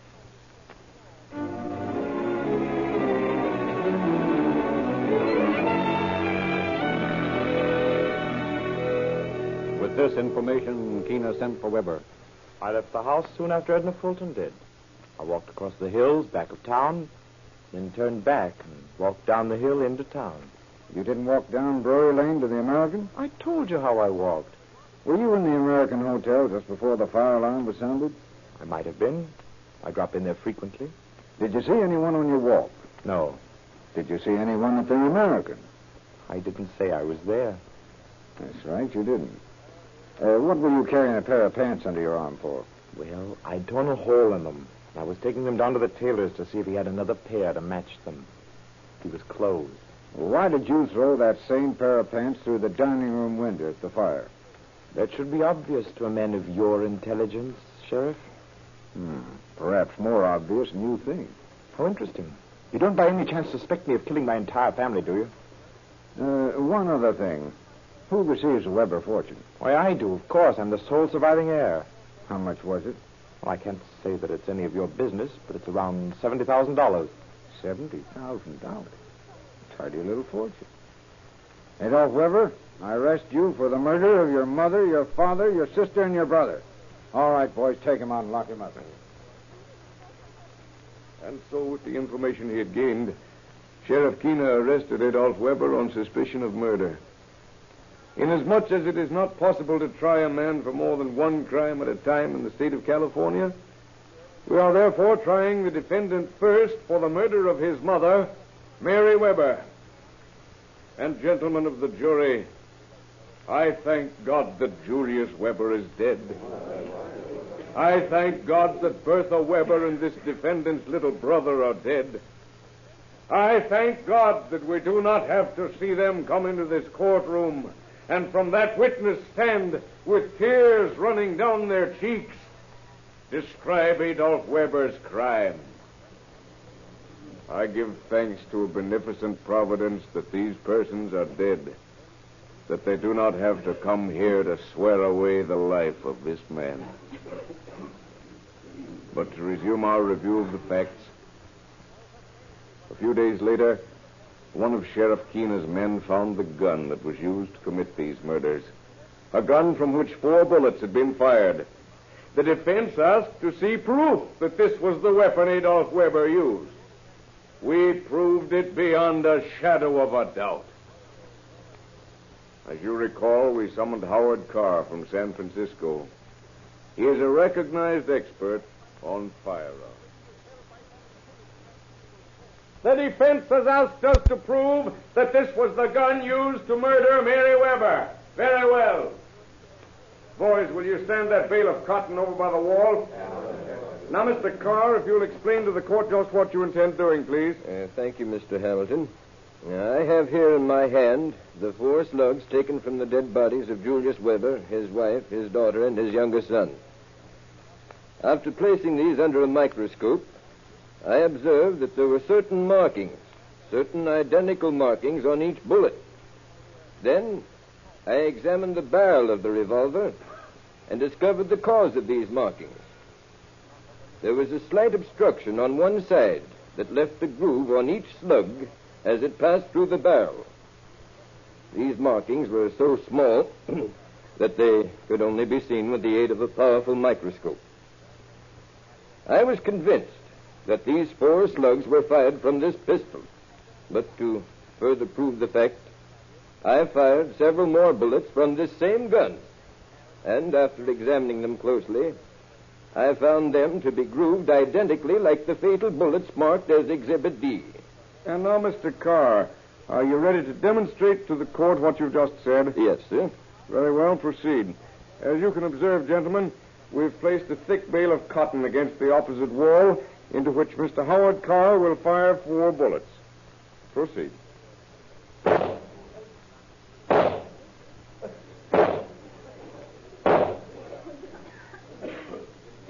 And now, gentlemen of the jury, it is your privilege to examine for yourselves the 4 bullets taken from the bodies, and then the 4 that have just been fired and are being removed from the bale of cotton. Look closely, and you will see that they all look alike. Definite proof, gentlemen, that all 8 bullets were fired from the same gun. And let me remind you that this gun was found in the Weber barn, among Adolf Weber's personal effects. And one other point. The empty cartridges were found nearby, where this fiend threw them.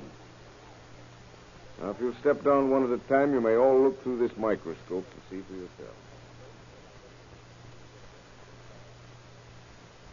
So you've all looked through the microscope and have seen for yourselves that this undoubtedly was the gun from which the fatal bullets were fired. Hard it is to believe that a man can kill his mother. All that he has, he owes to her. It was she who bore him, reared him, taught him, and promised herself that in her old age he'd be a comfort and joy to her. I say it is hard to believe that a man can kill his mother. But I say to you also that if there is such a man upon the face of this earth, that man sits here. Let me once more reconstruct the crime for you. The father, Julius Weber, was in the kitchen closet. His sister, Bertha Weber, was playing the piano and singing. The mother, Mary Weber, was putting the younger brother, Earl, to bed. It was then that this fiend, with gun in hand, deliberately and calmly walked up to his father, and without the slightest hesitation... Looking for something? Huh? Oh, hello, son. Why, yes, I used to have some... Adolf, what are you doing with that gun? Put it down. Put it down.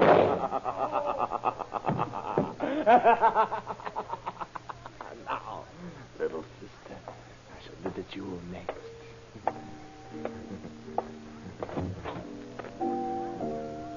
Bertha, turn around a minute. Oh, hello, Adolf. I was just...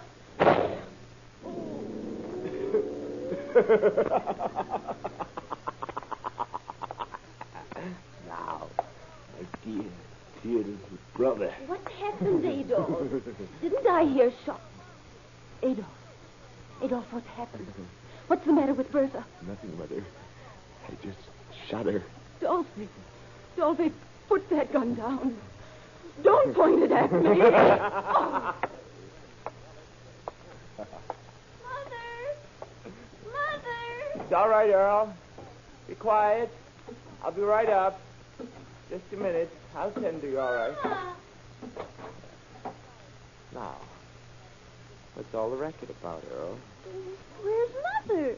Never mind your mother. What you got in your hand? What you gonna shoot?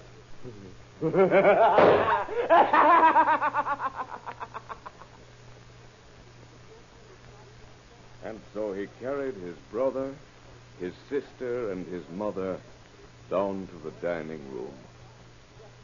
His father he left in the kitchen closet. Then, after carefully setting fire to the house, he started across the hills and then doubled back into town. And there he had the nerve to calmly eat an ice cream soda. But he made one mistake. He left the dining room shut up. And since a fire needs a draft, that room failed to burn. When Adolf Weber returned to his burning home, he made this discovery and quickly made his way to the dining room window and threw his trousers at the window and broke it, thereby causing a draft, and the room burst into flames. He served a double purpose by this act, as he wished to rid himself of telltale evidence. Although he denied it, it seems reasonable to assume he wished to rid himself of these trousers because they were splashed with blood.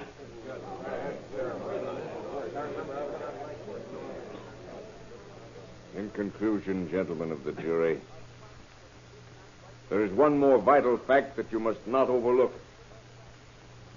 And that is that Adolf Weber is the sole heir to a $70,000 estate. That supplies his motive. And now you have all the facts before you. Why he killed, how he killed, and the gun he killed with. Every point, every step dovetails perfectly. As citizens of this state, I implore you to do your duty. Give this man who sits even now sneering and smirking while I talk, give this man the justice he deserves. Give him the same quality of mercy that he gave his mother as she knelt before him, begging for her life.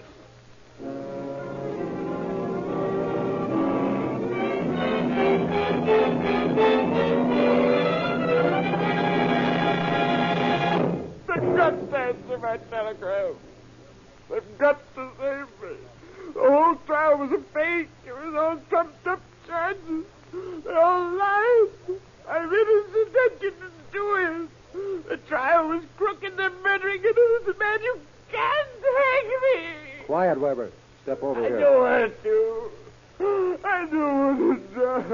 I'm too young to die. Step over here. I don't want to die. Put your hands behind you. No, don't tie my hands. I don't want to hang. There.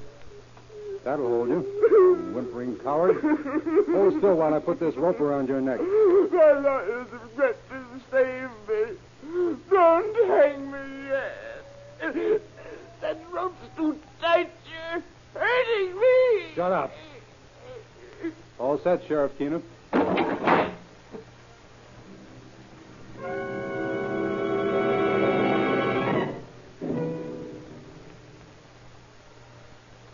In just a moment, we shall hear the concluding facts on our program. Incidentally, just a reminder, on your way to work in the morning, drop around for that tank full of Rio Grande Cracked, the gasoline of real police car performance. And if you're in need of an oil change, ask for Realube, the motor oil that engine heat and speed can't break down. Realube can't get gritty, can't be diluted, can't be substituted, because it is sold only in refinery sealed cans, never in bulk. Adolf Weber was convicted after one of the most sensational cases in the history of California. He was sentenced to die, and on the morning of September 6th, he was hanged in Folsom Prison. His was another crime that failed to pay.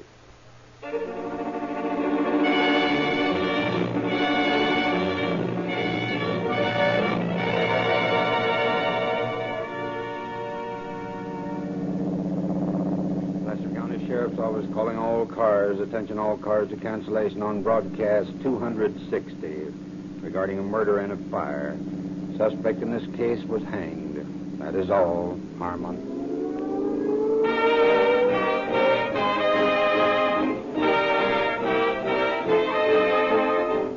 This is your narrator, Frederick Lindsley, bidding you good night for Rio Grande.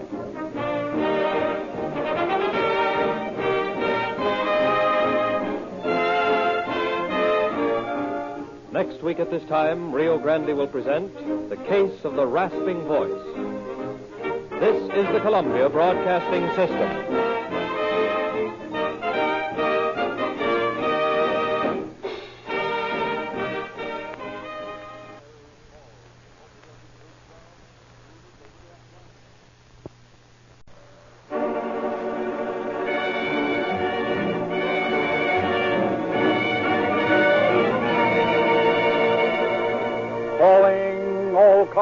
copyrighted program created by Rio Grande.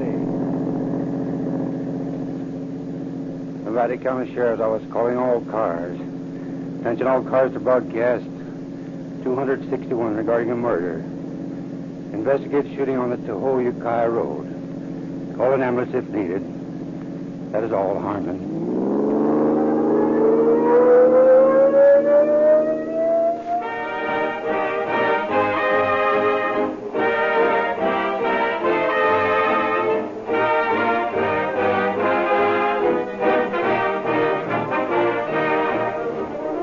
Friends of Calling All Cars, I've been talking about Rio Grande petroleum products once a week for several years. I've told you what Rio Grande cracked police car performance gasoline means in the efficient, economical operation of your cars. I've been happy to introduce to you Realube, a great motor oil that lives up to all our promises, all your expectations. Week after week, year in and year out, we have valiantly tried to make this program, which is an institution in radio, as exceptional as the products whose sale makes the program possible. Many thousands of motorists who dial their radios and drive their cars with the same loyalty to Rio Grande show us that we have succeeded. Yet I have personally encountered some friends and acquaintances who have lauded the entertainment and civic value of Calling All Cars, yet admitted that they hadn't gotten around to trying Rio Grande products. Will you, in this coming week, make one purchase at your Rio Grande dealers? A quart of Realube or a tank full of Rio Grande crack? The size of the purchase is of no consequence in this test. We of Calling All Cars want an expression of your interest and friendliness in the program. Will you promise yourself to stop at a Rio Grande station once this week as a personal favor to us of Calling All Cars? We feel that's not too much to ask, and will certainly appreciate it. And now, on with your show.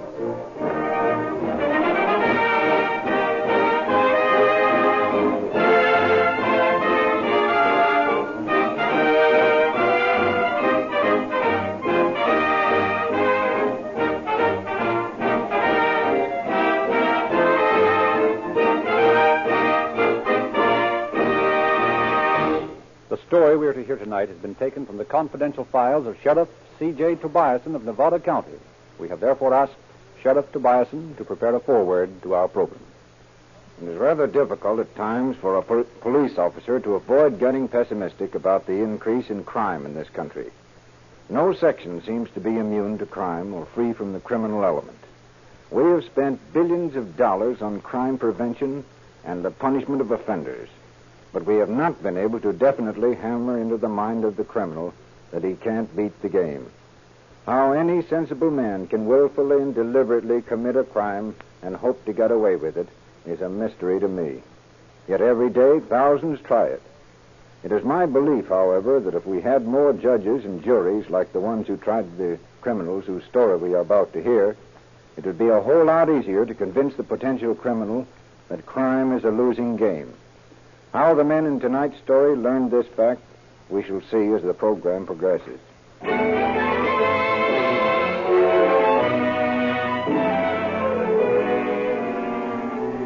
Near midnight on January 11th, 1936, Christian Myers and his fiancée, Glennon Cape, were parked on the Tahoe Ukiah Highway discussing plans for their forthcoming marriage. Just think, Glennon.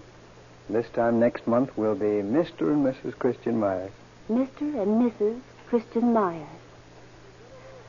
Mrs. Glennon Myers. Sounds rather nice, doesn't it, Christian? Say, nice. Hey, that sounds perfect, honey. You sure you still don't want a big church wedding, dear? Of course not, darling. Oh, it would be nice, but that's not the important thing. The important thing is that we're to be married. Besides, you know, there's a lot of expense to a church wedding. Oh, gosh, honey, you're swell. I hope you'll always feel that way. No, don't worry. I will. Because you'll always be that way. Level-headed, far-seeing, thrifty. Ah, that's my girl. You know, honey, you're the kind of a girl that every boy dreams of meeting. Oh. Kiss me. Oh, you darling, you. It's all too perfect. You know, dearest, if anything ever happened to you, I don't know what I'd do. Well, honey, nothing's going to happen to me, silly. Now, whatever made you say that? Oh, I don't know. Just thinking. Well, you just get thoughts like that out of your pretty little head. Shall we go? It's getting chilly. And it must be almost 12. Okay, dear. So you know about that something happening to me? I might inherit $1 million. Make it $2 million. Then you can afford to smoke big black cigars. Yeah, or buy a new car. This darned old heap won't start. Well, try again. Maybe it's just cold. Mm-hmm. Or worn out. Well, looks as though I'll have to get out and crank it. Oh, such are the joys of motoring, dear. And I don't see anything so funny about it. Oh, if you could see yourself, you'd laugh, too. Well, turn the lights out. It'll be easier to crank, and then you won't be able to see me and laugh at me. Now, go on, honey. Turn them out. All right, Grumpy. What do you want me to do? You just sit there and shove that gas throttle up and down when I tell you to. And hang on, because here I go. Oh, be careful. It might kick back. I'll kick it if it does. Come on, darling. Once more. Now, don't give up.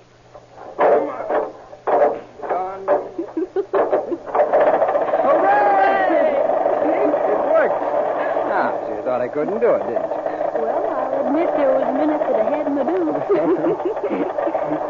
Come on, don't I get any reward? Sure.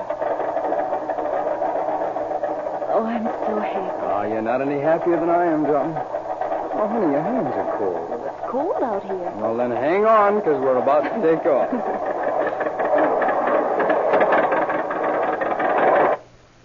Well, I'll be a monkey's uncle. What's the matter now? Oh, we must be stuck in the dirt or something. You know, Mother always warned me about the soft shoulders. No. What are we going to do? I don't know, dear. Just wait till somebody comes along and get him to pull us out, I guess. Now, why does everything have to happen Well, here to comes me? the car down the road now. Get out and flag them, Christian. Oh, I do. Gosh, I hope they stop. You too. Hey, stop! Hey, we're stuck! Wave your arm. No, they see me, darling. We're going to stop. Hey, fella, can you give us a pull out of here? What's the matter? Oh, we're stuck over here on the soft shoulder. You'd better hurry. There are 2 highwaymen holding up cars back there. Huh? Highwaymen? Oh, holy smoke. Hey, are they headed this way? Yeah. Hey, wait a minute. Our car, it won't start. Oh, my gosh, I forgot. Hey, come back here. Hey, my battery said Oh, they're gone. They didn't hear you. No, never mind, darling. I can crank it. I'll do something. Don't get nervous. We'll get away in time. Oh, please hurry, Christian. Give it more gas on the wheel there. All right. Switch on? Yes, but try it again. I am. Christian, here comes the car. Look. Yeah, maybe it's not them. Now, you duck down until it passes, and I'll stand in back. Whoever it is, maybe they'll go on by. Oh, it's them, all right. Come on, let's run. No, wait, dear. Maybe they'll go on. No, it isn't too late yet. They stopped the motor and coming back. Let's make a run for it. Okay, darling. Come on. They haven't seen us yet. Come on, we can hide over there. All right, I'm coming. Just a minute, you. I seen you get out of that car. Come back here, I'll fill you full of lead. Oh, I was just going over here for a minute. Yeah, well, you can just come back over here. Well, what do you want? If it's money you're after, Now, shut up. We'll get what we want. Look him over, kid. Sure. Don't even carry a wallet. Where do you keep your money? I haven't got any with me. No, well, I ought to Wait a minute. Who's over there? Come on out, or I'll let you have it. Yes, sir. I'm coming. Well, I'll be a... Oh, Dane. Hiya, cutie. Hey, listen, you two. Now, you leave her out of this, see? She hasn't got any money. Oh, no? Well, that's all right. Come here, Gertie. Well? Pretty, ain't she? Now, I'm warning you. You mugs keep away from her. You're warning who? You'll keep your mouth shut if you know what's good for you. Come here, kid. Hold the gun on this sap. Sure. No, for you, baby. Yeah. You know, you're too good looking to be wasting your time on a sap like this. Shut up. You think you can learn to like me? Don't you touch her, I'll... Listen to him. What's the matter, baby? You bashful? Come here. Come here. I said come here. I told you to leave her alone. Knock him down. I'll let him have it. You can't get away with this. I'm going to Run away, honey. to the police. Get away from that car. I'll blow your brains out. Look out, he's rushing you. Hey, what you doing? Oh, my God. Yeah. The minute you took your eyes off him, he let go of me and started for you. You murderer. You've killed him. So what? Trying to shove me around, Stop huh? it! Stop it! Look out, she's swinging a crane. Hey, cut that out. I'll kill you! Oh, yeah. There. Yeah, maybe that'll hold you. Yeah. Out without a sound. And that poor little fool. Toss her over the bank. Yeah. Say, what about the guy? Throw him over, too. He's already dead. Yeah, that's a good idea. They won't be found for a couple of days, and we'll be safe by then. Come on, give me a hand. Sure. Yeah, she's pretty, ain't she? Yeah.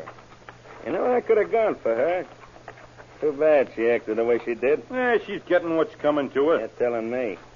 You ready? Okay. All right. Here goes. Better hurry. Somebody might come along. Yeah, take his feet. Come on, let's go. All right. Up you go. Say, this guy's heavy, ain't he? Yeah, he's a dead weight, huh? Huh? Oh, yeah. Dead weight. That's good. Poor sap, he ought to have more sense. Well, maybe he thought the gun wasn't loaded. Okay, toss him over. Look at them bunts, will you? Okay, come on, let's get going. It's getting cold. Yeah. Gosh, they sure caused us a lot of trouble and for nothing. Yeah. Say, wait a minute. Maybe we better shove the car over, too. It's a good idea. No use leaving any evidence around, huh, Monty? Nah. Nothing but a pile of junk anyway. Come on, push. That's worse than a truck. Stop your talking and shove, will you? It's moving. I'm shoving.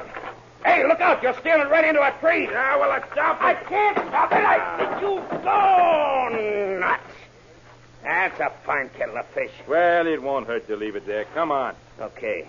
But it would have been better if we gotten the car out of the way, too. Quit worrying. You're worse than an old lady. Button your lip, will you? Come on. Get in. Get in. You going to drive, Monty? What do you think? Yeah, where are we going now? I don't know. Let's go get something to eat. I'm hungry. Hey? Yeah, it's a good idea. You know, exercise makes me hungry, too.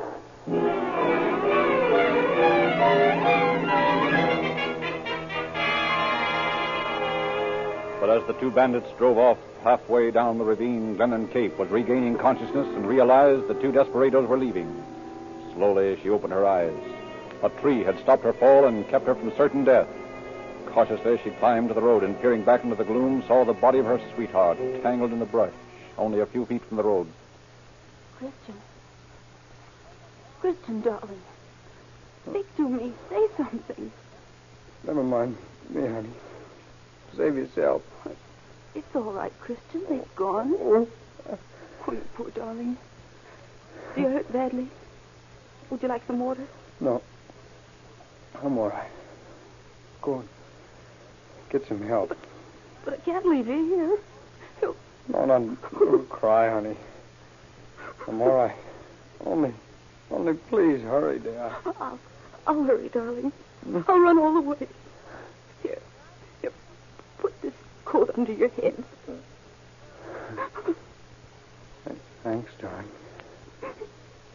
Now I'm going to sleep. Oh, Christian. Oh, Christian. Please don't leave me. Please don't.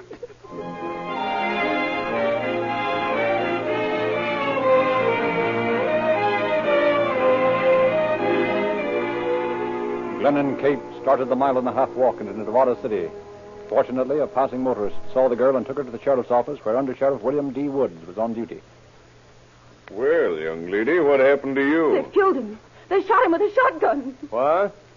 Here, sit down. Here, take this chair. Oh, please, get an ambulance. Do something. Well, of course, but tell me what happened. Who shot who? Where? On the Tahoe Ukiah Highway, about a mile or two from here. Two men in a green sedan. They tried to hold us up, and then they shot Christian. He's dying, I tell you. Let me smell your breath, young lady. Well, you're almost hysterical. They've killed him, and you just stand there. I can't stand it. I can't stand it. Hey, wait a minute. Oh, fainted. Okay, girlie, but I hope you're telling the truth.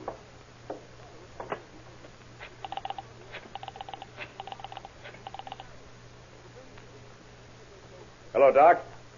This is Woods down at the sheriff's office. I think there's been a murder. I'm sending the ambulance out. You better go along. Yeah, the Tahoe Ukiah Highway, about a mile or two out of town. Okay. Look, Jack. Take a run out the Tahoe Ukiah Highway and pick up a stiff. Idaho, there's a girl in here. Says somebody was murdered. How should I know? Yeah, the doc's on his way over. Okay. Well, then, let's see what I can do for you, young lady.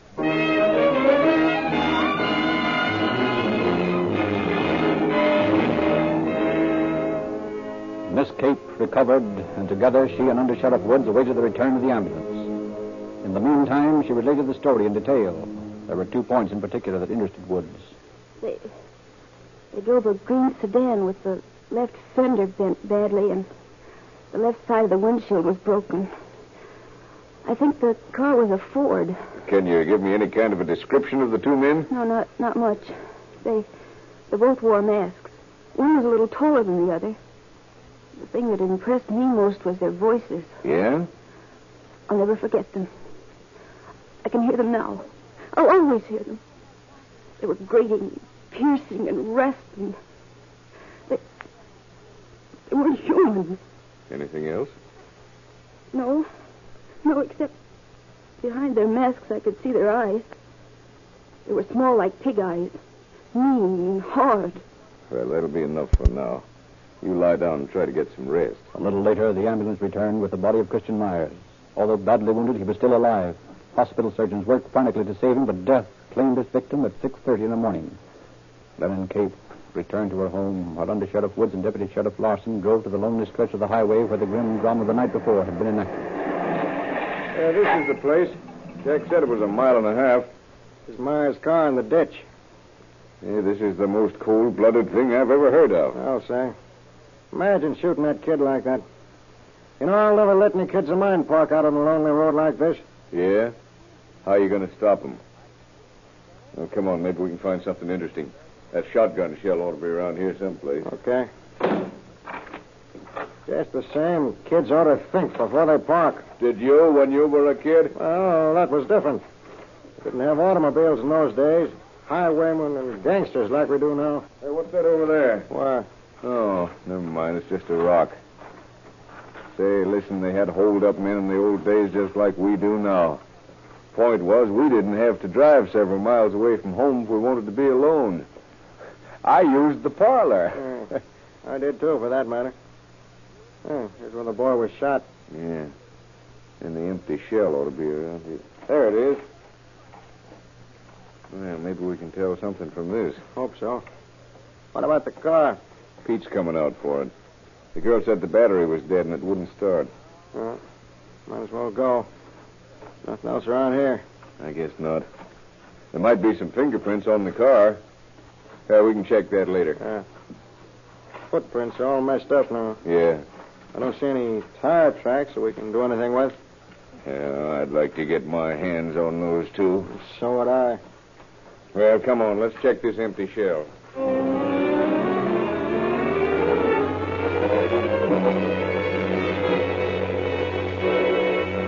Back at the sheriff's office, the empty shotgun shell was checked for the serial number, and it was found to have been sold by the Alpha Hardware store in Grass Valley. However, the proprietor could give no further information. Sheriff Carl J. Tobiasen was ill and confined to his bed, but news of the murder caused him to report for duty at once and personally direct the search. The Grass Valley Union, the local newspaper, printed the headline, 2 men wanted for murder. The following Monday afternoon, Sheriff Tobiasen received a telephone call. Sheriff Tobiasen? Yeah? Who's this? This is Mr. Nelson of the Zeebrite Mine. I think maybe I got a lead on that murder case. Well, that's fine. What is it? Well, this morning 2 men came in here looking for a job. Oh, you 2 want a job mining, huh? Yeah. We've been out of work for a spell now, and we got to find something to do. Had much experience? Sure. We've been mining for years now. Where? Oh, around, here and there. Colorado, Arizona, New Mexico, Nevada. Yeah, we can do anything, mister. I see. By the way, what's that shotgun in your car for? What's it to you? Hey, wait a minute, would you? The shotgun, huh? Yes. Why, we just came from a wedding. Ain't that right, Mary? Yeah, and some wedding, too. Yeah. Well, I ain't got nothing for you around here right now. Oh. Leave your names, and you might drop back in a few weeks. You never can tell. Okay. Oh, by the way, here's our addresses if you want us. Yeah, and thanks. Not at all. So long. Then about an hour afterwards, I was looking over the paper and saw about the murder.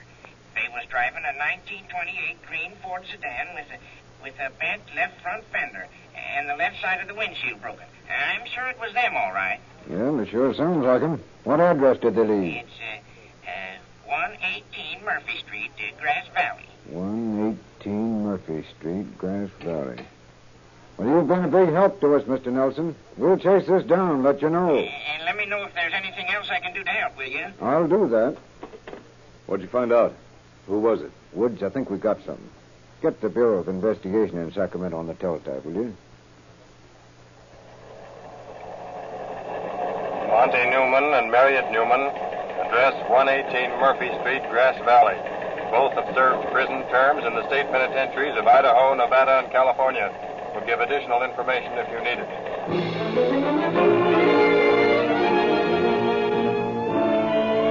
With this information, Sheriff Tobiason was certain he was on the trail of the right men, but it seemed too easy. Men who murder don't leave addresses where they can be found. However, he sent Woods, accompanied by the Grass Valley Chief of Police, Chief Bonds, to pay a visit to 118 Murphy Street. Well, there's somebody home because I can smell something cooking. Yeah, me too. Here comes somebody now. I'm glad you have on plain clothes. I got a plan. Yes? Are either one of your sons at home? Who are you? Why, we're friends of the boys. Never seen you before. What do you want? Neither one of them home? No, they're downtown on an errand for me. Oh, I'm sorry. What for? We came to see him about a job. Oh. What kind of a job? Mining. Yeah, we understand they're looking for work and we can put them to work.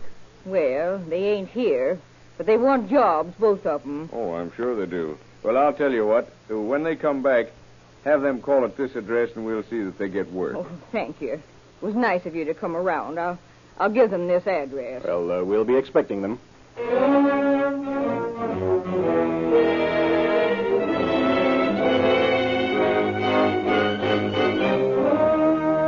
The officers waited, but as they expected, the two Newman brothers failed to put in an appearance. A thorough search was made of the house and car left in the garage, but unfortunately nothing of consequence was found. Although without sufficient evidence, Sheriff Tobiason asked for complaints, charging them with murder, and caused circulars to be printed and distributed from Canada to Mexico. Then in quick succession, reports came flying in. Sheriff Rayburn of Riverside County. We searched a house in Riverside that the Newman brothers occupied. They'd already left. Bayview, Arizona, reporting on the Newman brothers case. We're working for a contractor under aliases of Art Crocker and Mark Walden. Saw the pictures in a detective magazine and left town. Both men have altered their appearance. One has changed the color of his hair and the other has grown a mustache. Superior, Arizona, reporting on Newman brothers. Have sufficient reason to believe that Newman brothers are employed at the Molybdenum mine at Climax, Colorado. And so in June 1936, Sheriff Tobiason sent word to Sheriff Charles E. Calvert of Leadville, Colorado, to investigate the last report. I've sent for them, Sheriff Calvert. They'll be in here in a minute. Thanks. Have a cigarette? No, thank you. No. Here they come now. You sent for us? I sent for you. You're wanted for murder. Murder? Say, what are you talking about? You got us all wrong, mister. We ain't murdered nobody. Hey, heck no, we wouldn't harm nothing. No, not even a fly. We'll see about that. Come on. I advise you to not try anything funny. You understand? Now, look, mister, you're making a big mistake. Yeah? Maybe you can explain why you left Grass Valley in such a big hurry. Oh, that. Yeah, go ahead. Why, Well, you see, me and my brother was out shooting deer with a flashlight, and we thought, because it wasn't the season, that was why the police was looking for us. Sure, that's it. That's why we left town. That's a good story. I imagine Sheriff Tobiason will get a big kick out of it. Now, come along.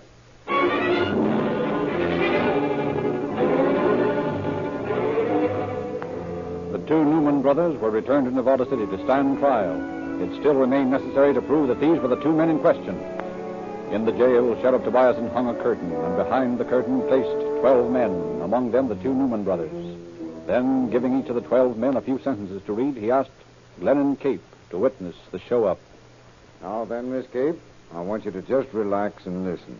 Close your eyes. What's all this for, Sheriff Tobiason? You'll understand in a few minutes. At least I hope you will. But what do you want me to do? Not a thing. Just sit and listen. I've arranged some of the prisoners behind that screen over there, and they're going to read some bits of philosophy. I just wanted you to be sure, that's all. Are the two men who murdered Christian back there? Answer me. Now, Miss Kate, just sit still. I'm about to start the show. All right, Woods. Start 'em out. Okay. Number 1. We start reading. Crime does not pay. Next. A criminal never reaps the harvest of his gains. Next. Thou shalt not kill. That's him. That's one of the men who killed Christian. I'd know his voice anywhere. I'll kill him. Please, Miss Kate, stay in your seat. It'll all take care of you. But it's one of those men over there. Yes, I understand. Go ahead, Woods. Number 4. Read your line. The way of a transgressor is hard. Next. Prison or death awaits the hardened criminal. Next. The wheels of justice never stop. Next. The wrongdoer is a menace to society. That's the other one. They're both behind that screen. Oh, Sheriff. There now, Miss Kate. I know how you feel. But we must be sure. Okay, Woods. Rearrange the prisoners and pull the curtain back. Okay. You see, Miss Kate, we have to be sure it would be a terrible miscarriage of justice to try the wrong man. After all, murder is a serious crime. Yes. And a terrific loss to someone. There'll never be anyone like Christian. I understand. Are you all set, Woods?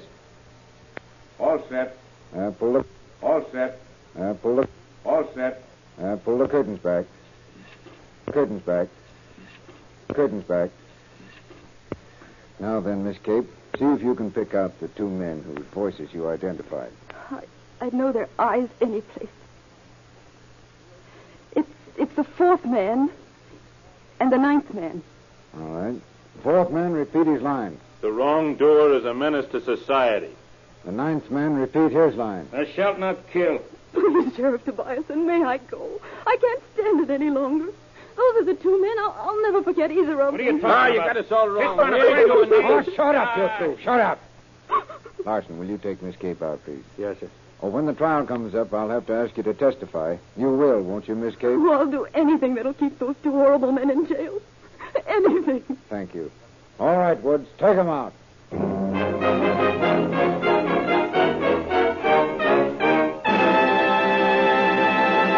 In just a moment, we shall hear the conclusion of our story. In this brief interlude, remember, it's 36 days until New Year's Day. But you have made a resolution. Whereas I enjoy calling all cars, and whereas my car enjoys Rio Grande cracked gasoline and Realube motor oil, resolved, as a friendly gesture to the case of calling all cars, I will see that Rio Grande dealer in my neighborhood tomorrow. Witnesses positively identified the Newman brothers as the two men who had been molesting motorists along the highway. The shotgun shells found at the scene of the crime were positively traced to the Newmans. 25 minutes after the close of their trial, the brothers were found guilty and sentenced to life imprisonment in Folsom Penitentiary.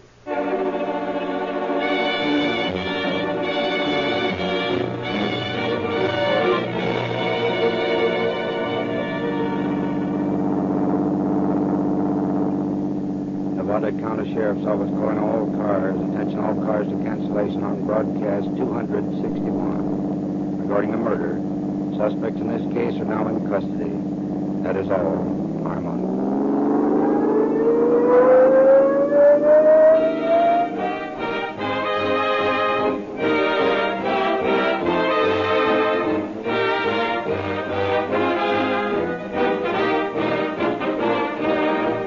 This is your narrator, Frederick Lindsley, bidding you good night for Rio Grande.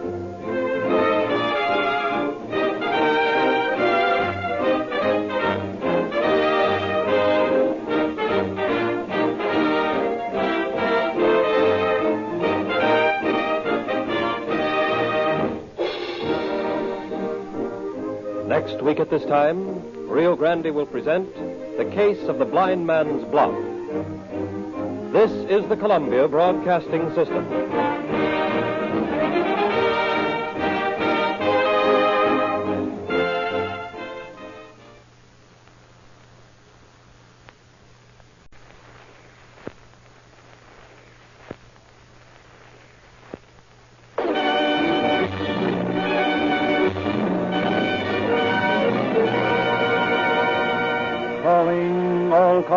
copyrighted program created by Rio Grande. Los Angeles Police calling all cars. Attention all cars to broadcast 262 regarding a robbery. No description of suspects in this case. That is all. Harmon.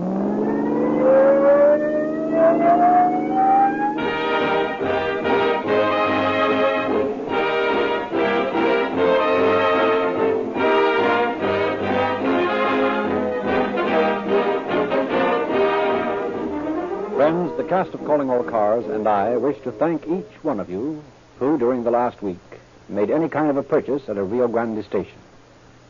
For those of you who didn't hear last week's show, I will explain briefly that we are making a test during December of listener loyalty to this program. We of Calling All Cars want an expression of your interest and friendliness. And after 5 years and 261 broadcasts, we feel that it's not too much of a favor to ask you to make one call at a Rio Grande dealer's this week, whether it be for a quart of Rio Lube or some cracked gasoline. The size of the purchase is of no consequence or consideration in this test, I assure you. True, we feel that an exposure to our products will be habit-forming, but the purpose of our appeal to you is to prove to our company and dealers that our radio friends of long standing would respond to a fair request. Will you promise yourself to stop at a Rio Grande station once this week as a personal favor to us of Calling All Cars? I feel it's one of those things you feel good about doing, and it will constitute a Christmas gesture that we will sincerely appreciate. And now, on with your show.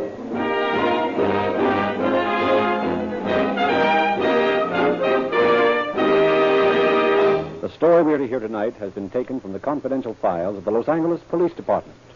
We have therefore asked Captain of Detectives, L. Curtis, to open our program. It has been said that when thieves fall out, just men get their dues. Had it not been for the falling out of the thieves involved in tonight's story, the job of apprehending the criminals would have been much greater. However, the infinite patience and intelligent deductive work of the investigating officers led to the ultimate arrest and conviction of the perpetrators of this crime. With an almost perfect setup, the criminals learned that crime did not pay. What reward they did yet, I shall tell you at the end of the program.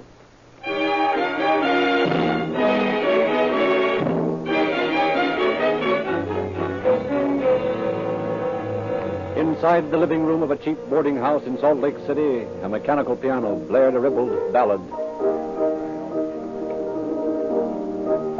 Hiya, Sally. How's the boy?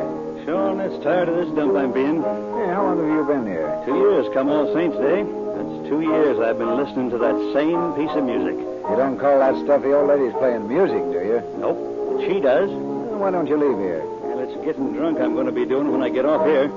Yeah? When do you get off duty? 12 o'clock. Well, then you just got a half an hour to go. I'll be back and we'll get drunk together.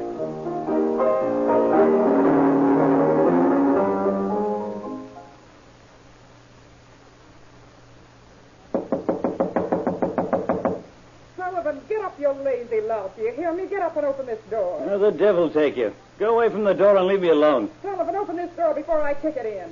Someday it's strangling that woman I'm going to be with me 2 hands. Sullivan! Keep your shirt on. A head like mine, there's no racket that I can stand this morning. Well, you'll have a worse head than you've got now when I finish with you. Oh, you red-headed old Benji. What is it? Well, where's the money? What money? What money, says he, standing there like a bloomin' infant. And I repeat it. What money? The money you took from the safe, you Irish rat. I took no money from the safe, and I'm not a rat. You be keeping a civil tongue in your head, or I'll bat you over the eye. Don't lie to me, Dennis Sullivan. The safe is open and the money's gone. It was there last night when I closed the office. Well, it ain't there now. Wait a minute. Where's George Music? I suppose he's in his room. Where do you expect him to be? I expect him to be in purgatory if he's done what I think he has. Is it rousing the house you want to be doing? You are no mouse yourself, you know. Just sleeping like a lamb, the devil is. Well, try the door if you're so bent on seeing him. By all the saints. It's like I thought. His bed ain't been slept in. And he's gone, and with him's gone your money. Come to think about it, I remember now. He was unusual curious about that safe. Come on. And where do you think you're going? To look for my wallet. Don't be trying to think up any funny stories, Mr. Sullivan. Hold your tongue. Yeah, the wallet's gone. And in it was the combination to the safe. I remember now. I was showing Music this picture. And we were drinking, and he poured me another drink, and that's the last I remember. Well, that's just too bad. Because there was $200 in that safe, and you're going to work right here and pay it back. Heaven give me strength to keep me hands off the woman.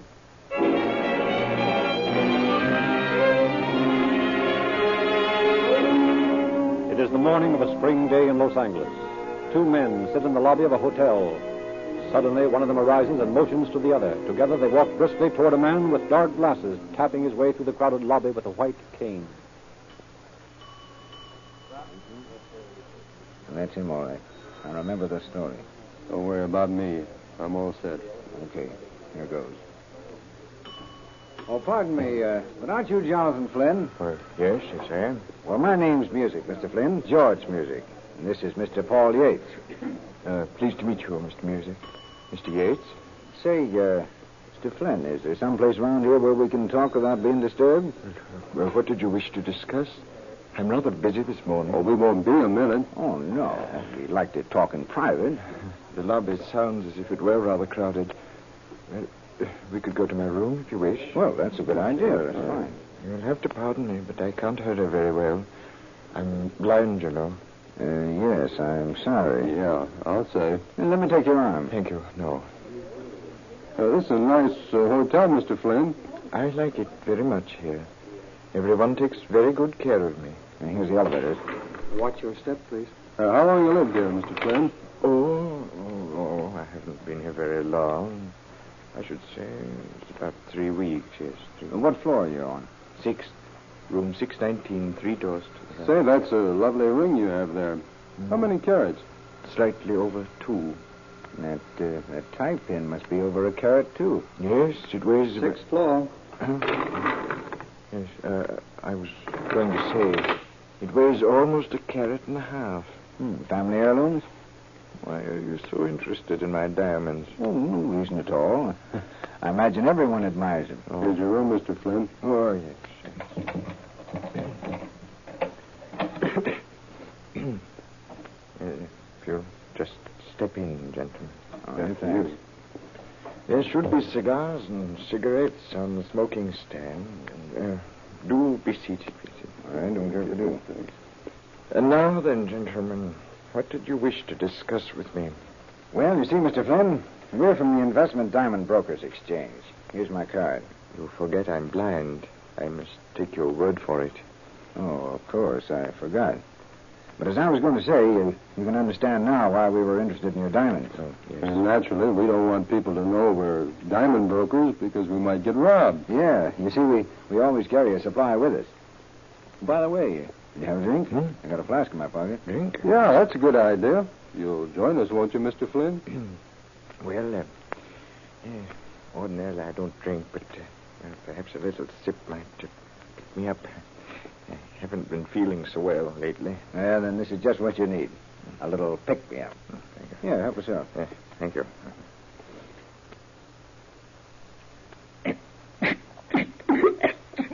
Pretty hot stuff, huh, Mr. Flynn?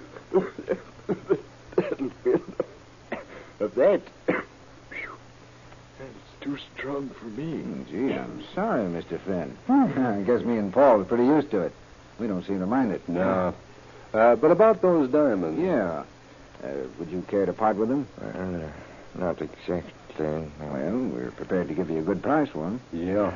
More than you expect. I really don't want to sell them, gentlemen. Well, we aren't in any hurry. Maybe if we sit here long enough, you'll change your mind. I'm sure you will, Flynn.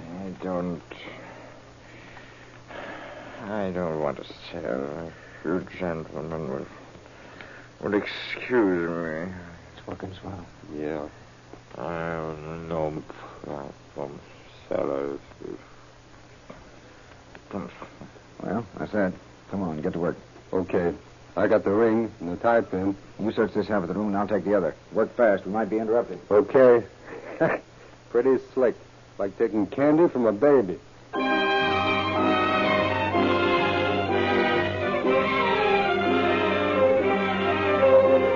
few hours later, Flynn recovered sufficiently to call the police.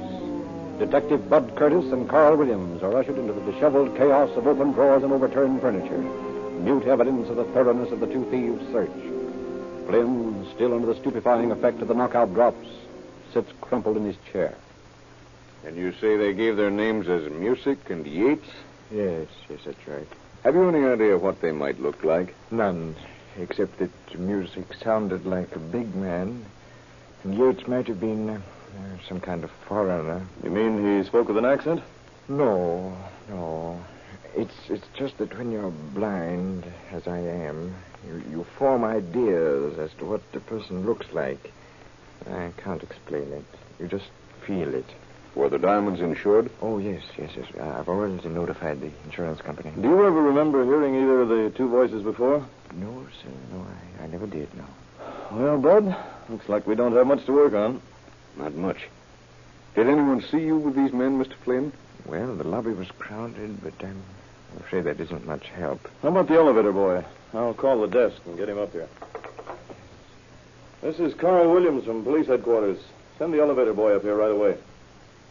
Just a moment, I'll find out. Do you remember which elevator you rode in? Oh, I think it was the middle one. The middle one? Okay, thanks. We'll have the room checked for fingerprints. Maybe something might show up that could help us. Hey, what's that card you have in your hand, Mr. Flynn? Card? Wait, this is the card Music handed me when they said he was connected with the diamond brokerage firm. Well, let's see it. Well, this doesn't help much. See what you make out of it, Bud. George Music, linoleum salesman. No address. Well, it's better than nothing. I tell you what, Carl, you stay here and question the elevator boy. Okay. I'm going to start making the rounds of all the small printing presses in town.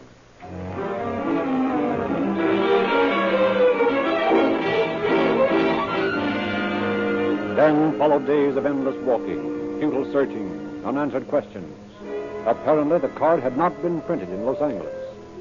Curtis and Williams had about given up the search for the time being when an unexpected visitor dropped into headquarters. You're the detective that called on me a few days ago, aren't you? Oh, yes. Yes, you own the little printing shop on South Spring, don't you? Yeah. Take a look at this card. Music?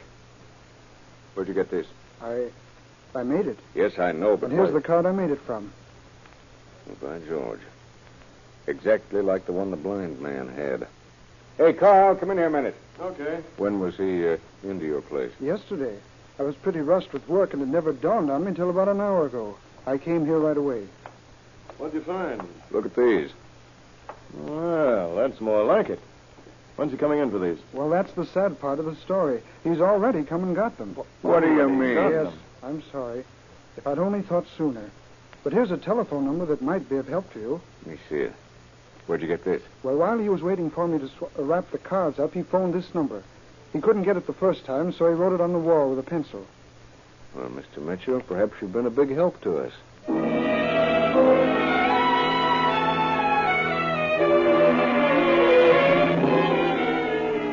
Tracing the telephone number, the officers learned that the address is an apartment house on Ingram Street.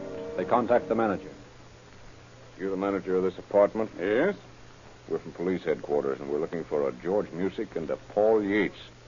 Are they living here? Music is. I'll see if he's in. And when you ring the apartment, make some excuse for calling. Don't let him know we're here. Sure.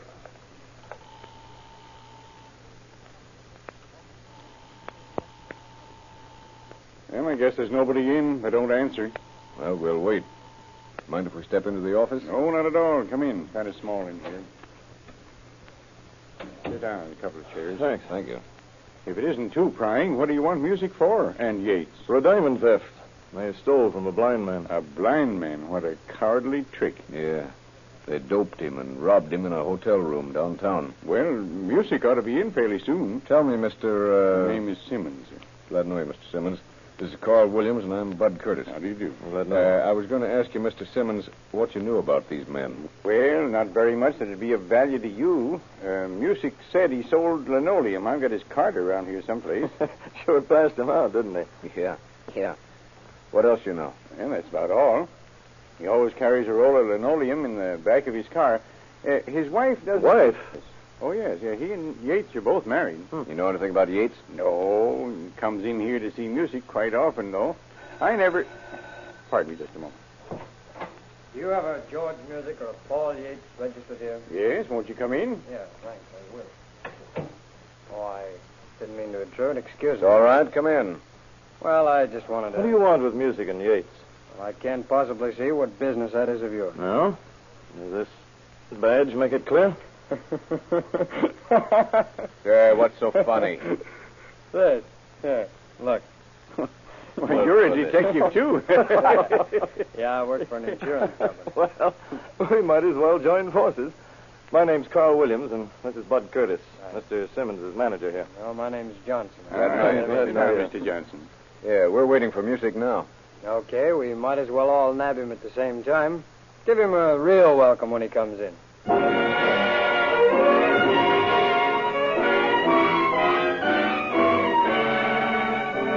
The hours dragged into late evening, but George Music failed to appear. It became evident that the vigil would have to be kept through the night. The apartment house manager offered the officers a vacant room across the hall from Music's apartment, and the three men moved in, prepared to wait. This keyhole doesn't afford the best view of the door across the hall. We ought to make a peephole. Hey, that's a good idea. I got a little gimlet in my briefcase. Yeah? You came all prepared, huh? Sure. Here, let me have it. All right. I'll borrow the hole. It's past midnight now, and he still hasn't shown up. I got a hunch he's skipped. Yeah, I was thinking the same thing. But then there's still Mrs. Music. That is, if she hasn't skipped, too. There. Now we can see without stooping down and breaking our back. Yeah, that's great. Why don't you go out and get us some sandwiches, Johnson? Well, that wouldn't be a bad idea. There's a cafe down the street, and I can... Quiet. What is it? Somebody's across the hall. A woman. Mrs. Music, I'll bet. Yep.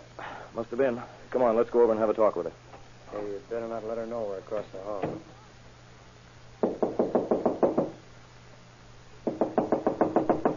Who is it? Officers, open up. Well, You Mrs. Music? yes. Fine. We'll come in and have a little talk. Just the four of us. What right have you to come in here? Well, we just wanted to get some information, and we thought you might be able to help us. Surely you can't object to helping us. Well, come on in. But I can't be of any help to you. I might as well tell you now. Thanks. This is a nice place you have here, Mrs. Music. How'd you know my name? The manager told us. Yeah.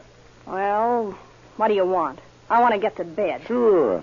All we wanted to know was if you had any idea where we could find your husband. Not the slightest. When did you see him last? Oh, I don't know. A few days ago. Why? You know a man, a blind man named Flynn?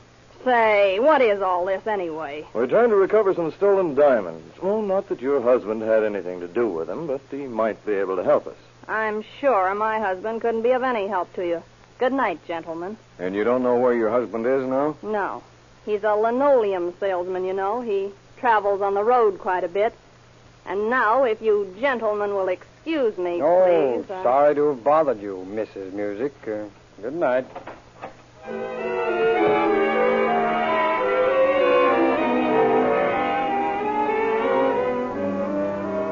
Realizing that their vigil in the apartment might be a long one, the officers determined to install a dictograph in the suspected apartment. Accordingly, they conferred with the manager. How long will you boys need to complete the job? Oh, it shouldn't take more than a couple of hours. Well, I think I can arrange it for you. How? She likes ball games, and tomorrow there's a doubleheader at Wrigley Field. I think if I ask her to go with me, she will. Say, that sounds all right. She's up there now. Call her on the phone. Find out if she'll go. Okay.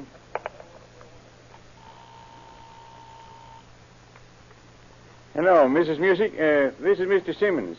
Say, I'm going to the ball game tomorrow afternoon, and I thought maybe you might like to go along. Okay.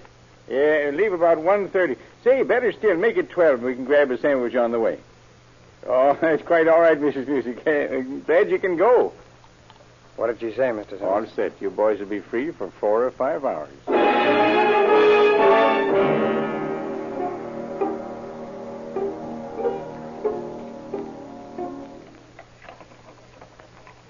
No use, fellas. She's got a plug in the door. I can't get the key in. Now what'll we do? Well, there's only one thing to do.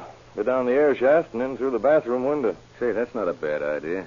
Johnson can lower you and me down from the roof. Okay. It shouldn't take the two of us very long to get the dictograph wired up. Now, you better take a table leaf along. You can put it across the shaft from one end to the other. I noticed the apartment next to music has a window just opposite. Okay, let's go. What about the wires? Well, we can run those out the window and up over the roof to the air shaft and then in through our bathroom window. The most important thing is to get finished before she gets back.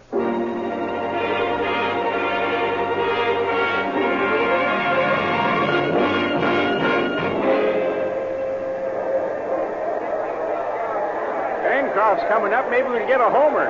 Homer? Say, Mr. Simmons, would you care very much if we left? Why, we haven't been here but a half hour. I know, but I feel uneasy. I'm afraid. I don't get you. Well, I don't know whether you knew it or not, but 3 police officers were to see me last night. It made me pretty upset. Police officers? What in the world did they want? Oh, nothing. They were looking for some diamond thief. But it's just made me uneasy. Somebody might try to break into the apartment. Anyway, we've seen enough of the game. Well, if you think you'd better, I suppose we... Oh! I told you he'd hit one! He's going to make it! Come on, Bancroft! Come on, Bancroft! All the way around! That boy, come in. Oh, was that a honey? Oh, boy! Oh, gosh, look at that! Change your mind about going home? Well, I guess so. There's really nothing in the apartment of any value anyway. Good. I thought for a minute you were going to drag me away from a darn good ball game. Hey, boy, bring me a couple of bottles of pop. Well. 2 dogs. There's nothing like soda pop and hot dogs to make a real ball game. You said.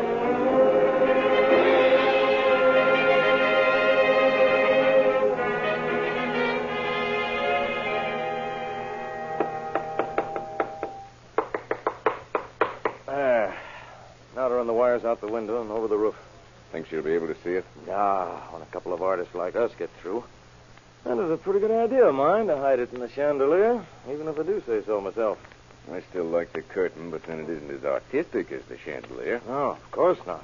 It looks like part of the fixture. Say, don't forget to clean up every speck of muss. Yeah. There's a piece of insulation over there by the lamp. I got it. Come on, let's get out of here. We still got plenty to do in our own apartment. Okay. Give Johnson the signal. I already did. He's lowering the rope. Here, give me the wire. Here. I got the tools. Careful now. Don't push that table leaf away. We won't have anything to stand on, and we'll miss the rope. Don't worry. Gosh, it's sure going to be great to have a cigarette again. 2 hours and a half in that stuffy apartment. Yeah, me too. Okay, there's the rope. On your way. Careful now. Can you manage those tools? Yeah. Hurry up. I want to finish rigging this thing up before she gets back. We won't have time to test it. All right, let her go, Johnson.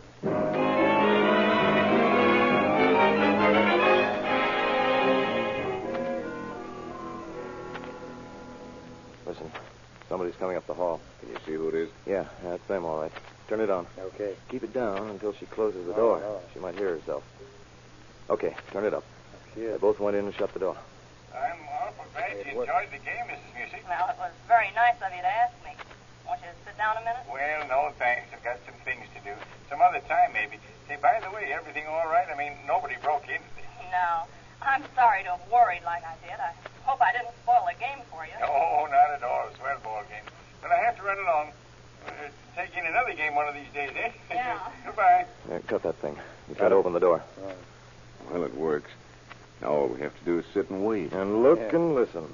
Not very exciting, but I'll lay you 2-1 we nab Music and Yates. Want to bet?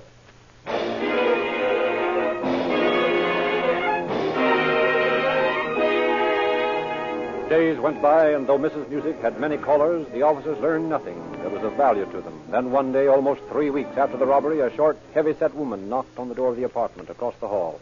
Get the dictograph ready. We got another visitor. A new one. All set. Man or woman? Woman. Okay, turn it on. Well, come in. How are you? I'm all right. Pretty tired of waiting. Then you've heard something? Yes. Paul sent me word yesterday. Hey, that must be Mrs. Yates. Yeah. What'd he say? Where's George? I don't know. He said for you to get in touch with Louis at the farmer's garage. Is that all? No. He said Louis would get a letter and there'd be one for you inside. Now I gotta go. I shouldn't have come here in the first place. We might be watched. Nah. I had one visit from the cops, but that's all. Stick around. No. Better go. See you later. Oh, wait a minute. I'll go with you. I'm going down to the garage. You don't know it, lady, but you're going to have company right behind you.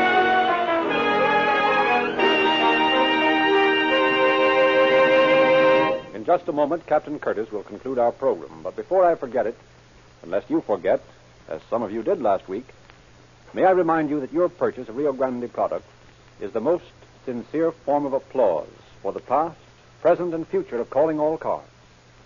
See your Rio Grande dealer in the morning, and tune in next week as a customer and friend. And now, Captain Curtis. Music was sent to prison for his participation in the robbery, and his companion Yates was later found in Oregon. However, it was impossible to extradite him because the blind victim could not furnish an identification. Sullivan was later located in Salt Lake City and was brought back and charged with receiving stolen property and received a sentence in the county jail. Thank you, Captain Curtis.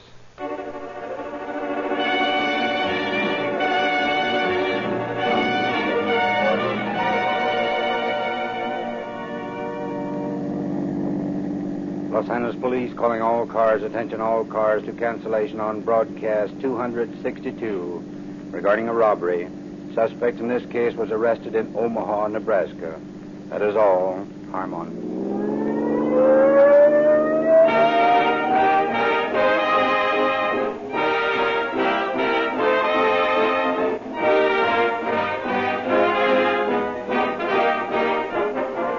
This is your narrator, Frederick Lindsley, bidding you good night for Rio Grande.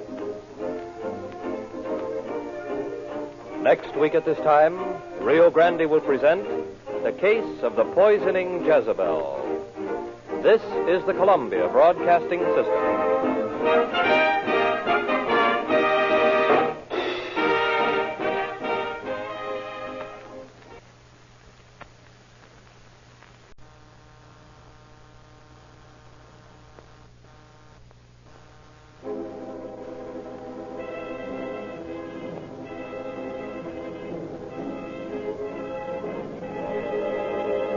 Calling All Cars, a copyrighted program created by Rio Grande.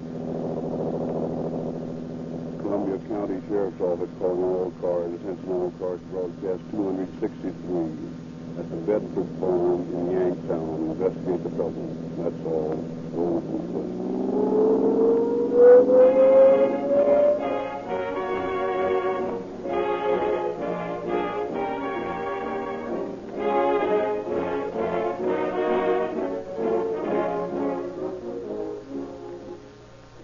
Frederick Lindsley speaking. Once every week for 5 years, I've been speaking to you on this program. For 5 years, we've been ready through the magic of your radio to bring into your home a thrilling half hour of entertainment. For 30 minutes, you shut the world away and live imaginatively in the realm of human drama, a treat that costs the giver many thousands of dollars. Now, if we furnish you with acceptable entertainment, and if we contribute to your enjoyment, don't you believe it's fair and reasonable that we ask you to put our product to one fair test? Here is the basis of sound buyer-seller relationships: reciprocity, mutual confidence, fair exchange, efficient service, and excellence of product. All of this we promise. All of this we guarantee. Will you do your part? Make one stop at a Rio Grande station tomorrow. The size of your purchase is of no consideration in this test. We merely want to show our son that this appeal to you will be answered, and that your appreciation does justify another year of 52 Calling All Cars programs. The cast, the sponsors, and I thank with sincere appreciation those of you who during the last 2 weeks have already graciously responded to our request. And to our friends who haven't yet returned our many visits to your home, may we expect to see you at your Rio Grande dealers tomorrow.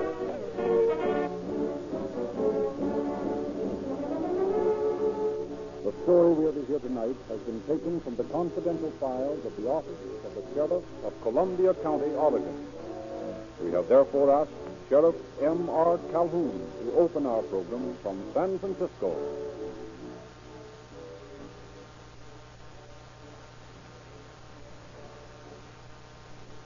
Good evening, ladies and gentlemen. It is with pleasure that I avail myself of the opportunity tonight to join the law enforcement officers who have spoken to you on this program. The life of a peace officer is not an easy one, and we welcome anything that will help us bring home to the public the unprofitable nature of crime. There is a question in my mind whether the thought that crime does not pay would have deterred the criminal about whom we shall hear tonight. But on the whole, the more we stress the losing aspect of crime, the more we do toward the control and eventual elimination of the criminal element. I am glad to be able to add material from my files to the already vast evidence that crime does not pay.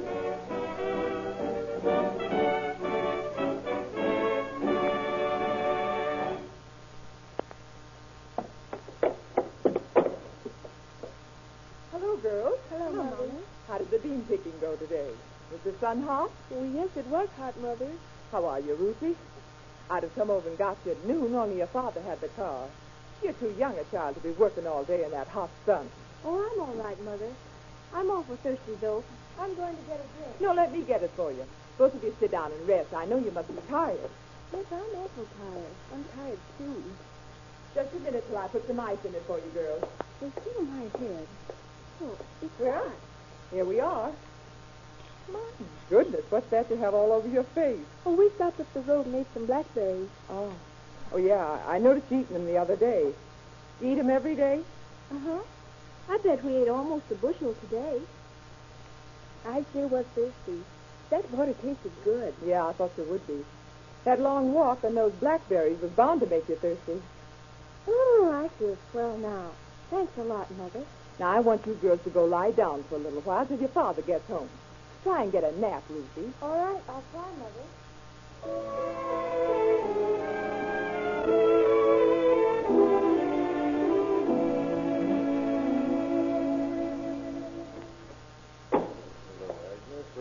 Dorothy. Oh, George, I'm so glad you're home. I've sent for Dr. Ross. The girls are terribly sick. Sick? Well, they were all right this morning. What's the matter with them? I don't know. Oh, why doesn't that doctor get here? Ruthie, what's all this about? Oh, Daddy, I'm terrible. Where do you feel worse? My stomach. It feels like there's a knife in it. It hurts here? Oh, please don't touch it.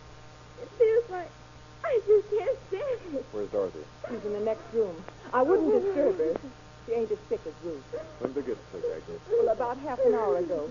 It was so sudden, I got frightened and called the doctor right away. I can't understand it. Neither can I. What they've been eating?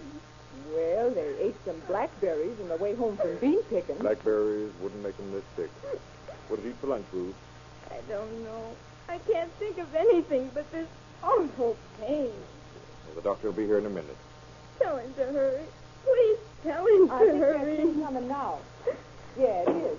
Hello, George. Hello, Dr. Ross. What seems to be the trouble? Well, the girls were taken sick about half an hour ago. They ate a lot of blackberries. Blackberries? Well, that doesn't sound serious. You get to be a pretty big girl to have stomach trouble, Ruthie.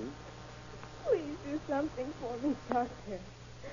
My stomach, it hurts so terribly. Yeah, that'll never do. You have to find out what the trouble is in a hurry. Just hold this thermometer in your mouth for a second or two. We'll be in the next room with Dorothy, Doctor. I'll be in a few minutes.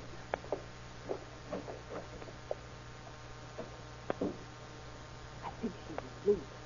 She's awful pale, though. Are you asleep, Dorothy? No, Daddy, but this blinding light comes into my eyes. Does your stomach hurt? It feels like it's tied in a knot. I can hardly breathe. It hurts so. Can you remember what you and Ruth ate for lunch? Just some fresh vegetables and milk. The blackberries you ate coming home. Were they rack? Yes. Oh, that wasn't it, Daddy. I've been sick at my stomach before, but this is different. I never felt anything like this before, Daddy. I think I'm dying. Dorothy, how can you say such a thing? Well, it's nothing but acute gastritis, that's what it is. It's painful, but it's not at all serious. What makes you think it's acute gastritis? Well, because I know it is. They have all the symptoms of it. Yes, Dorothy. Daddy, Ruth is suffering when I am with you. She's pretty sick, but don't worry. be all right tomorrow, darling. This is just one of those things you have to go through. Oh, Daddy, the way I feel, I don't care whether I live or not. Oh, she's delirious. I'm going to call the doctor. Daddy, you don't think I'm delirious, do you? No, darling. I know what you mean.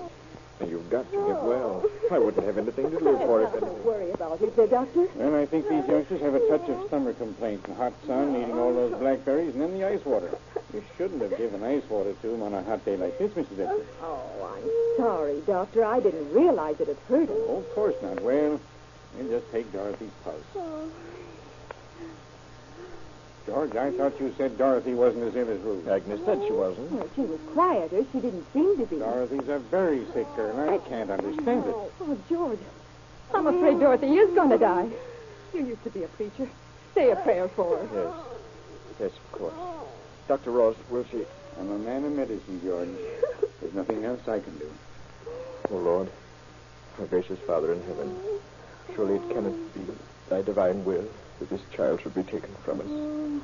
Thou hast said that only as a child shall we enter the kingdom of heaven. But thou knowest my need of companionship and solace. Hear us, Lord. In thy gracious mercy, thou canst spare these lives to us. Amen. Hear the plea of thy servant who begs on bended knee. Thy will be done. I'm weak, O Lord, but do not visit my sins upon my daughters. Spare them to me.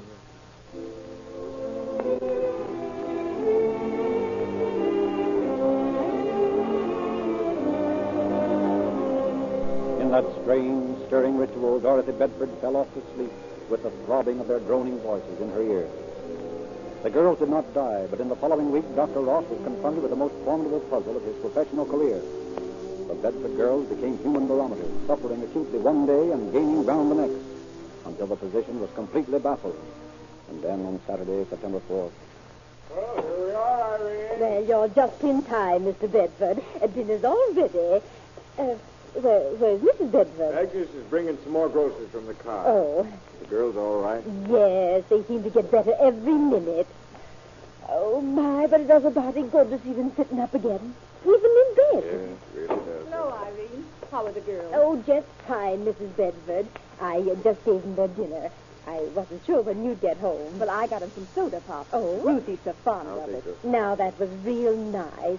Now, you two just go in and sit down, and I'll put dinner on the table. You can talk to the girls afterwards. It was nice of you to stay with the girls while we went to town, Irene. Land sakes, I was glad to do what I could. It was little enough.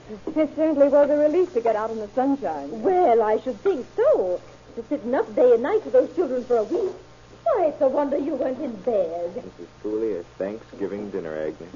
Yes. Thanksgiving Day won't compare with this. There. Well, it's not what I'd call a fancy dinner, but, well, I don't think it'll poison anybody. Here, sit down, Irene. Our Father, as we partake of this food, thou knowest our hearts are overflowing with gratitude for thy mercy in restoring the health of our beloved children. To thee we give all praise and thanks. Amen. Amen. George. Yes, Aggie? I think I'll take the soda pop into the girls now. They'll enjoy it with their dinner. All right. Tell them I'll be in a few minutes. The ways of the Almighty are sometimes very mysterious, Irene. Goodness, yes. But I guess it's just to try our faith. Our faith, yes. But why should innocent children suffer? So, I don't know. I just don't. I guess nobody ever did explain that. No, not. Oh, well. I'm just a simple-minded farmer who never should have tried to be an evangelist. I wonder what's taking Agnes so long. Agnes! Agnes, hurry up. Your dinner's getting cold. I'll be right with you. Go ahead and eat. I'll be right back. Hello, Mother. Hello, Ruthie. Look what I brought you from town. Oh, goody. Soda pop. This is a treat. Yes, I thought you'd like it. I guess I must be all well now if I can drink this. Oh, yes, you'll be up and around in a few days. Mother, you've been so nice and so kind to me since I've been sick. Well, I've only done what any real mother would. Mother, can Dorothy sleep with me tonight? I want to talk to her. Well, certainly she can, Ruthie. I'll bring her in right now. And then I want you to try to go to sleep. You're still not very strong. All right. I'll try, Mother.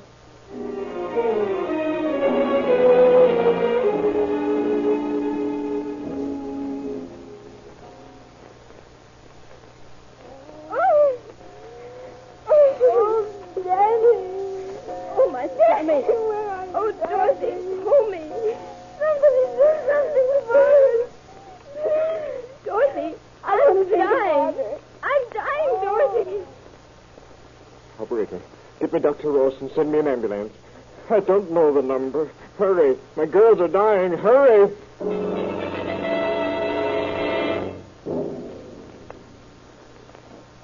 George, I think you and your wife better come in. Doctor's here in the hospital, and I work frantically, but we don't know what it is. Doctor, how is Ruth? I'm afraid Ruth is beyond human help. Oh, no, no. Quiet, quiet.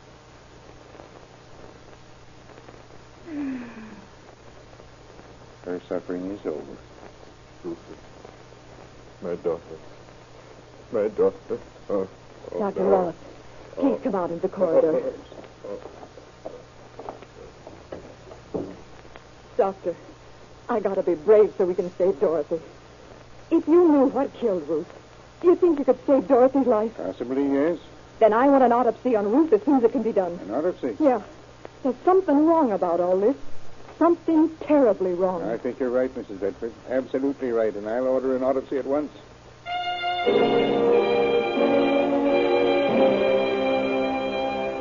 Agnes Bedford's hope was a vain one. Dorothy died in sickening torture a few hours later, and then came a chemical analysis report that reverberated across the county like thunder. Dr. Frank Minnie of the Oregon Medical School stated that Ruth and Dorothy Bedford died of arsenical poisoning. The report sent Sheriff Millard Calhoun and Captain Clyde Wallen of the state police rushing to the Bedford farm. Yes, I know it's shocking news, Mrs. Bedford, but it's got to be faced. So it was arsenic poisoning. Certainly was. Well, that sort of confirms an idea I didn't want to mention before. It might have sounded foolish. What idea was that? Well, the blackberry patch. You see, the first time the girls showed any sign of illness, they'd eaten a lot of blackberries from some bushes down the road on Clyde Watson's place. From what I know now, they had all the symptoms of arsenic poisoning. Fever, nausea, and thirst. I don't see the connection, Miss Bedford. I'm getting to that. Just the day before, Clyde had been spraying his potato patch right next to the berries with arsenic solution. I saw the white clouds rolling over the field from the sprayer. I tell you, Sheriff, those blackberries were poisoned. What do you know about that? Well, we're much obliged, Miss Bedford. We'll take a look at that patch right now. It may give us the answer to this. Yeah. Won't take me long to find out if that's where they got poisoned. We'll let you know what we find, Miss Bedford. Oh, thank you, Sheriff. There's the field. Let's cut across the yard. All right. Well, Warren, what do you think? Well, I don't know what I do think. But I know what I don't. I don't think you could get enough arsenic on blackberries from another field to kill anybody. I'll admit it doesn't sound logical. Yeah.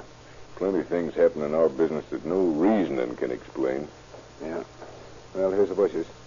We'll take some berries and have them analyzed. Some of those potato vines from the next field. Yeah, those berries sure look good. They make me hungry. You better save your hunger until we get to town. No. I can't wait that long. And I don't feel like waiting that long for a test tube to tell us they're not poisoned.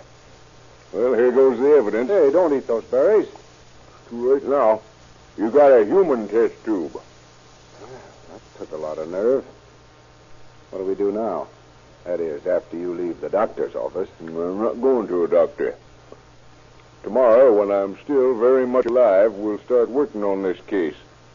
Okay, Warren. That's the way it is. You see what you can pick up from the neighbors. If the family had any enemies or if there was any discontent in the home and that sort of thing.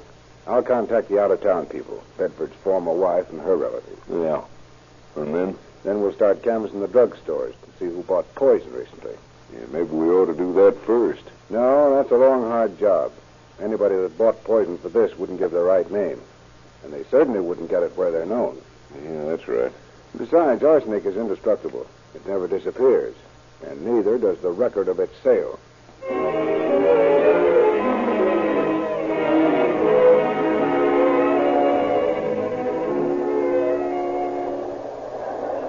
So you didn't get much out of Bedford's neighbors, huh? No, not much. It's a small farm settlement, and they all know each other too well. The impression I got was that Agnes Bedford wasn't very well liked, but her husband was so well thought of, nobody wanted to say anything against her. That doesn't mean much. Oh, I did find out that the two girls ran away from home once. You did? Yeah. Well, did you question the Bedfords about that? No. It's a pretty touchy subject. I thought I'd find out what you had first. Well, I covered a lot of drugstores in Columbia County. Didn't get a thing. But as long as we're here, we'll stop in at the local store and glance over the poison register. What about Bedford's first wife? No, nothing there. Her brother acted kind of funny, though. Who's he? His name's Floyd Grayton. He raved around about the police not having the murderer in jail by this time. Said he was going to the town where Agnes Bedford had lived with her first husband 10 years ago. So what? Well, he said when he came back he might have something to tell me. If I don't hear from him in a few days, I'll look up that angle. Well, here's the drugstore. I know it's too close to the settlement to give us anything. Good morning, Sheriff. What can I do for you? Howdy. We'd like to look at your poison register. Sure, yeah. Come on back, Fred. Here. All right. What are you looking for? Just a little sale of arsenic. Oh, sell lots of it. Farmers use it for bugs and varmints. You don't happen to remember anybody from around Yanktown buying any recently, do you? Sure. Mrs. Bedford bought some. Huh? She did? Yeah, she did. Wait a minute. Here it is. Bought on September 4th. Signed Agnes Joan Bedford. I told her it was mighty dangerous stuff to have around food or children. September 4th? That was after the children were taken sick. Yeah, that was the day they died. At least you didn't try to conceal the purchase. Come on, Warren. We've got some questions to ask Mrs. Bedford.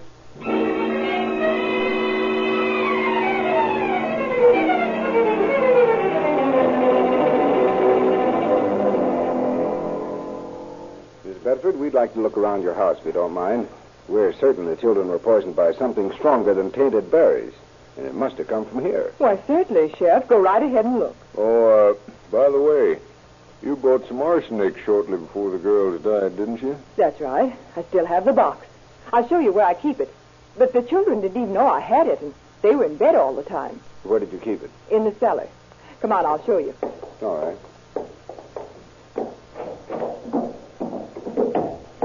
It's been down here all the time.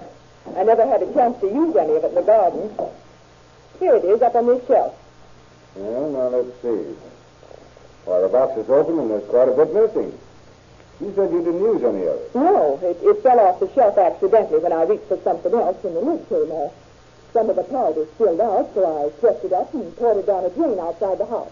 Yeah, that was the right thing to do. If you don't mind, Miss Bedford, we'll just take this box along with us. Well, simply, sir.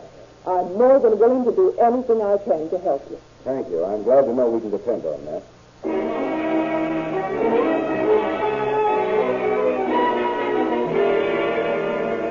A few days later, Floyd Grayton, uncle of the two girls, waited to see Sheriff Calhoun. Oh, Sheriff, the uncle of the girls is here. Says he's got something to tell you that may help you solve this case. Okay, let's talk to him. All right. Will you come in here, Mr. Grayton? All right, sir. This is Sheriff Calhoun. Howdy, Mr. Grayton. I hear you've got some information about this Bedford case for us. Well, I think so, Sheriff Calhoun. It's more about Agnes Bedford than it is the girls, though. What do you mean? Well, you see, this happened several years ago up in Brownsville. Agnes was married at the time to a fellow named Matson. Now, one night, Matson took sick, just about the same. Oh, can't you do something for me? It's killing me. I can't breathe. I've sent for the doctor. What else can I do? Oh, why don't he get here? How do I know? He should be getting here now. What? I can't stand it. I told you not to eat them oysters. Oh, that's a fine way for you to talk. You fix them for me. You didn't have to eat them. What time is it? What do you care? You ain't going nowhere. Oh.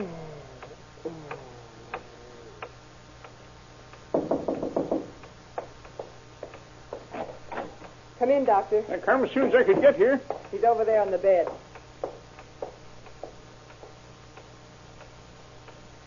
Well, Doctor? Miss Matson, your husband's dead.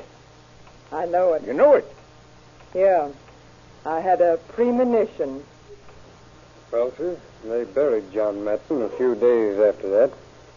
And that death certificate read acute gastritis. Acute gastritis, huh? Yep. Are you thinking of the same thing I am? I'm afraid I am. Operator, get me District Attorney Weatherford on the phone. What are you going to do? I'm going to get Lynn County officers to dig up John Matson's body. And if I find out what I think I will, I'll ask for a murder complaint against somebody.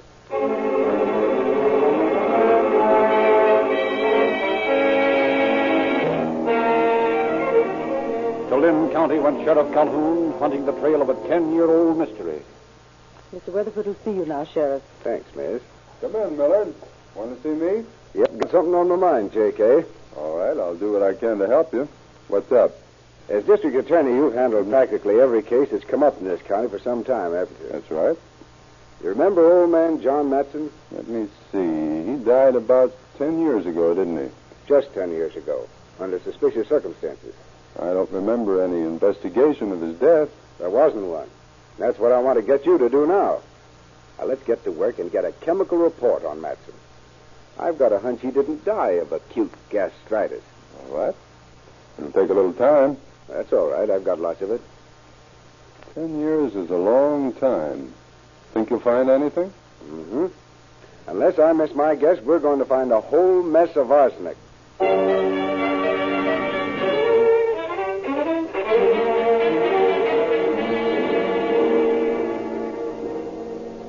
Well, Calhoun, I'm afraid you were right about Matson. That's so? What'd you find out?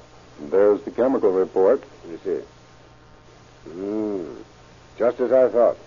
How'd you happen to suspect arsenic in this case? Well, in the first place, Matson died in September. So what? Lots of people die in September. Right. But he was supposed to have been poisoned by eating oysters. Oysters are safe in September. Got an R in it, eh? Yeah. Besides, the drugstore at Brownsville burned on the night John Matson died. You don't think it was just coincidence? No, I don't. I think it was arson to destroy records. That might be a little hard to prove after 10 years. That's right, too. But it won't be hard to prove that John Matson died of arsenical poisoning. And that his wife was the only person who profited by his death. Right again. In which case, maybe we'd better issue a murder complaint against her, eh? I think so. Meantime, I've got one of my own that I think I'll use.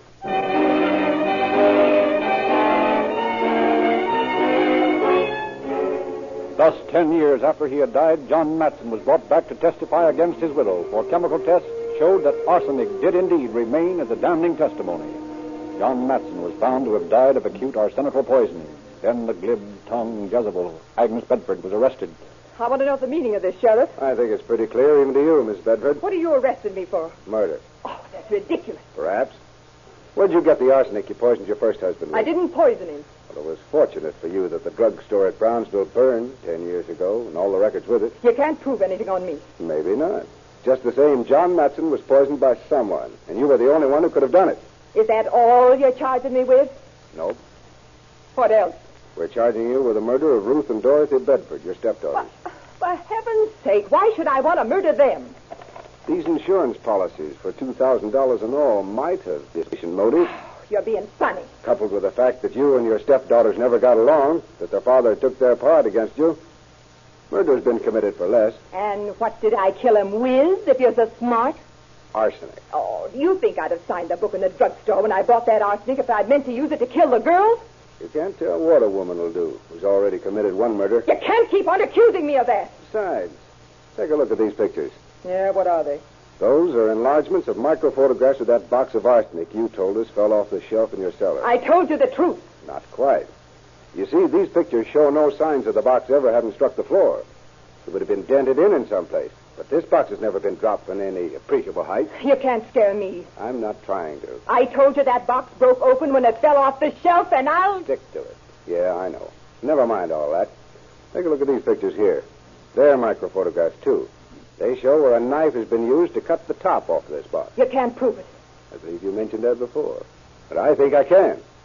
The chemist report shows that the girls got a large dose of arsenic just a few hours before they died. That was after that box had been opened. Besides all that, you asked Dr. Ross to sign these insurance policies before the girls died. That doesn't prove anything. Except that you knew they were going to die. That's the reason you demanded the autopsy.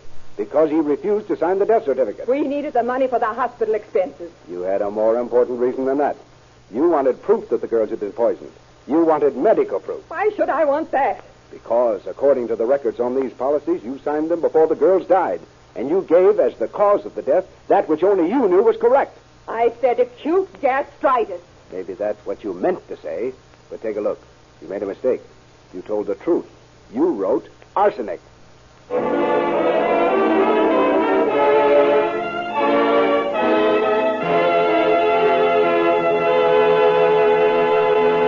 In just a moment, we shall hear concluding facts regarding our program. But before closing our story, remember your friendly gesture to the cast, the sponsor, and me tomorrow. Tell your Rio Grande dealer that you enjoy calling all cars. Here is a Christmas gesture that I hope will bring you personal satisfaction and make us of calling all cars very happy. Agnes Bedford was brought to trial on March 10th of this year. 2 months later, she was sentenced to spend the rest of her life in prison in payment for a crime that did not pay.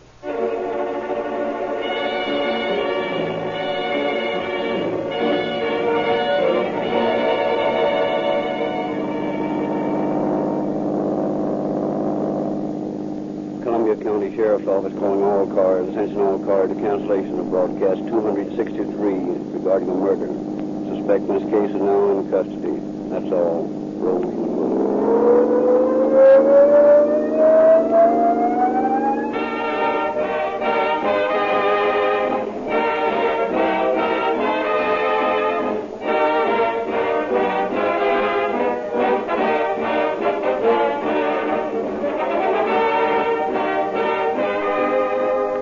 This is your narrator, Frederick Lindsley, bidding you good night for Rio Grande.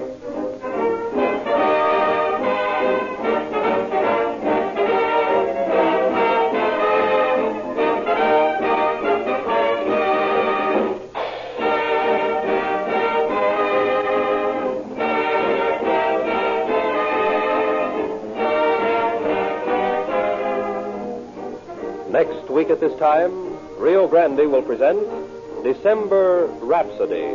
This is the Columbia Broadcasting System.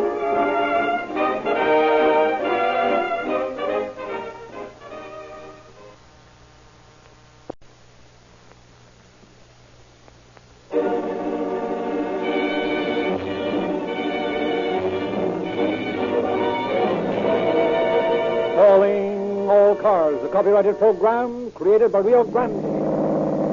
Southgate Police calling all cars, attention all cars, broadcast 264 regarding a missing person. Be on the lookout for Dorothy Nelson, described as middle-aged, medium build, fair complexion. That's all.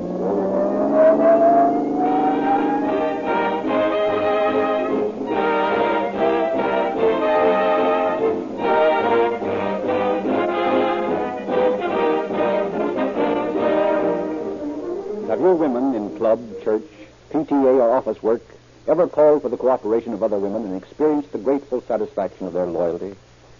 You men have at times been dependent upon other men who owed you no definite obligation, but whose sense of sportsmanship and fairness has renewed your confidence in your fellow man. I find myself in that situation. I have asked those who have listened to and enjoyed calling all cars to show their appreciation in the first and only test of listener loyalty we have ever made on this program.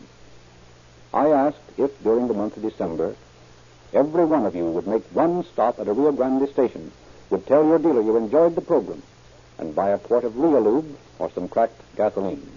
The amount didn't matter. Well, your friendliness and graciousness was a new experience for me in my 14 years in radio.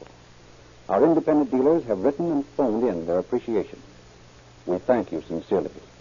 All of you who have repaid our many calls into your homes, and trust that tomorrow, or during this weekend, those of you who have forgotten will call at your Rio Grande dealers and help us assure you of another year of 52 Calling All Cars programs.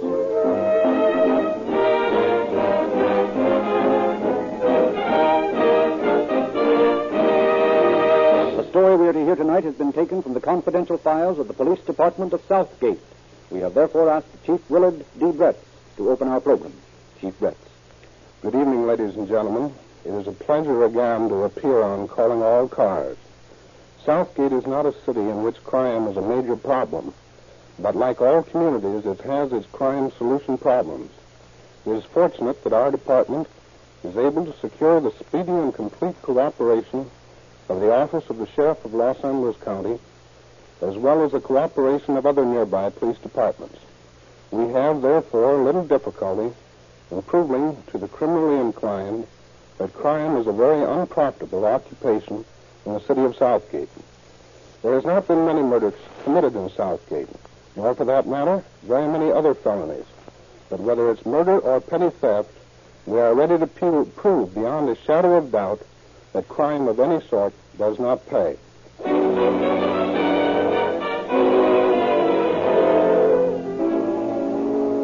Our story opens in El Dorado, Kansas, October 21st, 1936. Phyllis, what's wrong? What do you mean, Mother? For days you've been thinking about something. Something you seem to want to talk to me about. But you haven't. What is it? It's about Dorothy. Has something happened to her? That's just it. I don't know. It's just a presentiment, a premonition. What makes you think something's wrong? I don't know exactly.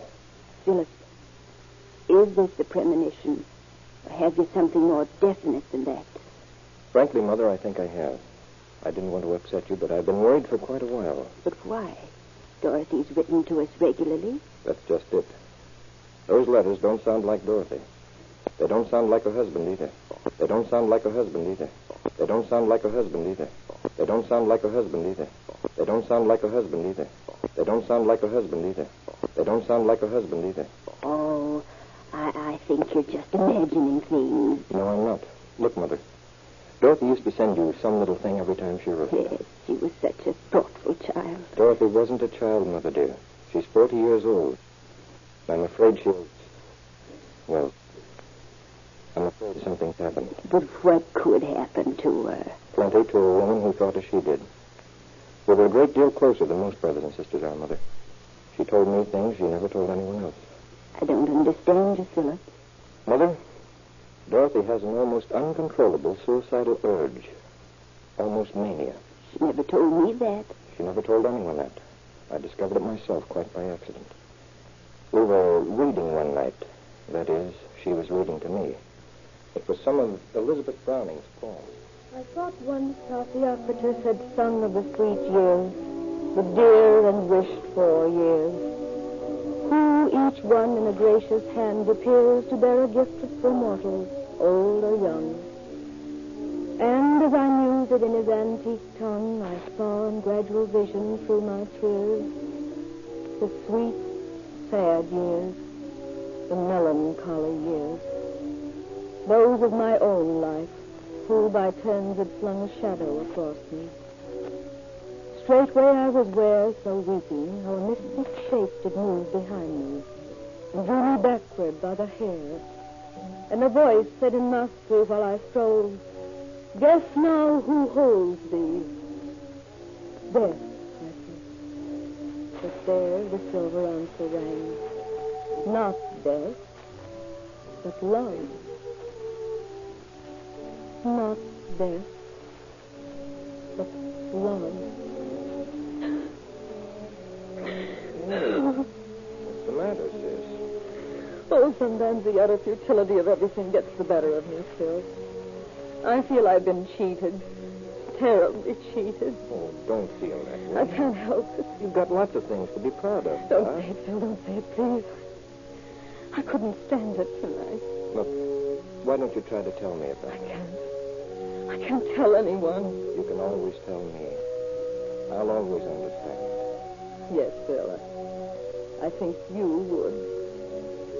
I think Elizabeth Browning must have felt as I do sometimes. Remember that sonnet?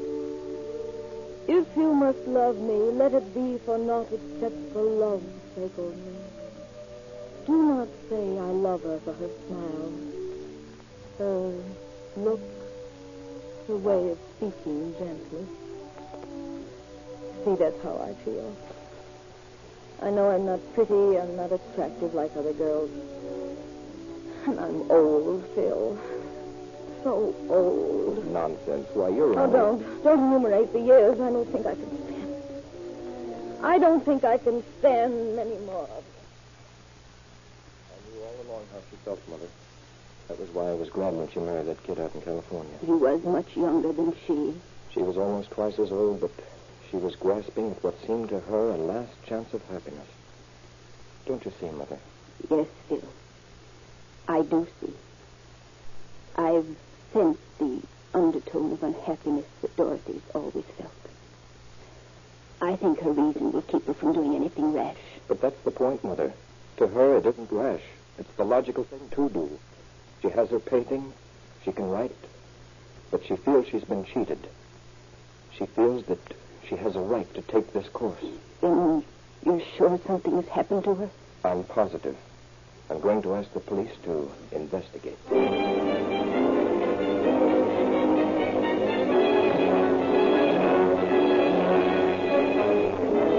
few days later, Chief Bretz received a letter in Southgate. He immediately conferred with Captain Gutting of the Detective Bureau regarding the missing Dorothy Nelson. You know, Chief, I've been thinking about those letters that fellow sent us from Kansas. What about them? Remember the one we know definitely was written by a woman? Yes? Well, that one was well written and well typed. All the others were misspelled and had a lot of mistakes in them. I noticed that. Personally, I think that fellow Sloan's got something to worry about. Well, we'll soon find out. This looks like the address the brother gave me in his letter. Neat bunch of bungalows, anyway. Not much chance of anything happening around here without the neighbors knowing about it. I'm depending on that, too. Nothing like an observing neighbor to help on a missing person case. Might as well try the manager's office first. Might as well. You phoned the sheriff's office, didn't you? Just before we left. Mahoney and Killian are coming down to get a line on the case. Wait a minute. Here comes the landlady. Yes? How do you do? I'm Chief Bretz, Police Department. This is Captain Gooding. We're, Oh, won't you come in? Thank you. Yeah. Now, what can I do for you, gentlemen? You're the manager here, Mrs. Webb. Yes, I'm the manager. Did you know a Mr. and Mrs. Nelson? Oh, yes, very well. They lived in the third bungalow. Have you seen Mrs. Nelson lately? Why, no, not for almost 2 months. What sort of woman is she? She's a very cultured, refined woman of about middle age, perhaps. About how old? Oh, I'd say around 40. Uh-huh. And her husband is... Oh, that's a very peculiar thing. He wasn't a day more than 21 or 2. Oh, May and December, huh? Yes. When did they move in here? In March of last year, I believe. I haven't seen Dorothy since the latter part of July. Know where she went? The last time I saw her, she seemed a little more worried than usual. And shortly after that, her husband said she was going back to see her mother in Kansas. Well, it's a cinch she didn't go there. Were you very friendly with the Nelsons? Oh, yes, I visited them often. Mm-hmm.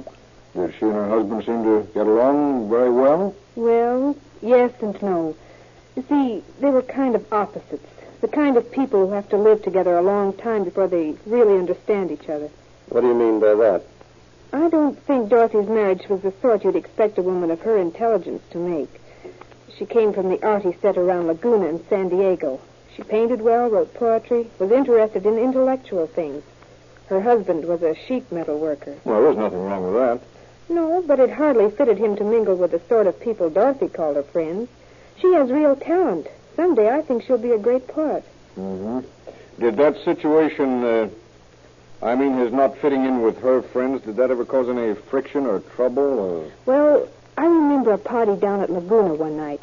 We'd all driven down in Nelson's car. Dorothy's friends were having a wonderful time reading each other's faces. Hello, Patricia. But, my dear, you must see Paul's new picture. It's called Horse Ascending Stairs, and it's positively transcendental. Well, that monkey couldn't paint signs for bulldozer and tobacco. Oh, simply too ravishing. The good sweets of the ocean, and right in the center, 2 poached eggs. How do you like this, Mr. Nelson? Lousy. What did you say, dear? I said lousy. What is? This party. I think he's just a little out of his depth. Yeah, what makes you think so? Oh, well, Dan's always so bored with this sort of thing. He likes to be doing things. Sure. He wants to sit around listening to a lot of trash like the guff these birds dish out. Come on, let's shove off, Dorothy. We can't. We've got to stay and hear some of Bergloff's new food. Oh, for God's sakes, have we got to? Yes, dear. Now, please, try to look pleasant. Make out like you like it. Yeah, fat Quiet, quiet, everybody. Here it comes. Now, I promised you that Paul would read some of his latest things for you tonight. Come on, right on here, Paul. And the first is dinner in the Latin Quarter. Now, quiet, everyone. I'll bet this is the line. Crisp white onions like virgins going to communion. I love 'em. Robelasian bread, meal mixed with barley, luscious brown beans drooling in their liquor. How do you like that? Sounds like a meal in a chili joint. Strikes me you don't approve of all this. No, I'd rather go to a movie. Dorothy, it's your turn. Well, if you don't mind... Now, nonsense. Your village blacksmith can spare you for a few moments. How'd you like a good sock and a puss, punk? Come along, Dorothy. Are we going to have to urge you, dear? No, I just suddenly feel very tired and a little embarrassed. As a matter of fact, I didn't bring anything with me. That's true. What are you talking about? You gave them to me just before we left the house. Here they are. No, Dan. Go on, read them. No, I'd rather not if you don't mind. Oh, what the heck? I'll read them. Oh, splendid. Dan. No, Dan, please, Dan, don't. No. Perhaps this is not my life's throbbing hunger, being fed delicately, or my congenital dream being passionately fulfilled. But yet, night and darkness clothe my strong-armed lover with beauty and power. If I can keep him silent, my hands leap out to touch lithe muscles of his firm young arms. He can be Tristan then, or Lancelot, and I the dark Elaine. Tenderly, too, he takes my hands and puts them to his cheeks. I feel the smoothness of his youth, and then I become chillingly what I am, something old, hungering for a dream. Oh, I'm sorry. I dropped my cup. Things were a little strained after that, if you know what I mean. I think I do. Have you seen this guy Nelson lately? Not since the middle of August. He moved shortly after Dorothy left. Took everything with him, I suppose? Yes, everything except a few notes in some of her poems. He never seemed to care about them. Of course, I rented the house again. Mind if we look at the notes he left here? Not at all. I have them right here in the desk. If this is any sign, she simply pulled up stakes and left him. What are you talking about? Listen to this. The shadow of the certainty of parting falls across my heart as poignant and as sure as the shadow of the night lies athwart the world in its brightest of days. Come on, let's get going. You said you were happy and drunk on the cup of life that I brought. I, gratified, spilled it all for you, forgetting I was taught maxims in frugality's praise. Now I withdraw the cup. Shall you recall the fragrance of the wine, and, forgetting or remembering, know the cup you held was mine? Concise and to the point. Mrs. Webb, do you mind if we look around a bit? Not at all. Thank you. By the way, why didn't you talk to Mrs. Huge? She lived next door to the Nelsons. It's the fourth house. We'll do that, thanks. Well, what do you think? I don't know. I'm wondering why a woman like that compromised with her real self when she married that kid. My friend, don't get started to wondering why women do things. You'll go nuts. At my age, you're telling me. Wonder why Mrs. Webb thought we ought to talk to this Mrs. Huge. Watch yourself, Chief. This isn't any compromise with her better self this time. Mrs. Webb had some definite reason for that suggestion. Never can tell. Well, here's the place. Hope she's home. I wouldn't like to make another trip out here just to hear a bit of neighborhood gossip. Oh, good afternoon. How do you do? We're from the police department. Oh. Mrs. Webb thought you might have some information about the Nelsons that we could use. Oh, well, perhaps. Won't you come in? Thank you. Excuse me a minute, but I have a cake in the oven. Just make yourselves at home, gentlemen. Go right ahead. Don't worry about us. I wonder if she spends a lot of time in the kitchen because she's inclined that way or because the kitchen looks out on the driveway. And most of the coming and going is on the driveway, huh? Right. Now then, gentlemen, you're looking for the Nelsons, is that it? That was the general idea. Well, now, let me see. I guess it was around the 1st of August the last time I saw Dan Nelson. Oh, no. No, I believe it was... What was he doing when you last saw him?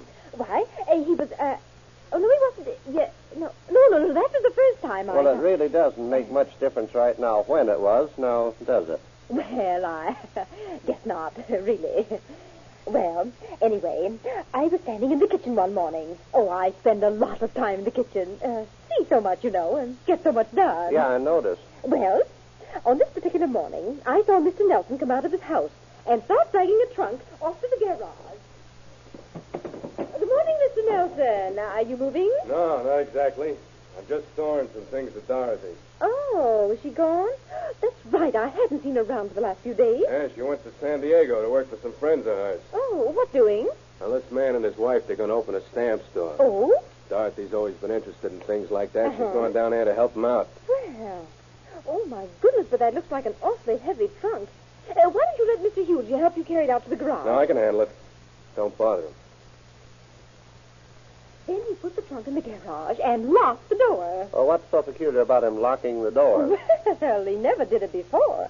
And besides, it was a new lock. Did you see Nelson after that? Yes, I saw him, 3 or 4 days after that. He was out in the garage again, trying to load the trunk on his car. He had the motor running. Oh, yoo-hoo! Hello, Mr. Nelson. Are you having trouble? No.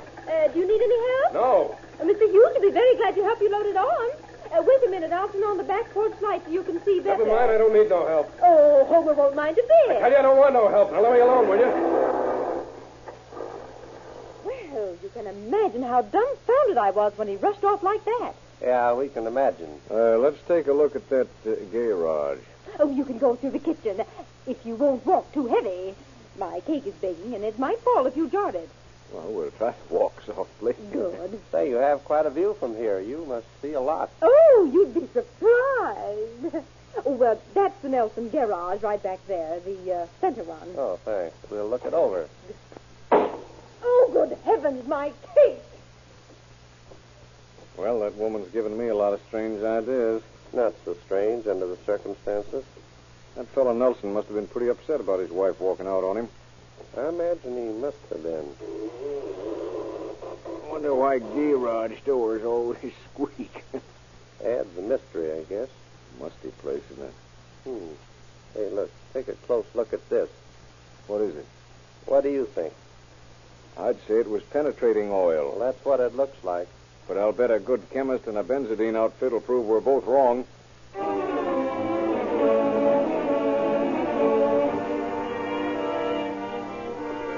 Meantime, Deputies Mahoney and Killian worked on the meager information relayed by telephone from the letter of Philip Sloan. Chief Brett had given the contents of the letter to Captain Penpraise of the Sheriff's Office, together with his own conclusions. And from this information, the deputies had learned much. They conferred with Chief Brett and Captain Gutting. Well, Chief, Killian and I have found out a little about your Nelson family. That's fine. We've been getting a few ideas ourselves. We've got a man making chemical tests out at the Nelson place now. Mahoney and I took a run down to Laguna before we came over here. It seems this Sloan woman picked the Nelson kid up on the highway one day, down close to San Diego. The first thing anybody knew, they were married. Seems that she comes from a pretty wealthy family. Which probably explains his interest in a woman twice his age. Yeah, it usually helps in explaining such things. He married this monkey in 1934, sometime in the fall. And he was still in service and just came home weekends. Yeah, seemed to get along all right till he overheard somebody call him a gigolo one night down Laguna. That's how the fight started. Yeah, he raised such a row with his wife that some friends of hers used a little pressure to get him transferred to Hawaii. Shanghaied him, huh? Practically. Well, she wouldn't divorce him, though, in spite of all her friends. Nelson came back in 1935, and he was discharged a few weeks afterward. Now, that's when the trouble really started. When she started trying to housebreak him, huh? Yeah, he didn't mix well with the Laguna crowd. Yeah, so we've heard. Boy had a pretty bad background. I've run in for stealing a couple of times while he was at high school. The kids in school got sore at him for that. Yeah, that's why he joined the service. But he failed to mention his arrest when he enlisted, I imagine. Probably. We found out he's got a brother working in an electrical fixture place on East 34th. Let's take a run over there and have a talk with him. Chief Brett. Oh, it did, eh? That's what I expected. Thanks. That was our chemist. The benzodine test showed that the spot in the garage was blood. Well, how about that penetrating oil? Somebody tried to cover up the blood.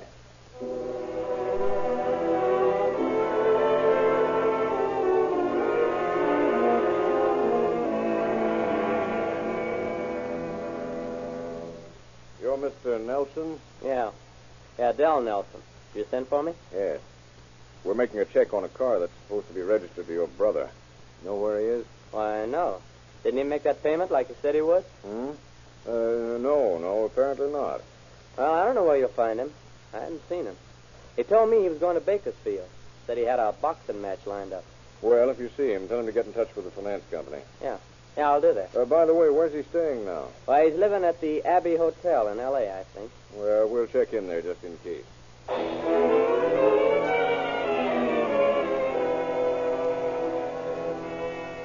Chief Brett and his companions sped to the Los Angeles Hotel only to be told... No, Dan Nelson checked out of here 2 days ago, according to my record. Checking further on the Bakersfield angle, the officers found... Nope. There are no fights scheduled for tonight in Bakersfield. Positive that Del Nelson was lying to shield his brother. Brett and the others returned to the 34th Street plant. You lied to us, Nelson. Why? Why, All right. What is it? Well, I wanted to protect him. Protect him from what? Oh, you can't fool me, Brett. I know you. I know you're coppers, all of you. Well, what about it? Well, Dan told me he was in trouble. Said he had to leave town for a few days. What kind of trouble? He said his wife had threatened to commit suicide. She was going to do it so it looked like he killed her. He was afraid she'd done it. What made him think that? Well, she left him, and he didn't know where she went. She got scared and beat it. You want to be pulled in, Nelson? No, please don't do that. It'll kill my mother. She couldn't stand it. I don't know anything about Dan's private life. I'm telling you the truth. We can take you in as a material witness, you know. Oh, please don't do that, Chief. Please. Take it easy. Where's Dan? I don't know, honest. All I know is I got a date to meet him at 34th and Santa Fe at 4:30. In just a few minutes. He said he wanted to talk to me. Okay, come on. You'll ride with Captain Gutting. We'll all keep that date.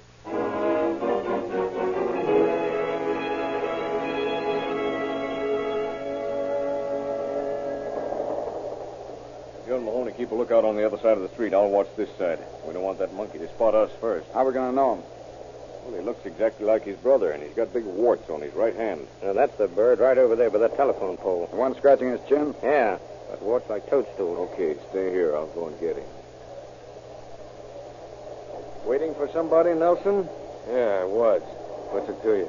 Your brother's in the car across the street. He wants to see you. What's Del done? Nothing at all. We just thought we'd make this a sort of reunion down at headquarters. Headquarters? That's huh? right, headquarters. Police station to you.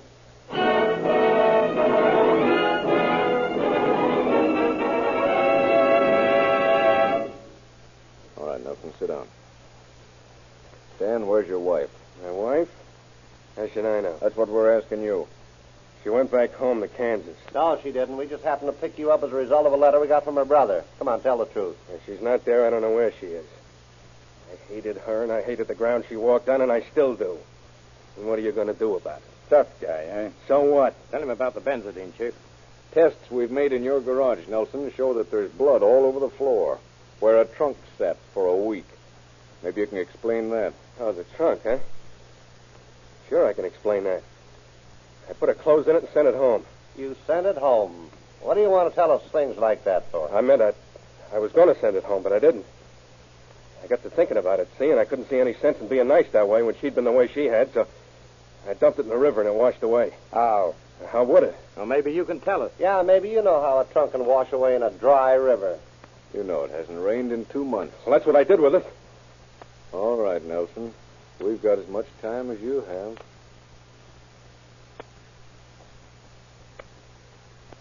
Smart guys, ain't you? Why don't you give me the 3rd degree? What's the matter? Cat got your tongues? Well, say something. Go on, ask me questions. Why don't you say something? Okay. Have it your own way. What's it to me? I can sit here as long as you can. I can look at you, too, see? See me staring right back at you? I ain't afraid of you guys. You ain't got nothing on me. I guess a guy's wife's got a right to walk out if she wants to, ain't she? Well, ain't she? For God's sake, say something. Don't sit there looking at me that way. Say something!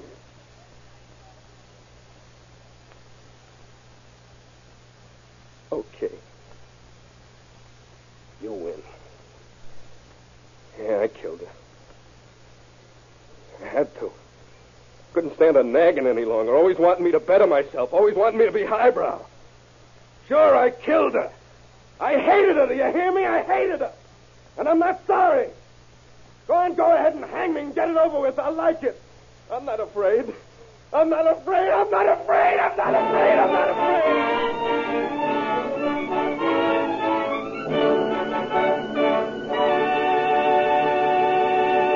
In just a moment, we shall hear additional facts from Chief Brett. Before Chief Brett completes your story, I want to tell those of you who may have tuned in late that during the month of December, we are making a test of listener loyalty to this program. Will you promise yourself to stop at a Rio Grande station once this week to show your appreciation of Calling All Cars?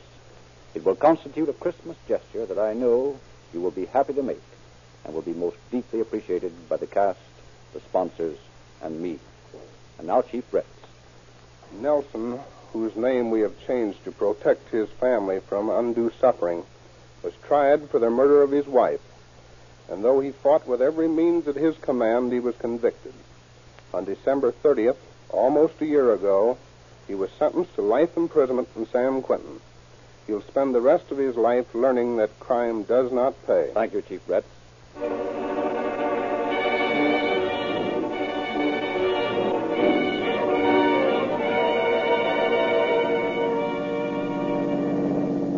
Southgate Police calling all cars, attention all cars. Cancellation of broadcast 264 regarding a missing person. Suspect in this case is now in custody. That's all. Rolling.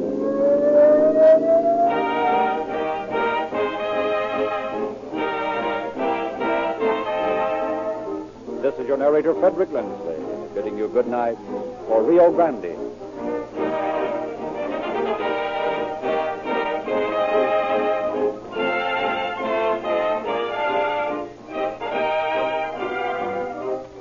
Next week at this time, Rio Grande will present Murder at Sundown. This is the Columbia Broadcasting System.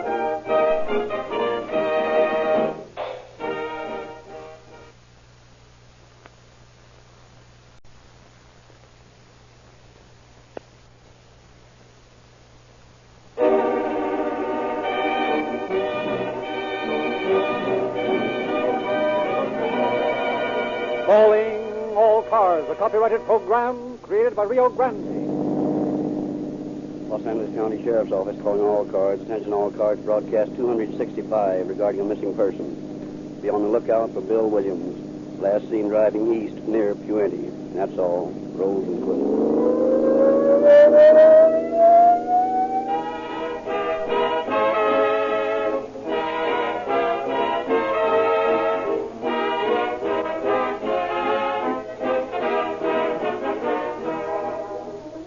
Frederick Lindsley speaking. The man who is responsible for your program sat down with me after a recent broadcast to talk things over. He said that no one could be happier with the way the program was being presented, that he knew Calling All Cars has a tremendous audience.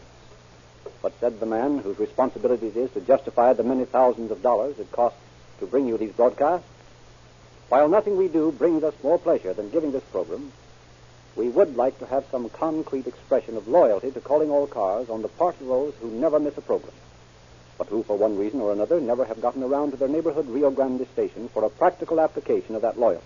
I'll leave it up to you. And so, friends, the cast and I are putting it up to you. We believe 5 years of our endeavor to give you a program of interesting entertainment should stand the simple test of friendship.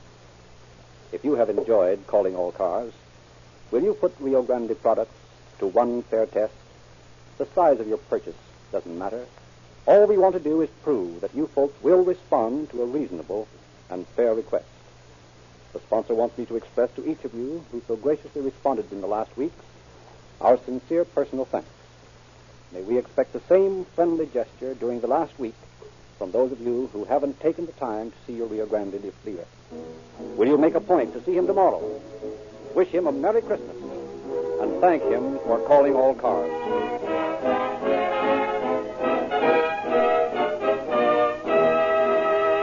The story we are to dramatize tonight has been taken from the confidential files of the Sheriff of Los Angeles County. We have therefore asked Sheriff Eugene Biscaluz to open our program. Thank you. It's seldom that one has the privilege and opportunity I have tonight to talk to so many people at one time. That's why I want to wish every listener into this great program of Calling All Cars, the very fine cast assembled here, a very Merry Christmas and a Happy New Year. The man who perpetrated this crime was a man with a long criminal record. He had just finished a sentence in the county jail in Los Angeles. He was a confirmed recidivist, and if ever a man possessed a homicidal mania, he did.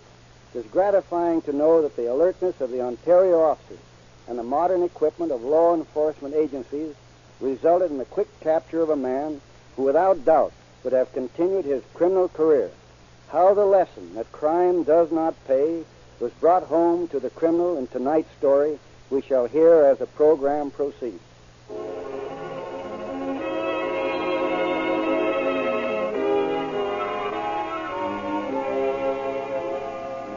On a little farm near Jefferson City, Missouri, a group of young men are gathered around an open campfire. They say you are going. We will miss your bright eyes and sweet smile. For they say you are taking the sunshine that brightens the pathway a while. Hey, that wasn't so bad. You know, we ought to get on the radio. Yeah, there ain't no radio stations near here. I don't think we're good enough for the radio yet. Me and Bill was talking about it last night after we got through, and we thought that maybe a little later. We might go to Hollywood. Hollywood? Holy gee, Bill. You really think you might go? Well, Bill thinks so. I'm not so sure. Ah, you will be, Tom, after we get singing better. What about your old lady and your Holden? Ah, we'll sell the Holden, take Mom with us. I still think it's a crazy idea, Bill. Me and Mom was talking about it this morning. Huh? Oh, what'd she say? Oh, you know her. Didn't have much to say, just listened and said whatever we boys decided to do. She's, never complain. Hey, you might get in the movies if you went, huh, Bill? Sure, why not? Me and Tom would make swell cowboys. We got the clothes. We both wrangle cattle, some of our lads. It all sounds swell, but somehow I'm a little afraid of it. How do we know we could get work? Oh, shucks, Tom. All we have to do is go to a radio station, sing for them. They'd hire us. You bet they would, too. You guys are darn good singers. Yeah, and maybe after you got settled, me and Joe could come and join you. Sure, me and Pat'd come running if you said so. Well, why don't you come with us now? Well, I can't leave right now. Account of my old man needs me for harvest. I ain't got the dough, but we'd come late if you said so. And don't be too sure we're going either. This is just a pipe dream of Bill's. It ain't neither. I'm going, and if I have to go by myself, I've been reading all about it. I'll start as an extra, work my way up till I'm as big a star. Till I'm a greater actor than Buck Jones. You oughtn't to believe all them stories you read about Hollywood. Why not? Look at all the people who gone to Hollywood and made good. Well, what about all those who didn't? Well, they just weren't as good as you and me, that's all. That's right. You guys got what it takes. Sure, yeah. Tom will get in the notion after he thinks about it a while. Let's practice another song, huh? Now, we'll knock 'em dead. What'll we sing? Lead out, Joan. We'll join in. Okay. Close your sleepy eyes, my little buckaroo, while the light of western skies is shining down on you. Don't you know it's time for bed? Another day is through. Go to sleep, my little buckaroo.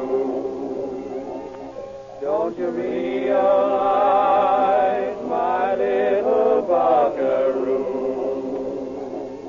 it was from a little acorn that the oak tree grew. And remember, Buffalo Bill was once a kid like you. So go to sleep, my little buckaroo.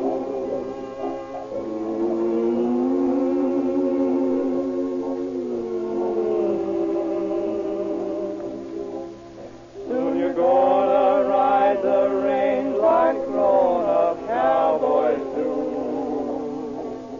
Now it's time that you were rounding up a dream or two.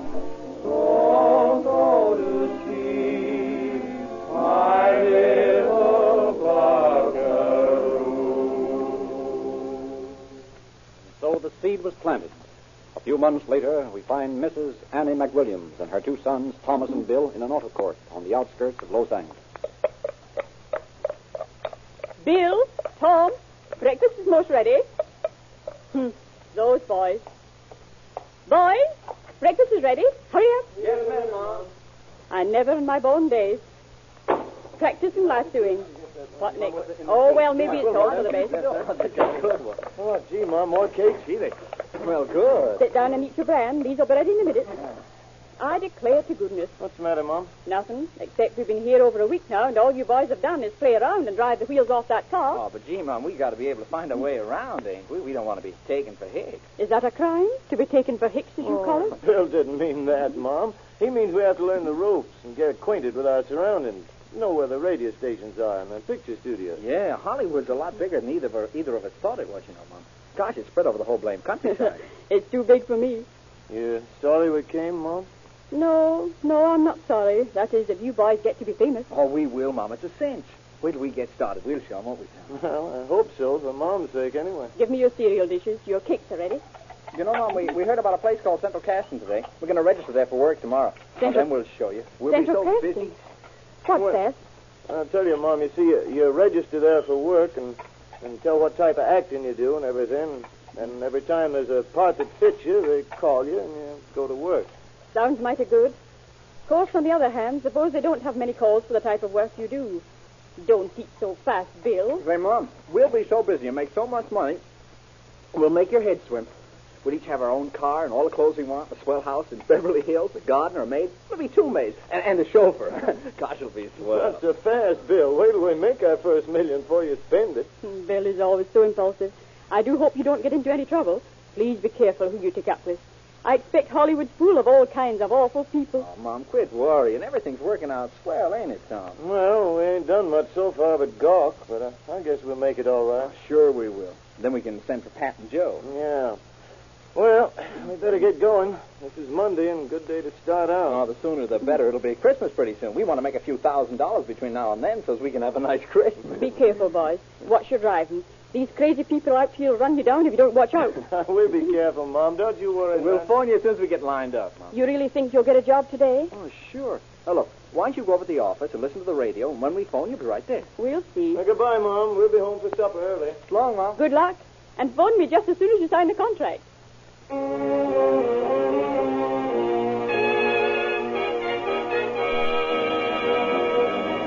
But breaking into pictures wasn't quite so easy as the boys had thought it would be. Days went by, discouraging days for all 3 members of the McWilliams family. The days soon stretched themselves into weeks, and still no sign of work. The boys began parking their car in a central location and walking to the various places that might give them a few hours' work. They registered at Central Casting and soon learned that organization didn't call an offer of jobs. The mother's face grew thinner and more pallid. New lines appeared. The boys would have to take some kind of employment soon. Their money was getting low. Oh, I'm glad you're home. No, Mom. No. Well, how'd you get along today? Any luck? No. Now, don't be discouraged. You'll find something soon. Gosh, you'd think with all the pictures and radio programs that we could find something. You will. Hungry? Not very. What did you have for lunch? Milkshake. A milkshake. Why, land above, that ain't enough lunch. No, you're spending a lot of money for lunches. Milkshake's enough. Not the way you boys like to eat. Put the table up and we'll eat in about 5 minutes. Bill, you run over to the grocery and get some milk. Okay, Mom. Got any money? Maybe you better give me 2 bits. Okay, here. Hurry back and I'll help Mom. Okay. Better get raw milk, Bill. Okay, Mom. How do you feel, Mom? Fine. Now put that table up like a good boy. Sure.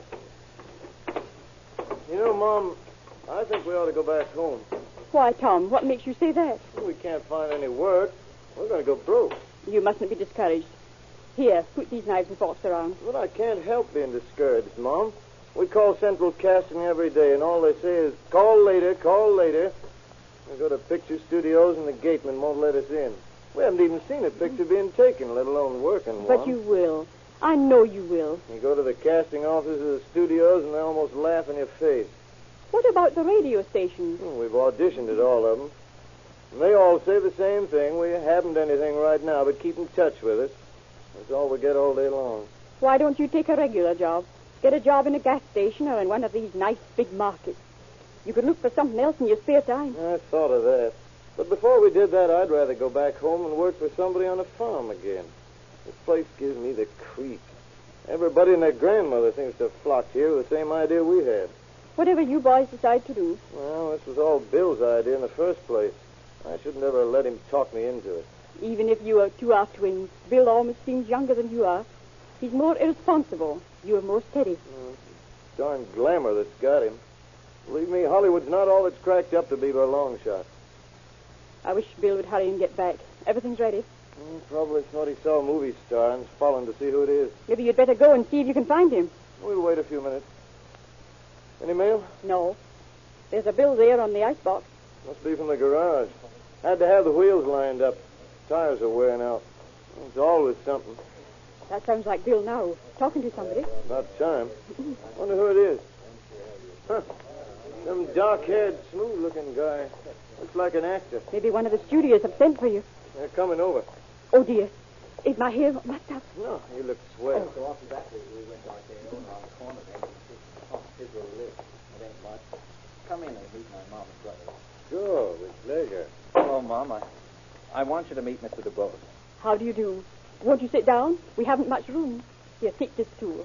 Thank you, Mrs. McWilliams. This is my brother, Tom. How are you? Mr. DuBose is an actor.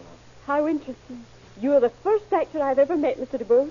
The woods are full of them, Mrs. McWilliams. Mr. DuBose says he can get us both in pictures. Oh, how wonderful. My boys are trying so hard, and they've got talent. Really, they have, Mr. DuBose. Well, why don't you sing for him, boys? Well, later on, Mom. Tell me, Mr. DuBose, how can you work this miracle? It's really no miracle, Tom. You see, I have a relative that's a producer, and, of course, I've done considerable work myself. There's really nothing to it when you know the role. Mr. DuBose says it's all pull. Who you know? He knows the right people. And you're going to introduce my boys to directors? Something like that. I probably won't be able to get both of you in at the same time. I'll have to take you one at a time. Well, here's your chance, Bill. Oh, no, your chance. You're more anxious than I am. We'll flip a coin for Nope. This is your chance. Oh, gee, you know that. Well, who knows? If Bill here gets a small part in some horse opera and is good... Opera? You mean my Bill's going to sing in opera? Oh, no, Mom. Horse opera is what they call Western pictures. Oh, you see, Mr. DuBose, I'm not very well acquainted with the way they do things out here and the names they use. I understand. But as I was saying, if he's disqualified tomorrow, you may see his name in big electric lights on Hollywood Boulevard. And that's the way things happen out here, overnight. You see, Mom, it's just like I always said. Gosh, Mr. DuBose, I don't know what to say or how to thank you. That's all right, my boy. Always glad to help out a newcomer in our Magic City. Now I'll have to run along, but I'll be back tomorrow about noon, and we'll go and get started on the right road. Gosh, it's all too good to be true. Oh, almost forgot. My car's laid up in the shop. I wonder if it would inconvenience you any to take yours. Oh, heck no. Hey, you got those front wheels fixed, didn't you, Tom? Yeah, there's a bill over there already. That's what. Can I pick you up, Mr. DuBose? Well, it might facilitate matters. Here, I'll write the address. No, I'll tell you what you do. You meet me at Hollywood and Vine, say 12 noon. We can get a bite to eat, and I'll go over the dope with you then. Okay, Mr. DuBose, okay. Gosh, just imagine. I'm going to be a movie star.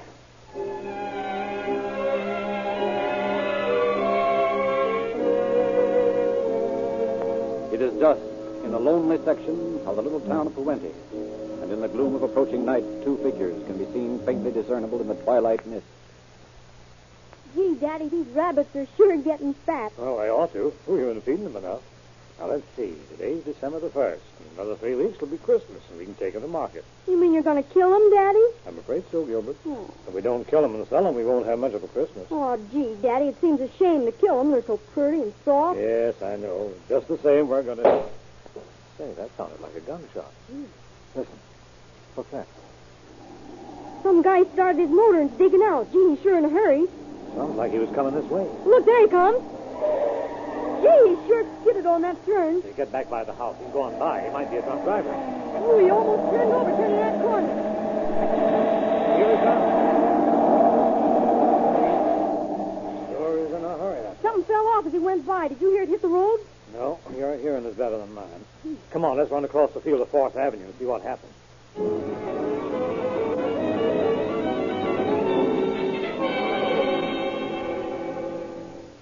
Barry, in this flashlight isn't so good.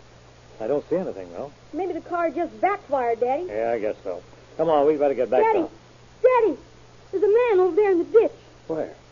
Oh, over here, Daddy. Oh, gee, I'm afraid. Where? I don't see... Is he sick, Daddy? I'm afraid it's worse than that. Come on, son. Let's get back to the house and report this to the police. Come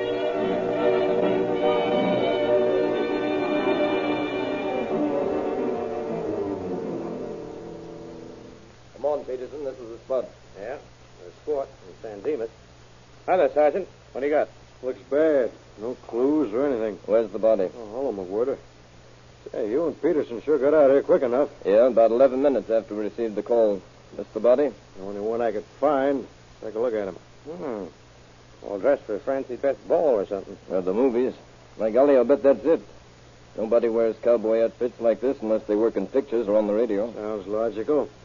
Cowboy actor taken for a ride. A darn good bet, all right. Well, let's look at him.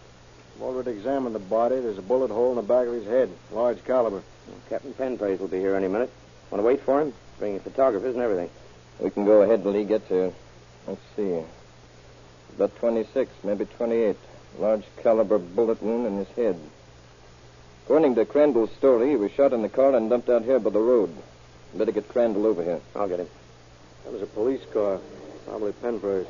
Yeah, but there sure isn't much to go on. Not much. Sometimes it doesn't take much to catch a criminal and convict him. You said it. Well, here's Captain Penpraise. Over here, Captain. Whoever said it was a nice night for a murder must have known about this. Foggy, chilly, desolate surroundings. Here's Crandall. Oh, hello, Captain. Oh, Peterson. Well, Sergeant Swartz, I didn't see you. Penpraise. How are you? This is Gilbert Crandall. He's the man who phoned Sergeant Swartz. Mr. Crandall, this is Captain Penpraise, the sheriff's office. Hi, Mr. Crandall. Well, let's hear the whole story. Well, there isn't much to tell. My son, Junior, and I was feeding the rabbits when we both heard what we thought was a gunshot. A second later, we heard a car start up and come tearing down the road in this direction. Whoever was driving was either drunk or in a big hurry. Any idea what kind of a car it was? Well, it was pretty dark, but I'm sure it was a sedan, a fairly new one. Anything else? No, that's all. Well, you forgot to tell about the piece that fell off, Daddy. Well, who's this, your son? Yes, this is Gilbert, Jr. Gilbert, this is Captain Penpraise. Pleased to meet you, Captain. Well, you're quite a young man. What is that you said about something that fell off the car? Yeah, I'd forgotten all about that. Just as the car passed the house, we heard something hit the road as though a part of the car had come loose. You see, he turned the corner by our house so fast he almost turned over. Let's get over to your place and take a look around. You boys get over there. There's something investigating I want to do first here. All right. Oh, you stay here with me, McWhorter. Oh, sure, Captain. There isn't much to do. Swartz said there wasn't any identification on the body. Looks a little like it might be robbery. Well, it's an interesting belt buckle. Handmade from silver with W.M. engraved on it. Well, that's something. Let's see what else. This ring looks like it might be the insignia for some secret order. There might be something back of it. Hey, here's his hat. The label gives a store in Kansas City, Missouri. Yeah, 10-gallon Stetson. Well, that doesn't help much, but we'll check on it. You know, his wallet missing makes me think he might have been killed and robbed. What do you make of the clothing? Cowboy, but the clothes are too new. Well, I had an idea he might have worked in the movies. What do you think? Why, George Mac, I think you've hit it. We can check through central casting and the casting offices of the different studios. On the other hand, he might work in radio. So we'll check everything. Well, I examined his fingertips, and I don't think he plays a string instrument. If that doesn't prove much. We better get the body moved to the morgue. Yeah? And at the same time, I'll... Who's that? Sounded like Peterson. Yes, there he comes. Well, we found it all right. Something did fall off the car. Good. What was it? This. A Chevrolet hubcap. We found it on the left side of the road. Well, now we've really got something to work on. I'll phone headquarters right away. You boys can get busy with the tire marks on the pavement. According to Crandall, the guy was driving a sedan with a hubcap missing on one of the left wheels.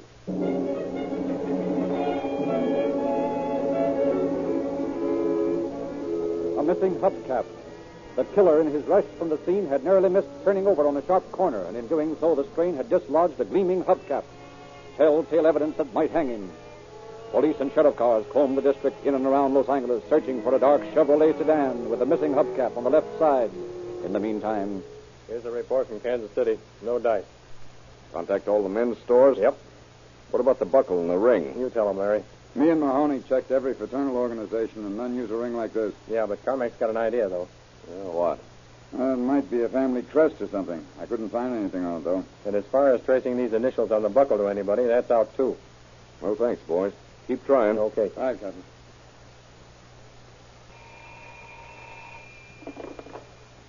Captain Penpraise speaking. Central Cap? precinct calling. We have a report for you on the 20 murder victims.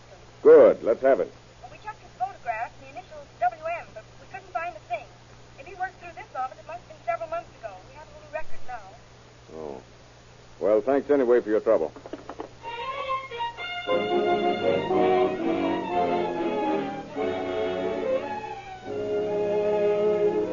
Captain Pencraze waited for reports on the missing hubcap, his best clue. Soon calls began coming in, slow at first, then faster and faster.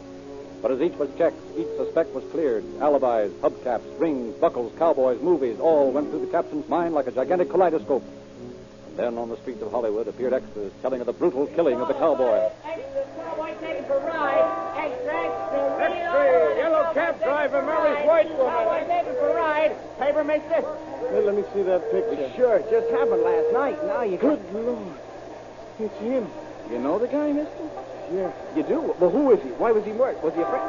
Hey, wait a minute. I'll be darned. The guy must be nuts the way he walked up. Oh, Extra, we don't want it. Cowboy taking for ride. We don't want the murder. You see, Captain Pencraze, the car you're looking for is mine, and your murdered cowboy is my twin brother. I'm sorry, Mr. McWilliams. It'll be a terrible shock to your mother, I'm afraid. Yeah. I don't know quite how to tell her. She had so much faith in Bill. Well, don't worry. We'll have the killer in a few hours. What's the license number of your car? It's a green 1937 Chevy Town sedan. The number is 484547. That's a Missouri license, of course. We'll radio that number to all cars. You go back to the auto court and tell your mother. Keep in touch with me, though. Yes, sir. What I can't understand is why this DuBose killed him. When we pick up DuBose, we'll find that out.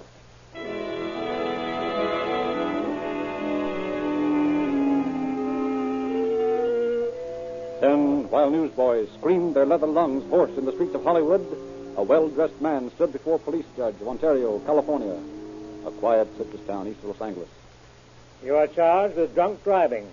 Are you guilty or not guilty? Guilty, Your Honor. $100. You realize, of course, that I'm an actor in Hollywood, and my brother-in-law is a big producer. My wife is a direct descendant of President Buchanan. I'm very well connected $50 of which is suspended. Oh, Your Honor, that's splendid of you. I can use that 50. Where do I pay my fine? I'll take it. Here's a receipt all made out. Oh, thank you, officer. And thank you, Judge. I really didn't mind spending the night in jail at all. You're very accommodating. Well, if I were you, I'd lay off the booze. Next time, you might not be so lucky. Suppose you'd killed somebody. Yes, I understand, Your Honor. My, that would have been terrible. Suppose I had killed somebody. Well, good day, gentlemen. Good day. You're a nice guy. Yeah. We don't get him that nice in here very often. Says his name's Alvin Barker and that he's in the movie. Yeah? Don't think I ever saw him, though. Oh, me neither. But I bet he gives the women an extra thrill. Calling all cars. Wait a minute. Attention all cars. The killer in the Puente cowboy murder case is a well-dressed man named DuBose, driving a green Chevrolet sedan. Missouri license. Number 484547. 484547. Hubcap missing from one of left wheels. Take no chances. This man is armed and dangerous. That guy that just walked out of here. He had a Chevy with a Missouri license. You're right. Come on, we can still catch him. Which way did he go? There he is. Just starting his car. Hey, you. Wait a minute. Careful. He may start to shoot. Get your hands up. Get him up. What? Why, surely, gentlemen, there must be some mistake. Sure there is. The mistake is that you're driving a Missouri Chevy with a missing hubcap. Come on, get out of there. What? Oh, this is ridiculous. What's the charge? There's nothing ridiculous about this, my friend. And the charge is murder.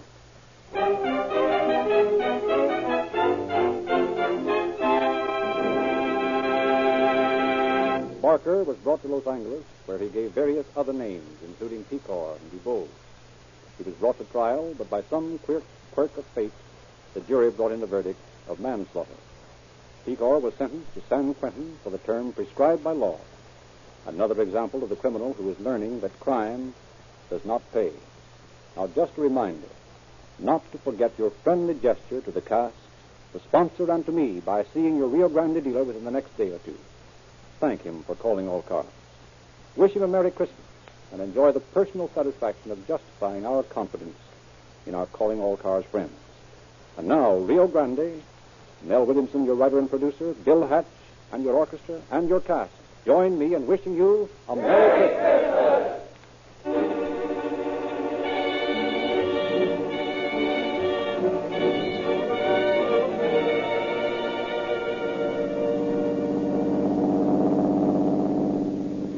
Los Angeles County Sheriff's Office calling all cars. Attention all cars. Cancellation of broadcast 265 regarding a missing person. Suspect in this case is now in custody.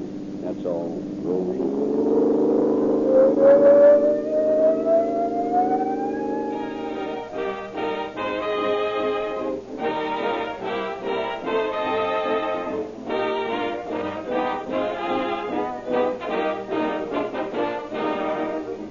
This is your narrator, Frederick Lindsley, bidding you good night for Rio Grande.